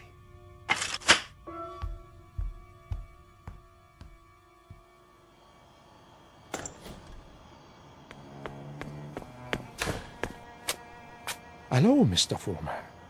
I heard people out here. Oh, did you?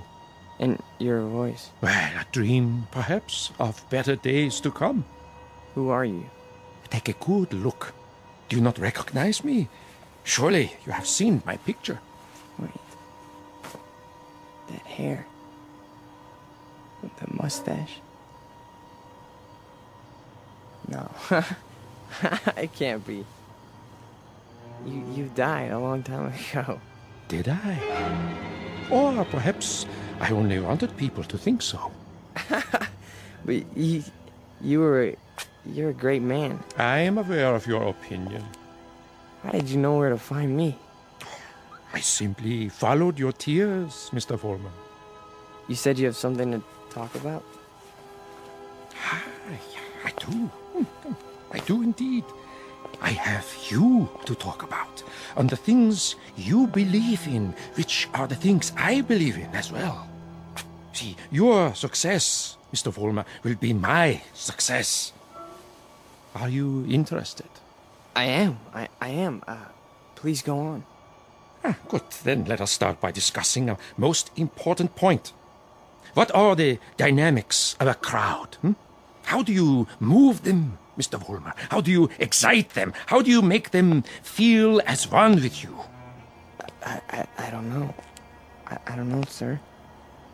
How? Join them first, Mr. Vollmer. Yeah? When you address them, speak as if you were a part of the mob. Speak to them in their language, on their level. Make them hate the things you hate. How do I do that? If they are poor, talk to them about poverty. If they are afraid, talk to them about their fears. And if they're angry, Mr. Vollmer, if they're angry, give them objects for their anger. But most of all, what is most of the essence is that you make the mob an extension of yourself. Say to them things like, things like this. They call us hate mongers. They say we're prejudiced. They say we're biased. They say we hate the minorities. The minorities. Understand the term, neighbors. Minorities. Should I tell you who the minorities are? Shall I? We are. We are the minorities. That way, Mr. Vollmer. See, you started that way. I think I understand. That's right.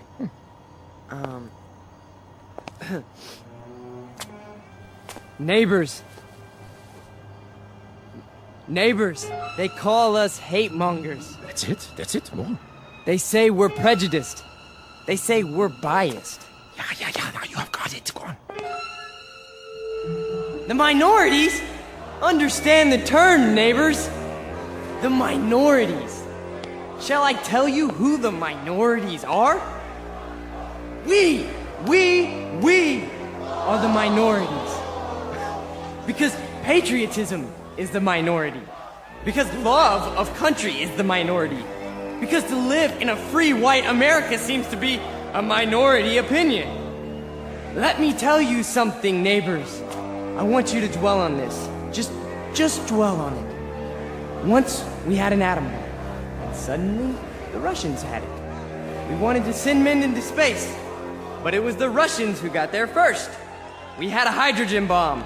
It was the Russians who exploded theirs. Who gave them the bombs? Who sold us out?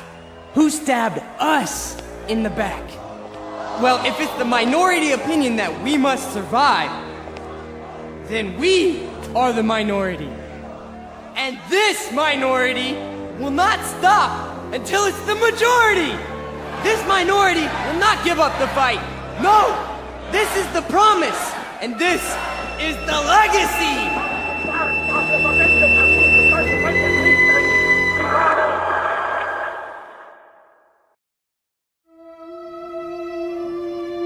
Look, I'm not gonna wait much longer, you understand? Gibbons, cool it.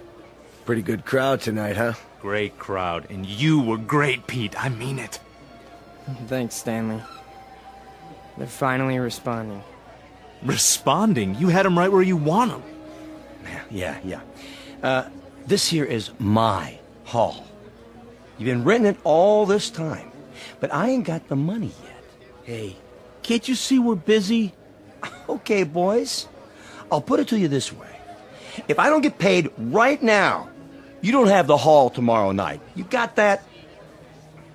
I'll go count the donations. What's the problem? Oh, this is a hungry man here, Pete. He's got to have his shekels. You know the type. I told you guys you're 3 weeks behind on the rent. You said you'd give it to me a week ago, and all I got was a cigarette butts on the floor. After tonight, that's it. Excuse me.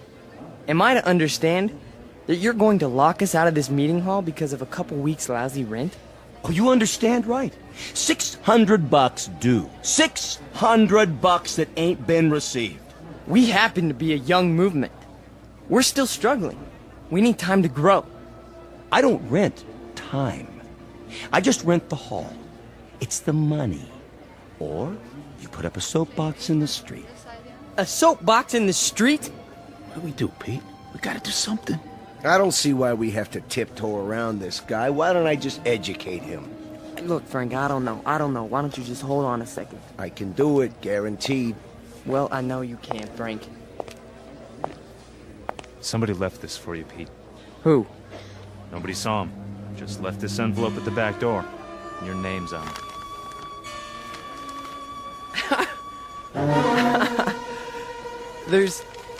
There's money inside. 6 C-notes. Hey, how about that? We need $600, and here it is. Oh, man, how about that? Hey, Gibbons, come and get it. Yeah, it's about time. You satisfied? Then don't bother us. All right. You're paid up through this week. Where'd the dough come from, Pete? You have any idea? We must have a secret supporter. I can see why. You were really something tonight. I can't even tell you how it sounded. You had him. You really had him. Hey, we're gonna make it. And now something tells me we're really gonna make it. You bet your life. You guys go on. I'll see you outside. Sure, Pete. Anything you say.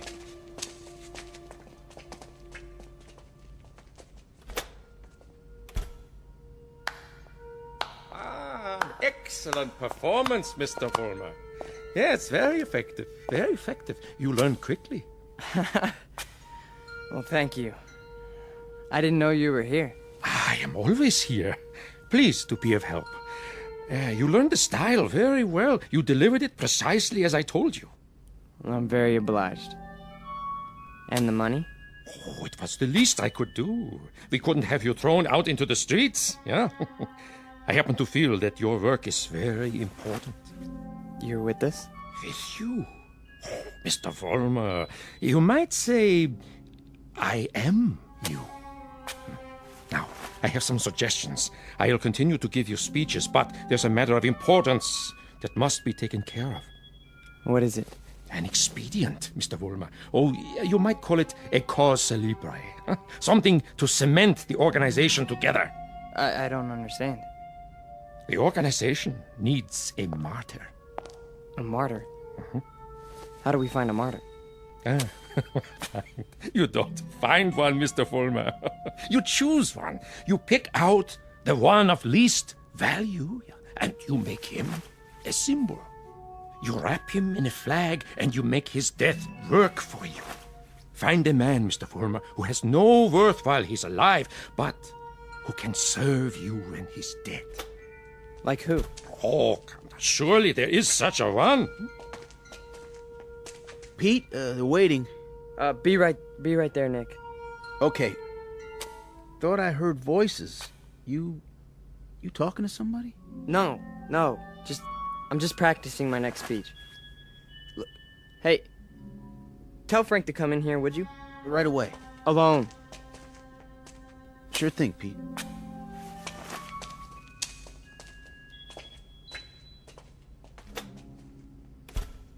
An excellent choice, Mr. Vollmer. The little fat one. Yeah. Now, all you have to do is arrange it. The only thing is, I've known Nick for a long time. Isn't there some other way? Other way? There is no other way, Mr. Vollmer. And if you weaken now, there's no point in going on. When Frank comes back, tell him you've discovered an informer. Tell him the informer has done you irreparable damage. The informer must be put out of the way, but cleverly, subtly, so that there is some question as to who is responsible. But Nick's been with us from the beginning. The beginning? Oh, no, Mr. Vollmer. None of you were at the beginning. None of you. Nick's my friend. And this is an act of friendship. We are allowing him to serve the cause. How glorious for him. Nick says you wanted to see me? We got a stoolie in the group, Frank. A stoolie? Yeah. Nick's been talking. And I think he's working for the police. No. I know it to be a fact. Everything we've done, everything we've said, Nick snitched on us. Are you sure? Beyond a shadow of a doubt. Well, what do you want to do, Pete? Get rid of him. Get rid of him so that it looks like somebody else did it. Make it look like someone who hates us. I understand. I understand, Pete. You call it, you got it.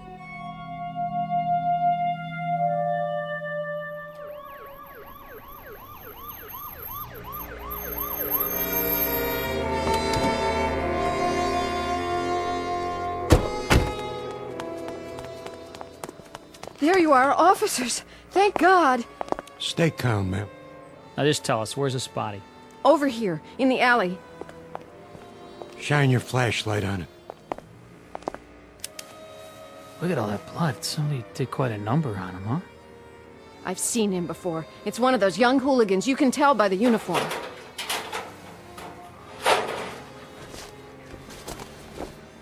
He's dead, all right. Call a meat wagon. What was this one's name? Wait a minute. There's a note pinned to his chest. What does it say? A good fascist. What do you suppose that means? One of their enemies must have put it there after he beat him to death. Yeah, but which enemy? There's a lot of them around here.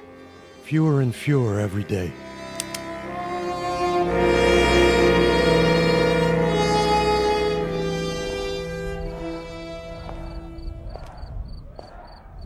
Hurry up, Frank. We've been waiting for you.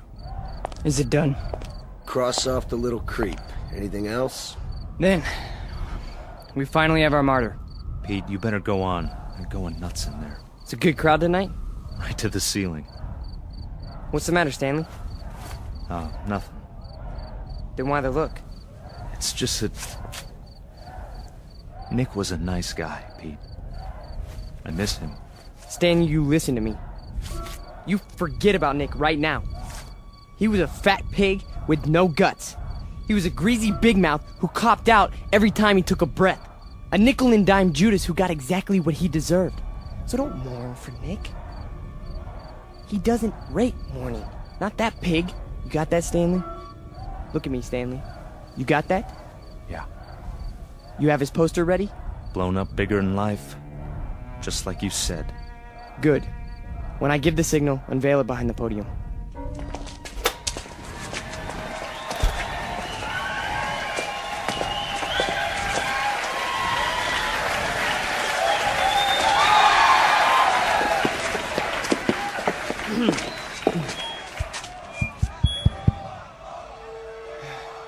All right, everyone. I have something very important to say.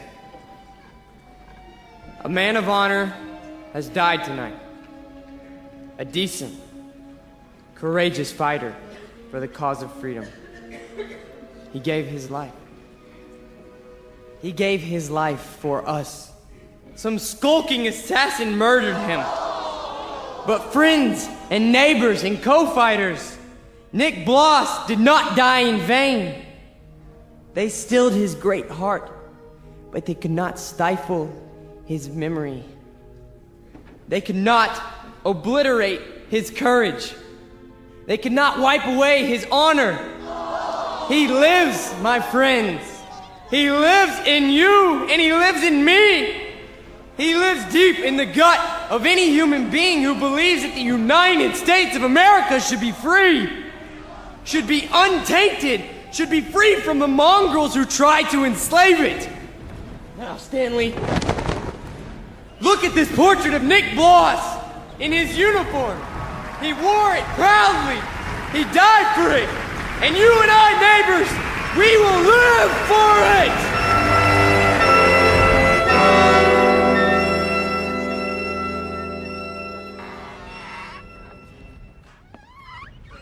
Oh, hiya, Mr. Gans.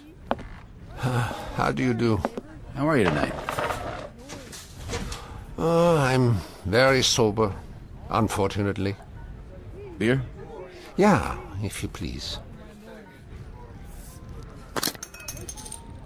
Boy, listen to him across the street. Guy's got a voice on him. And I knew it when it was only a whimper. That's a wild kid, that one. Used to be people would laugh at him, but lately he gets the crowd. Not many people laugh now. Say, you know him, don't you? Yeah, since he was a child. A silent little boy with very little to say. But now, I've been here before. Oh yes, I've seen and heard it all before. That was another time, Mr. Gans. Another place. Another kind of people. That stuff doesn't go here. That's what we said, too. They were brown shirt scum. Temporary insanity. Part of the passing scene. Too monstrous to be real. So we ignored them. Or laughed at them. Because we couldn't believe that there were enough insane people to march for their cause. And then, one morning, the country woke up from an uneasy sleep, and there was no more laughter.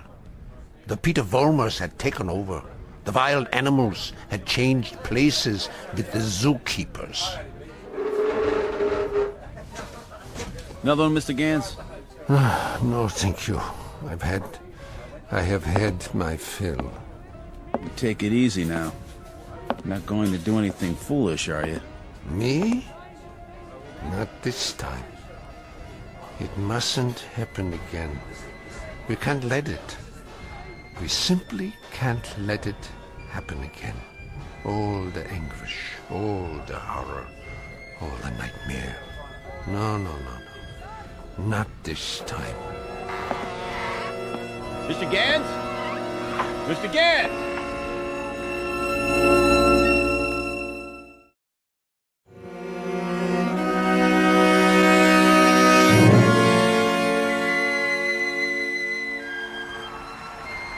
And so I tell you, my friends, we will take it to the streets. There's going to be a big meeting tomorrow night with searchlights and banners and drums and armbands. For every one of you who wants to join us, we have armbands. And soon, very soon, we will have uniforms for all of you. When we march! Who's that? Search me. Go on, Mr. Volmar. You were saying? Ernst, what are you doing here? I can tell them what you were saying. I have heard it all before. I have heard it 1,000 times before. In Munich, in Berlin, on 100 different street corners. It was drivel then, and it is drivel now. Ernst, you've got to stop. And what is this one here? The latest model? A new Führer right off the assembly line? Well, this one isn't so new. He is just a cheap copy. Oh, let me tell you about this one. About the breed, the species. They are all alike. Problem children with delusions. Sick, sad neurotics who need applause like a needle. That's enough, Ernst. Please. Listen to me, Peter, and let them listen, or I will tell them about a quaking, whimpering boy who cried on my couch, who still cries on my couch. Ernst, don't! They need parades and torchlights and slogans like therapy. They need uniforms and armbands, because without them they are naked and pitiful. This one grew too old to bite his nails, so he made believe he could lead others. Pete, don't let him have the mic. Put him down, or I'll put him down. Yeah, put me down, Peter. Shut me up. Stifle me, huh? Why don't you? Why can't you? Because this is your courage right here. The symbol on your sleeve. A torch on a lightning bolt. A crude drawing for children. I'm warning you, Ernst. This patch is your strength. This and the crowds and the sick aisles. And if I tell you to your face, Peter, that your courage is made out of cloth, that your ideas are filthy garbage, and that you are something less than a man. What do you say to that? How do you answer me? Like this! Oh, the rebuttal. The only answer your kind knows how to give. Is that the best you can do? Bloody nose? This is your Führer? He is yours. I give him to you. A gift from the sewers. You see, folks, the way it is. Hey, Pete, don't worry about it. He's just an old man. One crummy old man. The way it is, I knew him. I knew the old man once. Is that a fact, Mr. Former? Yes, that is a fact. I used to know him. And... Who's he talking to? Mr. Former, I have no interest in who he is. My concern is in what he is. He cheapened you in front of these people. You barely had the strength to strike him a slap, like a woman. Your voice is like a lion, but your instincts are rabbits. And you? Instincts like a rabbit. Slap like a woman. You stand in the darkness and plan the battles. But you're never there when they're fought. No. Why don't you come up here alongside me, huh? Why don't you let them see who you really are? Why don't you make a speech? Mr. Fulmer, I was making speeches before you knew how to read them. I was fighting battles when you were struggling to get out of a womb. I was taking over the world when your universe was a crib. And as for my standing in the darkness, Mr. Fulmer, I invented darkness. Then you take the stick. Go on. It's all yours. Pete, who were you talking to? Where are you going? You can't run out.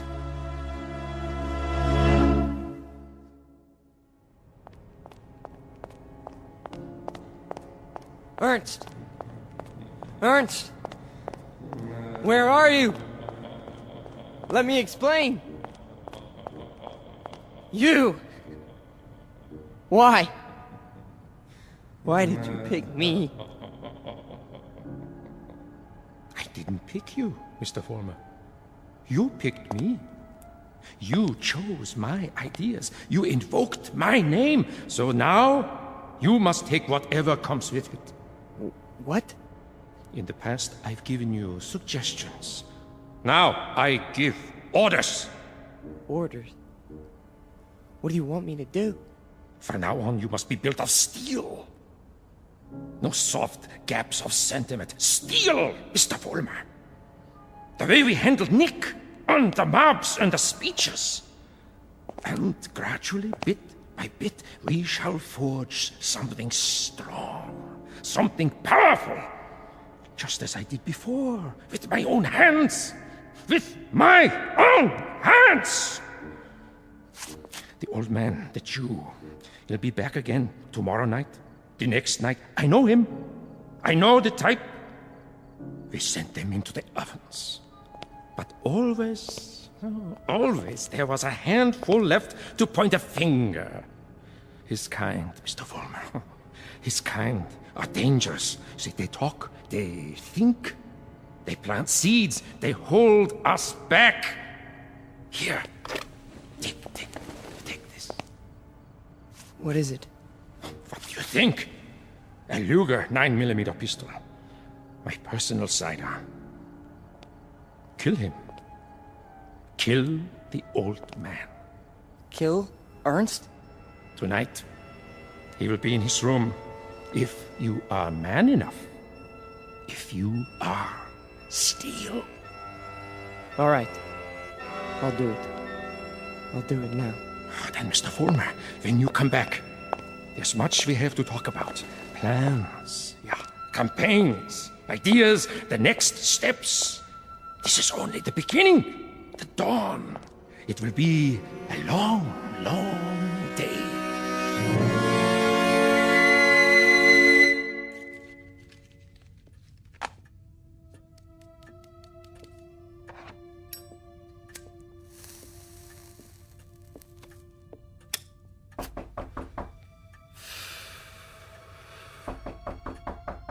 Yeah? Come in. Ah, I thought it was you. You wouldn't listen to me, Ernst. On the contrary, I listened to all that I was able to stand. You should pay attention now. I can't even begin to tell you what's happened. It's too incredible. It's too unbelievable. I can tell you this much. We're on the march. From now on, we only go forward. There's no stopping us. No stopping you, Peter? An old man stopped you tonight with a few words. He stopped you with the truth. You're wrong, Ernst. It's not just me anymore. There's someone else. Someone behind us. Someone even you tremble at. He'd have to be a very imposing figure, Peter. Much more imposing than you. Oh, he is. He gave me this. See? More imposing even than a gun. That's only because you don't think I'll use it. Which only goes to show that you don't know me. I know you, Peter, I know you. From a ravaged little boy wanting love to a torn man looking for respect, identity. I don't fear you. So you may do what you have in mind at any time you wish. With this one last reminder. You can never kill an idea with a bullet. Never. No. I'm all steel now. Ernst, I'm made out of steel. No more sentiment. No more softness. Just purpose. Just will. Then shoot. Kill. Destroy me, if you can. Am I close enough to you? You're frightened. Admit it. Not at all. Impatient and a little bored. With living? With having to live in a time that produces people like you. Once, years ago, you made death inviting. You still do. So do me the goodness, Peter. Get it over with as quickly as possible. I'm waiting, Peter. Kill him, Vollmer. Kill the old man. Kill the Jew. Use strength. Use will. Be made of steel, Vollmer. Kill him! Kill him now! You see, Ernst? I told you! I'm made of steel! All steel. All strength. But at the expense of things that most other men have. Some fragments of decency that tell them right from wrong. That make them love. Yes, Peter, you have steel, but now you have no heart.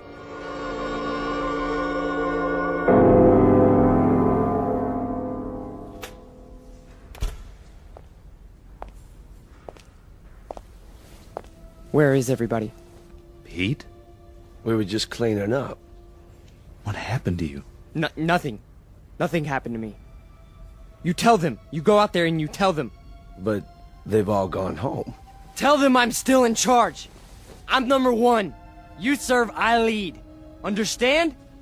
You serve, I lead. Come on, Pete. Let's go. No, he picked me. Out of everybody, he picked me. What's wrong? Don't you believe me? He did. He picked me. So long, Pete. See you. Don't you walk away from me! Frank! Frank!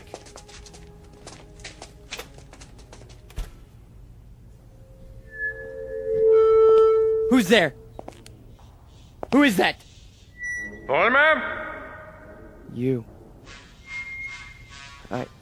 I did what you said. Sentimentality, Mr. Vollmer? None! Steal? Steal. And no regrets? None!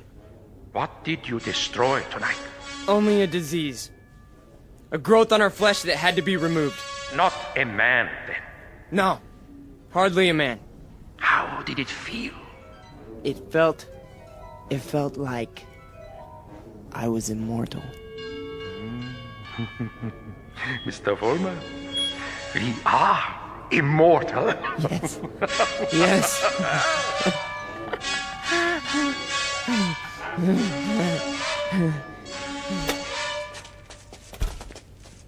There he is. Don't move. What do you want? Peter Vollmer? Yes. We have a warrant for your arrest. That's impossible. The charge is conspiracy to commit murder. Your two friends are outside in cuffs. The victim's name was Nicholas Bloss. Get away from me. He's got a gun. Drop the gun! Now! Walk toward us with your hands up! Hey, look, he's going to the other door. Tell them to cover the alley. Halt! Halt, or I'll shoot!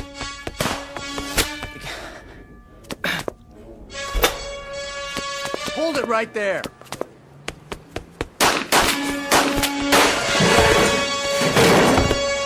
We got him. He's hit. Call for an ambulance. You have the right to remain silent. Anything you say can and will be used against you. There's something very wrong. There's something very wrong. Easy, kid. Don't try to talk. But you made a terrible mistake. I'm made of steel. It's true. Don't you understand? I'm made of steel. I'm made of steel. I'm made of steel. I'm made of steel.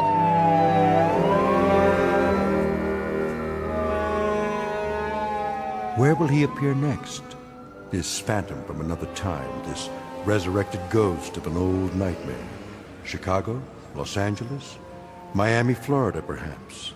Vincennes, Indiana. Syracuse, New York. Any place, every place where there's hate, where there's prejudice, where there's bigotry. Because he's alive. He's alive so long as these evils exist. Remember that when he comes to your town. Remember it when you hear his voice speaking through the mouths of others, no matter who they may be. Remember it when you hear a name called a minority slandered. Any blind, unreasoning attack on a people or any human being. He's alive. Because through these things, we keep him alive.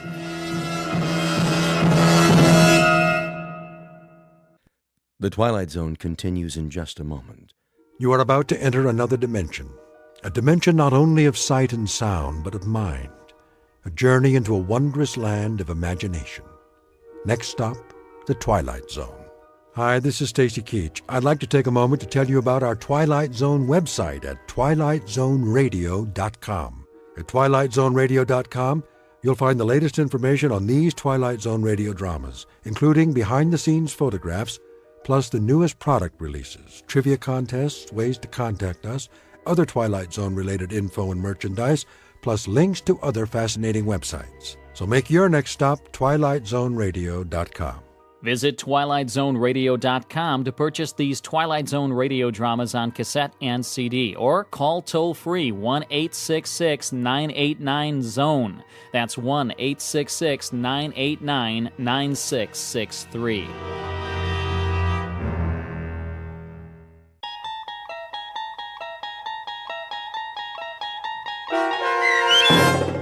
The Howling Man, starring Fred Willard, with Stacy Keach as your narrator, was adapted for radio by Dennis Etchison and written for The Twilight Zone by Charles Beaumont. Heard in the cast were Christian Stolte, David Darlow, Doug James, and Anna Sveruzza.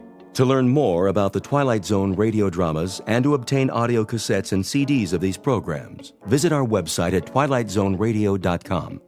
The producers of The Twilight Zone wish to thank CBS Enterprises, Rod Serling, Dennis Etchison, Dick Brescia Associates, Claire Simon Casting, Terry Jennings, XM Satellite Radio, Sirius Satellite Radio, our sponsors, and our radio affiliates for helping make this series possible. This copyrighted radio series is produced and directed by Carl Amari and Roger Wolski for Falcon Picture Group. Doug James speaking.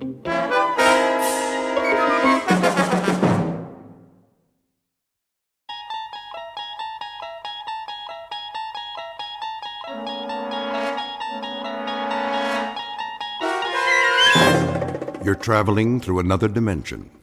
A dimension not only of sight and sound, but of mind. A journey into a wondrous land whose boundaries are those of imagination. Your next stop, the Twilight Zone.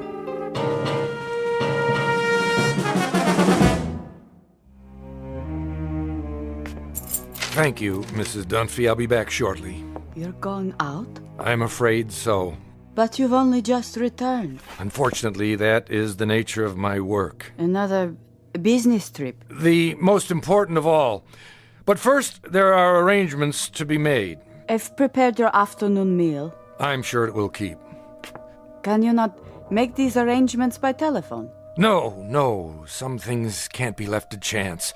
In the meanwhile, follow my instructions precisely, to the letter, Mrs. Dunphy. Do I make myself clear? I believe so. You believe so?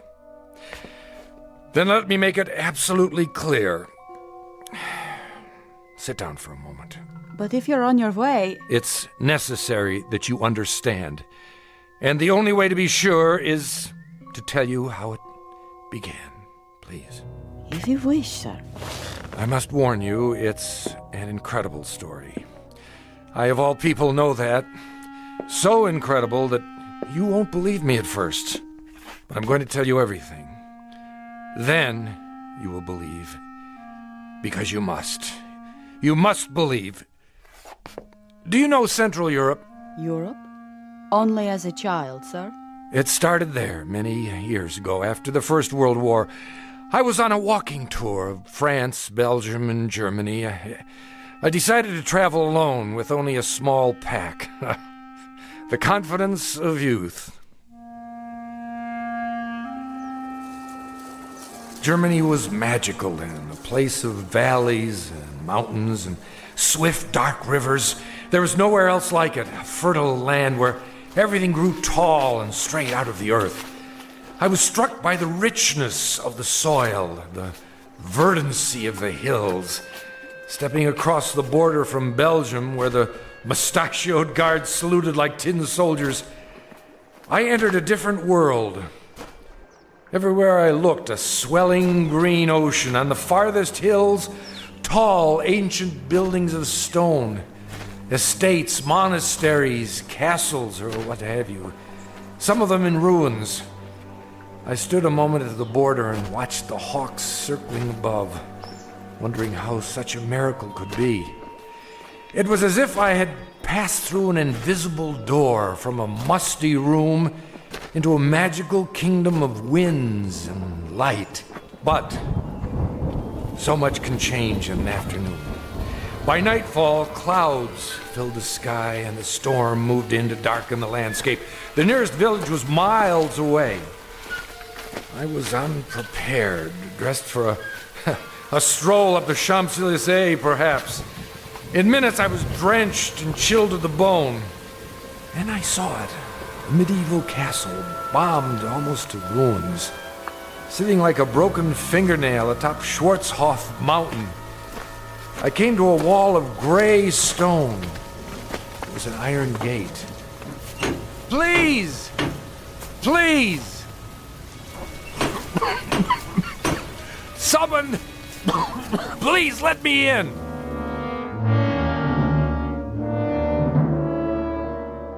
A story told years ago by a man who recalled it from his youth. Fortunately, or perhaps unfortunately, he was never able to put it out of his mind. It begins with a wayfaring traveler. His name is David Ellington, scholar, seeker of truth, and to his dismay, a finder of truth. A man approaching exhaustion, who will confront a problem that has haunted the world since the beginning of time.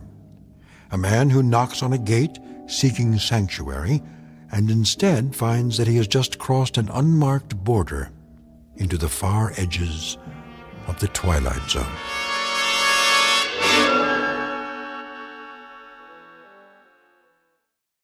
And now, The Twilight Zone and our story, The Howling Man, starring Fred Willard, with Stacy Keach as your narrator.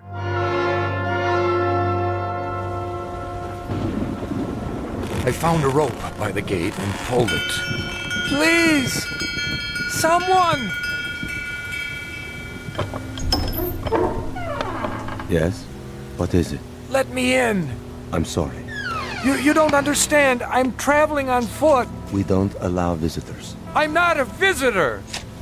What is this place? It is called the Hermitage. And I'm a stranger caught in the storm. Your robe, the cross around your neck. You're a man of God. I'm lost. Don't you understand? Lost. Very well. Follow me. Thank you, brother. You're ill. I'll be all right. Once I dry out. This way. What are these rooms? A barred window in each door? They look like, well, cells. All are empty now. I see, but what were they? Wait here. What for? I'll speak to Brother Jerome. Who?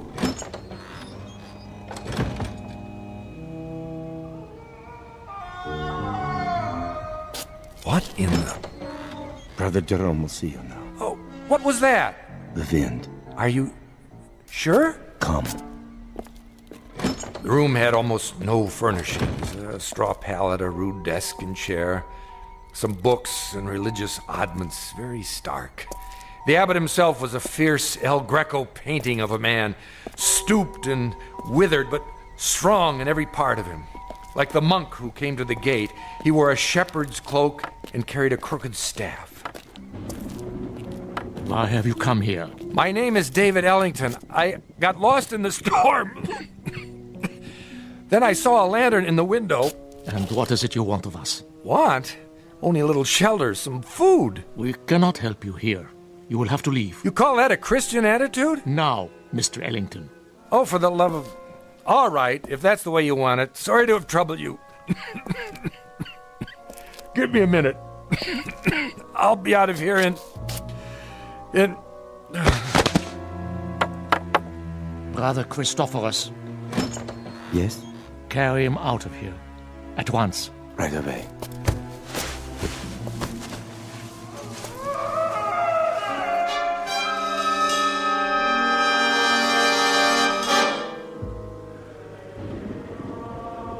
I don't know how long I remained unconscious. When I came to, I was in a primitive cubicle, one of the cells.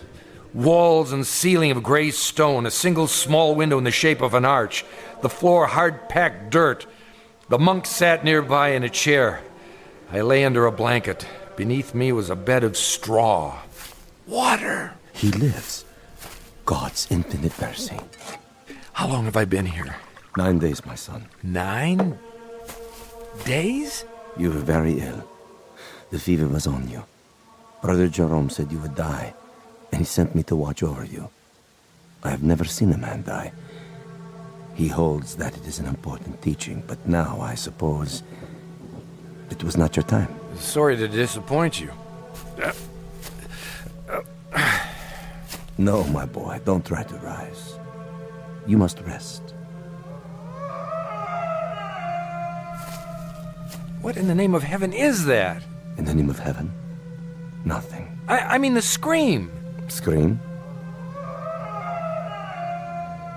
That. What? Are you deaf? That cry, I heard it before. You said it was the wind. Ah, the wind cleanses the land after a storm. But it isn't the wind, is it? I don't understand your meaning. It's a man. Careful. You must regain your strength. There! Don't tell me you didn't hear it. Perhaps you would like some soup. It's cold, but nourishing. What I would like, brother, is to leave this place. I'm afraid that's impossible. What do you mean? Only that you're not well enough to travel. And of course, you won't be well enough to travel as long as you think you hear such sounds. Now, the soup. I don't want it. Open, please. There. That's better.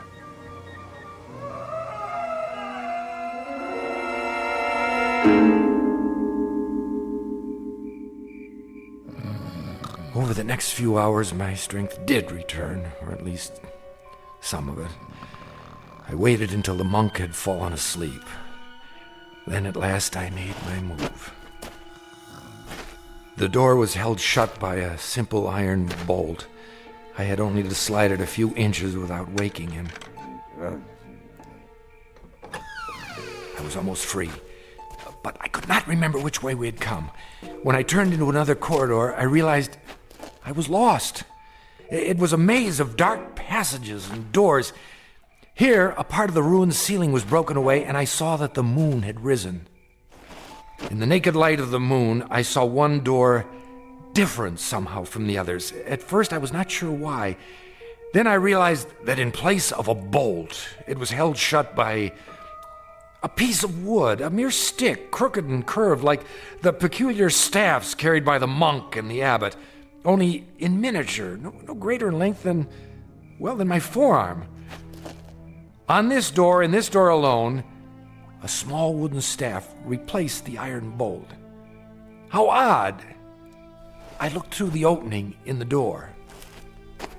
Inside, a filthy, shadowed hovel, no table or chair, no straw for a bed.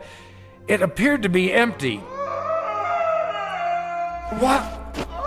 There was a man, huddled in the corner, holding his knees and rocking, head back like an animal.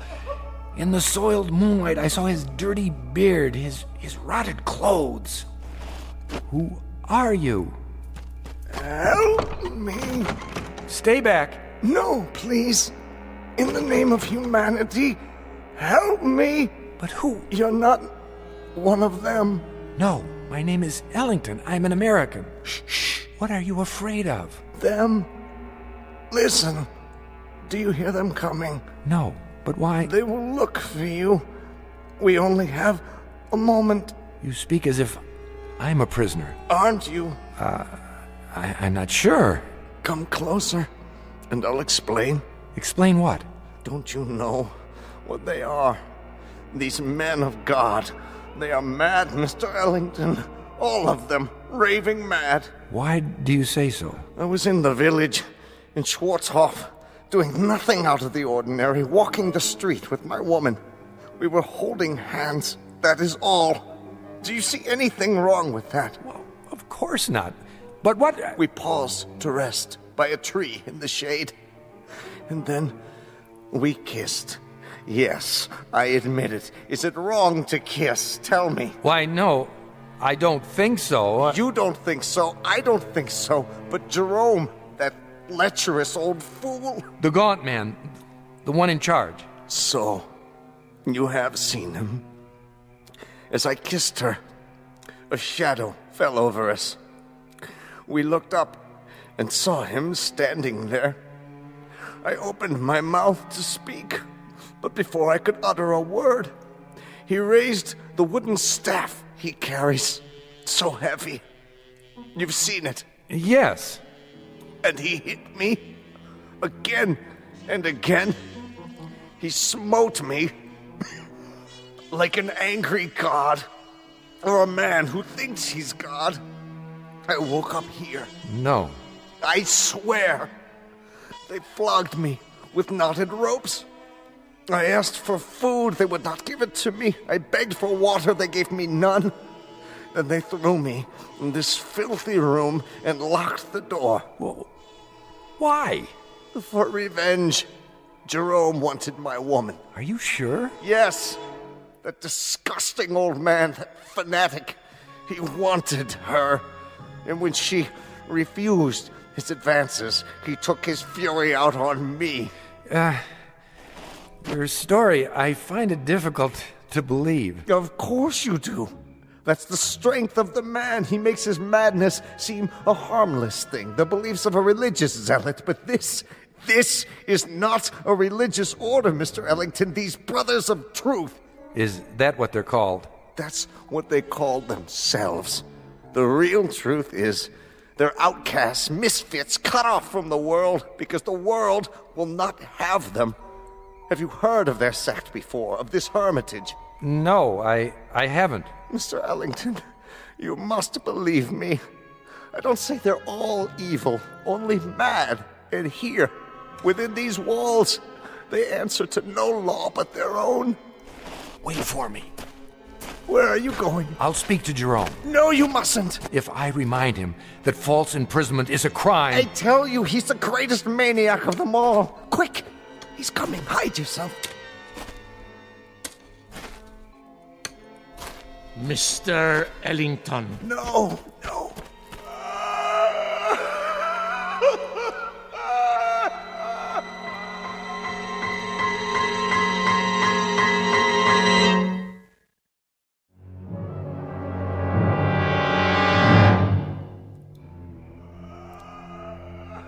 Brother Jerome? I did not know you were well enough to walk. I still feel weak. Brother Jerome... Come with me, please. Look here, This way.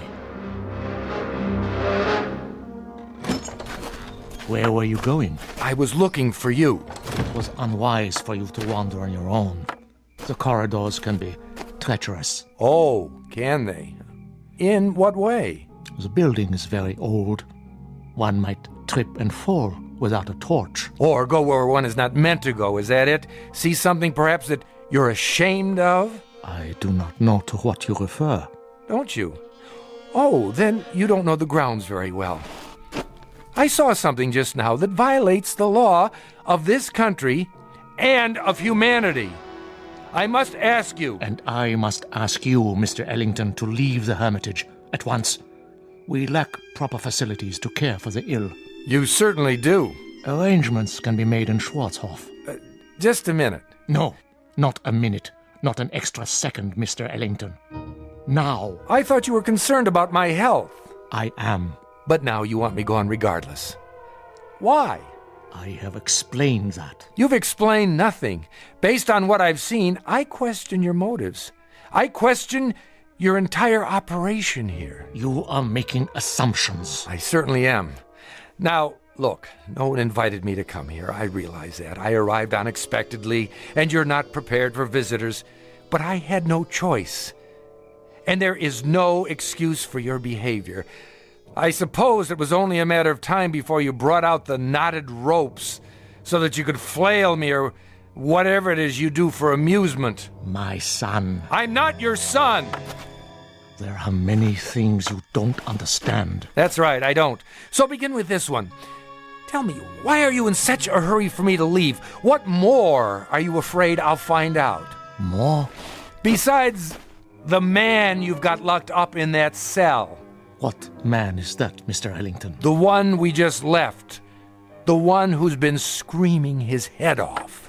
I am not sure what you're talking about. That's it, isn't it, brother?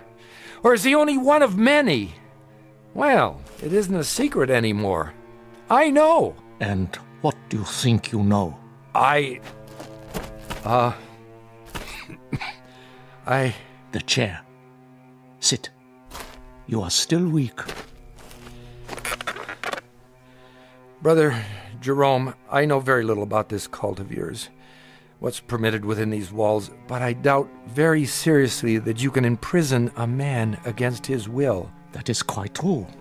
We have no such authority. Then why have you done it? No man has ever been imprisoned at the Hermitage, Mr. Ellington. He claims otherwise. Who claims otherwise? Who do you think? The man in the cell at the end of the corridor. There is no man in the cell at the end of the corridor. I was talking with him. You were talking with no man. And you think I'm hallucinating? Mr. Ellington, you are ill. You still have a fever.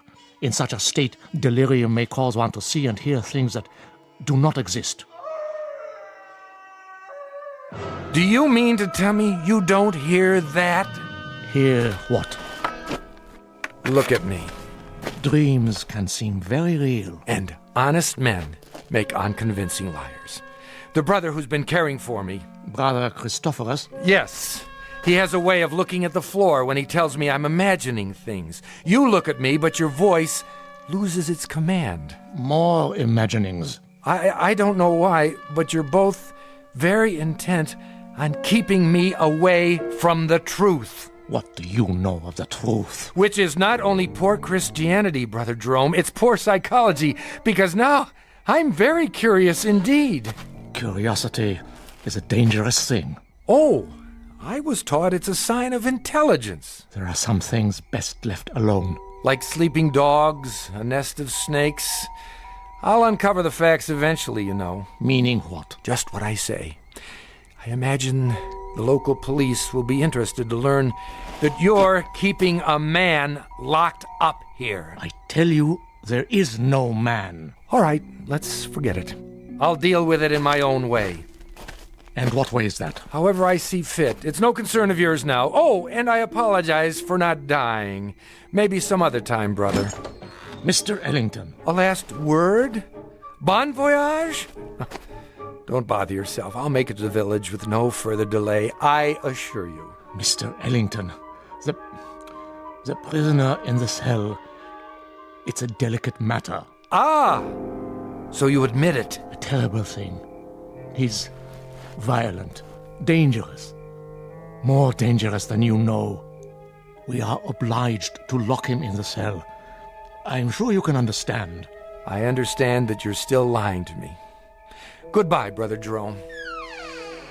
Would you really go to the police? If you were in my place, wouldn't you? Very well. Close the door, Mr. Ellington.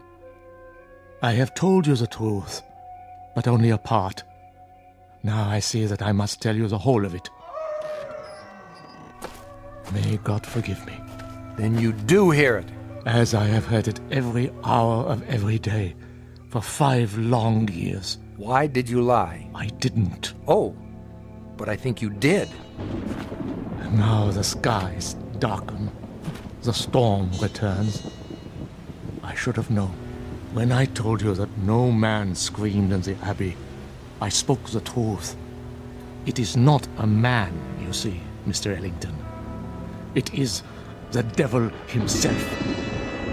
You're joking with me, aren't you? No, Mr. Ellington, I am not. Would that I were. It would be so much easier.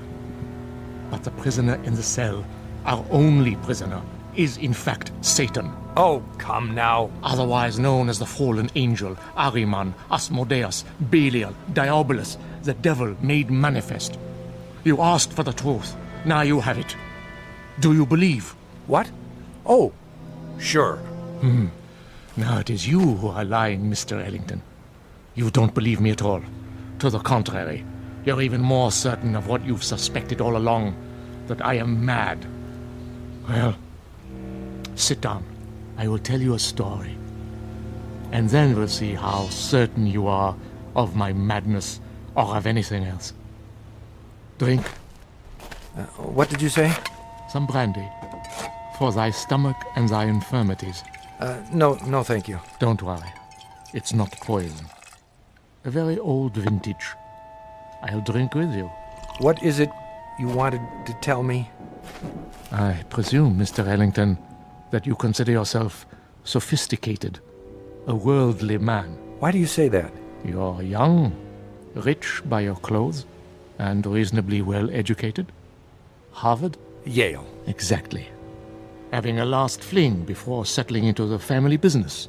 How did you... You are an open book, printed in very large type, with pictures. Of course, you consider us primitive, because we're living in seclusion away from the real world. To you, we're misfits. Please, I know all the theories. I assure you, brother... No, Mr. Ellington, it is I who am assuring you that I am not the ignorant fanatic I might seem. I coped with your world for 40 years before I left it, and rather successfully by your standards.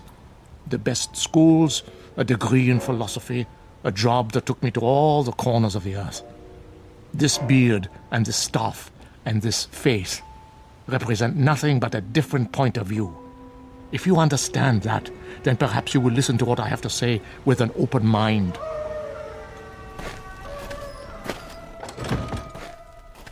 Go on. 5 years ago, there were no screams at the Hermitage. This was simply the bombed-out ruins of a castle belonging to the family Wulfren. How did you come by it? Baron Wulfren turned it over to the Brothers of Truth as a gesture of charity. Our task was to tend the great vineyards and save what souls we could by constant prayer. But this isn't a formal religious order, is it, brother? We believe that we are recognized by God. Truth is our only dogma. We are committed to it as man's greatest weapon against the devil, who is the father of all lies. Please, continue. You were tending the vineyards. At that time, not very long after the Great War, the world was in chaos. Everywhere there was unhappiness, except in the village below. Really? For some reason, the people of Schwarzhof refused to yield to despair. They lost none of their faith. They continued, as they had for years, to be honest and God-fearing and happy. The village was a plum to Satan, one he could not resist. So he came here, drawn to it as a moth is to light, and embarked upon a program of corruption. But you stopped him. Yes. You see, Mr. Ellington, he made the same mistake you are making now. He underestimated me. He thought he would have no difficulty tempting an old fool. I had him in the cell before he knew what happened. But if he's the devil, how do you keep him from escaping? With the staff of truth. The one barrier he cannot pass. Mm-hmm. And when he first came, just how did you recognize him? I had seen him before, in every part of the world. Wherever there was sin, wherever there was strife and persecution, there he was also. Sometimes he appeared only as a spectator, a face in the crowd. But he was always there, in all times and places. So you understand now, I trust, why you must say nothing of the things you have seen and heard. Brother, not that I doubt you, but is it possible that you've made a mistake? No. Think, Mr. Ellington, of the peace in the world these 5 years. Think of this country now. Is there another like it? But you haven't put an end to suffering. There's still murders and robberies. Even now, while we talk, people are starving. The suffering man was meant to endure, my son. We cause much of our own grief and need no help from him. It is the unnatural catastrophes, the great wars, the overwhelming pestilences, the wholesale sinning that we have ended. The world is rebuilding. A great dawn will come. Enough. You've made your case. I believe you, brother. Do you? Truly? I admit I was doubtful at first, but you've convinced me. Absolutely. I promise to keep your secret. Good. Tomorrow, if you feel well enough, you may leave. For now, let the storm pass over. Brother Christophorus will look after you. If you would, go directly to your room. I will. Good night, brother, and thank you. I was glad our conversation was over. It was clear that he was quite mad. I thought of his wild beard, his eyes in the flickering candlelight, and I was relieved to be away from him. The devil, indeed. But the storm had returned, and I was not yet fully recovered. I would pass one more night in this place. What, I wondered, should I do before morning comes?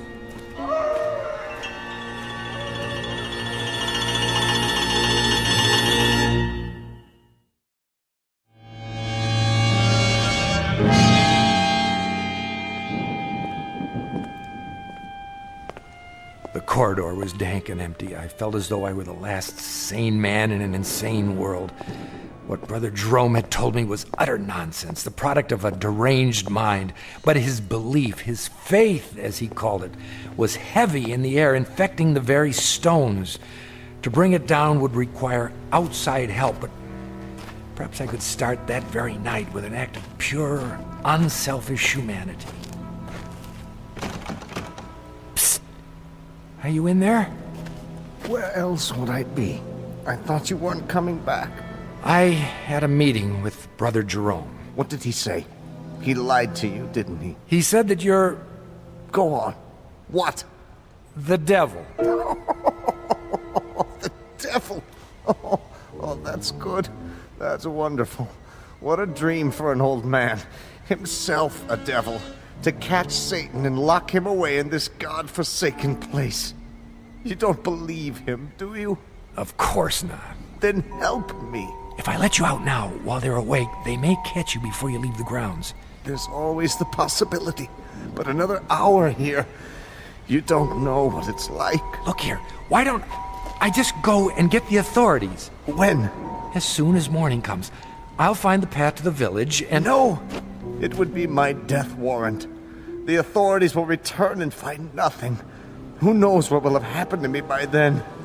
Jerome is mad, but he's shrewd, too. He won't leave any evidence behind. Then, what can we do? You must let me out now. There doesn't seem to be a lock on your cell, only this small shepherd's staff. You could almost reach through the bars and remove it yourself. I've tried. It's wedged in such a way that I can't get my fingers around it. Here, I think I can get it. Quickly. Wait. Brother Christophorus. There you are. Brother Jerome was fearful. You might lose your way. No, nothing of the kind. Come along.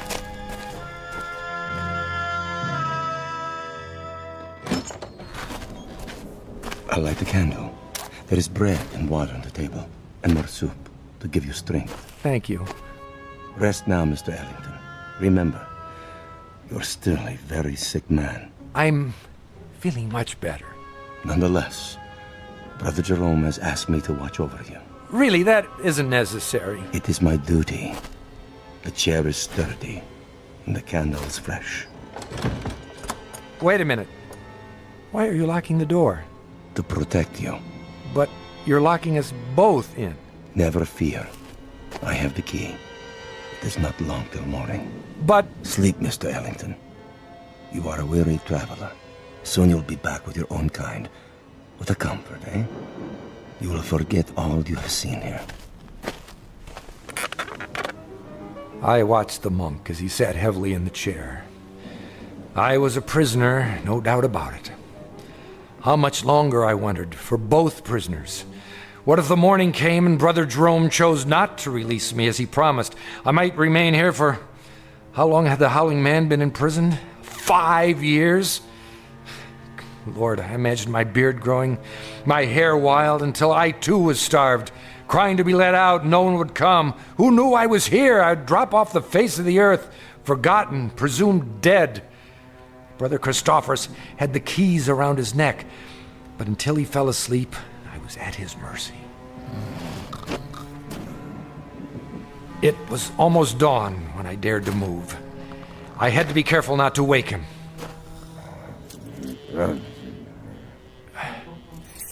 Yes, I finally had the key. I locked Brother Christophorus in the cell. There was no time to spare. I knew I must release the Howling Man before I left the hermitage. You've come. Good. What do you want me to do? Lift off the wooden bolt. Are you sure this is all that holds you in? A small carved stick?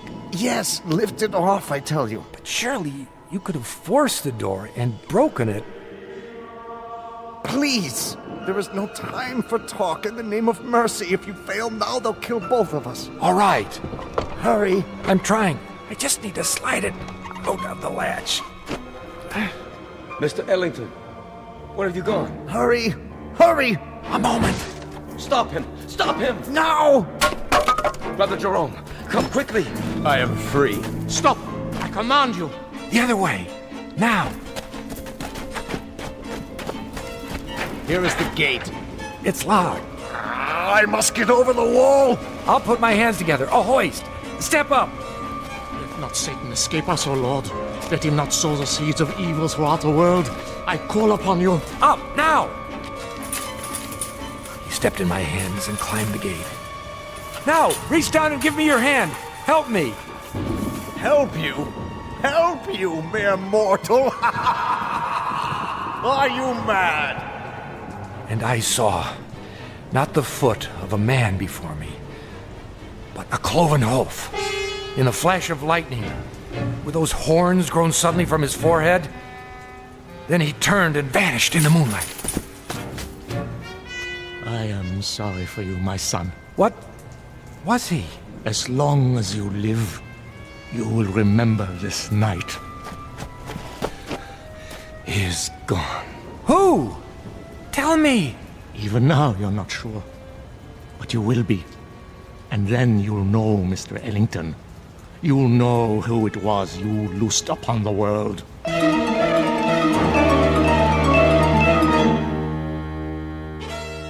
The monks were mad, I thought, or the howling man was mad, or I was, or the whole world. But Brother Jerome was correct.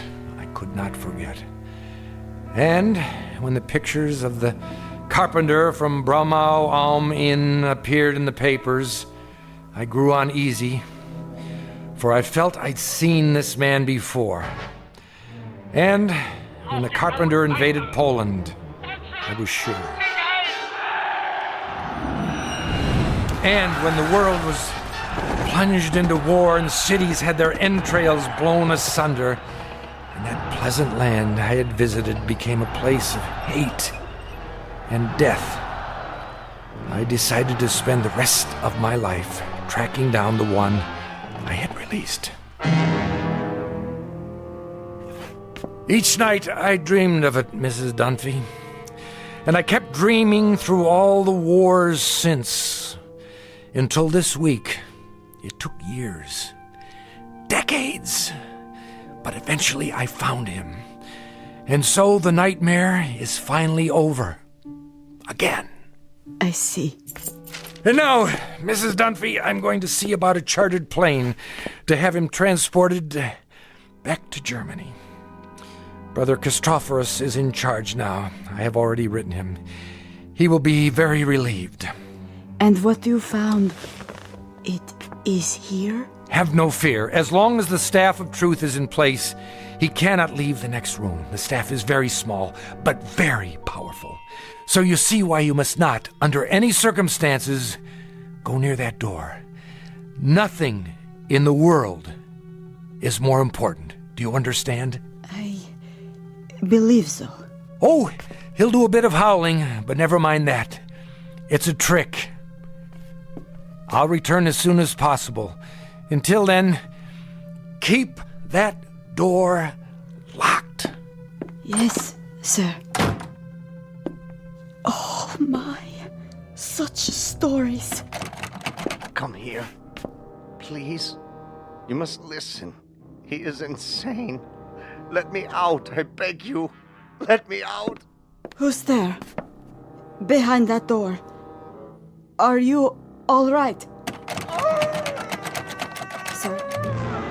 Sir, can you hear me? The little piece of wood, the staff. Remove it, please. I don't know if I should. Please, take it off the door. I implore you, please. Please.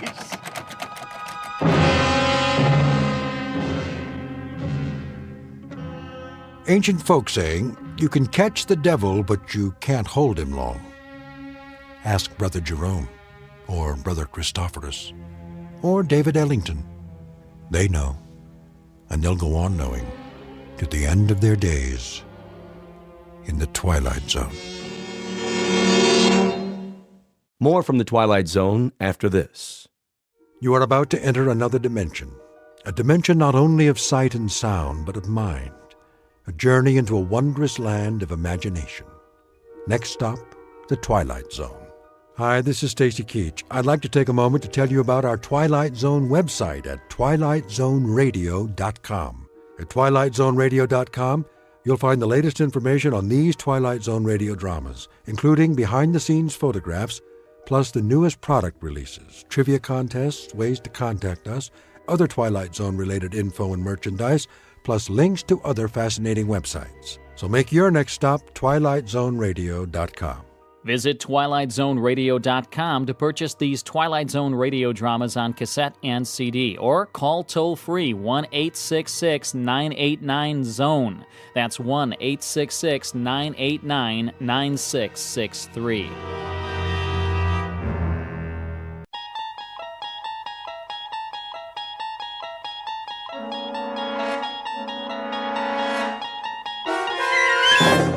You're traveling through another dimension. A dimension not only of sight and sound, but of mind. A journey into a wondrous land whose boundaries are those of imagination. Your next stop, the Twilight Zone.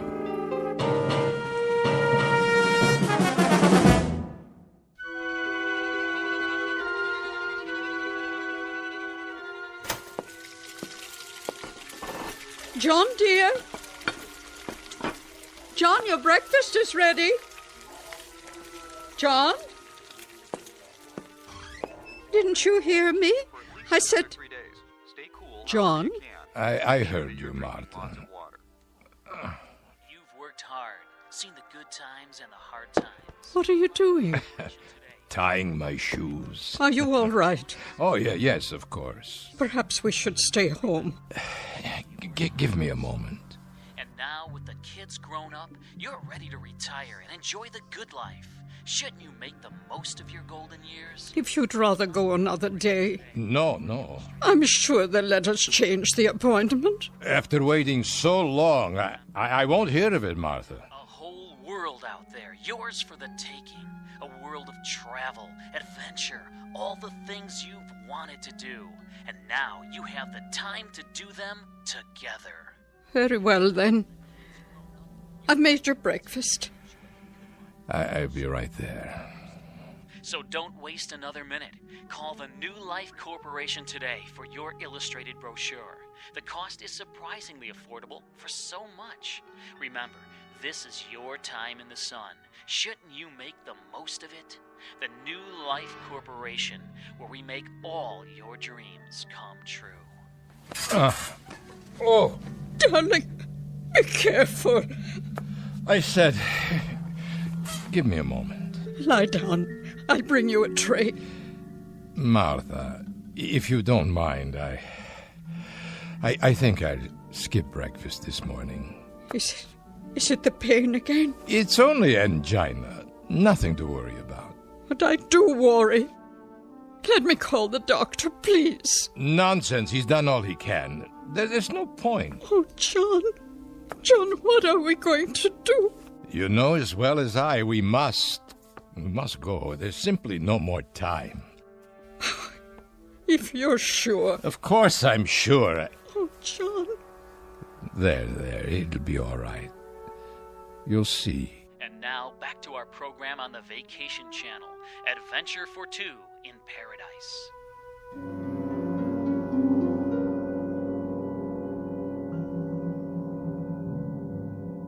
Mr. and Mrs. John Holt, two gentle aging people who slowly and with trembling fingers turn the last pages of the book of life and hope against logic and the preordained that some magic printing press will add to this book another limited edition. But these two senior citizens happen to live in the future, only a few years from now, but a time when almost nothing is impossible. Mr. and Mrs. Holt in their twilight years, who are about to discover that they've entered a zone of the very same name.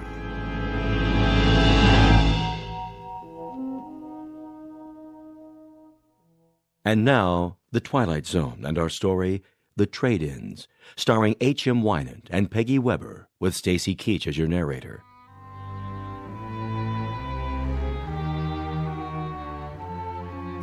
Which floor is it? Be patient, Martha. We'll soon be there. Morning, folks. Good morning. I wonder. Martha? Yes? Can I help you? No, thank you. The New Life Corporation? That's right. 67th floor. Straight ahead when you get off the elevator. You can't miss it. Thank you, young man. That's very kind. No problem. Well, this is my stop. Take care, folks. Do you think he was one of them? One of their clients? Oh, I doubt it. Just a businessman on his way to work. But he was so young. Everyone is young, Martha. The world is for the young. Here's our floor. You look nice, dear. So handsome in your suit. Very old suit. But I'm sure it doesn't matter as long as we have the money. You brought it? In my coat pocket. All of it? Don't worry, it's safe and sound. New Life Corporation, please hold. Hello. You must be... Mr. and Mrs. Holt. Of course. Won't you take a seat? We have an appointment. With Mr. Vance. Certainly. I'll tell him you're here. Thank you kindly. I have a Mr. and Mrs. Holt to see you. Yes, sir. He'll be right out. Can I get you anything? Coffee? A soft drink? No. It won't be long.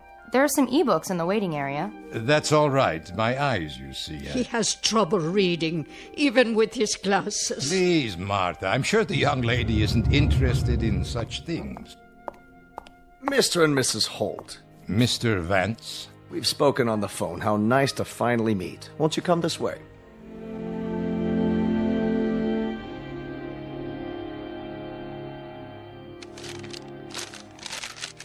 Now then, let me see. You're 79 years old, Mr. Holt? That's correct. And you, Mrs. Holt? Why, this must be a misprint. It says that you're... I'm 74. No. I was 74 last May. I find that hard to believe. I sent all the records, including our medical history, if you need anything else. Everything seems to be in order. You have a history of illness, Mr. Holt. Some. More than your fair share. A great deal of illness, I'd say. From time to time. I'm so sorry to hear that. And are you in pain now, Mr. Holt? Some. He's in great pain. It's fairly constant now. It doesn't seem to let up. I see. Which is one of the reasons that the New Life Corporation exists. But surely you can't remove pain. Only a doctor, or perhaps God, could do that. Not remove, alleviate, banish. We make it a thing of the past. After a while, our clients forget even the memory of pain. I wouldn't want any more drugs. No, we don't deal in pharmaceuticals. That's the province of the medical profession. What we deal in is youth, Mr. and Mrs. Holt. We deal in a resurrected life. Our stock in trade is simply, well, some call it rebirth. An apt word, and believe me, it's no exaggeration. Could you tell us what's involved? Easily. The process is quick, merely a matter of hours, and guaranteed painless. Guaranteed? But how? Precisely. We supply synthetic bodies. Bodies that are perfect in concept, composition, construction. Physiologically and psychologically, you'll find that you're just as you are now in every way, except in a different body. A younger body, in the prime of health, both materially and emotionally close to perfection. These bodies that you speak of...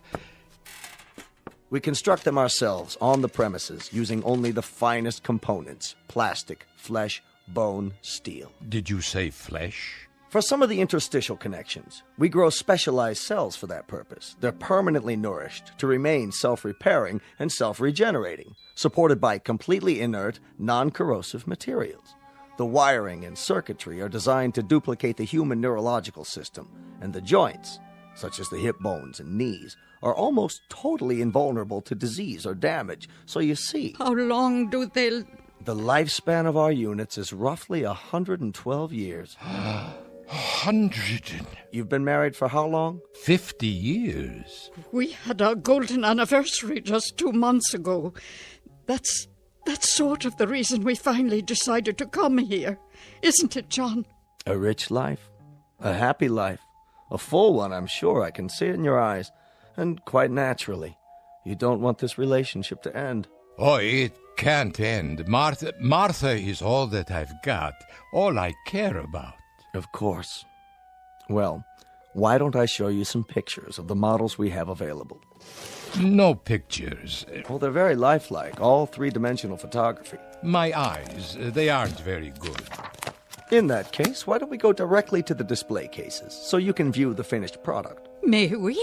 As long as you don't mind a brief walk. Not at all. If you'll please follow me then. The showroom is just here in the hall behind my office. Oh, it's so beautiful. Would you like to take my arm, Mrs. Holt?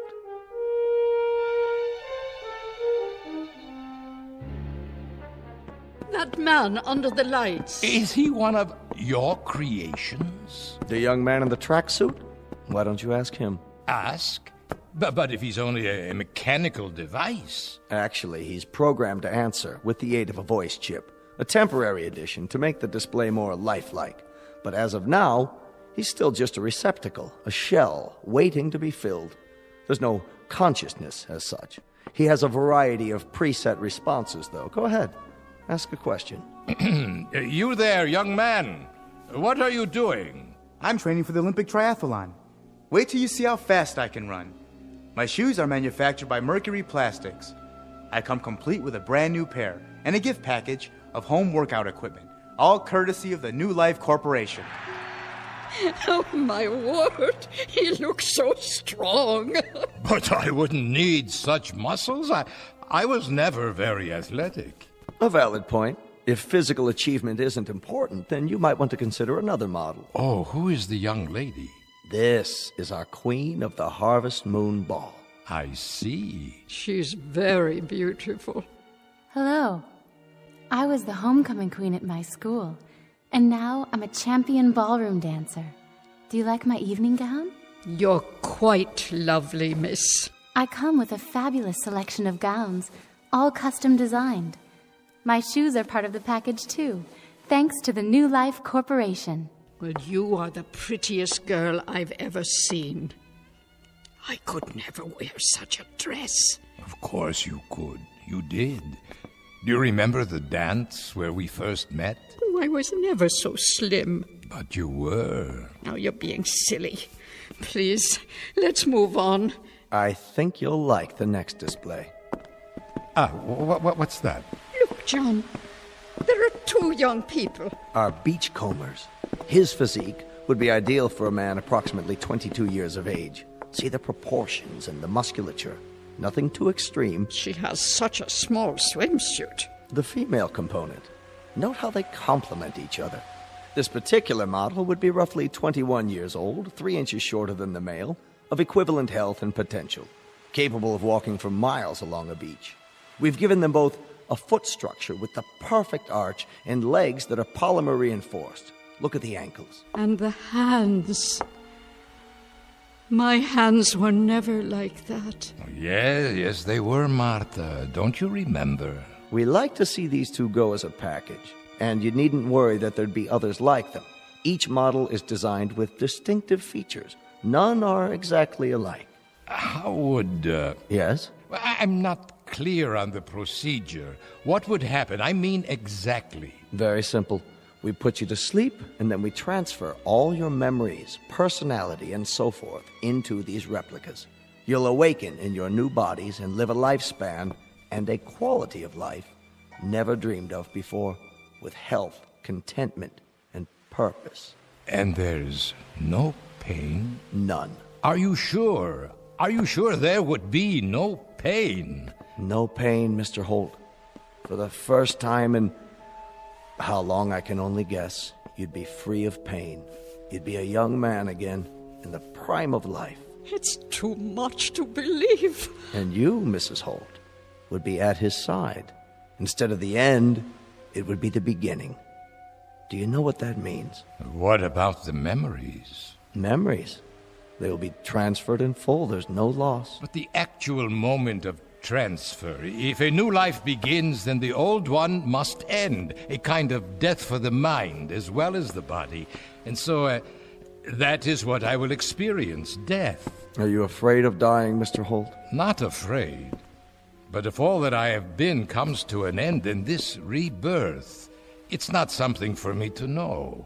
Perhaps that's even a good thing, to go to sleep at last. Well, there's no loss of consciousness. The continuity is seamless. What you'll experience is a sudden, dramatic change for the better. It may take some getting used to, but we have a counseling service available. The process itself is so simple, so uncomplicated, you'd really be quite amazed. Mr. Vance?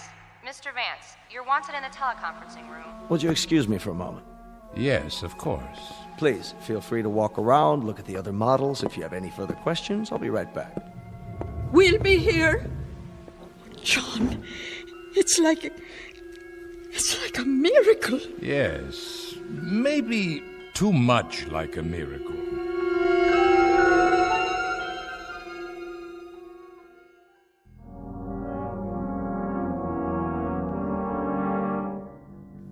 What do you mean, John? Too much like a miracle. It just doesn't seem real somehow. But look, you can see what they've built. Not the technology, the thought of it. To live without pain, just the thought of that and nothing else. To be young again, to have it the way it was, Martha. Oh, yes, think of it. The second chance, the two of us. Yes. We'd have it to do all over again. You think you can stand me for another entire century? For a century or 10 centuries. Till death do us part, John. Till death do us part. I do apologize, folks. That was a call I had to take. We understand. Well, now, have you chosen? These two here. The young ones at the beach. An excellent choice. Two of the finest we have. Now, we could begin any time. How about tomorrow morning? Tomorrow, you say? What about... Yes? She means what about, our present selves. I should have mentioned that. Your remains will, of course, be taken care of in any way you see fit. Whatever you've provided for in your wills. Burial, cremation. We don't encroach on the business of funeral homes. So you are saying that if we make the arrangements today, then tomorrow morning... I'm an incredibly bad salesman. I forgot one of the most important points. The guarantee. Guarantee? But how? You can have the transformation on approval for 1 week. After the test period, if you're not fully satisfied, we can always exhume your old bodies. You mean our bodies will already have been... Not exhume in the usual sense. They will be held intact, preserved, if you will, in a precisely monitored, germ-free environment. If, for some reason, after the 7-day period, you decide against your new life, but you'd be surprised at how infrequently that occurs. Or rather, you wouldn't be surprised. We've had better than 98% satisfaction in the 12 years we've been operating. In that case, Mr. Vance, there is only one more question. How much? How much will it cost? There is no price given in your brochure. Why don't we go back to my office, where we can be more comfortable? It's this way. Please, excuse me. I think we'd better find out now. What is the price? The entire procedure, and that includes the guarantee and all services connected with the transfer, would be $25 per person. 25,000. So for the two of you, it would be only $50,000. That's correct. Quite reasonable, considering that there's nothing else like this on the market. By prorating it, Mr. Holt, in other words, figuring it on a basis of cost per year, I might say it's ridiculously low. I mean, $25,000 per 100 years of lifespan. Well, you can see how very economical it is. We've got nearly $25,000 in this envelope, Mr. Vance. We allow a 5% discount on multiples if they're purchased at the same time. The extended warranty is extra, but if I do say so, it's only prudent to... The $25,000 is all we have. Can we make a partial payment? Partial? Well, we could pay this much in cash and then charge the rest. I'll be able to work again. You can take it out of my salary as much as you want until the balance is paid. I'm sorry, Mr. Holt, but my hands are tied. Government regulations prohibit any extension of credit in these matters. The transaction must be in cash. But that's all we have. It's all we have in the world. We've been saving and saving it. Why... We've done without practically everything. The doctor bills ate up almost all of our retirement account, but this money, this is pennies, nickels and dimes. Sometimes it was only one meal a day. No vacations, it was no movies, no going out for months. It was my wife wearing the same coat for years, the same dress over and over. I'm sorry, Mr. Holt. Believe me, I am. But these are the rules I have to follow. They don't allow me any leeway. There is, of course, one alternative. And what is that? We could perform the transference for just one of you. Yes.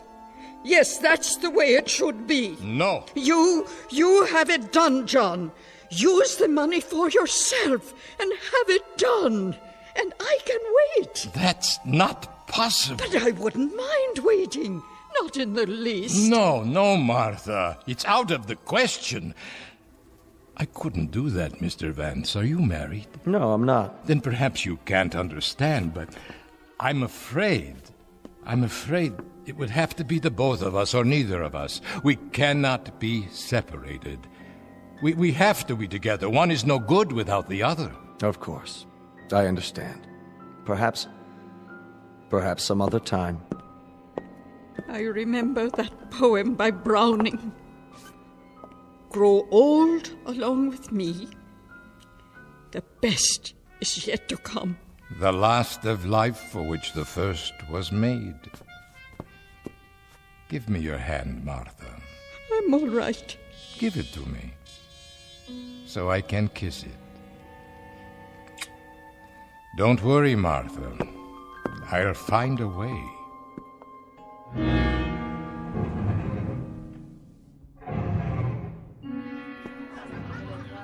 Hi there, mister. Hello. What'll it be? A drink, yes. I'll have a drink. Sure, sit down. What? Oh, of course. What's the matter, Grandpa? Feet hurting you? No, not my feet.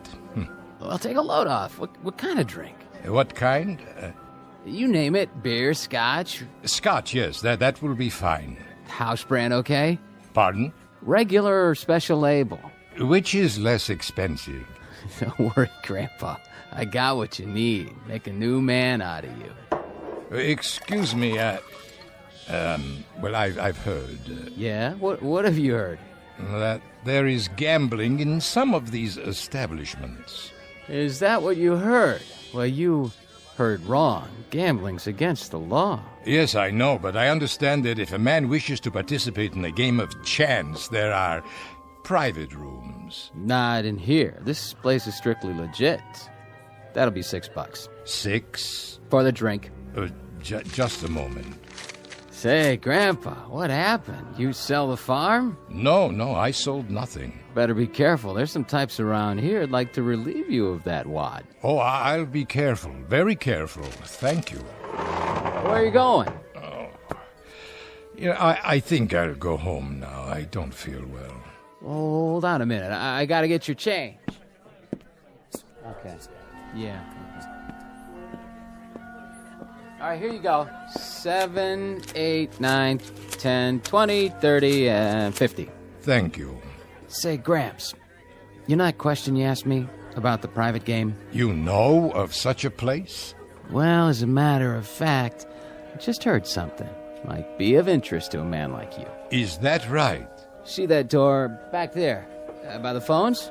Yes. If you was to knock on that door, there's a man named Faraday. Has a few friends over sometimes for a private party. And when are these parties held? Well, it just so happens there's one right now. Maybe he could help you out. As a special favor, tell him Rich said it was okay. Now you say, I suppose that would be all right. If you let him know ahead of time, give him the word and all. Oh, I see. You would like a tip.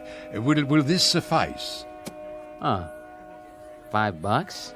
Here, I can't see. Please, keep the rest of the change. Well, that's real generous of you, Grandpa. Faraday, big guy, bald-headed, wears a cashmere coat. I understand. If you want any more drinks, just let me know. I'll keep them coming. Thank you, young man. Hey, Grandpa, you didn't touch your scotch.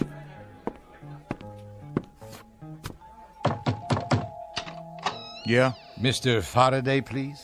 Nobody by that name. But the bartender, he told me. Which bartender? I believe his name is Rich. Wait here. This is the guy.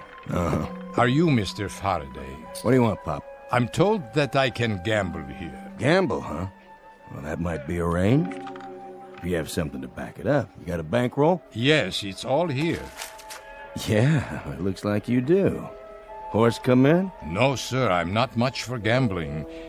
Is it enough? Why don't you step inside? If it's all right. Place your bets. Insurance. Here we go, down the derby. What's your pleasure? Dice, poker, red dog? I don't know very many games. I used to play a little poker. Did you now? When I was younger. Well, what do you know? There just happens to be a game open. There does? We got a chair for you right over here. Are you sure you don't mind? Oh, don't worry about it. Come on, Pop. Have a seat. There you go. We have a new player, gentlemen. Let the game begin.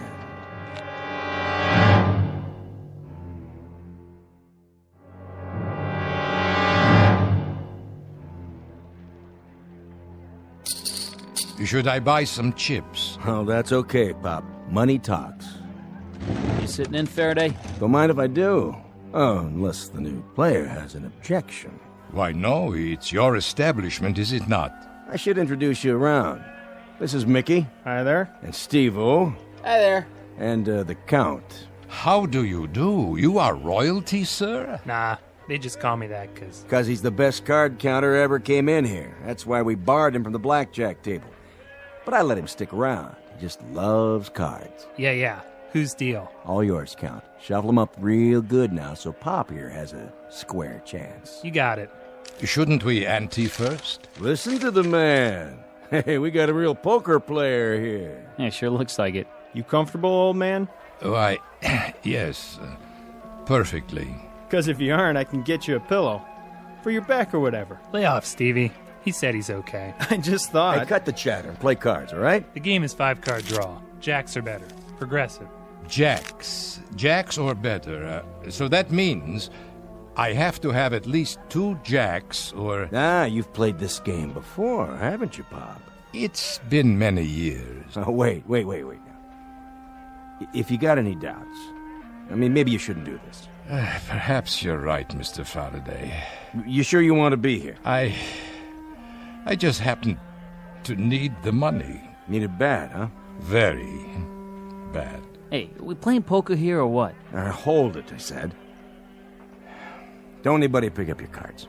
Look, you know, Pop, there's 2 sides to every street. Yes? I mean, you can triple what you got in 10 minutes. Or you can walk away from the table with a big fat goose egg. It's been known to happen. You don't have to explain. I understand. You're the boss, Pop. 2 jacks are better, or you can't open. If nobody gets them, next hand his queens are better, and so on. Ah, yes, it's beginning to come back. Deal 'em. Cut first. Go on, Pop, cut the deck. Beautiful. Here we go. To you, Faraday. Check. Now I'll open for $10. Okay, 10 it is. How about you? The smallest I have is a $50 bill. How much do you want to bet, Pop?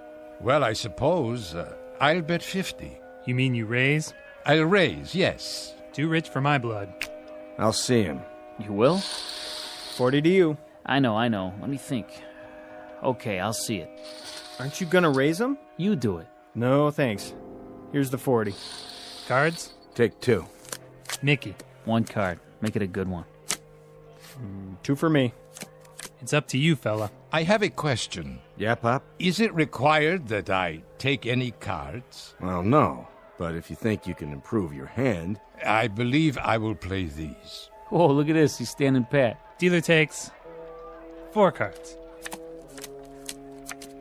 $50. 50? You heard the man. I'm out. No way. Me neither. Not with these cards. Your turn. I'll bet 100 more. All yours, fella. Unless you want to see him, Mr. Faraday. Yeah, not this time. That's it, Pop. Do I show my cards now? No, keep them down. Nobody called you, so you win. Just take the pot. I see, Mr. Faraday. Thank you. Thank you all. See, Pop? It's easy. A nice, friendly table. That's what we have here. All right, next deal. Same game.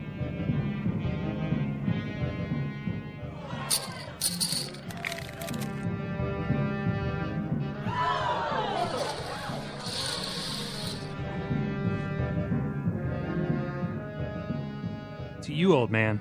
You in or out? How much? 1 to call. 1. Yeah, 1,000 more. Unless you want to raise. I can't raise. I only have $1,000 left. Yeah, we know. Then You sick, Pop? I'm all right. No, you're not. It's between you and the old guy, Faraday. Excuse me for a moment. You're pretty bad off, aren't you? Long time? The last several years. I'm about to clean you out. You know that, don't you? I'm sorry to hold up the game. I'll feel better in a minute. Why do you need the money, Pop? It doesn't matter now. No. Go ahead. I'm interested. My wife, Martha, and I wanted new bodies. It cost $50,000. I only had half of it, but I botched it up. I'm no good at this. I'm no good at anything anymore. Just a tired, sick old man who can't walk to the corner without swallowing a pill, who leans on his wife when he takes 3 steps. Just a tired, sick old man, not worth anything to anybody. I wanted to be young again. I wanted to be strong. I wanted to begin all over. I wanted to wake up one morning and get out of bed and not feel pain. That's all. You're raised, Pop. Then I call you. Look at that pot. Must be 20 grand. 25. Show him what you got. Read him and weep, old man. Pop first. I have these. 3 big ones. Kings. At least he hit something this time. Are you able to beat that, Mr. Faraday? Nope. You don't mean it. Be my guest. Game's over, Pop. You walk away. You came with 25, you leave with 25. Then I still have enough for 1.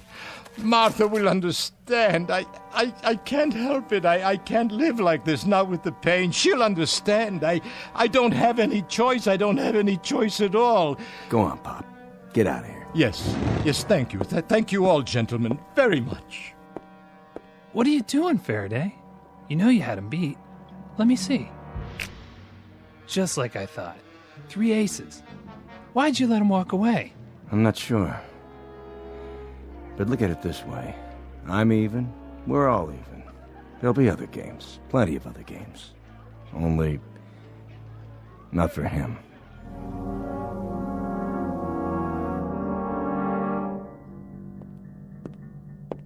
Sorry to keep you waiting again. Martha. It's all right, dear. I understand. Do you?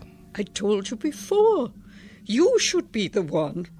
This is the way it should be. Forgive me, Martha, please. Please forgive me. It was just I can't stand the pain anymore. Of course you can. Mr. Vance, John is ready now. Go ahead, my dear. They're waiting for you. Are you, Mr. Holt? Are you ready? Yes, I'm ready. Martha, I'll be waiting for you, my darling. Mwah.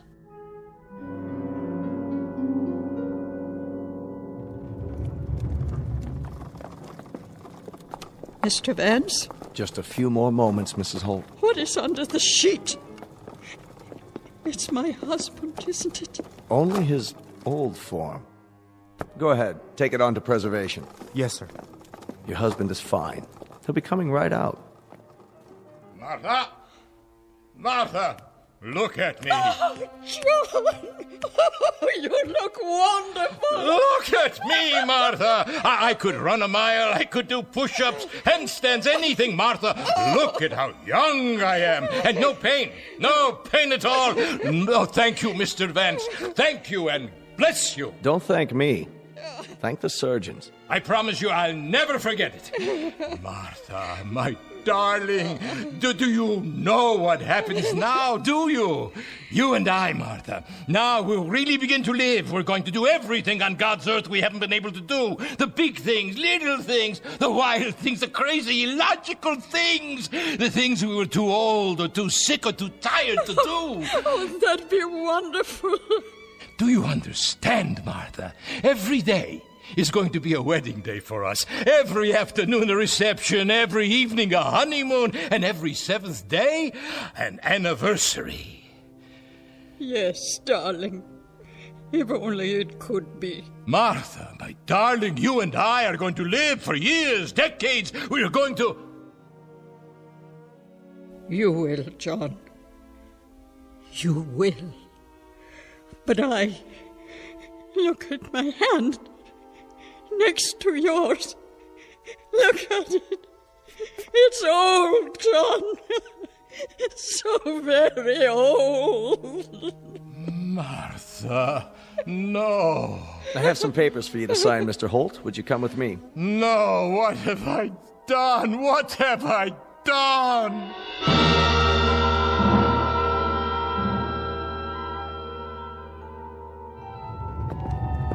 You can carry it back to the display now. Right, sir. The beach scene? That's correct, just as it was with the other. My husband. He's waiting for you, Mrs. Holt. Where? Through there, in my office. John. Martha. There you are. There is my husband again. My wonderful, wonderful husband. Martha, my dear, I must apologize. Hush. You are my dearest one. Martha, if it must come with occasional pain, then so be it. I wouldn't have it any other way. My love. Remember Browning. Grow old along with me, the best is yet to be, the last of life for which the first was made. Yes. Our times are in his hand, who saith, a whole I plan. Youth shows but half. Trust God. See all. Be not afraid. I'm not afraid. You know, John. Nor am I.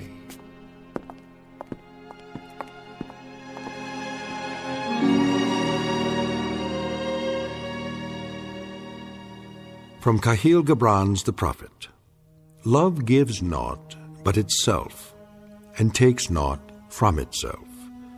Love possesses not, nor would it be possessed. For love is sufficient unto love. Not a lesson, just a reminder from all the sentimentalists in the Twilight Zone.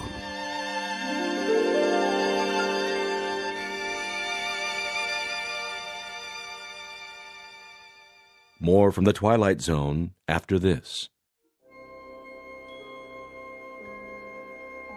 Hi, this is Carl Amari, producer of the Twilight Zone Radio Dramas. I'd like to take a moment to tell you about our official website at twilightzoneradio.com, where you'll get the latest news and information on these Twilight Zone radio dramas. Plus, at twilightzoneradio.com, you can digitally download 3 free episodes or any of our episodes for only $1.95 each. In this age of ever-changing technology, we've decided to make these episodes instantly available to you by making the Twilight Zone radio dramas a digital download-only series. This means that this series will no longer be offered on CD. The CD collections at our website are now being offered while supplies last at buy one, get one free. So be sure to get your favorites before they're sold out. Be sure to visit us often, and I'll see you in the zone.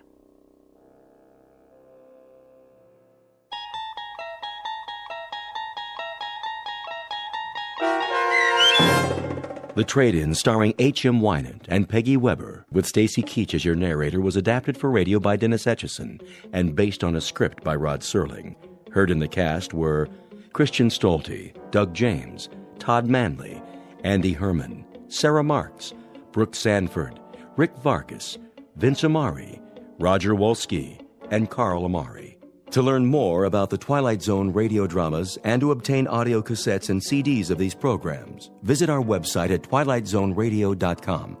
The producers of The Twilight Zone wish to thank CBS Enterprises, Carol Serling, Dennis Etchison, Dick Brescia Associates, Claire Simon Casting, Terry Jennings, XM Satellite Radio, Sirius Satellite Radio, our sponsors, and our radio affiliates for helping make this series possible. This copyrighted radio series is produced and directed by Carl Amari and Roger Wolski for Falcon Picture Group. Doug James speaking.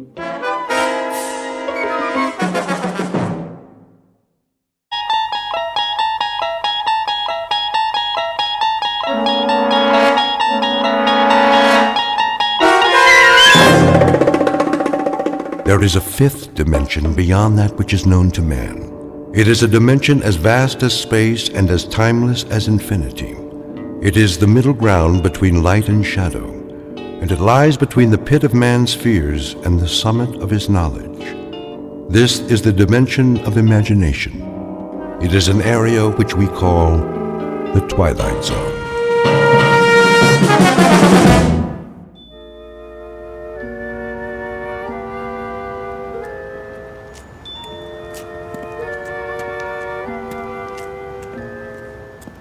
This must be the place. Okay, Rocky, quit stalling and do it.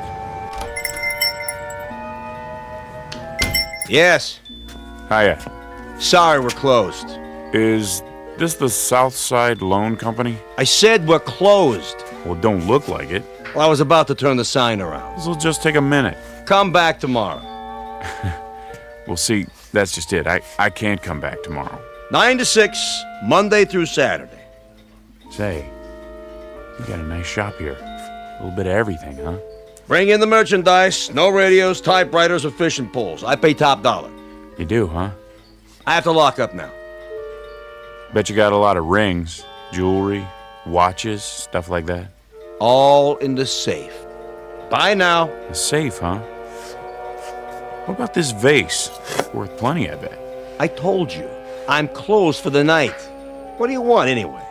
Just this.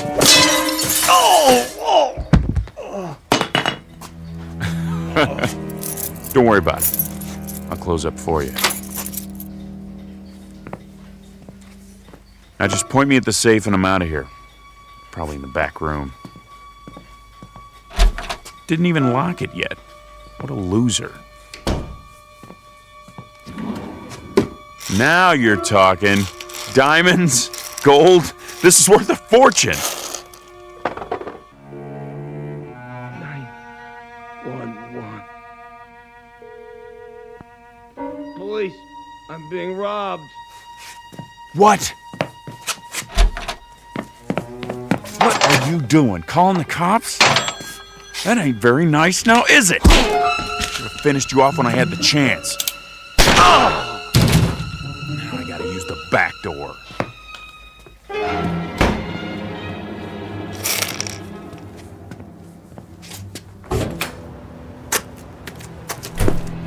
Hold it right there. Put your gun down and throw your hands over your head. Not this time, screw. I ain't going back in the joint. Stop! Stop or I'll shoot! Missed me! Eat lead, copper! The alley's a dead end. You ain't going anywhere. We'll see about that. Oh!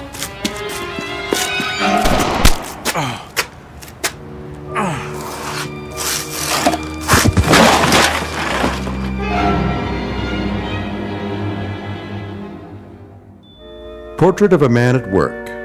The only work he's ever done. The only work he knows. His name is Henry Francis Valentine, but he calls himself Rocky because that's the way his life has been. Rocky and perilous and uphill, at a dead run all the way. A thin, pale, stubby fox of a man who has eluded the hunter until tonight. He's tired of running, of wanting, of waiting for the breaks that came to others but never to him. Now he thinks it's all over, but he's wrong. For Rocky Valentine, a new career is just beginning in the Twilight Zone.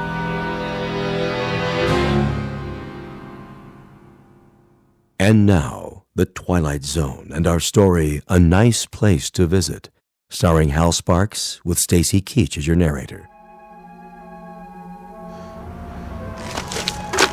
Mr. Valentine? What? Mr. Valentine. Who are you? I'm known as Mr. Pip. Can I help you? Get your hands off me. Didn't do it. How do you know my name? It's my job to know everything about you, Mr. Valentine. I hope you don't consider me presumptuous, but I see that you're in need of... You a cop? Oh, no. I guess not. White shoes, white suit, white hair, some outfit. Never saw a cop dressed like that. I'm your guide, as it were. Guide? What? Whatever you may desire. I'm at your service. That I need like a hole in my head. I'm dizzy. What happened? You had an accident. Lost your step, so to speak. Some accident? Must have fell flat on my face. Don't worry. Soon you'll be as fit as a fiddle. Come along now. I'm sure you'll want to get out of those rumpled clothes. Clean up a bit. I told you, keep your hands off the merchandise. If I've said anything to offend you... Answer the question. Question? I want to know how come you know my name. I believe I already told you. You told me nothing. We clue, you fatso. I don't like games. Oh, but that isn't true. You calling me a liar? Not at all, sir. But according to my notes, you like games very much. Roulette, blackjack, poker, craps. Let me see that. Between the ages of 7 and 10, you were quite fond of mumbledy-peg. Say, what do you want anyway? One thing and one thing only, Mr. Valentine. Your comfort. My job is to see to it that you get what you want, whatever it may be. Ha! Your heart's desire, as it were. It's a pretty big assignment, pal. I know, and I must say I'm rather looking forward to it. I'm sure it will entail a good deal of activity. Now, shall we go? What if I don't want to? What if I got other plans? Then of course you don't have to. It's entirely your decision. From now on, what you ask, you shall receive. Yeah? In exchange for what? How do you mean? What do you get out of it? Oh, nothing at all, Mr. Valentine. I assure you, the service is free. Don't put me on, fat boy. Nothing's free. Nothing. Anything I ever got in this lousy world I had to take. You know why? Because there wasn't nobody going around passing out favors. I'm sure there wasn't. So what's the pitch? You want me to pull a job for you? Is that it? I'm afraid you don't understand. No? We'll see about that. Guess what I got in my pocket? I'm sure I wouldn't know. A 38, that's what. Take my word for it. If you like. Oh, a wise guy, huh? Well, here's a good look. Okay, Santa Claus, hand over your wallet. But I don't have a wallet. Sure. Tell me another one. Honestly, wait, Mr. Valentine. It isn't really a wallet you want, is it? I do carry petty cash. Take it out. Real slow. Certainly. Here you are. Give me that. 3, 4, 5, $700. Will that be enough for now? You got more where that came from? Oh dear, yes. As much as you want. I don't believe this. Now, shall we go? Yeah. Oh, and Fats. Yes? We'll try nothing funny. I wouldn't think of it.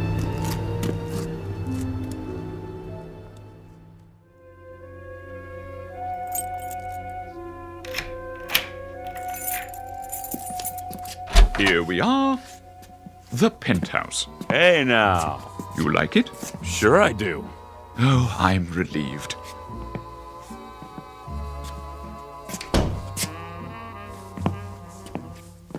Some pad, all right. Lots of mirrors, a bar. Look at that stereo. This is class, man. Real class. Chinese modern, I believe they call it. I was afraid you might find the red velvet walls a bit much. Not on your life. Who's it belong to? Some crooked politician? Why, it belongs to you, Mr. Valentine. That is, if you approve. You kidding? This is to die for. Of course, we can make any changes you wish. I wasn't sure about the pool table, but I thought we'd give it a try. Mr. Valentine, are you all right? You mean all this gets thrown into the deal? There's no need to negotiate. It's already in the deal. Look here. What? Didn't you notice what it says outside the door? Read the nameplate. Henry Francis Valentine. You see? This is now your residence. No kidding. Now, if you'll please follow me. And this is the master bedroom. Wow! That's a real king-size bed, huh? Emperor size. I dig the mirrors in the ceiling. Bathroom in there. Now then, I'm sure you'd like a change of clothes, freshen up a bit. Yeah, sure, but first you gotta give me the pitch. I thought I explained. Come on! The gimmick, the angle, the catch! What do I gotta do for all this? Nothing. I can't tell you any more than I already have, honestly. All right, I get it. You're just a goon. I am? A messenger boy, servant. You work for somebody, right? Well, yes, in a way. When do I get to see him? See? Mr. Big, your boss. Oh, I really couldn't say. Okay, goon. That's fine by me. I can wait. So what's next? As I was saying, this is your wardrobe. I hope you'll find something that suits you. That's pretty funny. Suits. Regular comedian. How many you got in here? Oh, dozens, hundreds perhaps. I haven't counted them. Something for every occasion. Any particular color or style? Nah. I don't care. You pick it. Oh, I could hardly presume to do that, sir. However, keeping in mind your taste, let me see. Perhaps a nice pinstripe, if the lapel's at your liking. It'll do. And to go with the dark material, a nice tie. I believe your favorite color is yellow. Mm-hmm. Splendid. It should go well with, let me see, a new pair of brown shoes, like the ones you have on. Well, sir? Make up your mind. What's the matter? You got no taste? My taste doesn't matter. Perhaps these, a smart black and white pair with tassels and pointed toes. Fine. I'll just lay your selections on the bed. Shirts, socks, and underclothes in the drawer. Quite a large stock. And in this ebony case, a selection of jewelry and accessories. Jewelry, huh? Let me see. Cufflinks, tie tacks, rings, watches, a little bit of everything. I'll draw your bath. Yeah, you do that. You do that.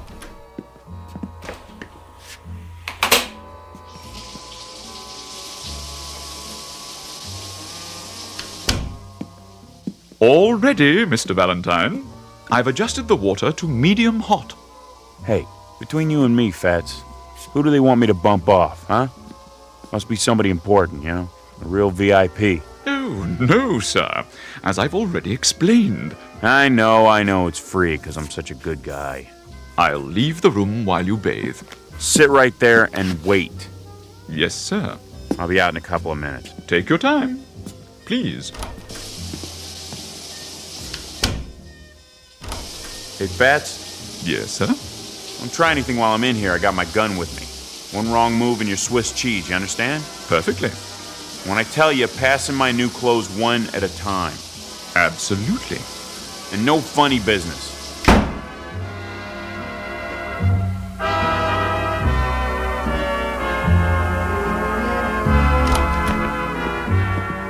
Hey, check out the new duds. Very impressive, sir. Everything fits. Of course. I'll say this, your guy sure knows his threads. Now, Mr. Valentine, if you'll follow me to the living room. What's all this? I took the liberty of calling room service. I thought you must be getting hungry. So? What'd you order, the whole menu? A little bit of everything. All your favorites. Steak, potatoes, spaghetti with meatballs, a hero sandwich, French fries, ketchup, chicken noodle soup, peanut butter and jelly, fried chicken strips, donuts, and A banana split. Won't you have a seat? You first. No, thank you. I'm not asking, I'm telling. I want to see you taste everything. Oh, but I don't eat. So I was right. You're in on it. I haven't eaten in... Why, it must be 2 or 3 centuries. That's a good one. Eat! Or is there something wrong with it? No. Then chow down. I can't. I've forgotten how. Pretty slick. You give me a bath, some clothes, then poison me. I'll tell you something. You gotta get up pretty early to put one over on Rocky Valentine. You think you're smart, don't you, Fats? Yeah, you're smart, all right, but you're not smart enough. What are you doing? Just this. If you won't eat the food, you're gonna eat lead, big boy, because this here is the final course.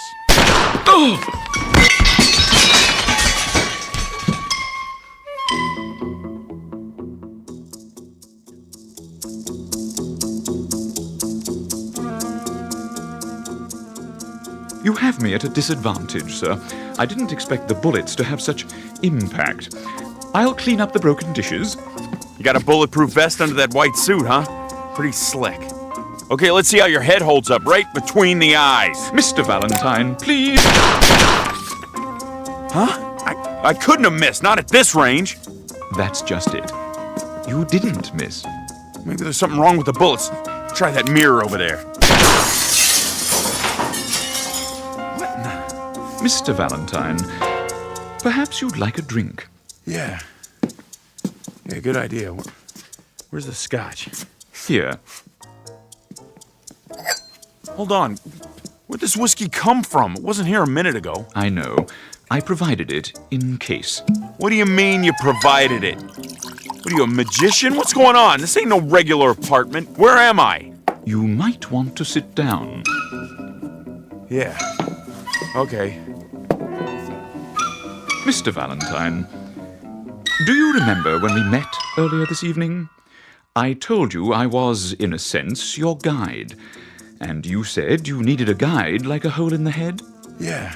Well, as a matter of strict fact, you had a hole in your head only a short time ago. What are you talking about?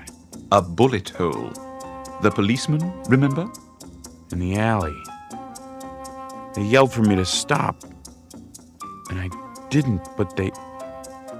You mean I'm dead?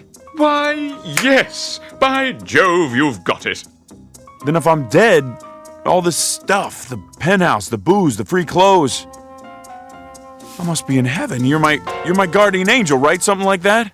Yes, Mr. Valentine, something like that. But And I can have anything I want. Anything. Big talk, Fatso. Let's see some proof. Proof? Real proof. Right now. I want money, moolah, simoleons, cold hard cash. I gave you what I had in my pocket. Chump change. I'm talking about real money. Make it $1 million. $1 million? And 5G bills. As you wish. Okay, where is it? Look in that drawer, under the desk.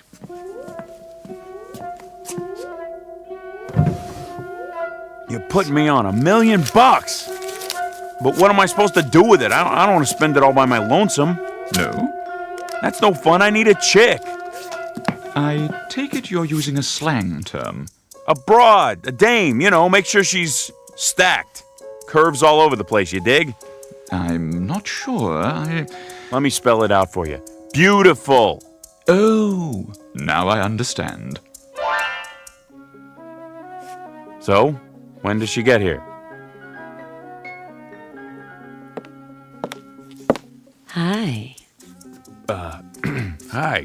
Who are you? I mean... My name's Lita. What's yours? You did good, Fats. Real good. Thank you, sir.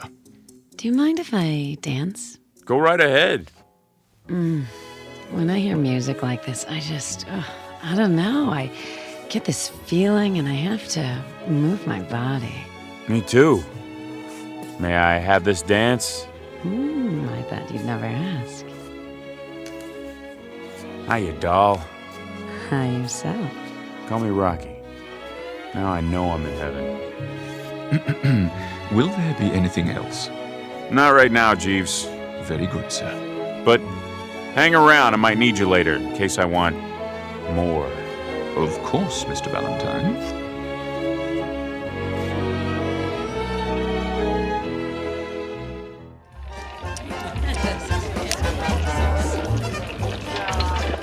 No more bets, please. No more bets. Hurry up, Rocky. Yeah, what are you gonna do? Are you all finished? Not on your life, sweetheart. How about 33 red? 33 red! Yeah! Hey, the gentleman in the pinstripe suit.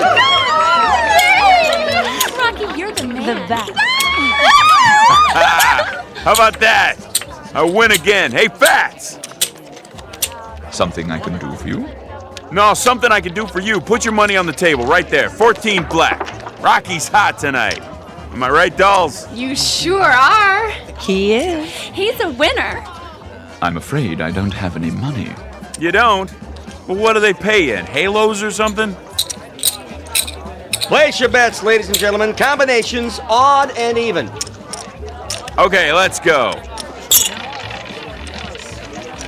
No more bets. Come on. 14 black. 14 black. That makes what? 80 grand. Closer to 100. In an hour. How about that, Fats? Is Rocky hot or is he hot? He is most definitely hot. Hey, Lita. What, Rocky? Open your purse. Go cash these in for me, okay, babe? Sure. Hold on. Yeah? 100 G's, sweetheart. I count real good. Get me? Don't worry, Rocky. Be right back. What now, sir? Come on, let's see what's shaking with the cubes. I got this table spooked. Very well. The dice table is this way. No more bets.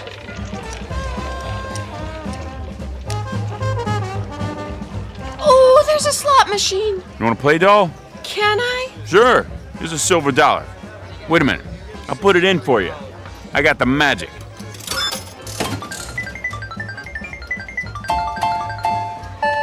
Jackpot! I told you. Would you like me to carry them for you? Yeah, sure. And give the ladies a tip. Very good, sir. 7 out. Line away. Step aside. Let me show you how it's done. That, sir? Here's your money, Rocky. Put it on the line.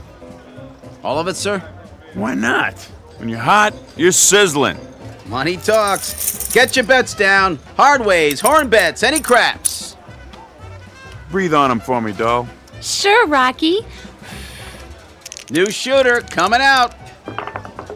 Yo, 11. Frontline winner. Hello. Here you go, doll. Go get yourself a new dress or something. Something skimpy. Gee, thanks, Rocky. How much loot we got? Approximately 200,000. Bet, sir? Let me see. Give me a proposition. How much for another 11? 16 to 1. Put everything on 11. Maybe you should hold some back, Rocky. Don't make me laugh. I'm gonna buy and sell this joint. Same dice. Yes, sir. Kiss him for me. If you say so. Same good shooter coming out. Looking for a point. Yo, 11. Winner, frontline winner. I'll have to get you a briefcase for your winnings, sir. You do that, Fats. Get 2. Get a whole bunch of them.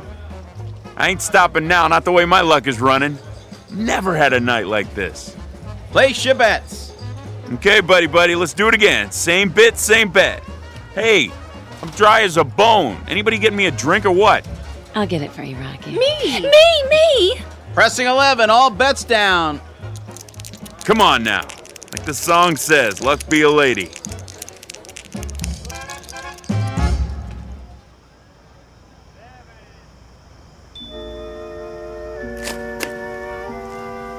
Move your car, please. This is a no parking zone.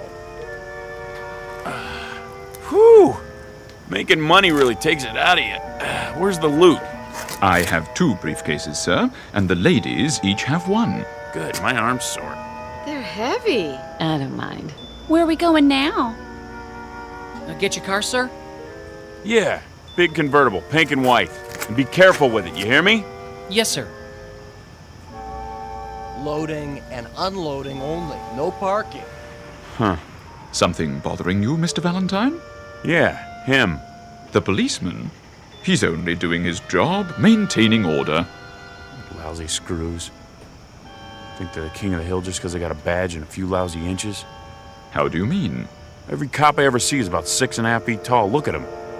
Lording it over everybody. Oh, dear. That was indiscreet of me. I should have realized. Not your fault. Oh, but it is. I'll fix it for you. Officer? Yeah. Come over here for a moment.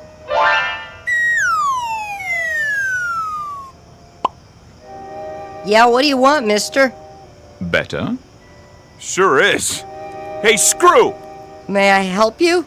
Your hat's on, crooked trooper. Now get out of my sight. Your mother's calling you. Here's a kick in the pants to get you moving. I'm going. I'm going.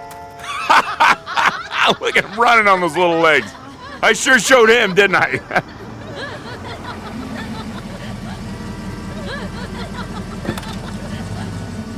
Your car, sir. Okay, kid. Here, you keep the change. Oh, it's $100 bill. Knock yourself out. Come on, let's blow this joint. I'll drive, if you like, sir. I like. Okay, Fats, put the pedal to the metal. Whatever you wish, Mr. Valentine.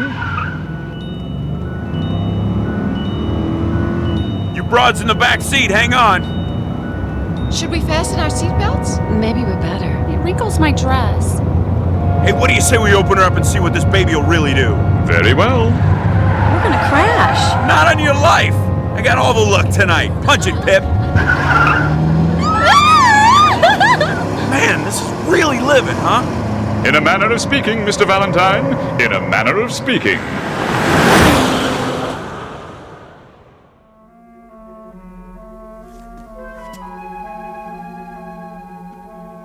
Where's my pad?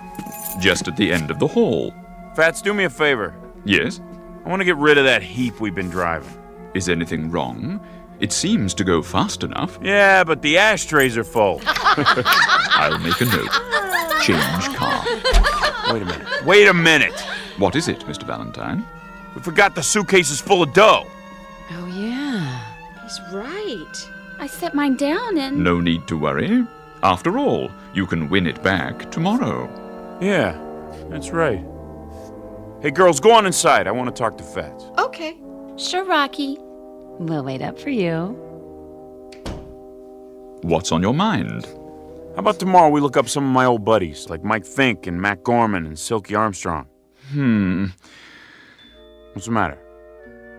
Didn't they make it? Oh, it isn't that, Mr. Valentine. It's... Well, you see, all of this is your own private domain, as it were. It was made for you alone. What about the broads? I mean, they're extras, like in a movie? In a sense, yes. Everyone here is, except, of course, you and me. Oh. Well, we'll just party it up tonight anyway. You too, of course. I'm not permitted, sir. Why? Angels ain't supposed to have fun? Come on, who's to know? Sorry, sir. Man, you really pulled rough duty with this job, didn't you? It has its compensations. Hey, Fatso, let me ask you a question. Go ahead. Something's been kind of bugging me. Don't get me wrong. I ain't ashamed of my life. You know, anything I did, well, I did it because I had to. You understand? Perfectly. Of course, I ain't saying I was the greatest guy in the world. Maybe I made a few wrong moves, but, you know, like a shrink said one time, I'm sort of a victim of my environment, you know? Can't get away from that, right? Whatever you say. I never got a break, you know, never. Old man a drunk, old lady a tramp, no lousy dough in the house. I mean, what do they expect? I should grow up to be president? The thing I want to know is, how come they let me in here? I thought this place was for school teachers and like that. Oh, we have some school teachers here, Mr. Valentine. Well, must have been something real good I did once, something that made up for everything else, huh? Yeah, maybe that's it, but what was it? What'd I ever do that was good? So, how do I find out? We have a hall of records. It isn't far. Perhaps you would like me to take you there. They open now? They're always open. Let's go. Wait, what about the dolls? Don't worry, sir. Something tells me they'll fend for themselves till you get back. Right this way. I'll ring for the elevator. Will you look at this? The files are over here, sir. It's the biggest room I've ever been in. You can't even see the ceiling. Strictly speaking, there isn't one. Valentine. The V's should be in one of these cabinets. How'd they get all the fog on the floor, like some kind of movie? I'm afraid the movies are only a pale imitation. Here, this should be the one. V. Here it is. Henry Francis Valentine. That's me. Born Brooklyn, New York, cried a lot as a baby. I did? At age 6, tortured small dog. Why not? It bit me. At age 7, began stealing toys from dime store. Age 8, organized street gang known as the Angels. How about that? Great bunch of kids. That's what we called ourselves, the Angels. Can you believe it? Age 9, broke into bicycle store. Age 10, beat up smaller child, hospitalized with injuries. Hey, what is this anyway? Your permanent record, sir. But it goes on for pages and pages. Nothing but all the bad things I ever did. It's thick as a book. I don't get it. Get what? You don't think there was a mistake, do you? Not likely. Then don't figure. Where's the good stuff? I wouldn't worry, sir. I'm sure the record is quite complete. Well, hey, if it don't bother him, then I guess I ain't gonna let it bother me, you know what I mean? I believe I do. Seen enough? Yeah, plenty.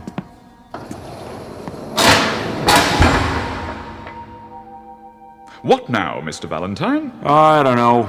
Maybe fool around with the dolls, maybe go and shoot some craps first. I'll bring the car around. Nah, I can catch a cab. I got some thinking to do anyway. Very good. If you need me, just pick up any phone. Dial 1-800-PIP. Sure thing. I'll see you, Fats.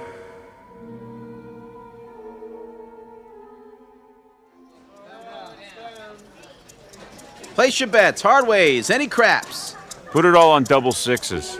All of it? You heard me. Yes, sir. All bets down. Same good shooter, coming out.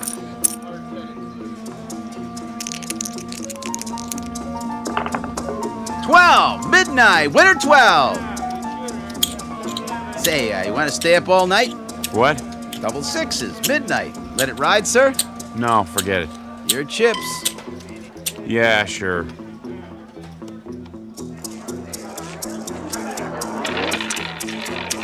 Lucky 13. 13 it is. No more bets. 13 red. Pay the gentleman with the yellow tie. Can't believe it. The hottest shooter I ever saw. Don't you want your chips, sir? Mail them to me.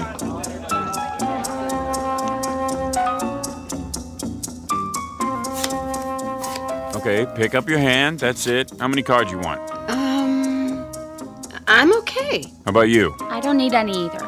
Lita, how many? I think I'll play these. Dealer stance, Pat. What do you got? Huh? Now's the time when you lay them down. Oh. Let me see. I got a full house. Great. What do you got, doll? I'm not sure. I'll tell you. Looks like a straight flush queen high. Oh, is that good? It's great. It's just great. Lita, show me your cards. But everybody will know what I have. It's okay. Yep, you got her beat. Straight flush king high. I win. Not so fast. Any other game you could bet the farm. But here, read 'em and weep. I got a royal flush. You win again, Mr. Valentine. Yeah, I know already. That's all I ever do in this nutty place. Win, win, win. Is there anything else you'd like us to do? There must be something. Nah, get out of here, all of yous. Sick of looking at you. Can we come back later? Don't call us, we'll call you. Go on, scram. Now what am I supposed to do? Play tiddlywinks? Maybe a game of 8-ball. Nah, straight pool.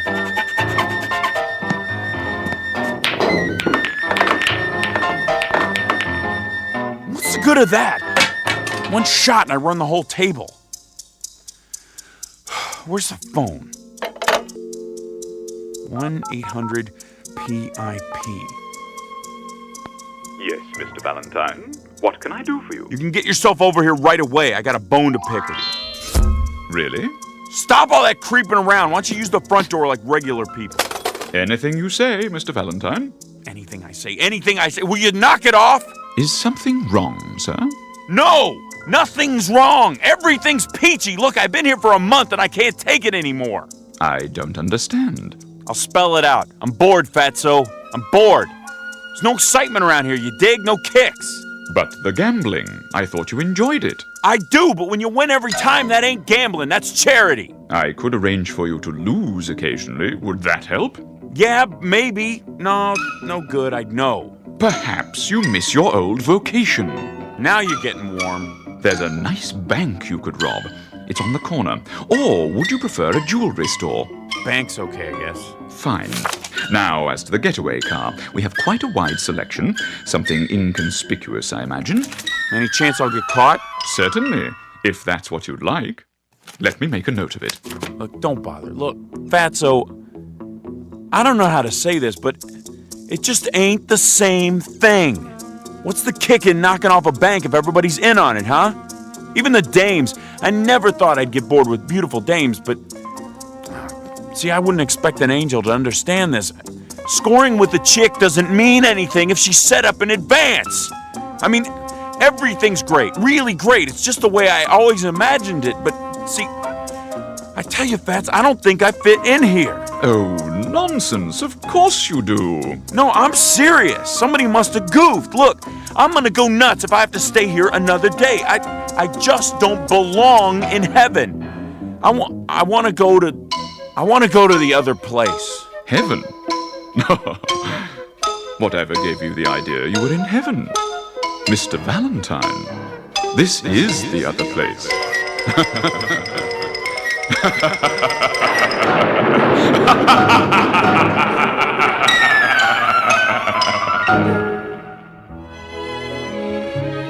Portrait of Henry Francis Valentine. Small-time crook, grifter, thief, and worse. A scared, angry little man who never got the breaks he thought he deserved. Now he has everything he ever wanted. And he's going to have to live with it for all eternity in a place called the Twilight Zone.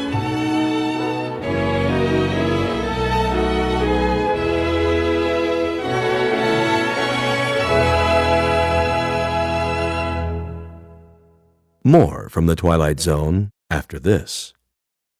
Hi, this is Carl Amari, producer of the Twilight Zone Radio Dramas, and I'd like to take a moment to thank you for tuning into our show.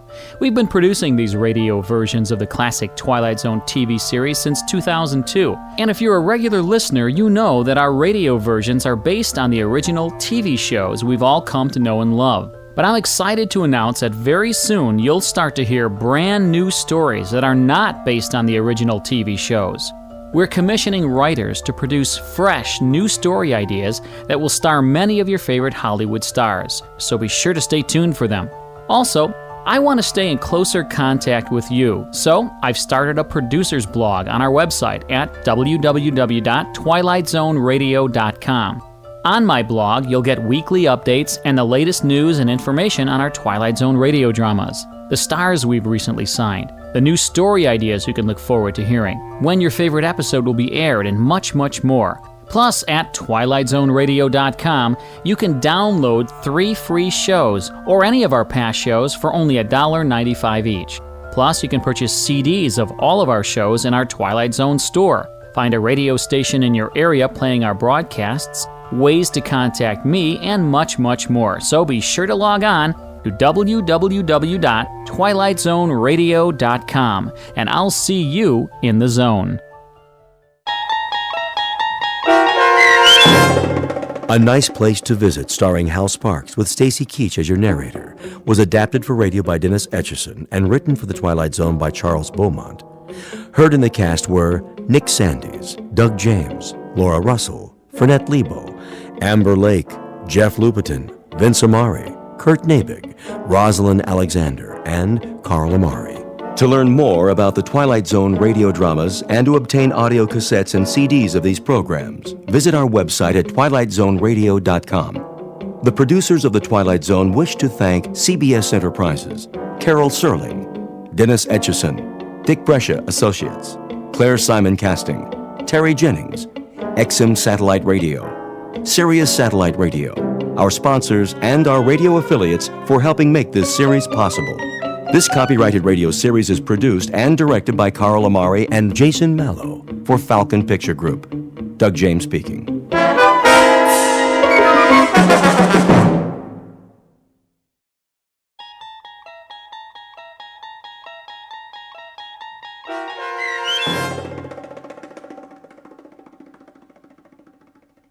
Black Leather Jackets, starring Marshall Ullman with Stacy Keach as your narrator, was adapted for radio by Dennis Etchison and written for The Twilight Zone by Earl Hamner Jr.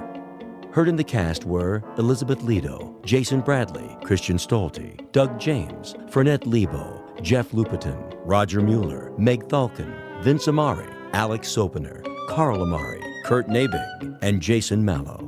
To learn more about the Twilight Zone radio dramas and to obtain audio cassettes and CDs of these programs, visit our website at twilightzoneradio.com. The producers of The Twilight Zone wish to thank CBS Enterprises, Carol Serling, Dennis Etchison, Dick Brescia Associates, Claire Simon Casting, Terry Jennings, XM Satellite Radio, the American Forces Radio and Television Service, Sirius Satellite Radio, our sponsors, and our radio affiliates for helping make this series possible. This copyrighted radio series is produced and directed by Carl Amari and Roger Wolski for Falcon Picture Group. Doug James speaking.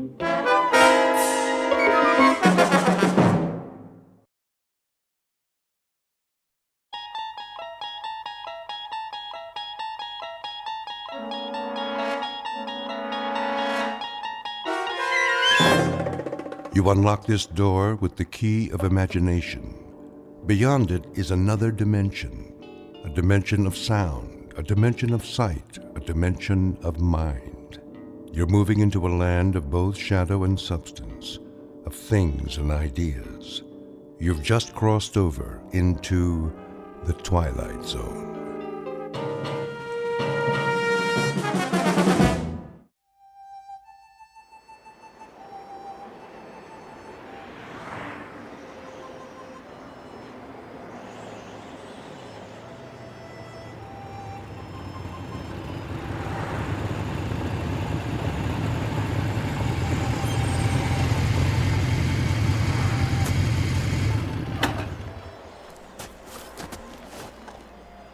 Why here? Looks like a good place. For what? Information. They won't know anything. Maybe they will. Hey, Steve's right. Look at all the trucks parked out front. I say we wait till we come to a town. Last sign said 35 miles. Let's go in. This is Nowheresville. That's what we want, Freddy. Isn't it? We need to fit in, disappear. If we draw attention... I checked the map. It's mostly small towns. You think they won't notice us? They'll know we're not from... I said, let's go.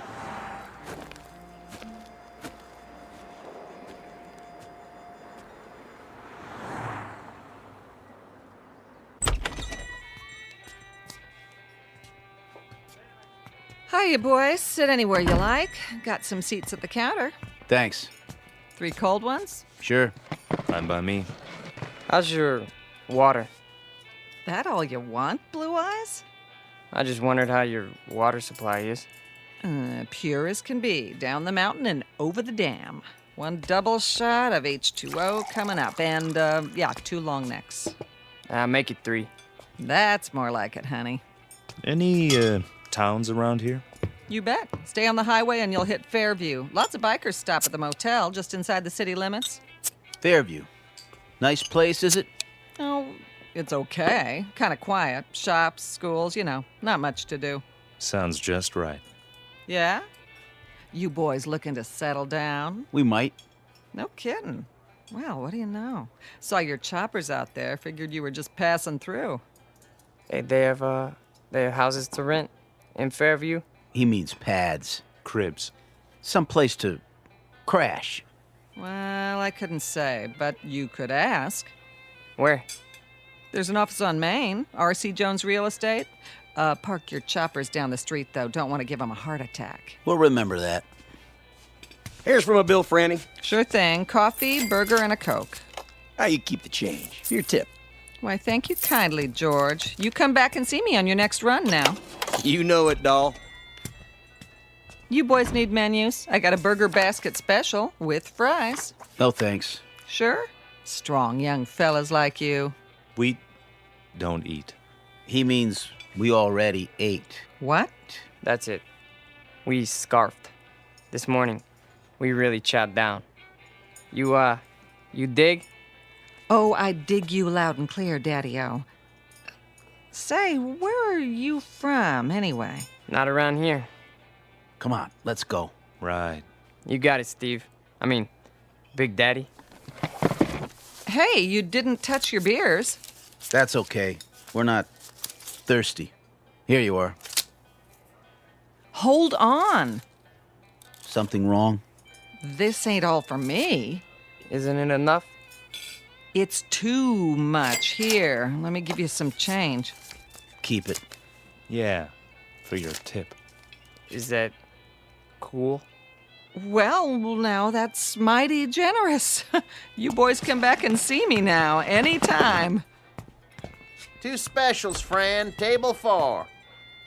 Sure. Those boys stiff you? No, Harry, that's just it. They gave me $23.17 for 3 beers. Maybe they're from another country. Maybe so, Harry. But wherever it is, must be a long, long way from here.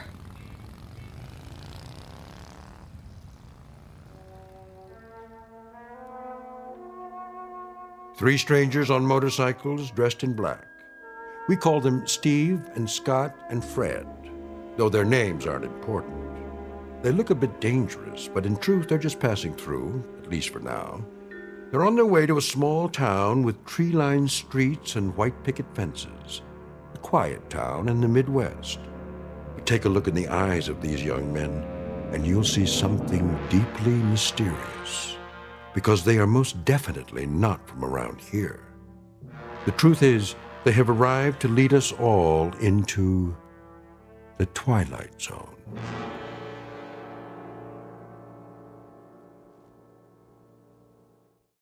And now, The Twilight Zone and our story, Black Leather Jackets, starring Marshall Allman, with Stacy Keach as your narrator.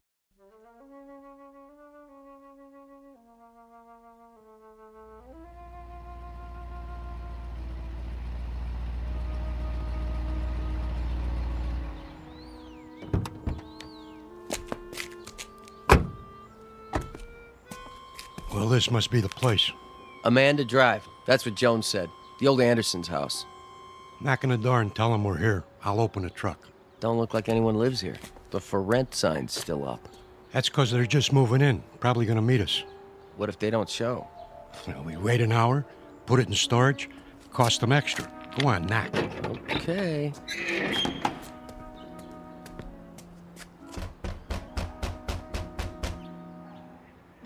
Nobody here.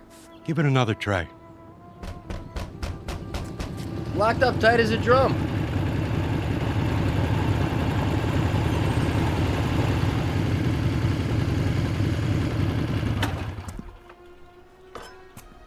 Well, looky here. A couple of creeps messing around our property. You the guys that live here? We ain't the fuzz, that's for sure. Got your stuff in the back. Open the door and we'll move it in. Hey, careful with the big cases. They're fragile. Whatever you say, pal. Somebody got the key to the house. Watch your feet, bozo. You're walking all over my grass. I might want to smoke it later. Get it? Grass? Smoke? I still need the key. Well, we don't. Yeah, we don't need no stinking keys. Scotty? Yeah, I'll take care of it. Done. Hey, how'd you do that? He didn't even touch the doorknob. He just stared at it. Quit jawing and start humping boxes. But it was locked. I tried it myself. Ain't you got any furniture? Chairs, rugs, stuff like that? I said move. Now. Yeah, move it. Okay, Mac. Yeah, creep. Make like a leaf and shake it. Come on, boys. We got work to do.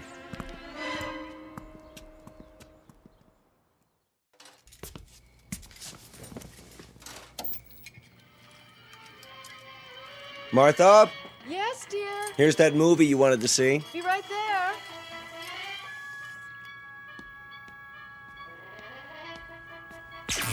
What in the... Something wrong with the TV? I don't know. Do you have it on the right channel? It's not the set. All the lights went dim for a second. Did they? I thought it was just the kitchen. It was the whole house. Anything still running in there, the dishwasher? No, the dishes are all put away. There it goes again. Maybe it's the antenna wire. I doubt it. It slipped loose once before. That's easy enough to check. What do you see? It looks all right to me. Then what do you suppose? Martha, come over here. See something? The roof next door. There, against the moon. What is that? Looks like some kind of electrical device. Well, that wasn't there this morning, was it? No, the Andersons didn't leave anything. Must be something those men put up. Right, the 3 who moved in. Wouldn't that be just our luck? What? Not only are they motorcycle-riding hoods, they're ham radio operators. Is that bad? You don't know what it does to TV reception. I have a good mind to go over there. Honey, please. Daddy? What is it, Ellen? I'm not sure. I had my radio on while I was studying, and all of a sudden it began picking up these weird voices. What did I tell you? Ham operators. What's that? We can go without television for one night. Tomorrow we'll find out what's to be done about it. First thing I'm going to do is see if they have a license. For what? Do you think you ought to? Those young men look so unfriendly. You mean the ones who moved in next door? Does anybody know their names? No, but I'll find out. I think 2 of them are brothers. Odd types to have in this neighborhood. They don't really fit in somehow. The other one has blue eyes. How do you know? They were unloading the truck when I came home from school. Lots of boxes. Electrical equipment, probably. And these long silver metal things like giant tanks or capsules or something. You stay away from them, young lady. You make it sound like an order. It is. But you don't even know them. Your father's just concerned for your safety, dear. Go upstairs and finish your homework. I'm not going to wait till morning. I'm going over there right now. Stu.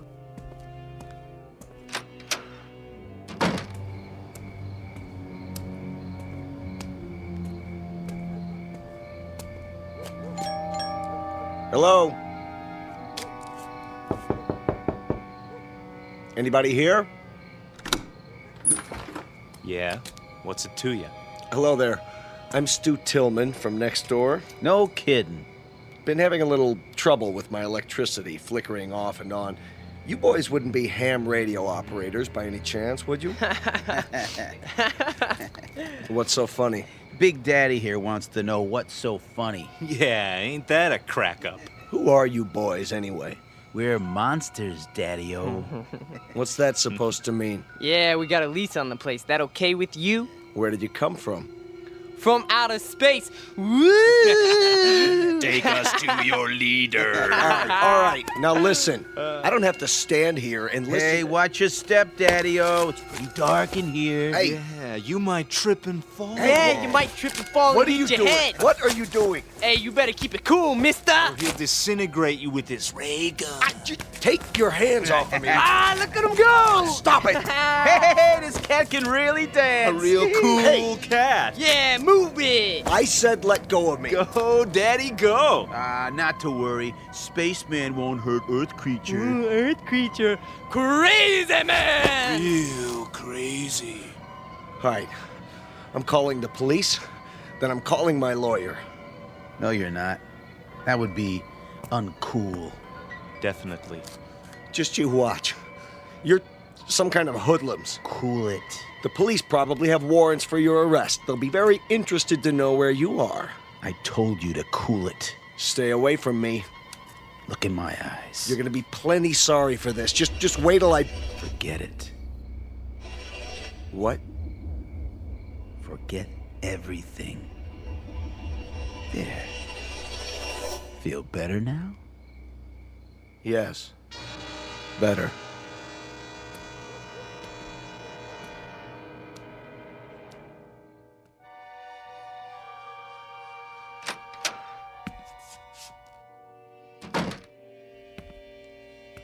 Stu?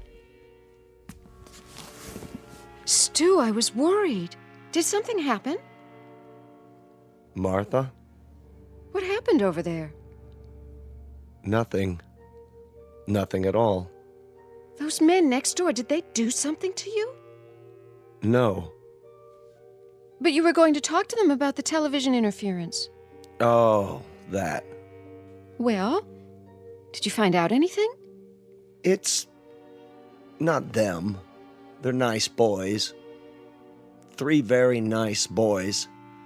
Definitely.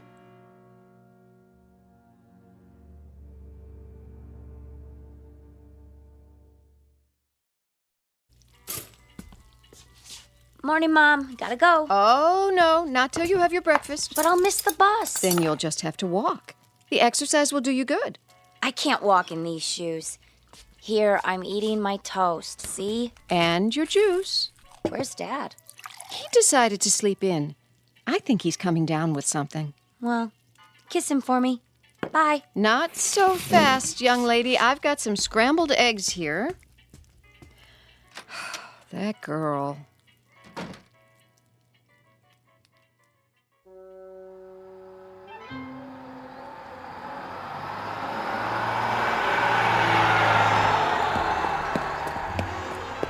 Hey, wait for me! Oh, darn you anyway. Hey, trouble? You see that bus? Yes. I mean, yeah. I checked it out. What gives? Drove off right in front of me. It's a game with them. They just love to make people suffer. Why would they do that? Beats me. Definitely, uncool. Just thank your lucky stars you don't have to depend on buses to get around. Stars are lucky?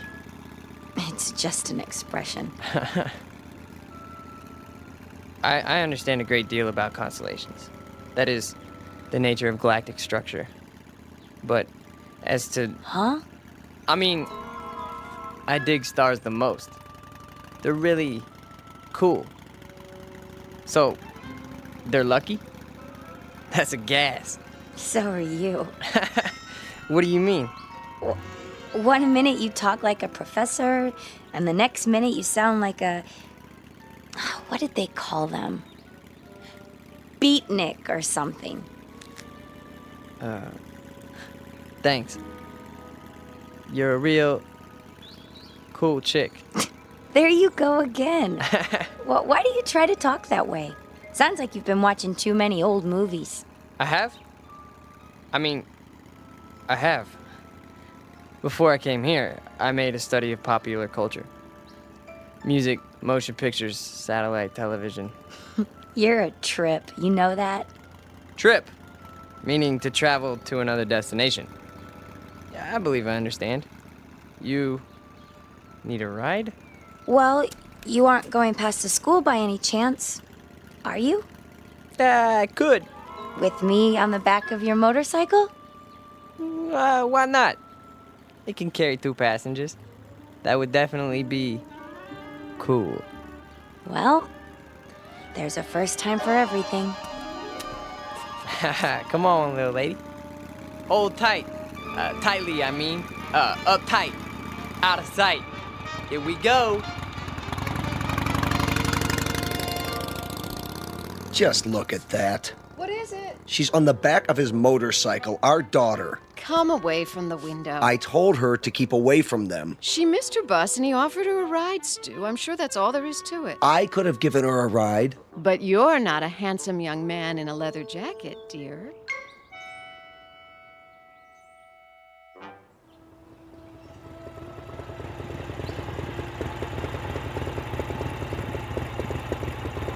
Here!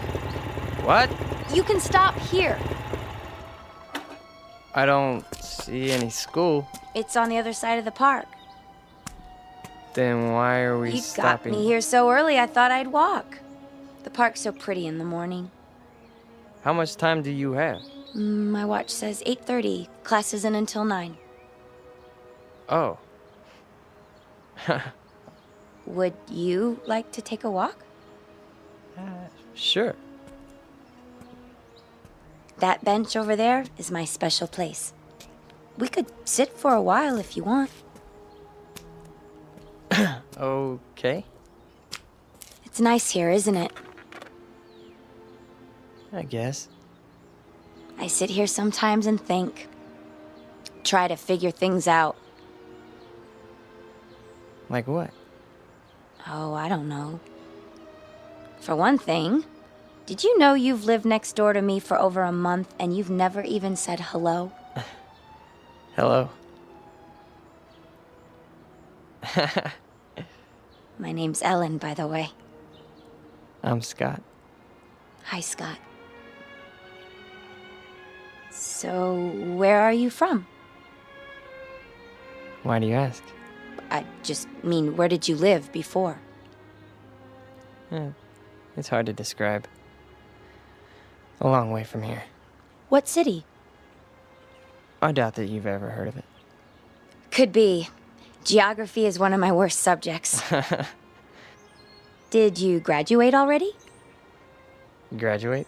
Have you finished school? Yes. 10 years ago. 10 years? You're not that old. I'm older than you think. My people don't show their age. My family's the same way. My grandmother lived to be 90, and you'd have taken her for 60 right up to the day she died. That's beautiful. It is, isn't it? She was such a sweet, happy person. Not that. I mean, your hair. My hair? The way the sun's shining through it. I've never seen anything so beautiful. Now you're putting me on. Putting on? Teasing me? Don't you know that? What old movies have you been watching? I don't know. I like the wild one. It's our favorite. Never heard of that one. May I touch it? Your hair. It's like gold. Thank you. I'd better be getting to school. Already? It's getting late. No, it's not. How do you know? Look at your watch. You're right. It says it's still 8:30. How can that be? Has it stopped? No. See? Time is relative. It can slow down or even stand still. It can? Hey, take the long way. So we can talk some more. All right. Tell me more about yourself. Okay? But only if you walk on this side of me. Why? So I could see the sun shining through your hair.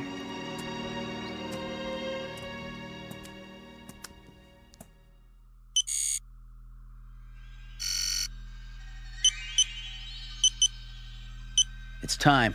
I know that. Where is he? He got delayed. He'll be here. I'm not interested in excuses. Neither is the controller. We could try to pick up his image with the eye. Don't try. Do it. There he is, on the screen. Looks like he's walking in a park with a human female. Has he no sense of time? What do we do? Proceed without him. We can't. The controller told us. It's my responsibility. I'll make the decision. Sir. Reporting in, sir. Be at ease. Where's your brother? We can no longer trust him. What has he done? He's formed an attachment for one of the beings here. What sort of attachment? I'm not sure yet. A kind of alliance.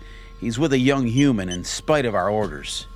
Continue without him. I'm sure he's on his way now. I said continue. We have been in touch with all units. Good. The second wave has landed successfully and are now concealed as planned. With the arrival of the third wave, we will be in key positions throughout the continent. Excellent. The locals, are they suspicious? Not a bit, sir.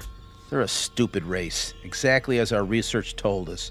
An inferior breed given to hatred, cruelty, making war, and killing one another because of greed.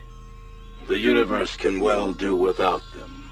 You will receive your instructions for the final move in a few Earth days. Very well, sir.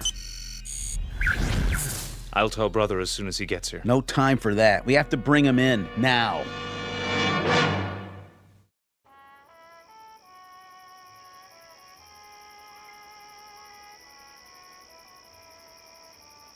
Ellen?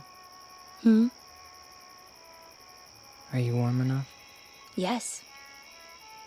It's a beautiful night. You can pull the blanket over your legs if you like. I'm fine, really. Just lying here, looking at the stars. The constellations are very strange here. Not as I was taught them. Scott, can I ask you a question? Sure. You won't get mad? I couldn't get mad at you. Well, where did you come from? Really? Does it matter? I suppose it doesn't, but you're so different from anybody I've ever known. Is that bad? No, not really. Tell me the truth.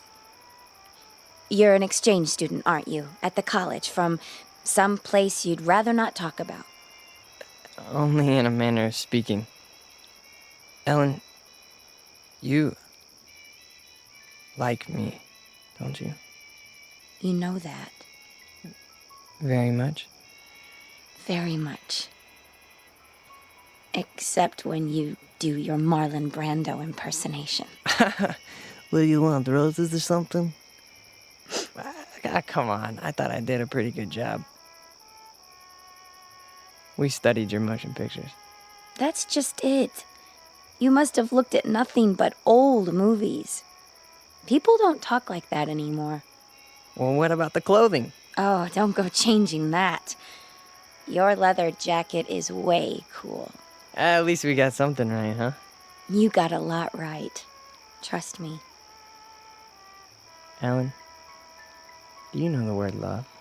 Of course, silly. Everybody does. What an odd question. What's odd about it? I mean, bringing it up at a time like this. Why would you? No reason. Oh. It's just the word that's all over your newspapers, and your magazines, your music, your television. We encountered it all the time. We. Who is we? That's not important. This is a planet filled with hate, Ellen. Hate, violence, mistrust, bigotry. I don't know how someone like you survived this long. Me? I'm no different from most people. I haven't seen a report on anyone like you. A report? Scott, you talk in riddles. Sometimes you make me feel like an insect under a microscope. I'm sorry. I didn't mean to. Please, I'd like to go home. Why? You've been lying to me. You're wrong. Don't make it any worse. I don't know why or what it is you're trying to hide, but I know you're not what you seem. And what if I'm not? Do you think you're in any position to judge me? Any of you? I said I want to go home. I'm truly sorry, Ellen. You can believe that or not. I guess I expected too much.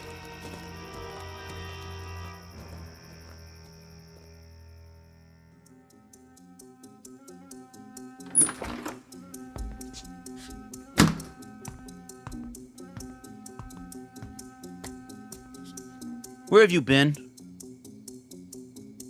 I told you, I was riding around. Every day for the last 5 or 6 days? Yesterday when I sent you to the ship for food? Or last night when you were supposed to be on guard? You think I don't know? I've had the eye on you every minute. Well, if you know, then why are you asking me? I told them before we came you were too young. You'd lose your head, run into situations you couldn't handle. There's too much at stake. I've done no harm. Haven't told her a thing yet, huh? No. Well, now you won't have the chance. We're too close to finishing this mission. Yeah, well, you better go to the control room. Your master's calling. You're a master, too, and don't forget it. From here on out, you're just along for the ride. You're not a good enough risk.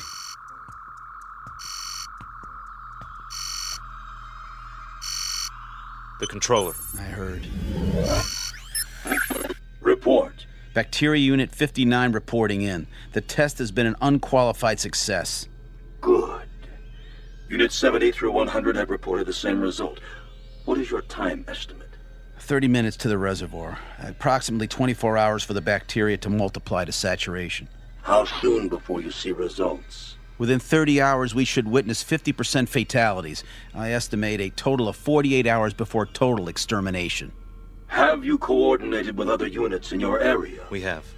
And the result? There are 29 bacteria units near the water supplies in this state. We should reach complete contamination of the population within 2 days. Very well. Begin Operation Invasion, Phase 2, at once. Yes, sir. At once. Oh. The time has come. Ah, brother. You've decided to do your duty. It's not what I was told would happen. Of course it is. Not this way. A portion of the population was to be saved. For study, if nothing else. The controller's word is final. Yeah, well, not if I can help it. Where are you going? We've got to stop him. Doesn't matter now. He's too late to stop it.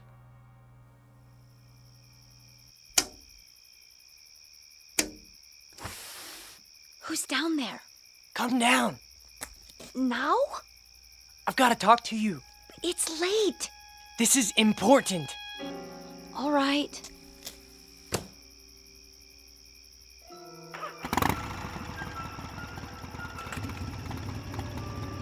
Brother!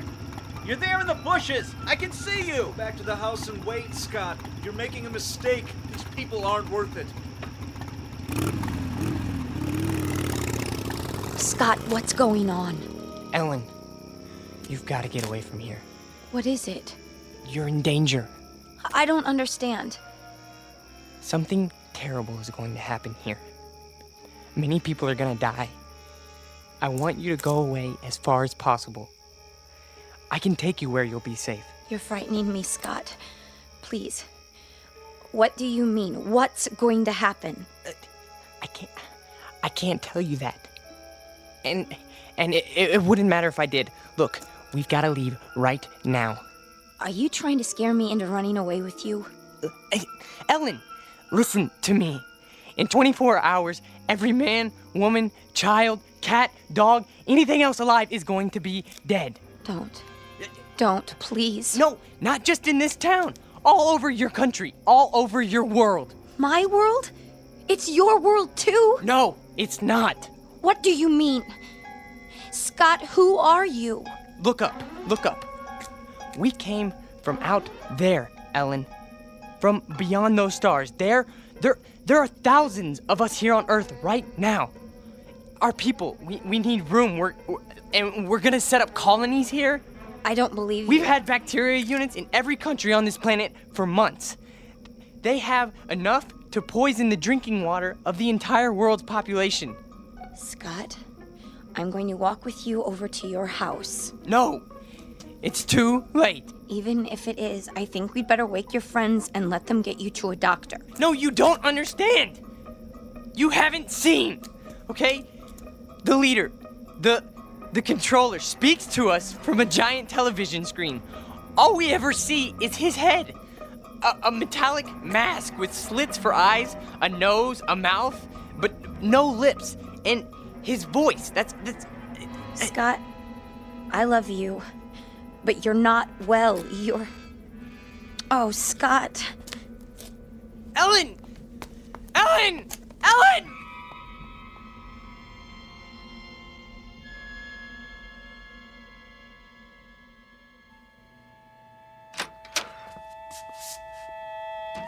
All right, Ellen, what's this all about? Oh, Daddy, I don't know what to do. You can start by telling me what went on out there. He woke me, throwing stones at my window. He said he had to see me. Daddy, I think he's lost his mind. He's never been this way before. Tonight, he was almost raving. Exactly what did he say? Crazy things. That he's some kind of spaceman and they're taking over the Earth and we're all going to die. Poor boy. We'd better get him help. Ellen? Why aren't you in bed? Stu? Hold it. I'll explain everything. Sheriff's Station? Deputy Harper? Let me speak to the sheriff, please. Sheriff Farley's on vacation. Sir, can I help you? My name is Stuart Tillman. I live at 11575 Amanda Drive. Yes, Mr. Tillman. There's a mentally disturbed boy living next door. That right? And before he does any harm to himself or anyone else, I think he ought to be picked up. Honey, what's happened? Oh, Mother. There now. What makes you think he's mentally disturbed? He's been scaring my daughter with some kind of man from Mars story. Claims he's part of an invasion force that's going to take over the world or some such nonsense. All right, Mr. Tillman, let's you stay right where you are. We'll take it from here. In fact, I know exactly what to do. Definitely. Hey, Red? Yeah? Yeah, we got control on Amanda Drive. Sure do. We'll be right there, Mr. Tillman. Thank you. Are the police coming? Yes, in a few minutes. That's good. Now, will somebody please tell me what's wrong? Sure, in a minute. Only what? I wonder what he meant by control.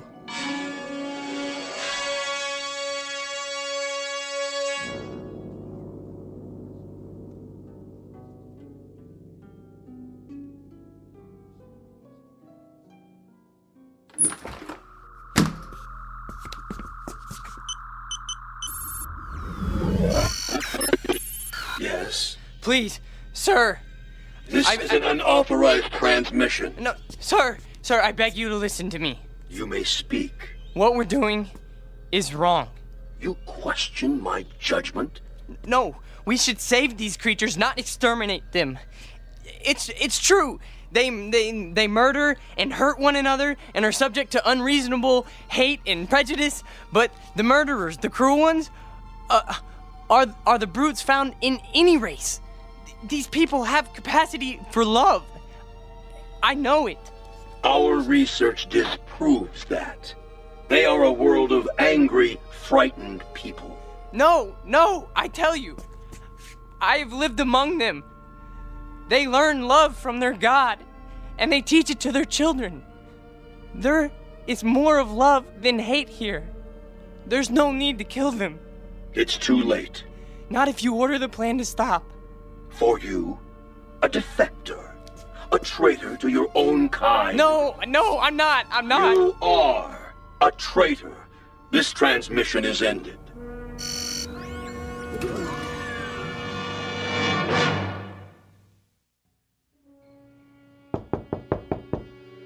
Here they are now.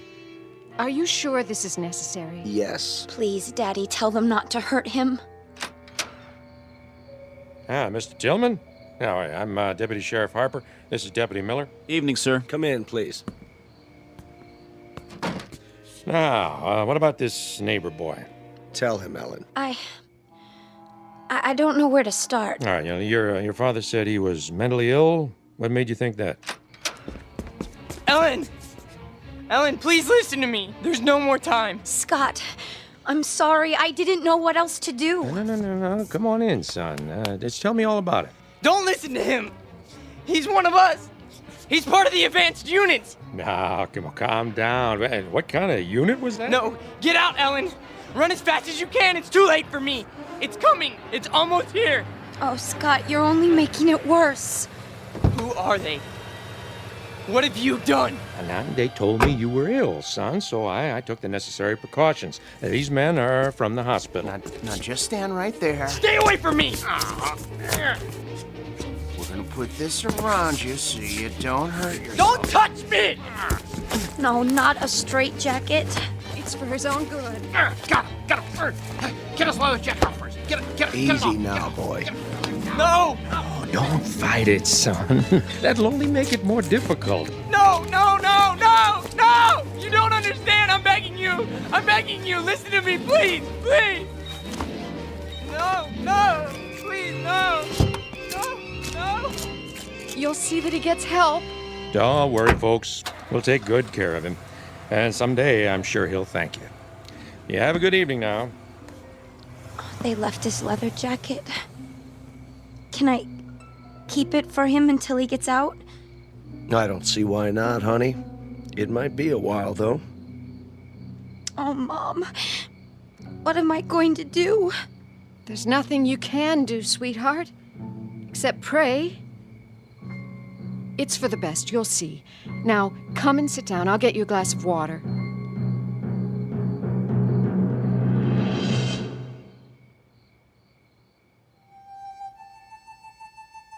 Portrait of an American family on the eve of an invasion from outer space. Of course, we know it's only fiction. And yet, you might think twice when you drink your next glass of water. Be sure it's 100% pure and not imported directly from the Twilight Zone. We'll return to the Twilight Zone in just a moment. You are about to enter another dimension. A dimension not only of sight and sound, but of mind. A journey into a wondrous land of imagination. Next stop, the Twilight Zone. Hi, this is Stacy Keach. I'd like to take a moment to tell you about our Twilight Zone website at twilightzoneradio.com. At twilightzoneradio.com, you'll find the latest information on these Twilight Zone radio dramas, including behind-the-scenes photographs, plus the newest product releases, trivia contests, ways to contact us, other Twilight Zone-related info and merchandise, plus links to other fascinating websites. So make your next stop twilightzoneradio.com. Visit twilightzoneradio.com to purchase these Twilight Zone radio dramas on cassette and CD, or call toll-free 1-866-989-ZONE. That's 1-866-989-9663.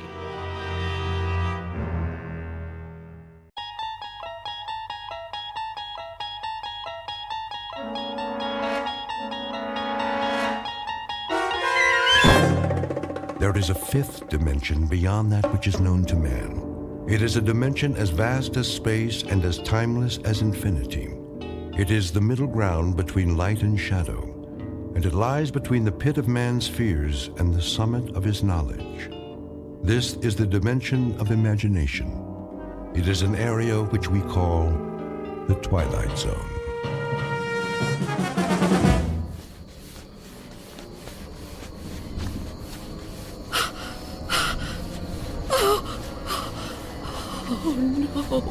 No, where am I? What am I doing outdoors?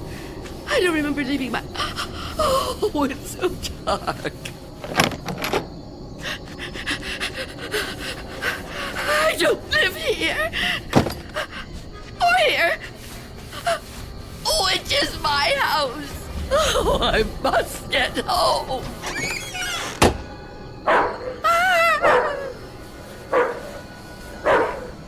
May I assist you, madam?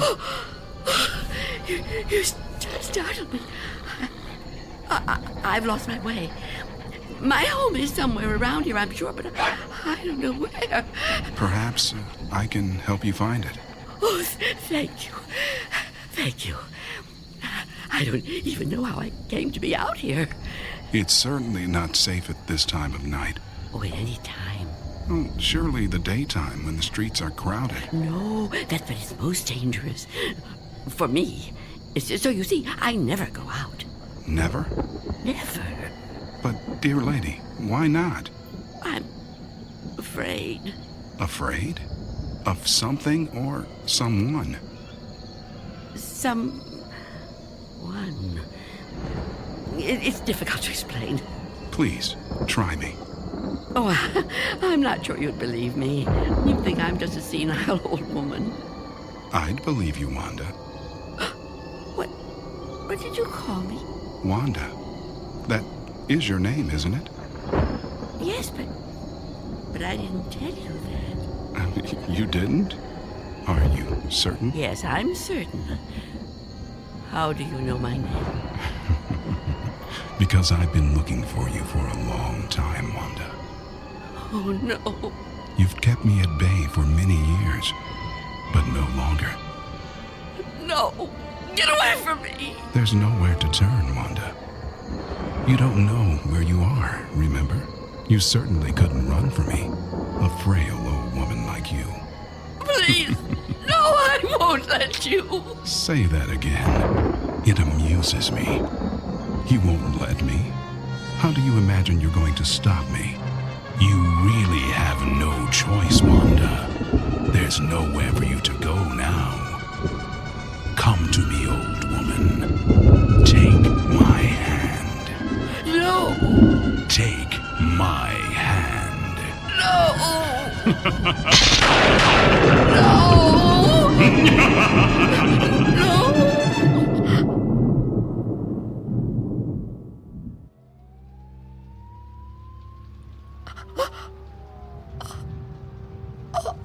Oh,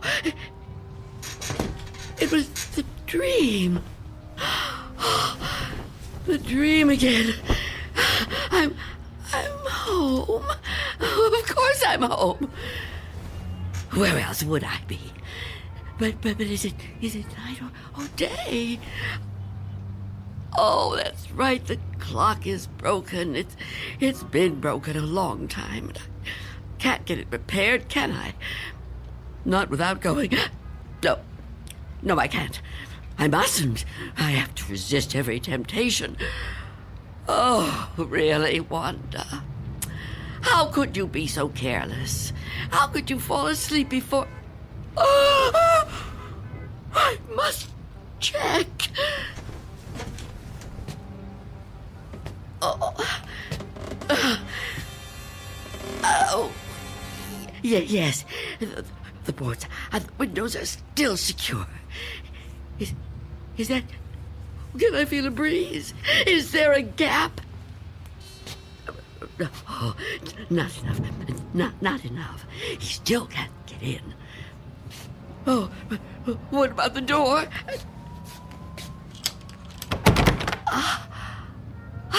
Chain is on. And the door is locked. Good. He can't come in that way either. Oh, yes, I'm safe.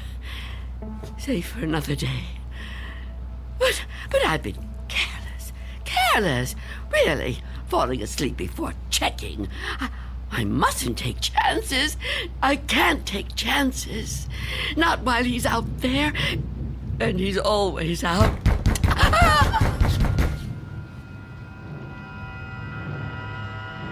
Miss Dunn? Miss Dunn, are you all right in there? Who are you? It's Barry. Mr. Fabian, from the grocery store. I know we've actually never met, but, well, we've spoken on the phone, Miss Dunn. At least we used to. Do you even have a phone anymore? Anyway, you know me, right? What do you want? I'm delivering your groceries, Miss Dunn. You remember? Charlie, the kid who works for me, was supposed to bring them, I know, but he called in sick. Yeah, kids these days, huh? No sense of responsibility. Anyway, I thought I'd better get them to you now instead of waiting till tomorrow. I figured, you'd be waiting for them. Is that all right? Put the food through the letterbox. The letterbox, right. Okay. Oh. Thank you, Mr. Fabian. Your money is coming under the door now. Under the door. Here it is. Miss Dunn, wouldn't it be easier to just... $6 and... Okay. 32 cents.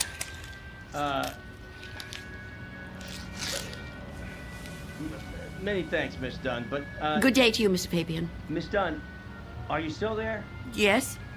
What is it? I've been thinking. I just wonder... Miss Dunn, does anybody else bring you food? I really don't see what business of yours that is, Mr. Fabian. Well, no, it's nothing like that, I promise you. This isn't anything to do with business. I'm just concerned for your well-being. I mean, it seems to me a person can't live on food big enough to fit through a letterbox.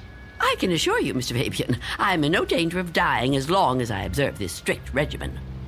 Oh, well, I'm glad to hear you talk like that, but I don't know. Maybe if I could come in for a minute. Come in? Yeah, I just want to talk, Miss Dunn. I mean, I can't do that so well out here. I really think you need to see a doctor. Out of the question. No one is coming in here, Mr. Fabian. Not a doctor, and not you. Miss Dunn? Miss Dunn, could you open the door, please? Go away! Miss Dunn, I just want to help you. I know what you want. Leave me alone. Miss Dunn, all I know who you are. You do? Well, that's good. That's very good. Myself, I have a very bad memory. Every morning, you know, my wife gives me a pen. Every day I lose it somewhere. So, will you let me in? Stop trying to get in here. You won't get me. Just go away and leave me alone. Come on, Miss Dunn. Look, I've got other deliveries to make. I just want to help you if I can. I think you could use a little help. Ah, the heck with it. Good luck living here in this neighborhood. What's left of it.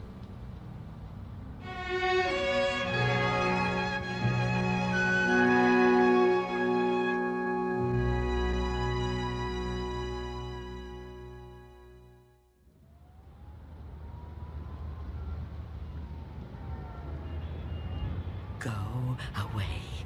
I won't let you in. I won't let you get me. Leave me alone.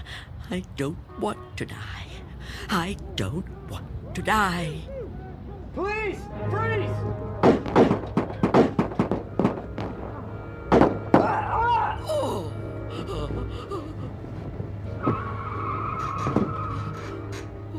What's going on out there?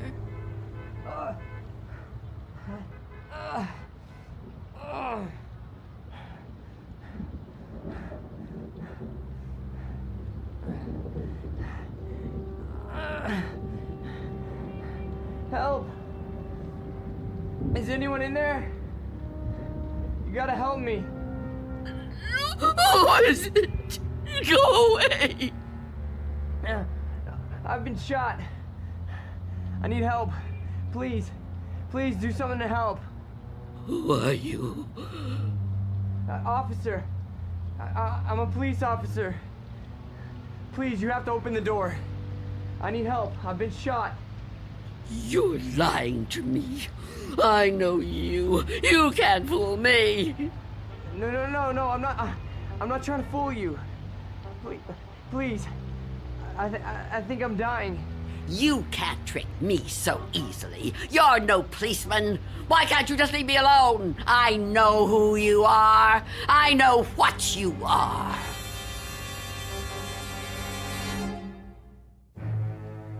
An old woman living in a waking nightmare. An old woman who has fought 1,000 battles with death and has always won. Now she's faced with a grim decision. A decision that might to others seem the simplest in the world. That of whether or not to open a door. And in some strange and frightening way, she knows that this seemingly ordinary door leads to the Twilight Zone. And now, The Twilight Zone and our story, Nothing in the Dark, starring Marshall Allman, with Stacy Keach as your narrator.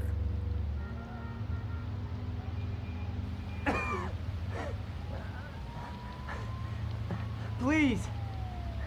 Why won't you help me? Stop this! Why must you do this to me? I'm losing a lot of blood. It's so cold out here. Listen to me. I'm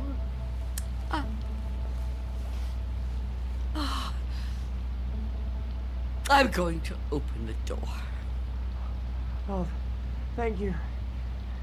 Thank you. But I'm leaving the chain on. Don't even try to touch me. I won't let you. Don't worry. I'm not gonna hurt you. I couldn't hurt anybody.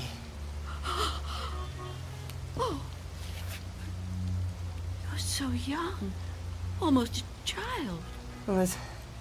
Unless you help me, I'm gonna die. I don't think I can even move very far.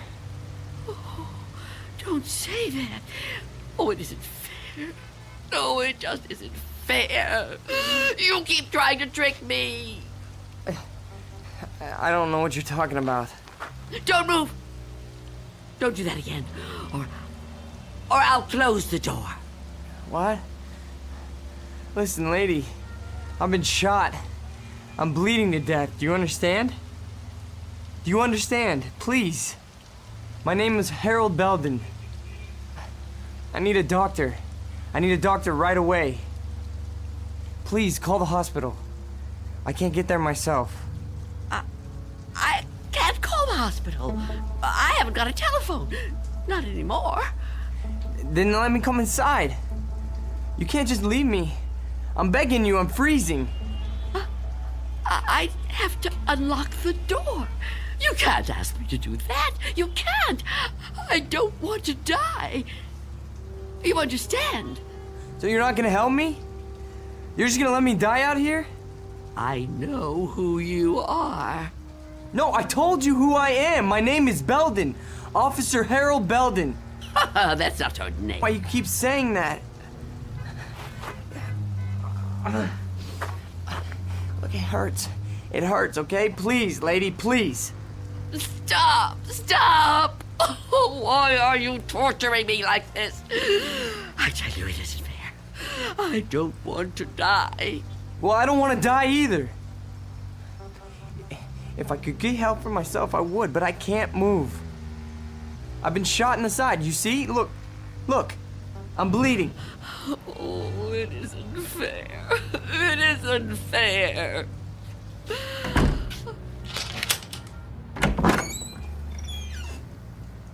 Will you help me? Yes. Yes, I'll help you. Thank you. Take my hand. What? Take my hand. Pull me inside. No, I won't. I mean, I can't. Oh, can't you? Can't you crawl in? Oh, I don't think so. Please try. Quickly. I don't want to leave the door open.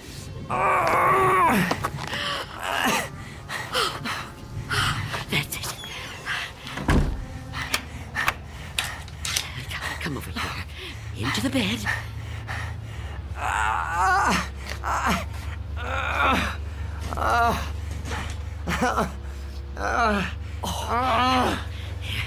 You just rest. Rest. Oh, what have I done? And what am I going to do?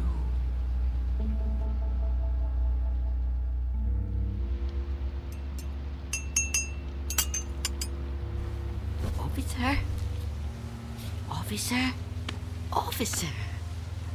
Oh, I'm so sorry. What a...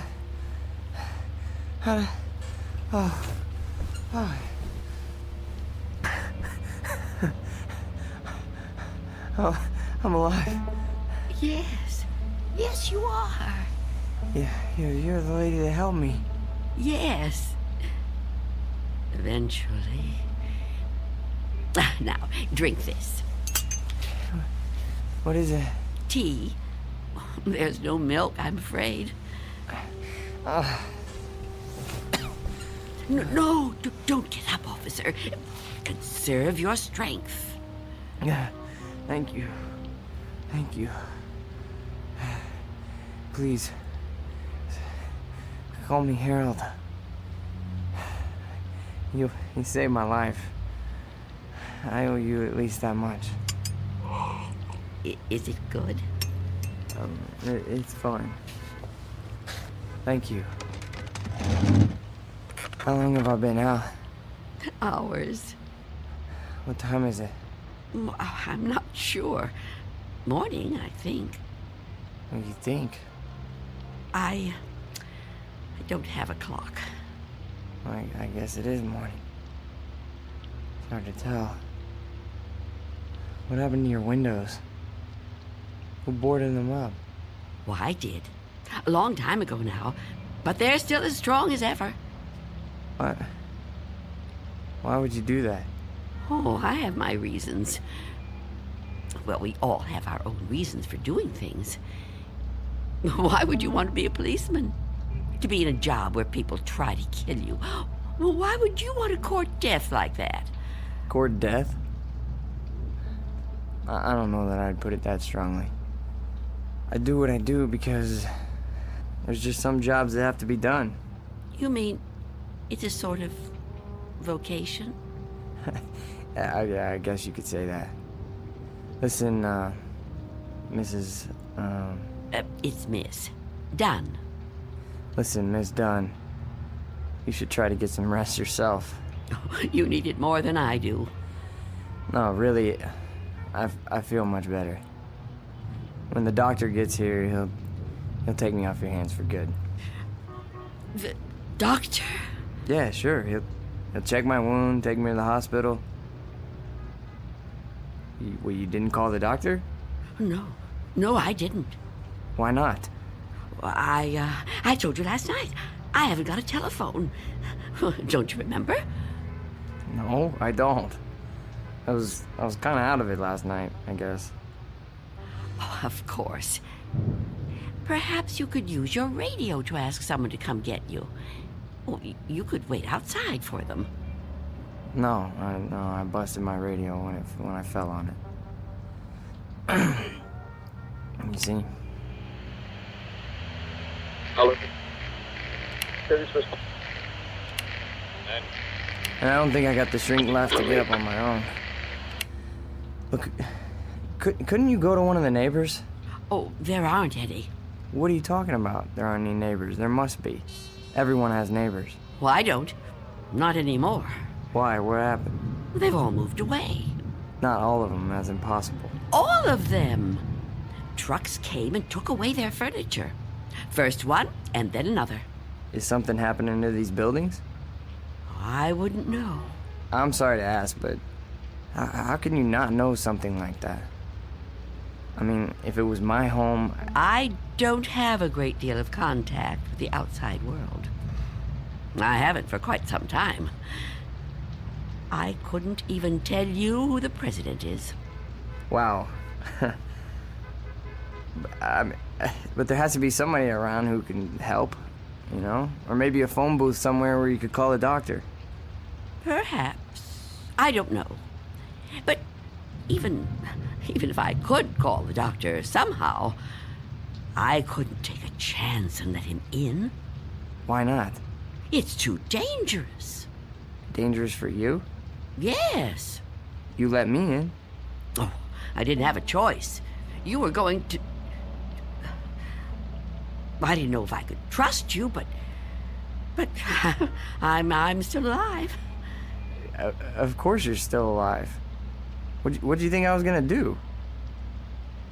I mean, but the doctor, he's not gonna be any harm to you. I keep telling you I can't let the doctor in. I can't let anyone else come in. Don't you see? It might be him. It might be him. Who? Him who? Mr. Death. Mr. Death? What? I know he's out there. He's trying to get in. He comes to the door and knocks. He begs me to let him in. Last week, he said he was from the gas company. The gas company? Oh, he's clever.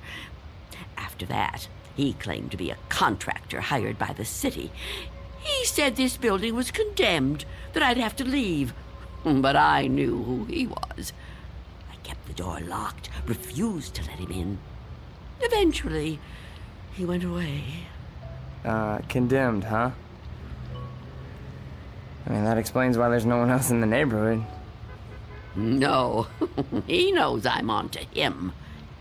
Yesterday, he said he was Mr. Fabian from the store. But all he really wanted was to come in. That's all he ever wants. Wait a second. No, it's no use. You wouldn't understand. I knew you wouldn't. How could you? I mean, oh wait, but I want to understand. I do. I mean, this man you're afraid of, you say he's Mr. Death. That's right. You don't mean just anybody, do you? You mean like death, right? Death. That's right. So is this Mr. Death a person like you or me? I know it sounds crazy to someone like you, to anyone but me, but it's true. I know it's true. Okay, I understand what you're saying, but, I mean, people die all the time, all over the world. Now, how could one man be in all those places at once? I don't know. Don't ask me that. Maybe there's more than one of him. Maybe. I didn't mean to upset you. Please don't cry. I'm not gonna hurt you. I'm sorry. Okay? Can I have another cup of tea? Please? Of course. Tell me about Mr. Death. Your tea. Thanks. Please, Mr. Death. I would like to know about him. All right. At first, I couldn't be sure. It was a long time ago. Everything is. It's been so long since anything happened to me. But I was on a bus. There was an old woman sitting in front of me, knitting a scarf, I think. There was something about her face. I felt I knew her. Then a man got on the bus. He wasn't special in any way. Not short, not tall, not fat, just a man. I remember that there were empty seats, but he sat down right next to the old woman. He didn't say anything to her, but I felt that his being there upset her in some way. I couldn't understand why. He seemed like such a nice man. When the old woman dropped her ball of yarn, he bent down and picked it up, right in front of me. He held it up to her. I saw their fingers touch. He stood up and got out the next stop. I couldn't move. It was as if I knew what had happened. But I couldn't do anything. I was just so frightened. When the bus finally reached the end of the line, the driver came over to the woman. He thought she was asleep, but I knew she was... What, dead? Dead. And right then and there, I knew it was his touch that killed her. Okay, but you said it yourself. She was an old woman. Okay, just because this man touched her... Mr. Death. Just because he touched her hand, it doesn't mean he killed her. Maybe what you saw was just what it looked like. A man trying to be helpful. I mean, the real cause of her death might have been, you know, a heart failure or a stroke or something. I don't know. No, he killed her. Okay, I'm a cop. I've seen dead bodies. I've seen people that were killed by guns, knives, but never by a touch, okay? The man being there when she died, that's just a coincidence. But I've seen him since then, several times. I've seen him in crowds. I've watched for him. Every time someone I knew died, he was there.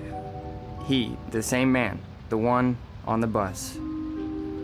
No. Once he was a young soldier. been a salesman, a taxi driver. Someone you wouldn't notice unless you were watching closely. But you could see him. Oh, yes. And I wondered why that should be. Why I could see him when no one else could. And then I knew. Why? It was because I was getting older. And my time was coming. I could see clearer than younger people like yourself. Now, do you understand? Oh, I know you don't believe me. That would be too much to ask of anyone. But do you at least understand? Please, I have to know. All right. Maybe, okay? But if there is some Mr. Death who's able to visit all the people in the world like Santa Claus... Don't mock me. I'm not meaning to mock you, okay? I would never do that. I swear. But if he's real... He is. If he's real, then I don't see what the problem is. You don't see what the problem is? Oh, you must be joking. No, I mean, if you know what he looks like, what have you got to be afraid of? If you're right, and you can see death, I'd say you're kind of fortunate. Fortunate? Sure, yeah. I mean, you'd be able to see him coming. You could just avoid him. Oh, didn't I tell you his face is always different? He's different sizes, different ages, different races. I couldn't be sure. Well, how about when you go out? Out? Sure. Well, I know you said you don't have much contact with the outside world, but you have to go out sometime. I mean, to the shops or something, you know? Now, couldn't he touch you then, if he wanted to? No. Why not? I never go out. Never. Never. Oh, I haven't been out for years. I don't know how many. I don't keep count. That would be too depressing. But I suppose you can guess from the smell. You're too polite to mention it. But it must bother you as much as it bothers me. So what do you do about food? The boy at Mr. Fabian's store delivers it. But I never open the door to him. How can you live like this? Oh, don't think I enjoy it. So why do you do it? Because if I don't live like this, I won't live at all. If I don't watch out, if I let down my guard even for a moment, he'll get in. I know he will. I haven't always lived like this, you know. I was young once. People said I was pretty. I lived out in the sunlight. I hated to be inside, even for a minute. My mother always said I'd spoil my fine complexion, but I didn't care. I loved outdoor things. I lived out in the sunlight, so warm, so beautiful. Beautiful, like I once was. You're still beautiful. Oh, no, I'm not. I'm old and cold. I miss the warmth of the sun so much. See that patch of sunlight on the floor? Where's it coming from?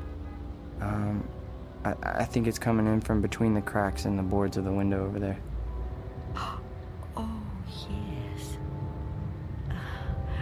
It's so warm to the touch. You know, I've always hated the dark and the cold. And now I'm old. I've lived a long time, but I don't want to die. I've heard people say it was his time when an old person dies. But it's not your time if you're not ready to die. I'd rather live in the dark than not live at all. Miss Dunn, I promise you, there's nothing to be afraid of.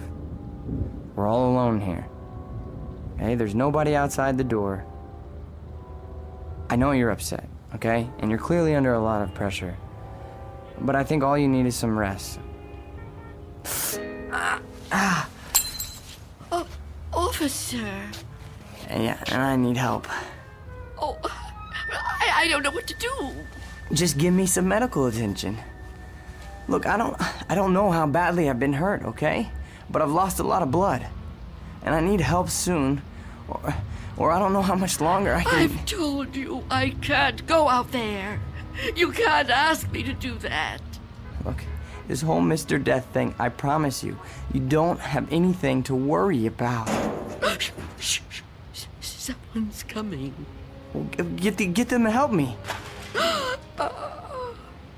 No! There's nothing to be afraid of. Please, answer it. Go on. That's right. Go ahead. You're doing fine. Answer it. Go on. I'm keeping the chain on. That's fine. Do whatever you want. Just see who it is and get them to call for help. I'm sorry, lady, but I got my orders. No! Get away! Officer Belden, help me! I can't fool around any longer. Step aside, I'm coming in.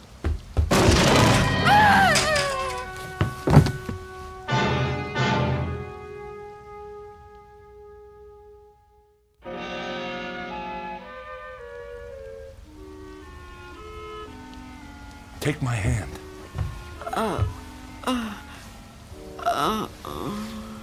Easy, lady. Just lie quiet there till you get your strength back. What? You gave me quite a scare there when you fainted like that. Sorry I pushed you when I put my shoulder to the door. You started to faint and I offered you my hand, but you passed right out. For a second I thought that... Well, I don't even want to talk about that. But I'm glad you're okay. And still, I live. Huh? I told you I didn't mean to hurt you. It was an accident. You're not gonna sue, are you? What do you want with me? Here, let me help you get up. Take my... I can get up myself. Look, you gotta understand, man. I don't get no pleasure out of busting indoors. Who would?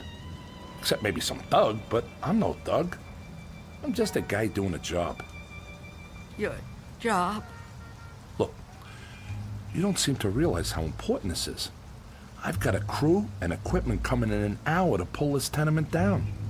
Begging your pardon, man, but looking at this place, I say it's long overdue. Frankly, I'm kind of surprised it's still standing. And you're really not Mr. Death? Mr. Who? I don't know what you're talking about, ma'am.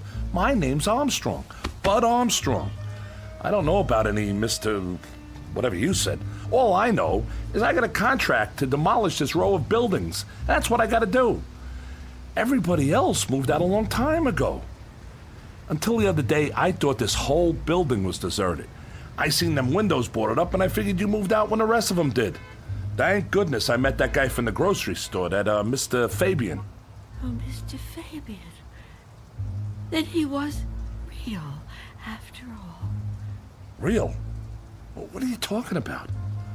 I told him about my job down here, then he told me all about you, that he was worried about you. Told me he had a kid bring you your stuff. That was the first I knew about you, and it's you're darn lucky I found out. Well, you'd still be in here when the wrecking ball hits. Now, come on, we gotta get out of here. You want me to go outside? Sure. Didn't you just hear me? This place is coming down. You can't stay in here. You want me to leave here? You have to. I can't. It's Miss Dunn, right?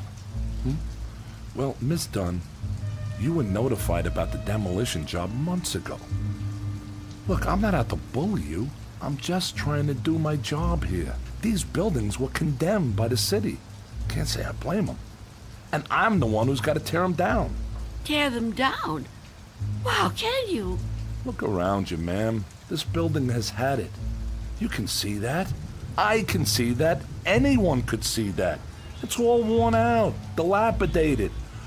All these buildings have got to come down. You seem like a nice person. A nice person shouldn't have to live in a place like this. Now let's the two of us just... Get away from me! Don't touch me! Please don't act like this. I ain't a monster, lady. I've got a heart just like anybody else, and I can see how you could get attached to a place, but, not want to see it wrecked. But when a building's this old, it's not fit to live in no more. It's dangerous. It's got to come down to make room for a new one, a stronger one. That's life, lady. Old make room for the new, you know? No. People get the idea that I'm some kind of destroyer. They think I get kicks out of tearing stuff down. But that ain't the way it is. No, that ain't the way it is at all. I just clear the ground so other people can build on it. In a way, I guess I kind of help them to it. Can't have one without the other, am I right? Look around you. It's just the way things are, like when a big tree falls in the forest and a new one grows right out of the same ground. Old animals die and young ones take their places. It's just nature. That's how it is. Even people step aside when it's time. I won't. When I finally kick the bucket, or when I get too old to contribute, my son-in-law will probably take over The door! What about it? Oh, yeah. Sorry about that. I didn't realize the chain was on when I put my shoulder to it. Door's okay, but the chain's had it. You left the door open! Hey, there's no need Get to... out of my way!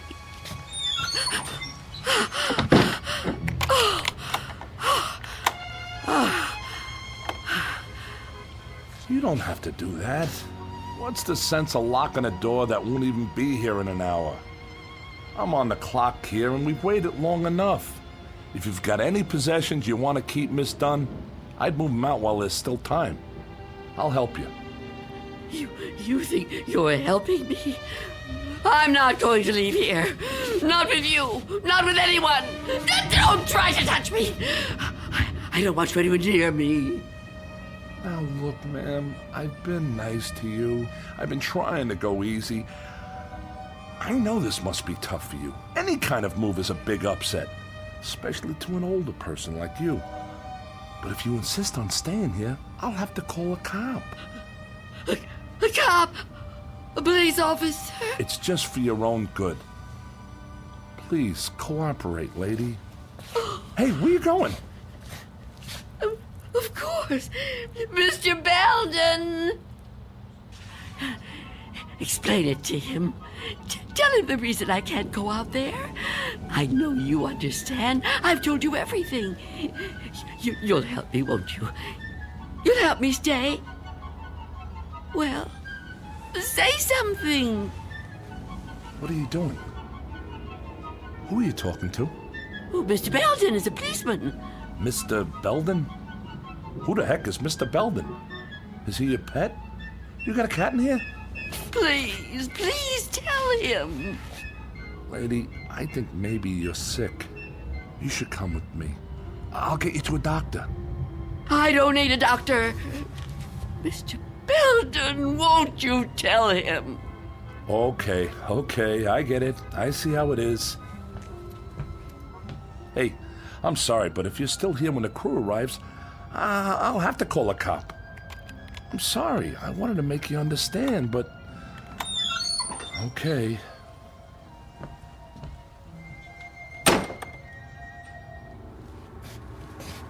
What's the matter with you? Why didn't you say something? Why didn't you help me? I thought you understood. I thought you'd help me. I think the question you should be asking yourself, Wanda, is how he looked straight at this bed and didn't see me.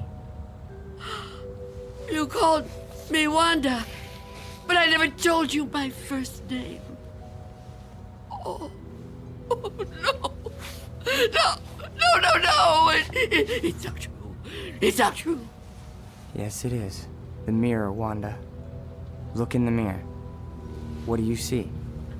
I can't. I won't. Look in the mirror, Wanda. What do you see?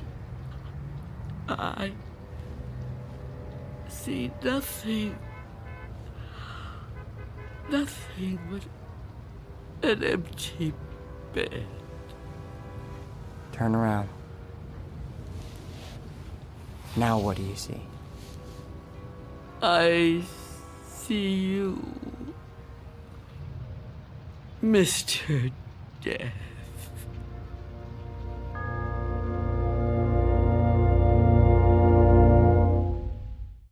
We'll be back to the Twilight Zone in just a moment. And now, Act 3 of Nothing in the Dark, starring Marshall Allman. It was you. It was you all the time. Yes. It was me. Oh, don't get up. You're still...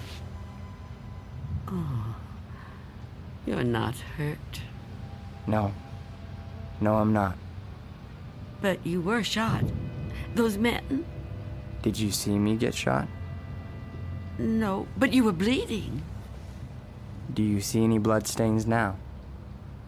No. And the men? Did you see them? You were never hurt, were you?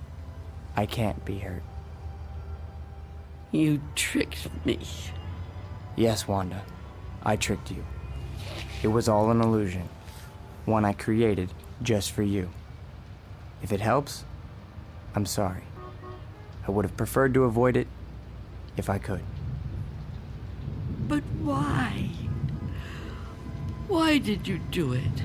The moment I let you inside, you could have taken me any time. Yes, I could have. But you were nice. You made me trust you. But I had to make you understand, Wanda. You see me now, and you've seen me before. Many times before. Starting with that day on the bus. Oh, I was right. It was you. The old lady's name was Iris. I knew then that you were upset. Upset? I thought it was important that you got to know me. What I said to you before, it was true. What you said? And you thought I was a policeman. You asked me why I did what I did. And you said there were some jobs that had to be done. That's right. That it was a kind of vocation. Actually, Wanda, you said that. But I suppose you're right in a way. Now ask yourself, am I really so bad? Am I really so frightening? You've talked to me. You've confided in me. Have I tried to hurt you? Well, no, but... Do you really believe I would ever hurt you? You don't look like someone who would want to hurt me. You see? It isn't me you're afraid of, is it? You know me now. You understand me. What you're afraid of, what you've really been afraid of all these years, is the unknown. That's right, isn't it? Yes. Don't be afraid. But I am afraid. You must be very tired, Wanda. I am. But the running's over now. It's time to rest. I'd like that, but... Give me your hand.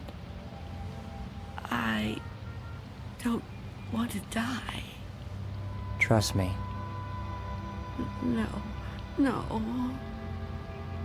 Mother, give me your hand. I will.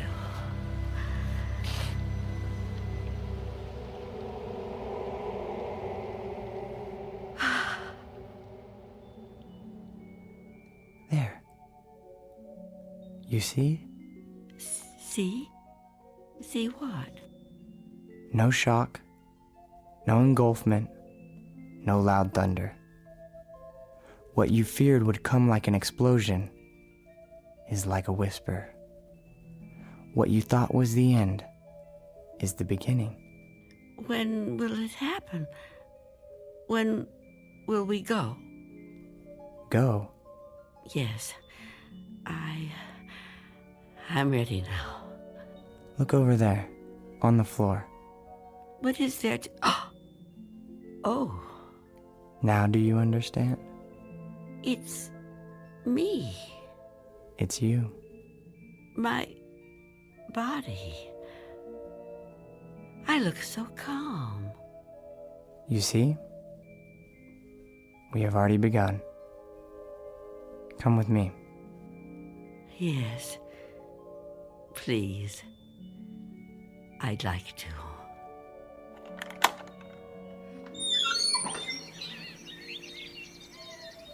It's such a beautiful day. It is. It surely is. You know, Mr. Armstrong was right about a lot of things. What things? Well, for one, his son does take over the business when he dies.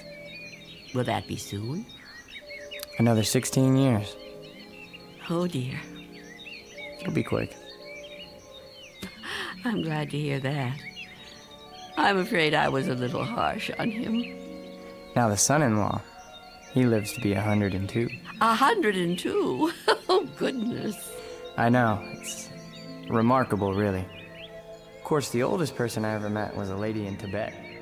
Well, how old was she? Take a guess. Oh, I'm no good at guessing. Come on, take a guess. You'll never believe it.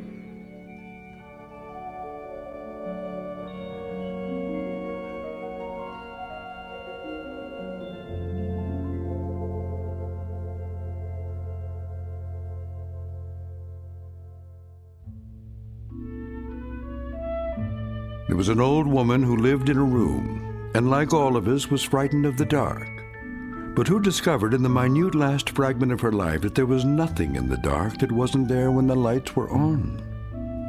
Object lesson for the more frightened amongst us. In or out of the Twilight Zone.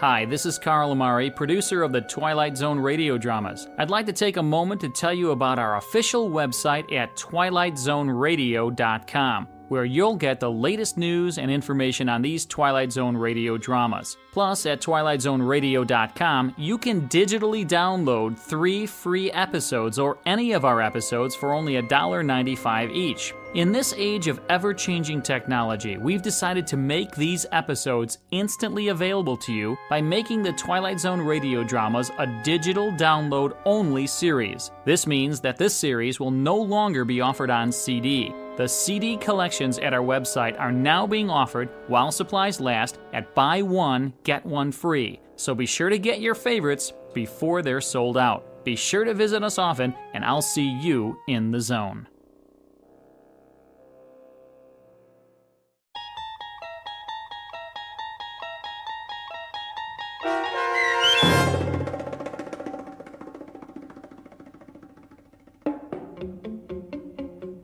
Nothing in the Dark, starring Marshall Ullman with Stacy Keach as your narrator, was adapted for radio by M.J. Elliott and written by George Clayton Johnson. Heard in the cast were Roz Alexander, Jeff Morrow, Doug James, and Mike Starr. This copyrighted radio series is produced and directed by Carl Amari for Falcon Picture Group and Westwood One. Custom Foley effects, sound design, and mixing are done in the Cerny American Sound to Picture Theater by Cerny American creatives Matt Sorrow, Bob Benson, Todd Beyer, and Tim Cerny. To learn more about the Twilight Zone radio dramas and to contact us, visit our official website at twilightzoneradio.com. Miss Dunn, it's Doug James speaking.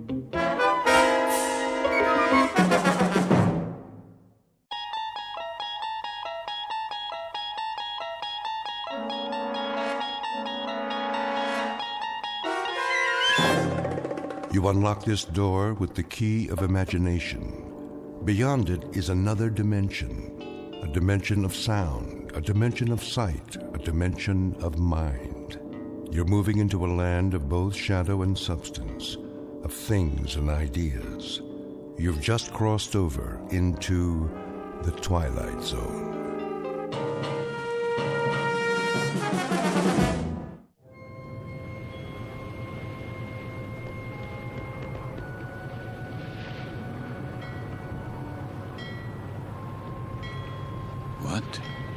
What is this place? The time. It must be late. Very late. Light in the salon. Let's black out down there. Who?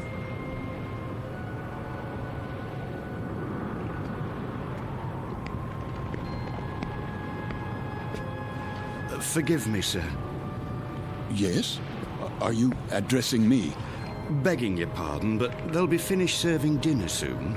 They? The galley crew, sir. Why do you tell me this? Well, I only meant... What? What did you mean? Well, all I mean to say is, you'd best go in now, sir, if you want your evening meal. My meal? The salon will be closing in a few more minutes. Oh, yes, of course. In the salon. Is that what you call it? Yes, sir.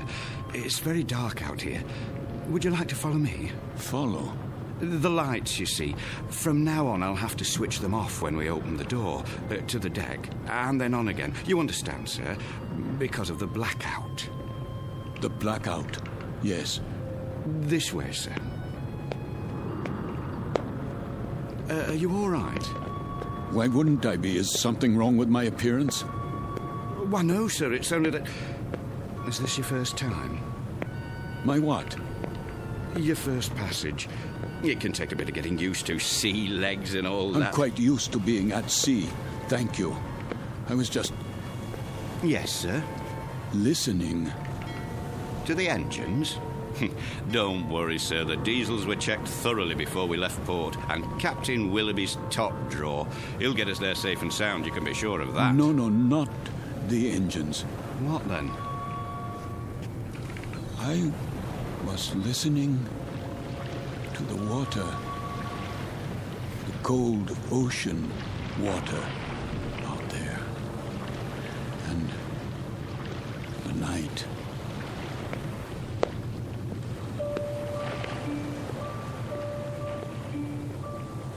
This is the deck of a small freighter, the SS Queen of Glasgow, located somewhere in the North Atlantic.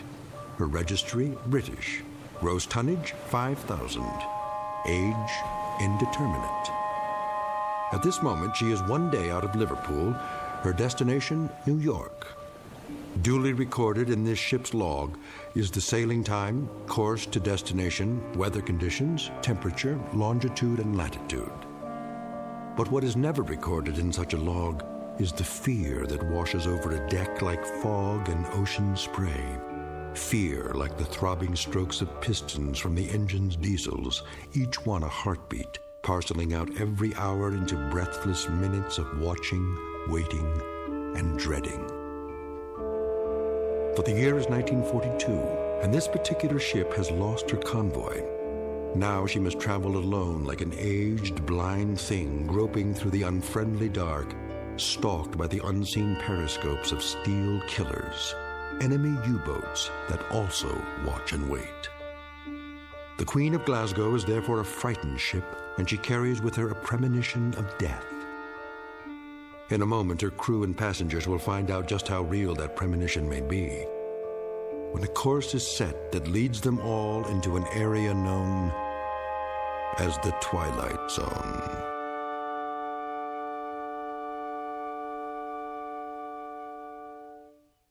And now, The Twilight Zone and our story, Judgment Night, starring Chelsea Ross, with Stacy Keach as your narrator.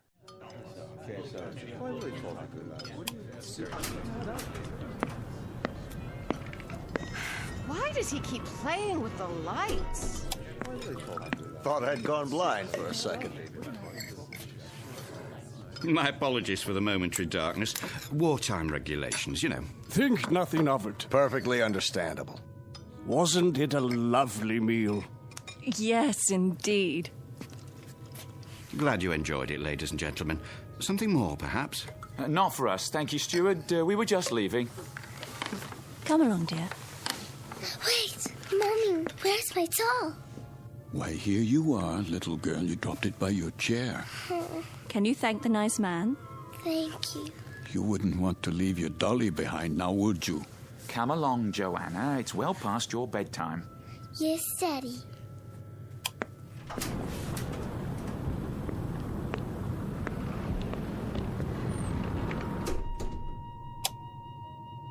who's this? Mr.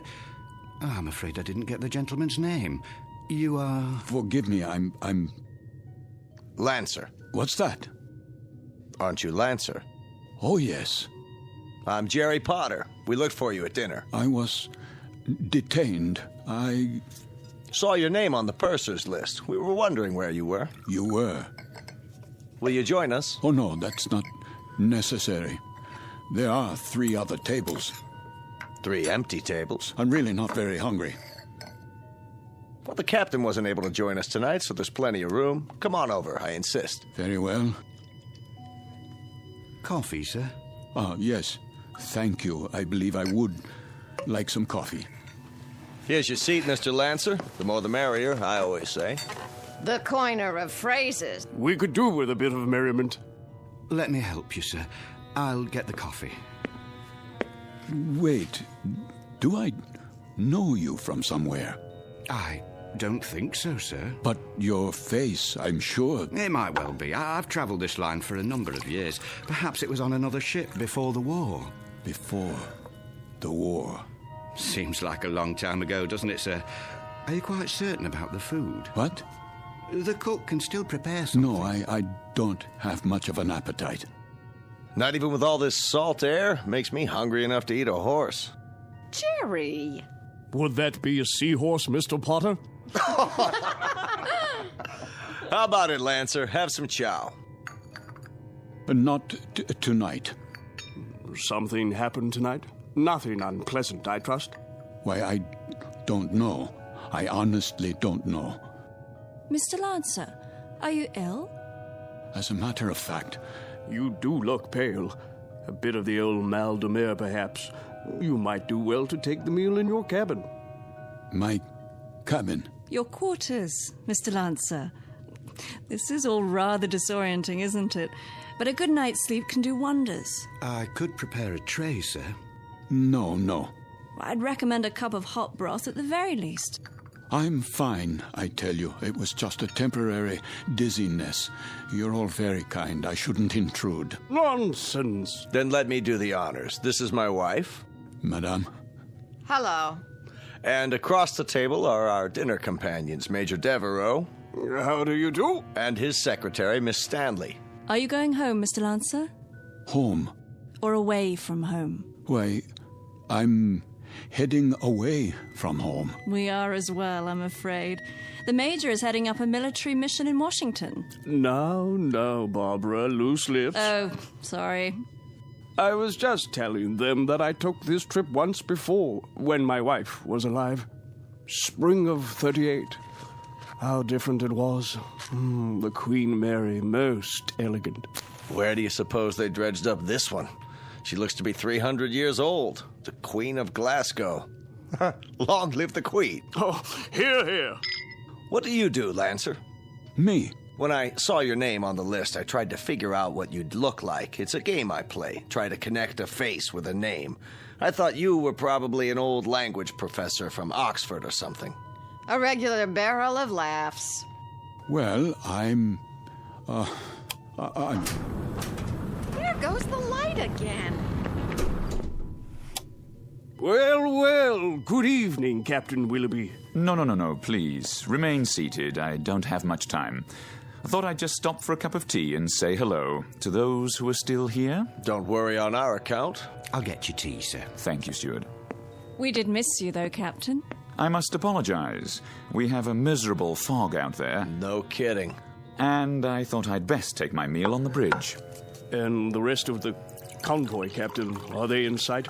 They'd have to be 3 feet off the bow to be in sight, Major. That fog is quite thick. Oh, dear. However, we do hope to have some sort of contact by tomorrow. But I wouldn't worry. She's a good stout ship, and this isn't her maiden voyage. She's made this passage often. I suppose misery loves company, though, doesn't it? I'd feel a lot safer if we were in a convoy. I can almost see those wolf packs converging on us. There would be no wolf pack converging on a single ship, Major Devereaux. Sorry? The principle of the submarine pack is based on the convoy attack. The gentleman is quite correct. Our primary danger would lie in a single submarine. Well, that's reassuring. I guess we stand a better chance against one than against 20, don't we? Just ask Admiral Potter here. He fought with Dewey at Manila. He knows everything. Still, it only takes one torpedo. They can do such dreadful damage.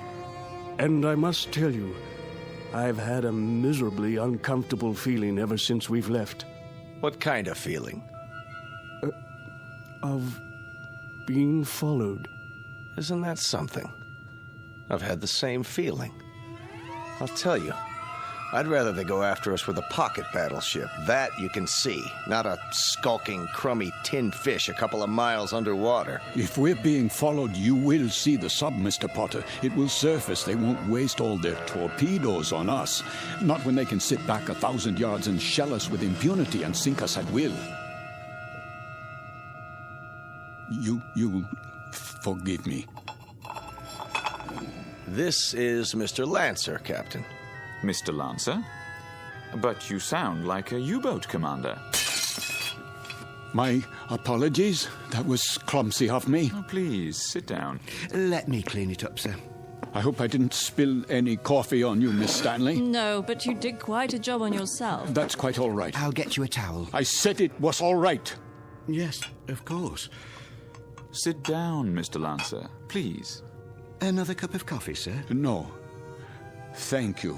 That won't be necessary. I think we might start by getting better acquainted. First of all, I trust everyone's comfortable. Oh, yes, quite. This ship, you know, wasn't designed to carry passengers. I hope you'll bear with some of the inconveniences. I suppose they're worth living with to get to the States, aren't they? You can say that again. Mr. Potter, I understand you're with the American government. War Production Board. And where is your home, Mrs. Potter? Good old Chicago. Windy City. Oh, how interesting. I do hope to travel farther west one day. I tell you, I'll be mighty glad to see it again, wind or no wind. And you, Mr. Lancer? Yes? Where's home for you? Home? I was born in Frankfurt. Frankfurt? Like in Germany? Yes, Germany. Well, how long had you been in England, Mr. Lancer? How long? Not very long, not long at all. Please accept my apologies. I think I'll go to my quarters now. Too bad. I was hoping we'd get a poker game going. Whoop-de-doo. Perhaps another time. Good night. Now, there goes an odd one, huh? I had him pegged as a German the minute he came in. And what do you suppose he's traveling on this ship for? You don't think he's a spy, do you? I rather doubt it, Mr. Potter. All the passengers are well screened. I am a bit concerned about him, however. He doesn't look at all well.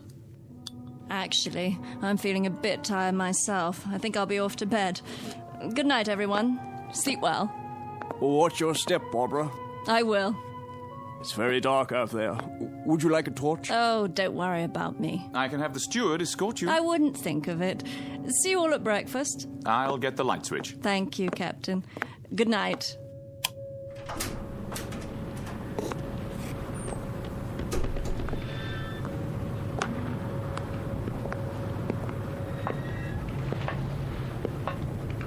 Hello? Is someone there?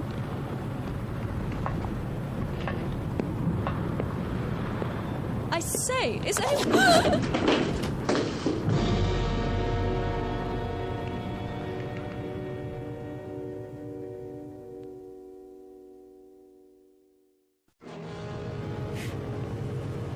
Who's there? Watch your step, Miss Stanley. Oh, Mr. Lancer. The stairs are quite slippery from the fog. So I see. I was afraid you'd lose your footing. Thank you for your help. The fog can be treacherous at sea. And it carries quite a chill, doesn't it? Yes. Yes, it does. It's best to stay off the deck at night. Why are you here, Mr. Lancer? What? I thought you'd be in your cabin. I'm still a bit unsettled. Not quite ready to sleep yet. Miss Stanley, Yes, may I ask a question? please. Have we met before? I don't think so. Why? You'll forgive me, but you looked so familiar. They all did, for that matter. Are you sure you're well, Mr. Lancer? Yes, I seem to be. It's just this feeling. What sort of feeling? Oh, it will sound crazy to you. Go on, please. Just that I'm doing things, saying things. That you've done before. How do you know that? I know the feeling. I've had it occasionally. Have you? Walking into a room and being able to swear that you've been there before. Even the conversations. They seem identical to ones you've had at some other time. Yes, but what other time and where? That's always the question, isn't it? And the people. Yes, and the people, too. Yes. That's extraordinary. What is? I don't recall. I don't seem to recall boarding this ship. Don't you? Or anything else for that matter. How I got here, or why I'm here. There was a film about that. Pardon? In the cinema, a few years ago. With Leslie Howard. Or was it that American? What's his name? Garfield. John Garfield. I believe the title was Outward Bound, something like that. I don't have time to see many films. I don't either. But in this one, the people all found themselves on an ocean liner. Of course, it was a cruise ship, not a freighter. But none of them could remember anything. There was a man and a woman, and they met and began talking, much as we are right now, I suppose.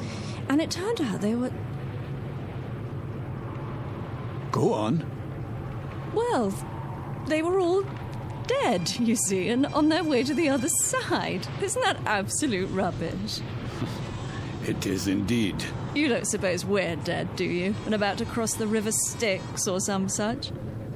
No, that's ridiculous. I, for one, remember everything. A cab to the docks, and carrying my bags, my passport, the security clearance. My passport? Of course. It must be in my cabin. If we were dead, I'm sure the meal would have been followed by a lovely dessert. Mr. Lancer, may I make a suggestion?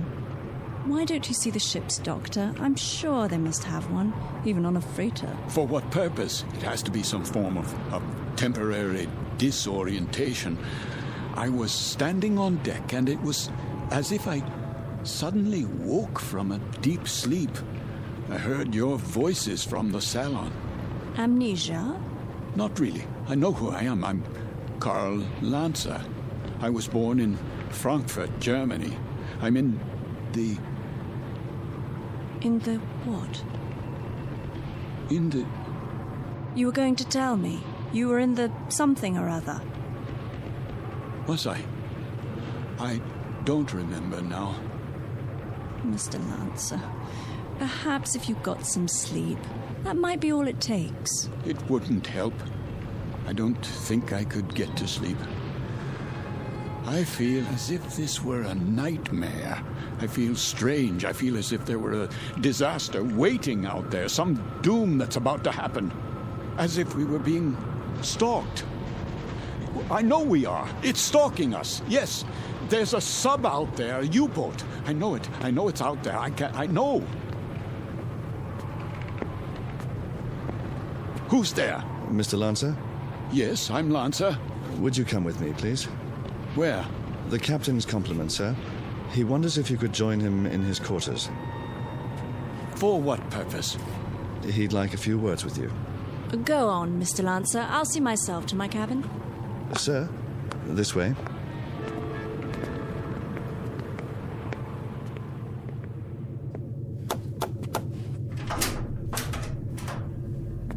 Mr. Lancer, sir. You wish to see me, Captain? Thank you for coming, Mr. Lancer. You've met my first officer, Mr. Danbury. Yes. What is this about? I wonder if you'd mind answering a few questions. No, not at all. First, would you mind showing us your passport? My passport? If you don't mind. Just routine, Mr. Lancer. On our passenger manifest, it seems that your passport number was somehow not included. Yes, of course. Oh, I'm afraid I don't have my wallet in my pocket. It must be down in my cabin. That's perfectly all right. Sometime during the next few days, if you think of it, say tomorrow, you can show it to me whenever it's convenient. Are you feeling better, Mr. Lancer? Yes, much better. Is there anything I can get you? No. Then, is there anything you'd care to talk about?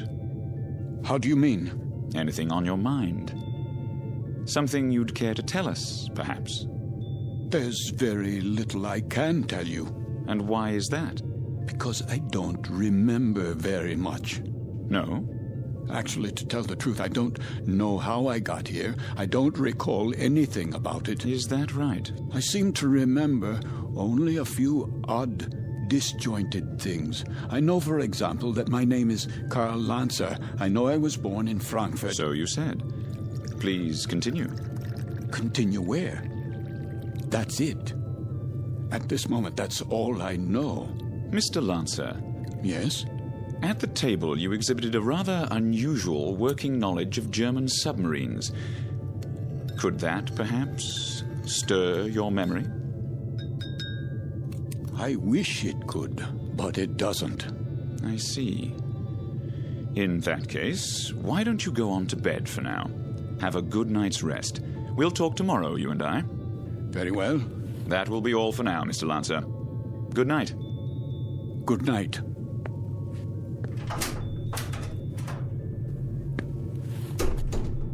Most peculiar. I'd agree, sir. I'd say he bears watching. Then watching is what he'll get. I told you what he said at the table. What do you make of it? That's hard to say. But as I was going to get him on deck, he was talking to one of the passengers, Miss Stanley. And? He was speaking quite excitedly, in a very loud voice. I couldn't help but overhear. He was saying something about how he knew there was a U-boat out there. It's stalking us. That's what he said. You heard him say that? Those were his exact words. Thank you, Danbury. I thought you'd want to know, sir. Danbury. Sir? Let's keep this between ourselves for the time being, shall we? Yes, sir. And see that a steward is sent down to his room. I want to have a look at that passport as soon as possible. Right away, sir.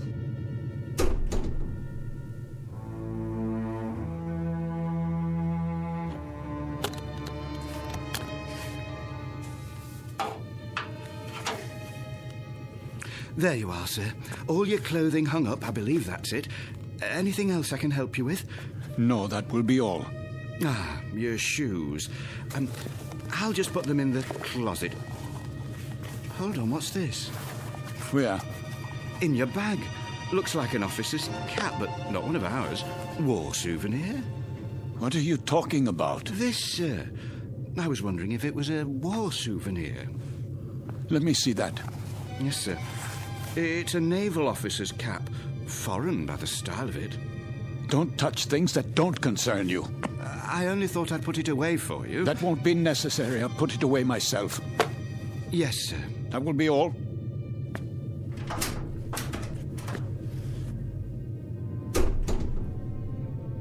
It is a German officer's hat.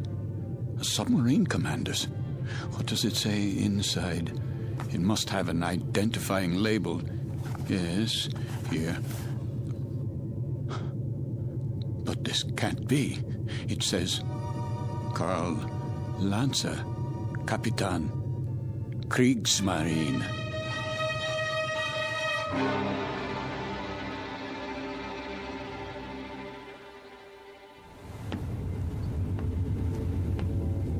Mr. Danbury? Yes, sir? We've slowed down again.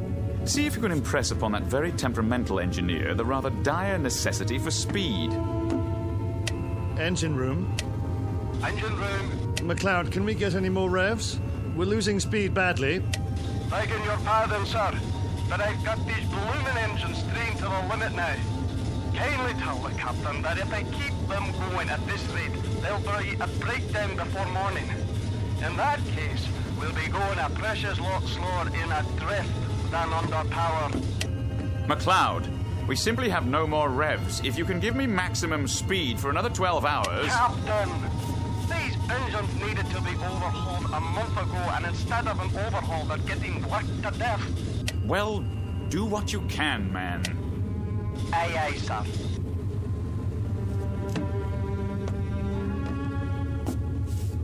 What do you think, number one? Sir? Cheery predicament we have here. If we reduce speed and give those engines a break, we don't stand a chance. And if we keep them going at maximum, they'll break down inside of 2 hours. I don't know what to say, Captain. It's a dangerous call either way. If we could only see through this bloody fog. If they're out there, it won't make any difference. And they're out there, let me tell you. God knows they're out there, waiting like vultures.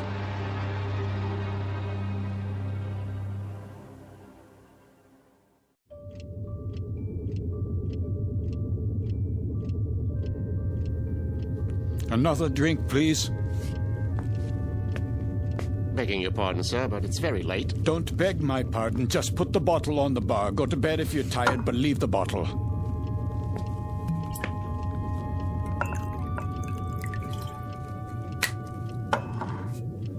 That doesn't sound right. Sir? The bearings. Bearings, sir? Yes, on the engines. They always sound like that, sir. You get used to it. You should hear McLeod on the subject. He's the engineer. Says the engines on this tab were originally designed for Lord Nelson. Is that clock accurate? Why, yes, sir. She's a real antique, that one.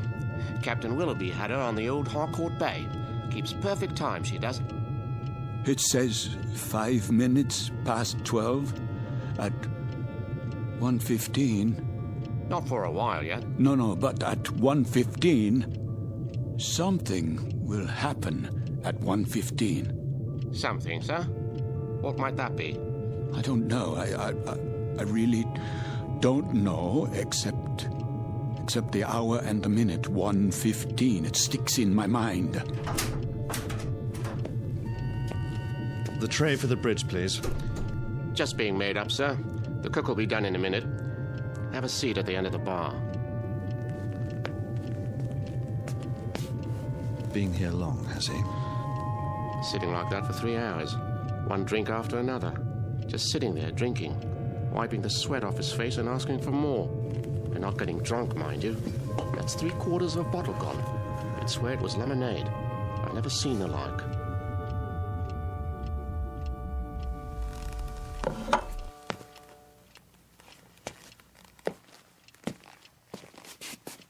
Why have the engines stopped? Probably just routine maintenance, sir. Don't give me that. They've broken down. I don't think it's serious, sir. You don't think it's serious? Adrift in waters like these without any power, you don't think that's serious? We're defenseless here. Now we are absolutely defenseless. They'll be repaired, Mr. Lancer. We'll be underway again soon. No, we won't be underway soon. We'll drift until 1:15. That's what he's been saying all night long. You know, of course, how easy it would be for a submarine to... You're a nervous man, Mr. Lancer. I'd suggest you call it a night. Oh, I'm a nervous man. I can assure you that I am suffering from something a little more serious than nerves. I'm suffering from knowledge. I'm suffering from knowing what's going to happen. Really? Now? My affliction comes from waiting and knowing that inside of an hour, a U-boat will surface off our bow with searchlights and a deck gun. We'll be attacked and we won't be able to run away. Here, sir. Sit down, man. How does it feel to you people just standing still and waiting for a shell or a torpedo to smash into you, waiting for the ship to blow apart so that you can find yourself in the water, closing in on you, filling your lungs so you can't scream? I said sit down, man. Mr. Lancer, This kind of talk won't do you or anyone else any good. Here's the captain's tray, sir. Leave it. Is something wrong? The gentleman is ill. He doesn't know what he's talking about. Carry on. Yes, sir. Go on, cook. Back to the kitchen with you.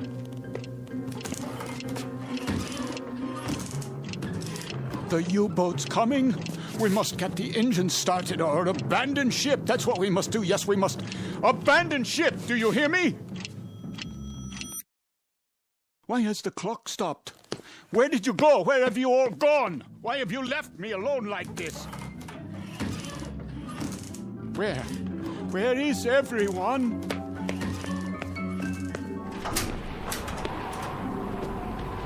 What is that?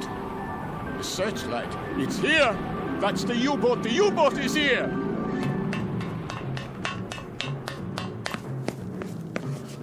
We've got to get out. Off the ship, everybody.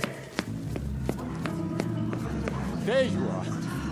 All you passengers, out of your rooms. Listen to me. There's a U-boat. I just saw it. She's going to sink us. Can't you hear me? Why don't you move? Are you all out of your minds? What do I have to do? Do I have to grab you and carry you up on deck? Do I have to throw you bodily into the lifeboats? Do I have to knock you unconscious? They're gone. But where? Is the entire ship empty? Or have I gone mad? A life preserver, yes. SS Queen of Glasgow. Wait. I remember that name. Queen of Glasgow. Queen of Glasgow. Potter! Major Devereaux! Miss Stanley, where are you? Captain, steward, we must abandon ship.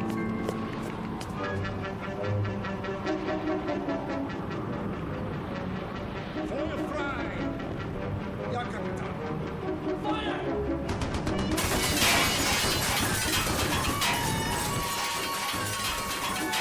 They are shelling us. We're hit, I tell you. Miss Stanley, we must get out. The lifeboat. I can't, Mr. Lancer. The roof's collapsed. The door won't open. Climb through the porthole, quickly. I'll try.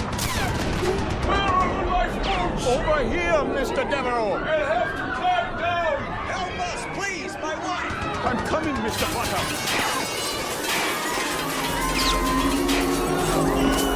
Watch out! The rail is collapsing!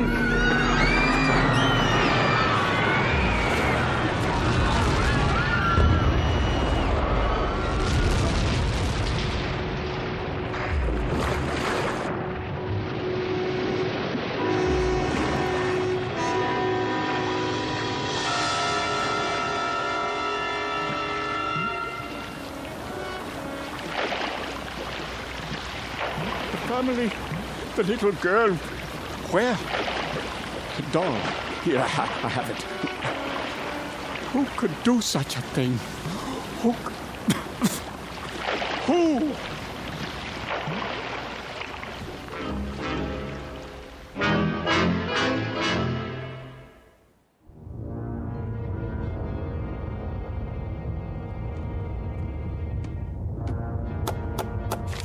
Ja? Not much to show, Captain Lancer. That's all. Very little wreckage floated to the surface. Only this life preserver.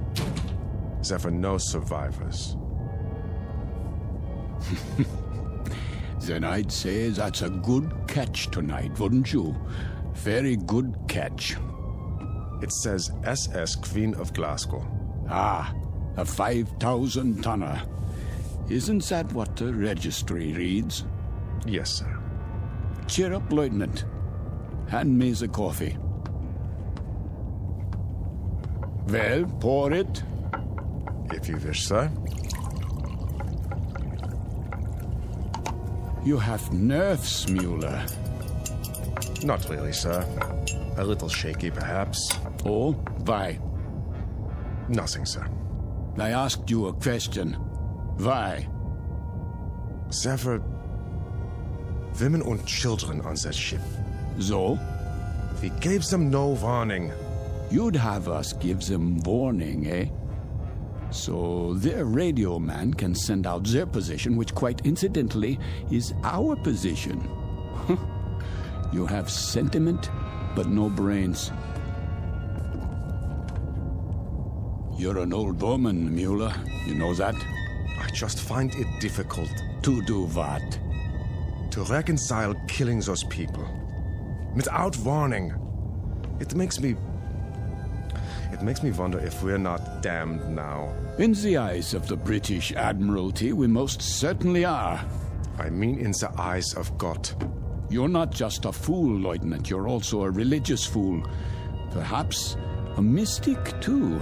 And if we are damned, what will happen? I've had dreams about it. Maybe people like us have a special kind of hell waiting. Maybe to be damned is to have a fate like the people on that ship. To have to suffer as they suffered and die as they died. You are a mystic, Lieutenant. We'd ride the ghost of that ship every night for eternity. Every night, Herr Capitan. For eternity. What are you talking about? They could die only once. Just once. But we can die 100 million times. Every night. Ride the ghost of that ship. Every night. Every night.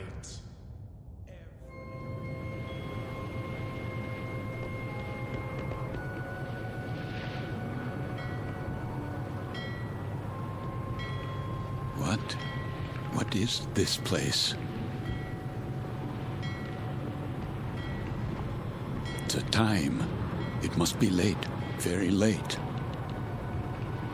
Light in the salon. Let's black out down there. Who?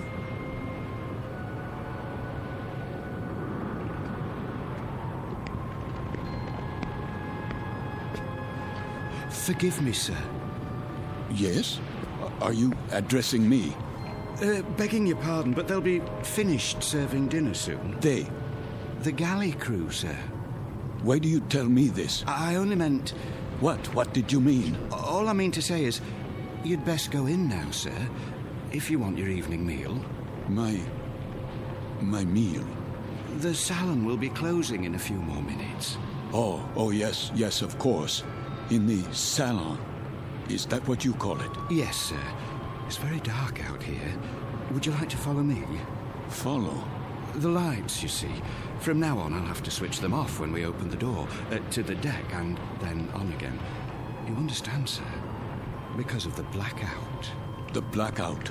Yes. This way, sir. Are you all right? Why wouldn't I be? Is something wrong with my appearance? Why, no, sir. It's only that... Is this your first time? My what? Your first passage. It can take a bit of getting used to. Sea legs and all that. I'm quite used to being at sea. Thank you. I was just... A special kind of hell waiting. Maybe to be damned is to have a fate like the people on that ship. To have to suffer as they suffered and die as they died. We'd ride the ghost of that ship every night for eternity. For eternity. For eternity. For eternity. Yes, sir? Just listening. To the engines? No, not the engines. I was listening to the water. The cold ocean water out there. And the night.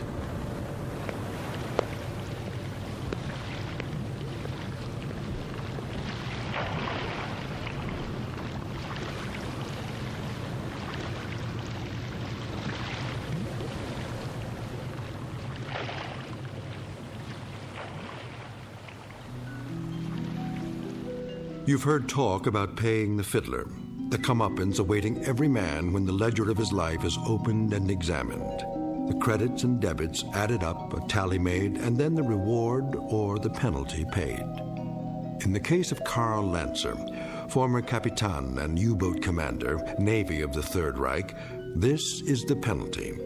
This is the justice meted out. This is Judgment Night in the Twilight Zone. More from the Twilight Zone after this. You are about to enter another dimension. A dimension not only of sight and sound, but of mind. A journey into a wondrous land of imagination. Next stop, the Twilight Zone. Hi, this is Stacy Keach. I'd like to take a moment to tell you about our Twilight Zone website at twilightzoneradio.com. At twilightzoneradio.com, you'll find the latest information on these Twilight Zone radio dramas, including behind-the-scenes photographs, plus the newest product releases, trivia contests, ways to contact us, other Twilight Zone-related info and merchandise, plus links to other fascinating websites. So make your next stop twilightzoneradio.com.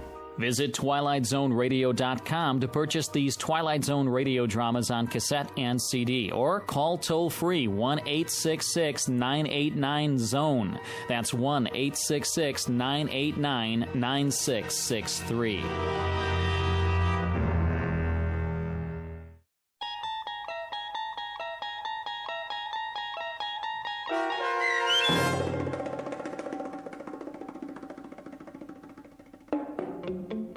Judgment Night, starring Chelsea Ross with Stacy Keach as your narrator, was adapted for radio by Dennis Etchison and written for the Twilight Zone by Rod Serling. Heard in the cast were Nick Sands, Damian Arnold, Richard Shavzin, James Houghton, Sarah Wellington, Christian Stolte, Fernette Lebo, Doug James, Martin Astrop, Anna Rose Benson, and David Darlow.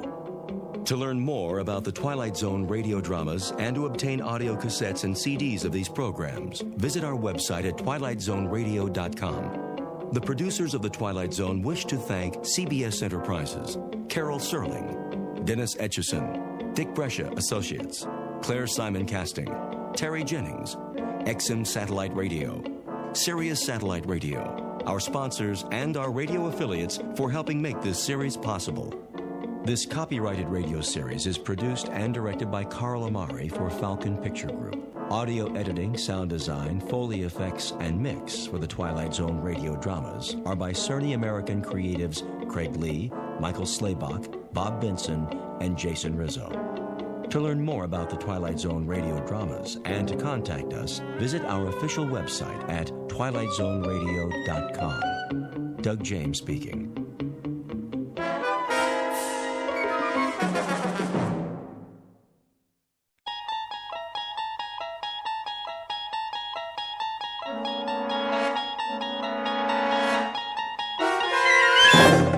You're traveling through another dimension. A dimension not only of sight and sound, but of mind. A journey into a wondrous land whose boundaries are that of imagination. Your next stop, the Twilight Zone.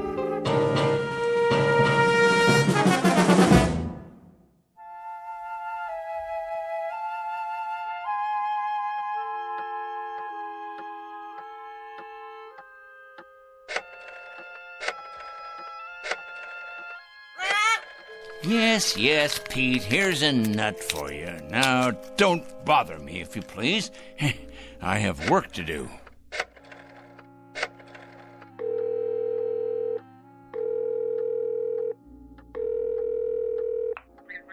I'd like to speak to Mr. O'Connor, please.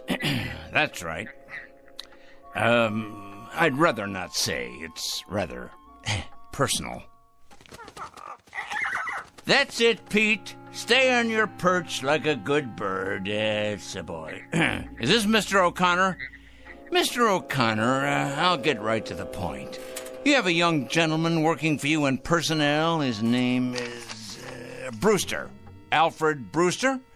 Been with your firm about 1.5 years. Well, I'll tell you what about it. The man is a communist.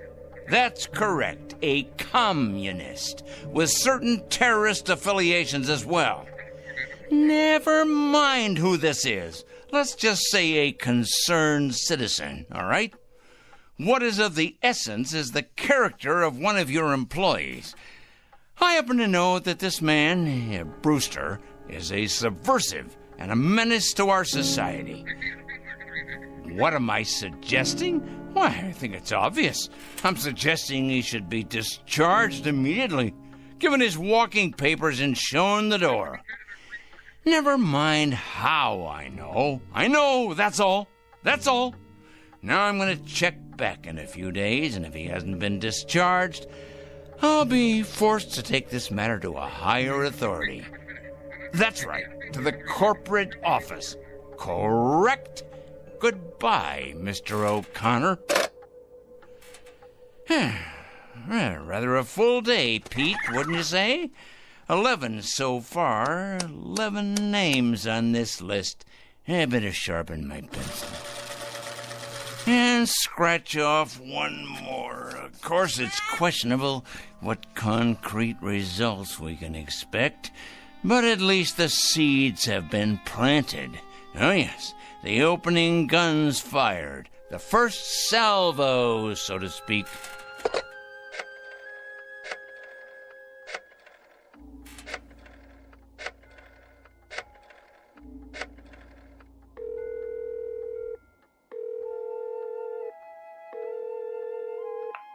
Hello, Board of Education?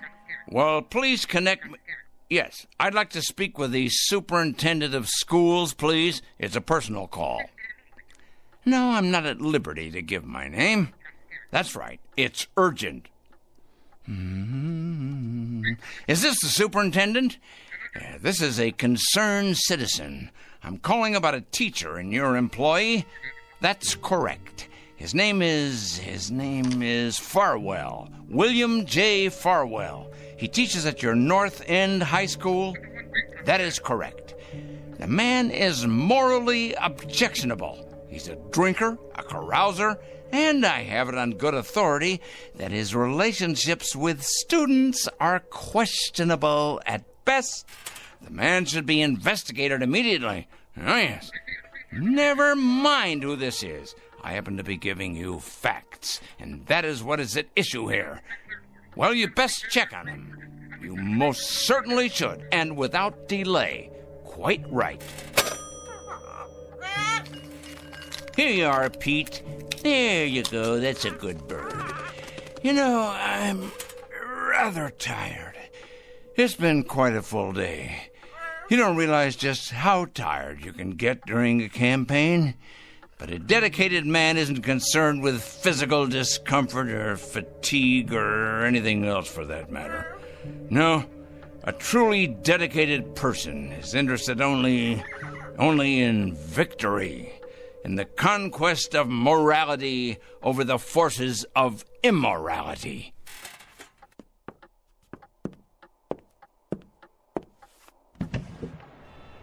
Hey, look at him out there, the dregs, carrion, leeches sucking us dry. Oh, yes, carrying evil around with them like infectious germs. We're gonna have to face it sooner or later. Huh? Phone calls are one thing. Threats and exposure is simply expedience. No, Peter, my friend, we're gonna have to embark on a much more ambitious course. Some major surgery, I think. The long scalpel, honed sharp and cutting deep. If the sickness is extensive, so must be the cure. And it must be today, Peter. It must be today, this afternoon. 4 o'clock. Oh, yes, that's when it will occur. Yes, we'll make it occur at 4 o'clock. At that moment, we will destroy evil. That is both my charge and my obligation, Peter, to destroy evil. And we shall do it at precisely 4 o'clock. I'm not sure of the method yet, but it'll come to me. Oh, yes, it'll come to me. Most assuredly, it will come to me. And it'll be a revelation, an epiphany. It will be the expiration of immorality everywhere, the exordium of the end. 4 o'clock, Peter. That's when we'll have it happen. Whatever it is. 4 o'clock, this very day.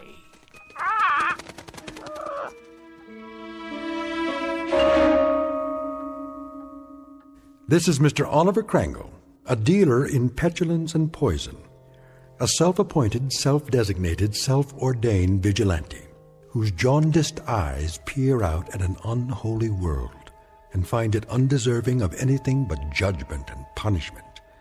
And Mr. Oliver Krangle is both the judge and the executioner. He has rather arbitrarily chosen 4 p.m. as his personal Gotterdammerung.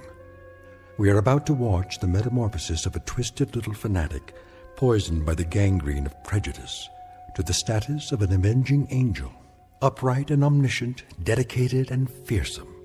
Whatever your clocks say, it's almost 4 o'clock. And wherever you may think you are, at this moment you happen to be in the Twilight Zone. And now, The Twilight Zone and our story, 4 o'clock, starring Stan Freberg with Stacy Keach as your narrator.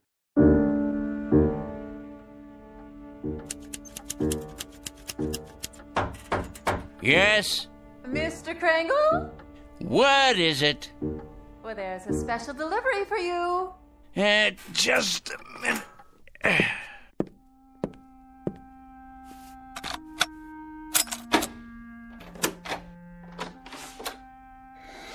Here you go. A whole lot of stuff, 8 or 10 envelopes at least. Thank you, Mrs. Williams. Something else, was there? Something... Oh, no, nothing else. Then in that case, why do you stand there trying to read the contents of these envelopes as if you were an X-ray machine, Me? Read your mail? Oh, I can assure you, Mr. Krangle, I have many more things to do than trying to read my tenant's mail. Your mail in particular. I feel reassured. You sure get enough of it. Somebody'd think you were running some sort of mail order business or something. Just look at that desk of yours. So much mail and papers and I don't know what all. What is your business, Mr. Krangle? What I do is none of your concern. I pay my rent on time, and I keep to myself. A respect for privacy you should learn, Mrs. Williams. Well, I never... You never? That's good to know. Now, have you any more comments to air? Because if not, I would greatly appreciate your leaving me alone. I have a great deal of work to do. I believe that. The question is, what kind of work? You should believe it. You may thank me one day, Mrs. Williams. Oh, yeah.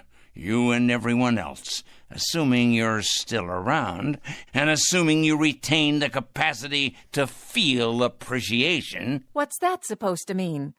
Assuming I'll be around. Are you threatening me or something, Mr. Krangle? Threatening you, Mrs. Williams? I don't threaten people, my dear lady. I compile files on them.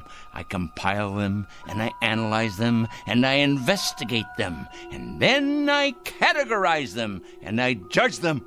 Oh, yes. If they're impure, they must be punished.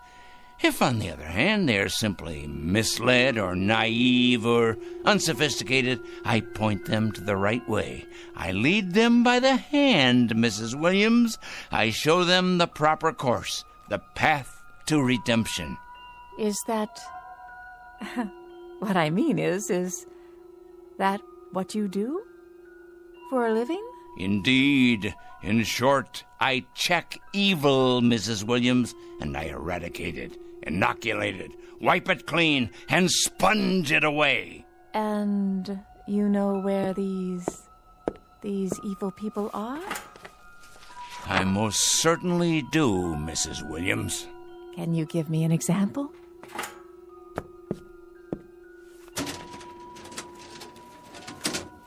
How about this one? Mrs. Claire Williams, age 54, widow, formerly married to John Alistair Williams. Political affiliation? None. Husband's political affiliation? None.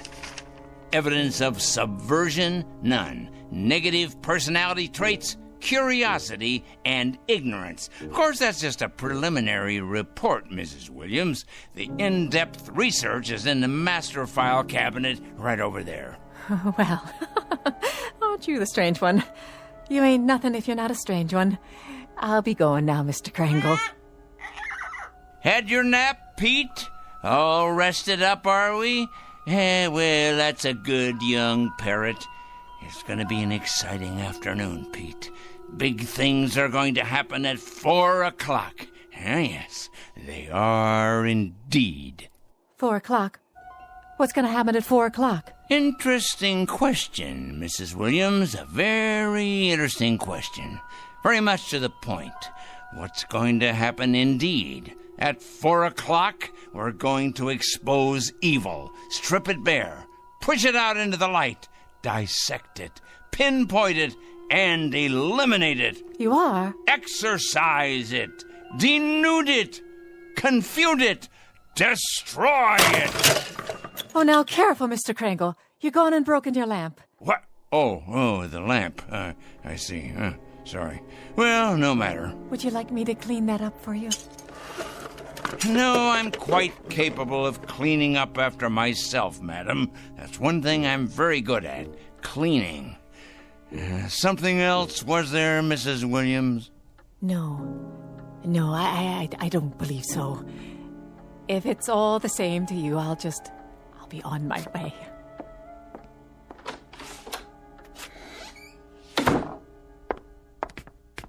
Saints preserve us. Excuse me. Oh, yes. I'm looking for a Mr. Krangle. I can't imagine why. I was told he lives in this building. Oh, he lives here, all right.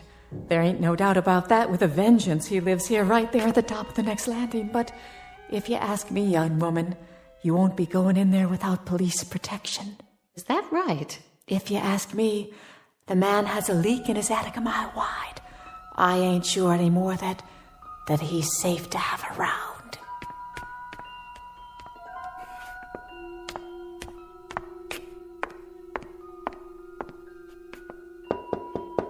Mr. Krangle? Mr. Krangle? Well? My name's... Who else is with you? Why, no one. Are you sure? Yes, quite sure. My name is Lucas. I wonder if I could speak with you for a moment. Lucas. Ah, yes, Lucas. Kurt J., age 27, intern, East Side Hospital. That's my husband. Is he indeed? Well now. Your husband, you say. Come in, please. Come.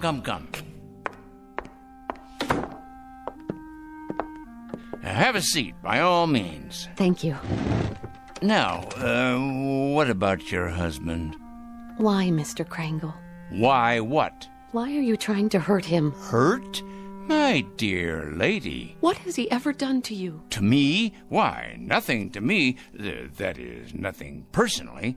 I don't know your husband, Mrs. Lucas. That is to say, I know of him. Oh, yes, I know of his background, but we've never met. He's a stranger to you then, isn't he?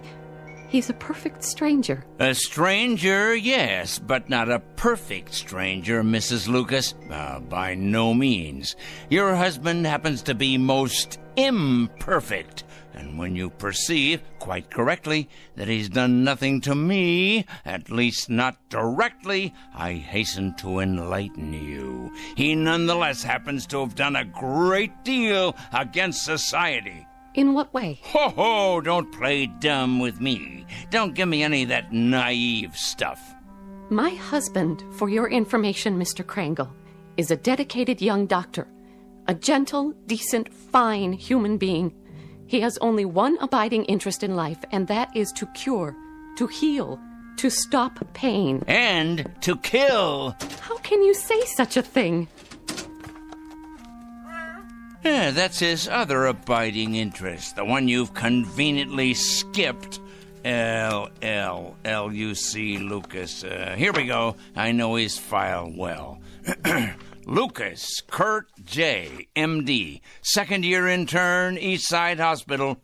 This year, on the night of March 12th, while serving in the emergency ward, he permitted the death of one Mrs. Angela Rienti by failing to relieve pressure accumulated as a result of a brain injury sustained in a traffic accident. It wasn't his fault. It was too late. That's his only crime. He wasn't able to treat her because he was responsible for half the ward that night. And by the time he got to the woman, she was already dead. That's your interpretation. It's not an interpretation. It's a fact. It's exactly the way it happened. By the time he got to her, by the time she was put into his care, she'd already died. He should have gotten to her earlier. How could he? Do you know how many lives he saved that night? How many people he saves every day, every week? He did nothing to her. That's about the size of it, Mrs. Lucas. Miserable dereliction of duty, resulting in the untimely death of a woman who by rights should be alive today.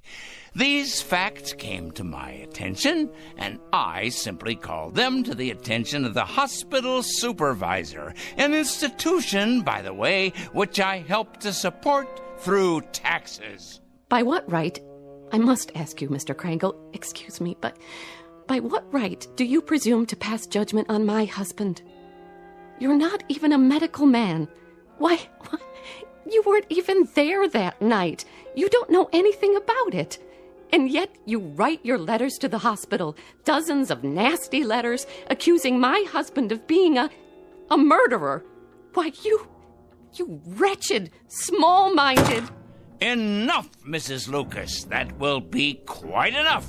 I've suffered your presence here, but I'm not required to tolerate your abusiveness, although I don't wonder you're the type of woman you are. Oh, and what type is that? You're obviously greatly attracted to your husband, and there's no secret that birds of a feather, well, you know the rest. I think I catch your implication, Mr. Krangle, and you're over the line. Way over the line. You're as cracked as that lamp of yours. Tell me, has the hospital discharged your husband yet? Discharged? That's right. Let him go. Cashiered him out. Eradicated him from the payroll. Given him the sack. I've been expecting it momentarily. They have not, Mr. Krangle. They have done no such thing. It'd take more than a letter-writing campaign from a crank like you to make that happen. Your husband is an evil man. He is no such thing. And I will not put up with evil in any form. And I will not stand by and allow an injustice like this. Of all the presumptuous, wrong-headed...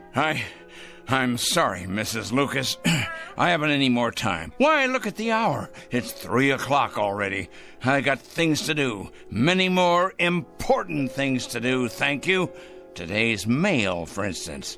You'd probably be interested in these. They're cases not unlike your husband's. Communists, subversives, thieves, harlots, but all made out of the same metal. Evil, Mrs. Lucas. All of them evil. And I will not countenance evil. I am absolutely incapable of countenancing it. You're probably unaware of it, Mr. Krangle, but my husband is a very sensitive man. Oh, please, spare me. Your letters have had an effect on him, if on no one else so far. The people at the hospital tell him to ignore the letters, forget about them, but they're tearing him up inside. They're killing him. His confidence in himself, his ability to concentrate and work. You see, he's like a lot of doctors, Mr. Krangle. He cares. He cares very deeply. So, you see, you really have been quite successful after all. I imagine you've been equally successful with other people, too. Mm-hmm. There's too much sanity still left out there for you to have succeeded in having them all fired. Mm-hmm. But you must be hurting them. Those men and women, hurting them desperately, as you've hurt my husband.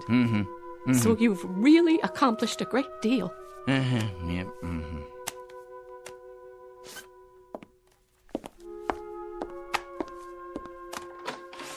Tell me, Mr. Krangle, if you can, that is. Why? What's that? Why do you do it? I really need to understand. Why? You ask me why? Why? Because they're evil. That's it precisely. Nothing too complicated about that, is there? They're evil, plain and simple. Here, take a look out the window. All those little bugs down there, you see? Bacteria. That's what they are. That's what your husband is. All those little... That's it. That's precisely it. What is? That's what I'll do. I've finally gotten the clue. I said little, you understand? That's what I'll do. I'll turn all the evil people into little ones, understand? I'll make all the evil people, let's see, 3 feet. No, 2 feet. 2 feet tall, that's it. At 4 o'clock this afternoon, at precisely 4 o'clock, every evil man and woman will become a mere 2 feet tall. A revelation, an absolute revelation. Peter, my lad, did you hear what I come up with? Did you? That's it. Do you see the beauty of it, Pete? That's it. It's brilliant, absolutely brilliant. 2 feet tall, Pete. 2 feet tall.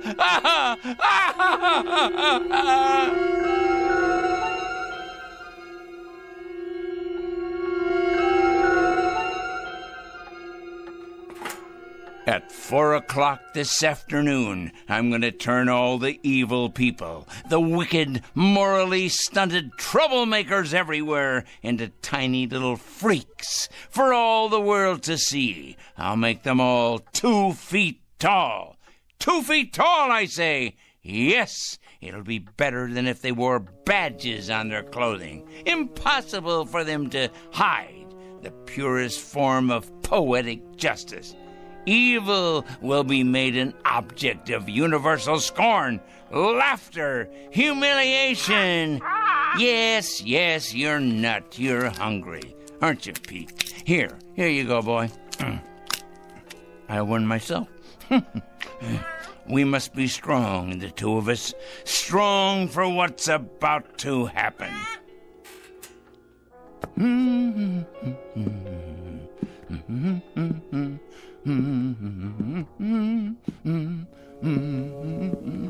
That's right, Petey. 10 minutes past 3. It won't be long now. Yes, a peanut. Here you are. That's a good, strong boy. I'll bet you could crack open just about anything with that great big beak of yours, couldn't you? Yes, you could. I'm sure you could.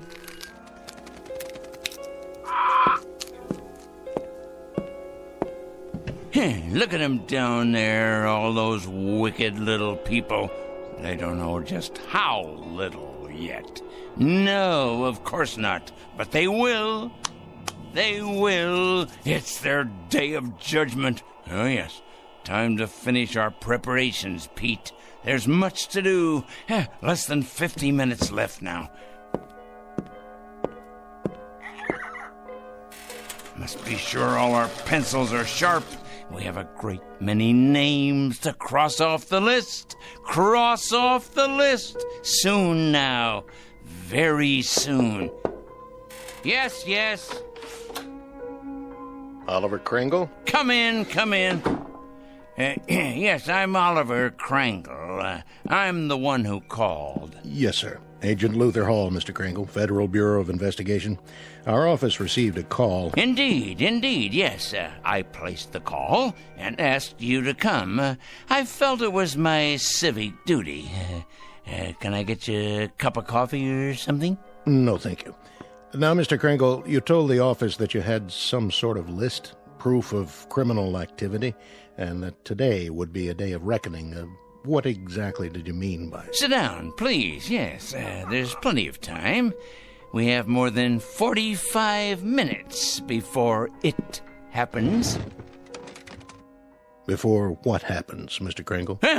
That's the point. That's the whole point. That's why I called you here. And why is that? I felt the FBI should know. I also called the police and the fire department. I even got a call into Washington. Oh, yes.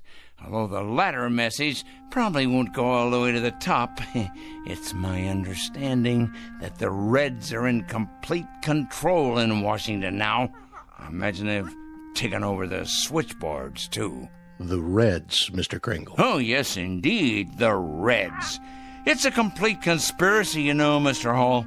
All the evil people are banding together now, all the subversives, the commies, the terrorists, the thieves of the American dream. It's a total, absolute, worldwide conspiracy. You said on the phone that you had a plan of some sort. Oh, my, yes. It all takes place at 4 o'clock. I thought you people ought to know because, well, you'll have your hands full. Our hands? Picking up all the guilty parties. Oh, yes. You see, Agent Hall, I've spent a good many years doing this kind of work. Just look at all those file cabinets there. Years of dedication to the cause. I've made a study of evil. Oh, yes, indeed. A complete study of it. I cut out newspaper clippings. I listen to the radio and watch television. I follow every major court case that's going on. I compile a completely airtight list of charges against all of them, the evil people. What do you do with them, Mr. Kringle? Do with them? I follow through, of course.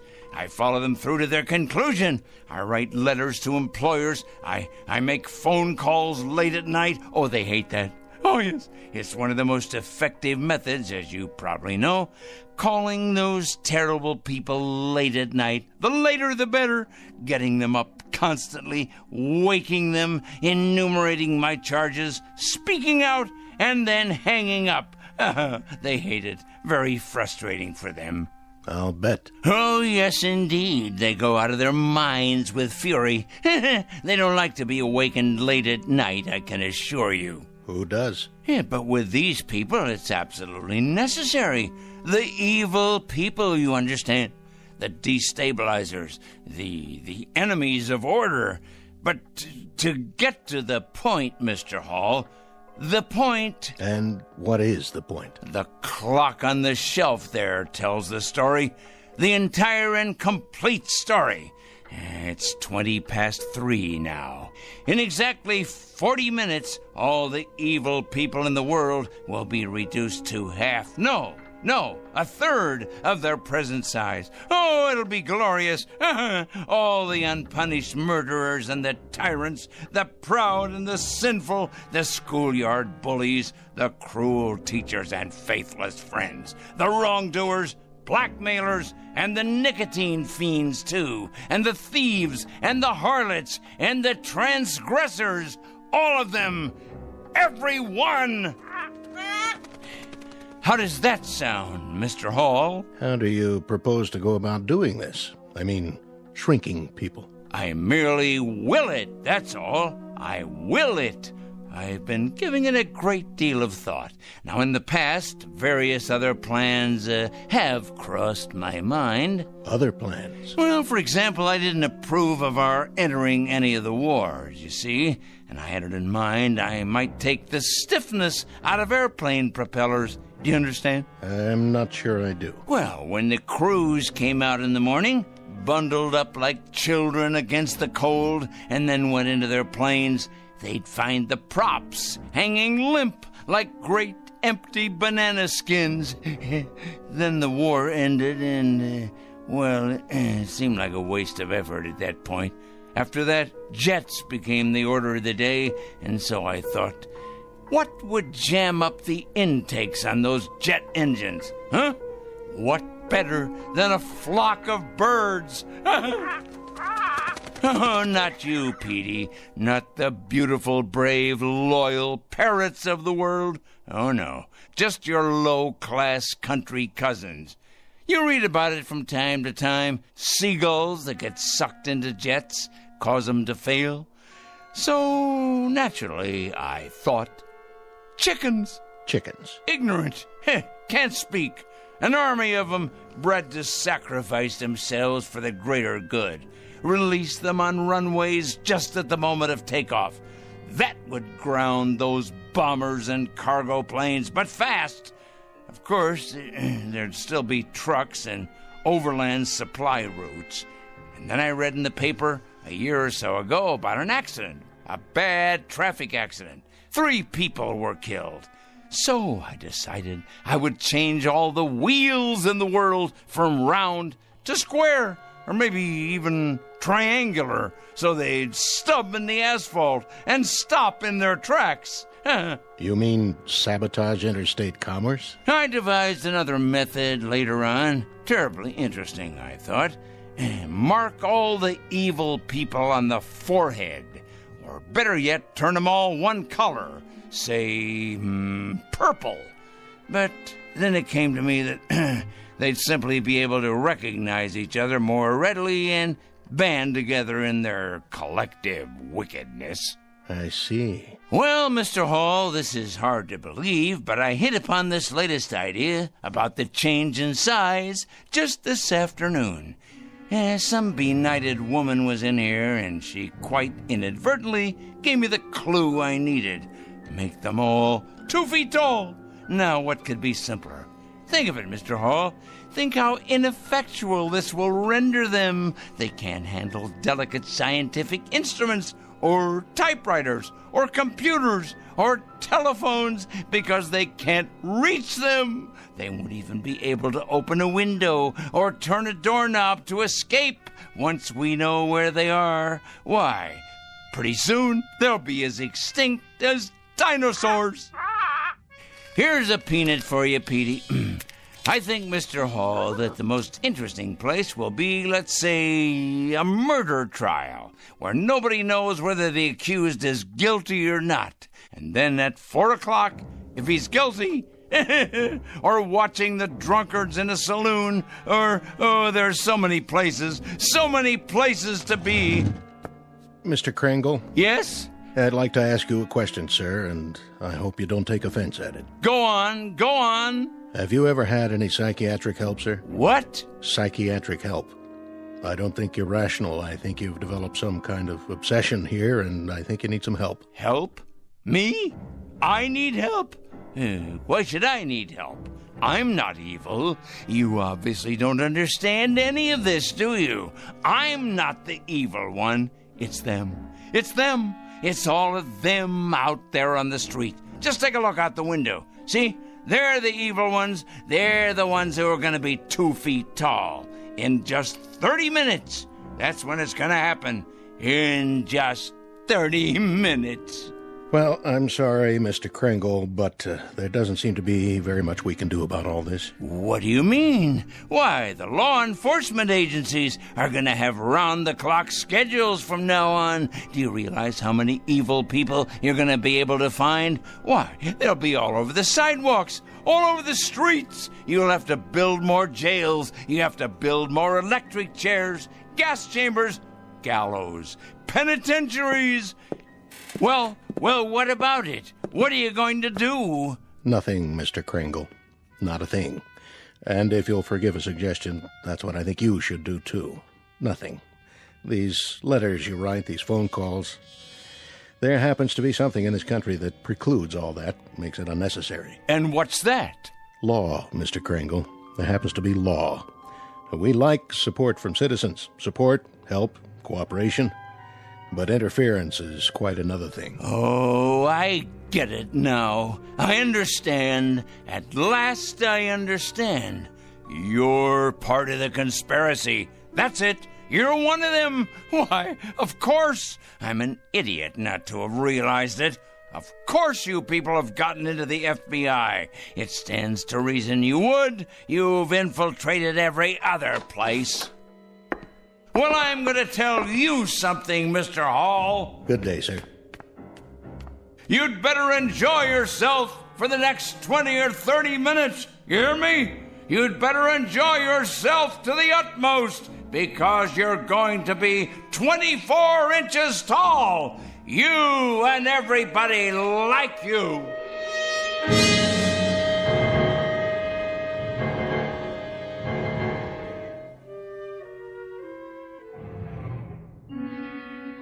All the evil people, everyone, you'll see. Good riddance to bad rubbish, eh, Pete? To all their kind, the righteous will rise up, and the weak will fall before their terrible wrath. It's as right as rain. In a minute, Pete. It won't be long now.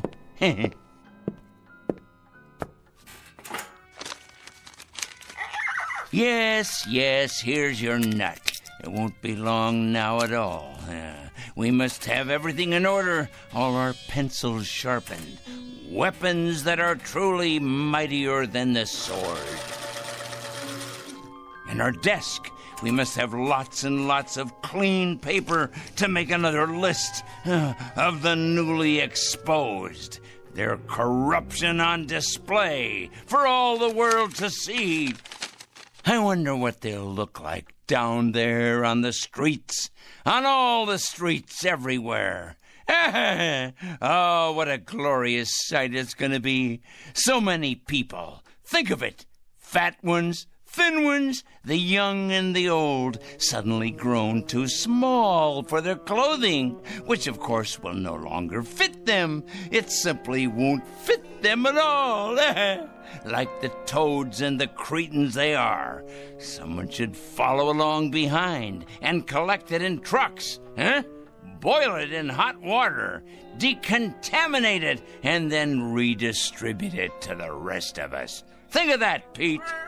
New suits, trousers, neckties, formal wear, tuxedos, this and casual wear of every style. Oh, yes, it shouldn't go to waste. Think of how much money could be made in resale centers across the land.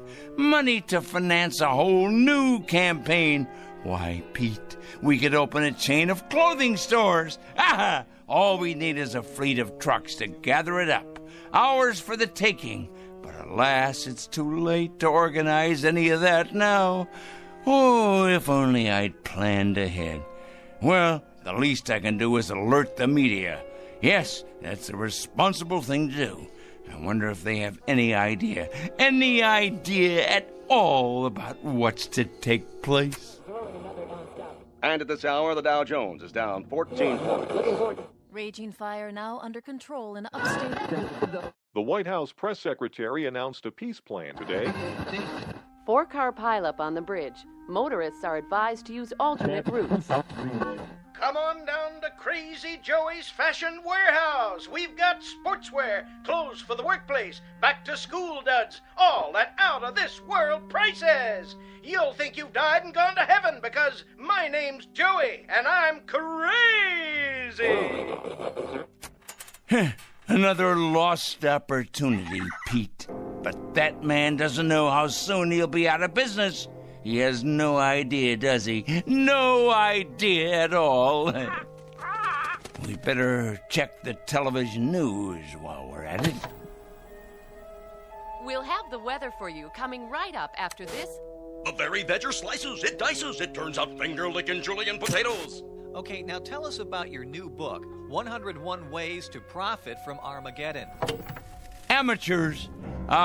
Pete, what to do? What to do? Of course I can send out press releases taking credit for all that I've done after the fact. If only I had more time. More time! Still, we'll have to alert them as best we can.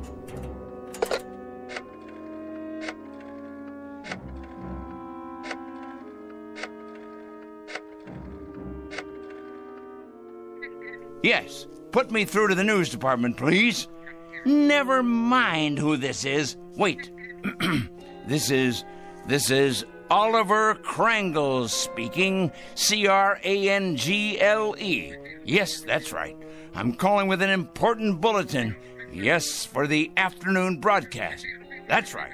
You ought to break in right now with a news flash, you know. Oh, it's something big, all right. Something huge. Believe me, it is important. When? No, you don't understand. It hasn't happened yet, but your viewers will still want to know when it does happen. Otherwise, there'll be chaos in the city. In fact, this should go on the national broadcast, coast to coast. What is it? Let's just say a new perspective on the world. Hello? Hello? Hello? Petey, obviously they've infiltrated the local news channel as well. Of course they have. I should have known. They're everywhere, like insects, like vermin. Well, they won't be in control much longer, because Judgment Day is upon us. The strong will rise up to take what is theirs, while the subhumans are exterminated. It's the law of nature. But for now, there's precious little left to do, except make sure the clock is wound and to prepare ourselves for the occasion. Just try to be patient, Pete. Just a few minutes longer. Wait with me, and you'll see that it's all been worth it. I promise. But first, I must look my absolute best. Yes, top-notch, befitting a man of my stature. The reporters will swarm up the stairs here, wanting interviews. And there'll be photographers, of course, with their news cameras. Let's see here. What do you think, Petey? Perhaps a clean shirt and tie? My best shoes. I have to pass muster here. Meanwhile, you preen your feathers, my boy, and get ready to meet the press.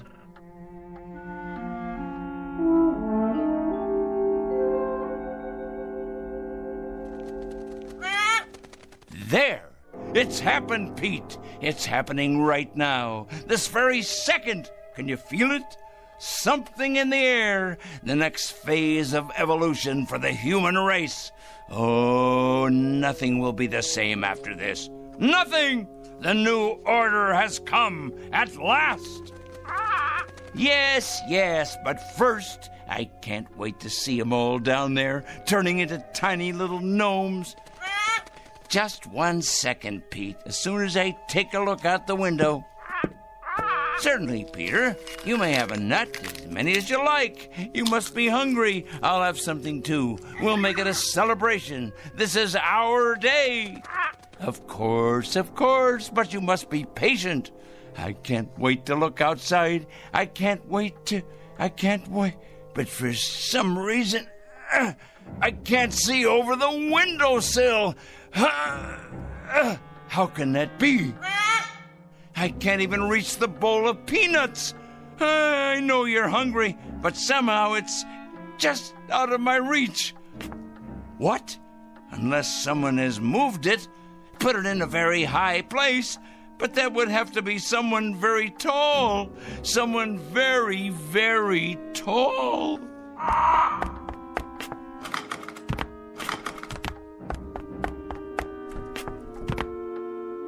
Pete! What's happened? You've grown so large, and I'm so close to the floor. These shoes don't fit me anymore.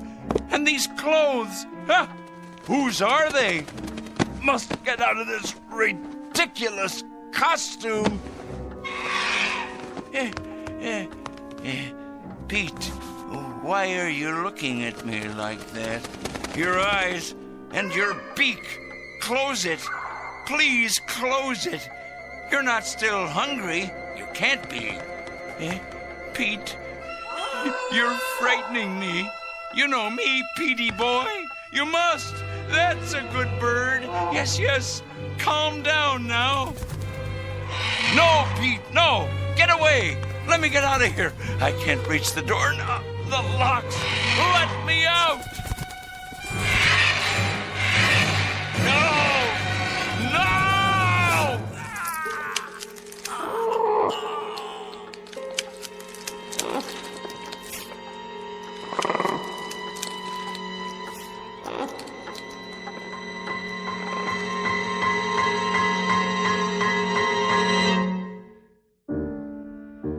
At 4 o'clock, an evil man made his bed and lay in it.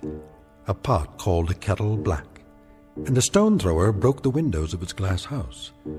Not a pretty picture, perhaps, but for this poor, misguided fellow, quite unavoidable.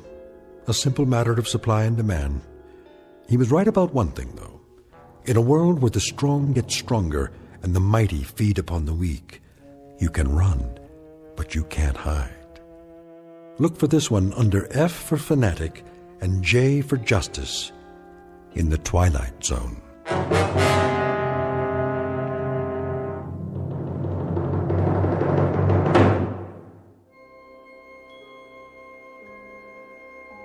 Hi, this is Carl Amari, producer of the Twilight Zone Radio Dramas. I'd like to take a moment to tell you about our official website at twilightzoneradio.com, where you'll get the latest news and information on these Twilight Zone Radio dramas. Plus, at twilightzoneradio.com, you can digitally download 3 free episodes or any of our episodes for only $1.95 each. In this age of ever-changing technology, we've decided to make these episodes instantly available to you by making the Twilight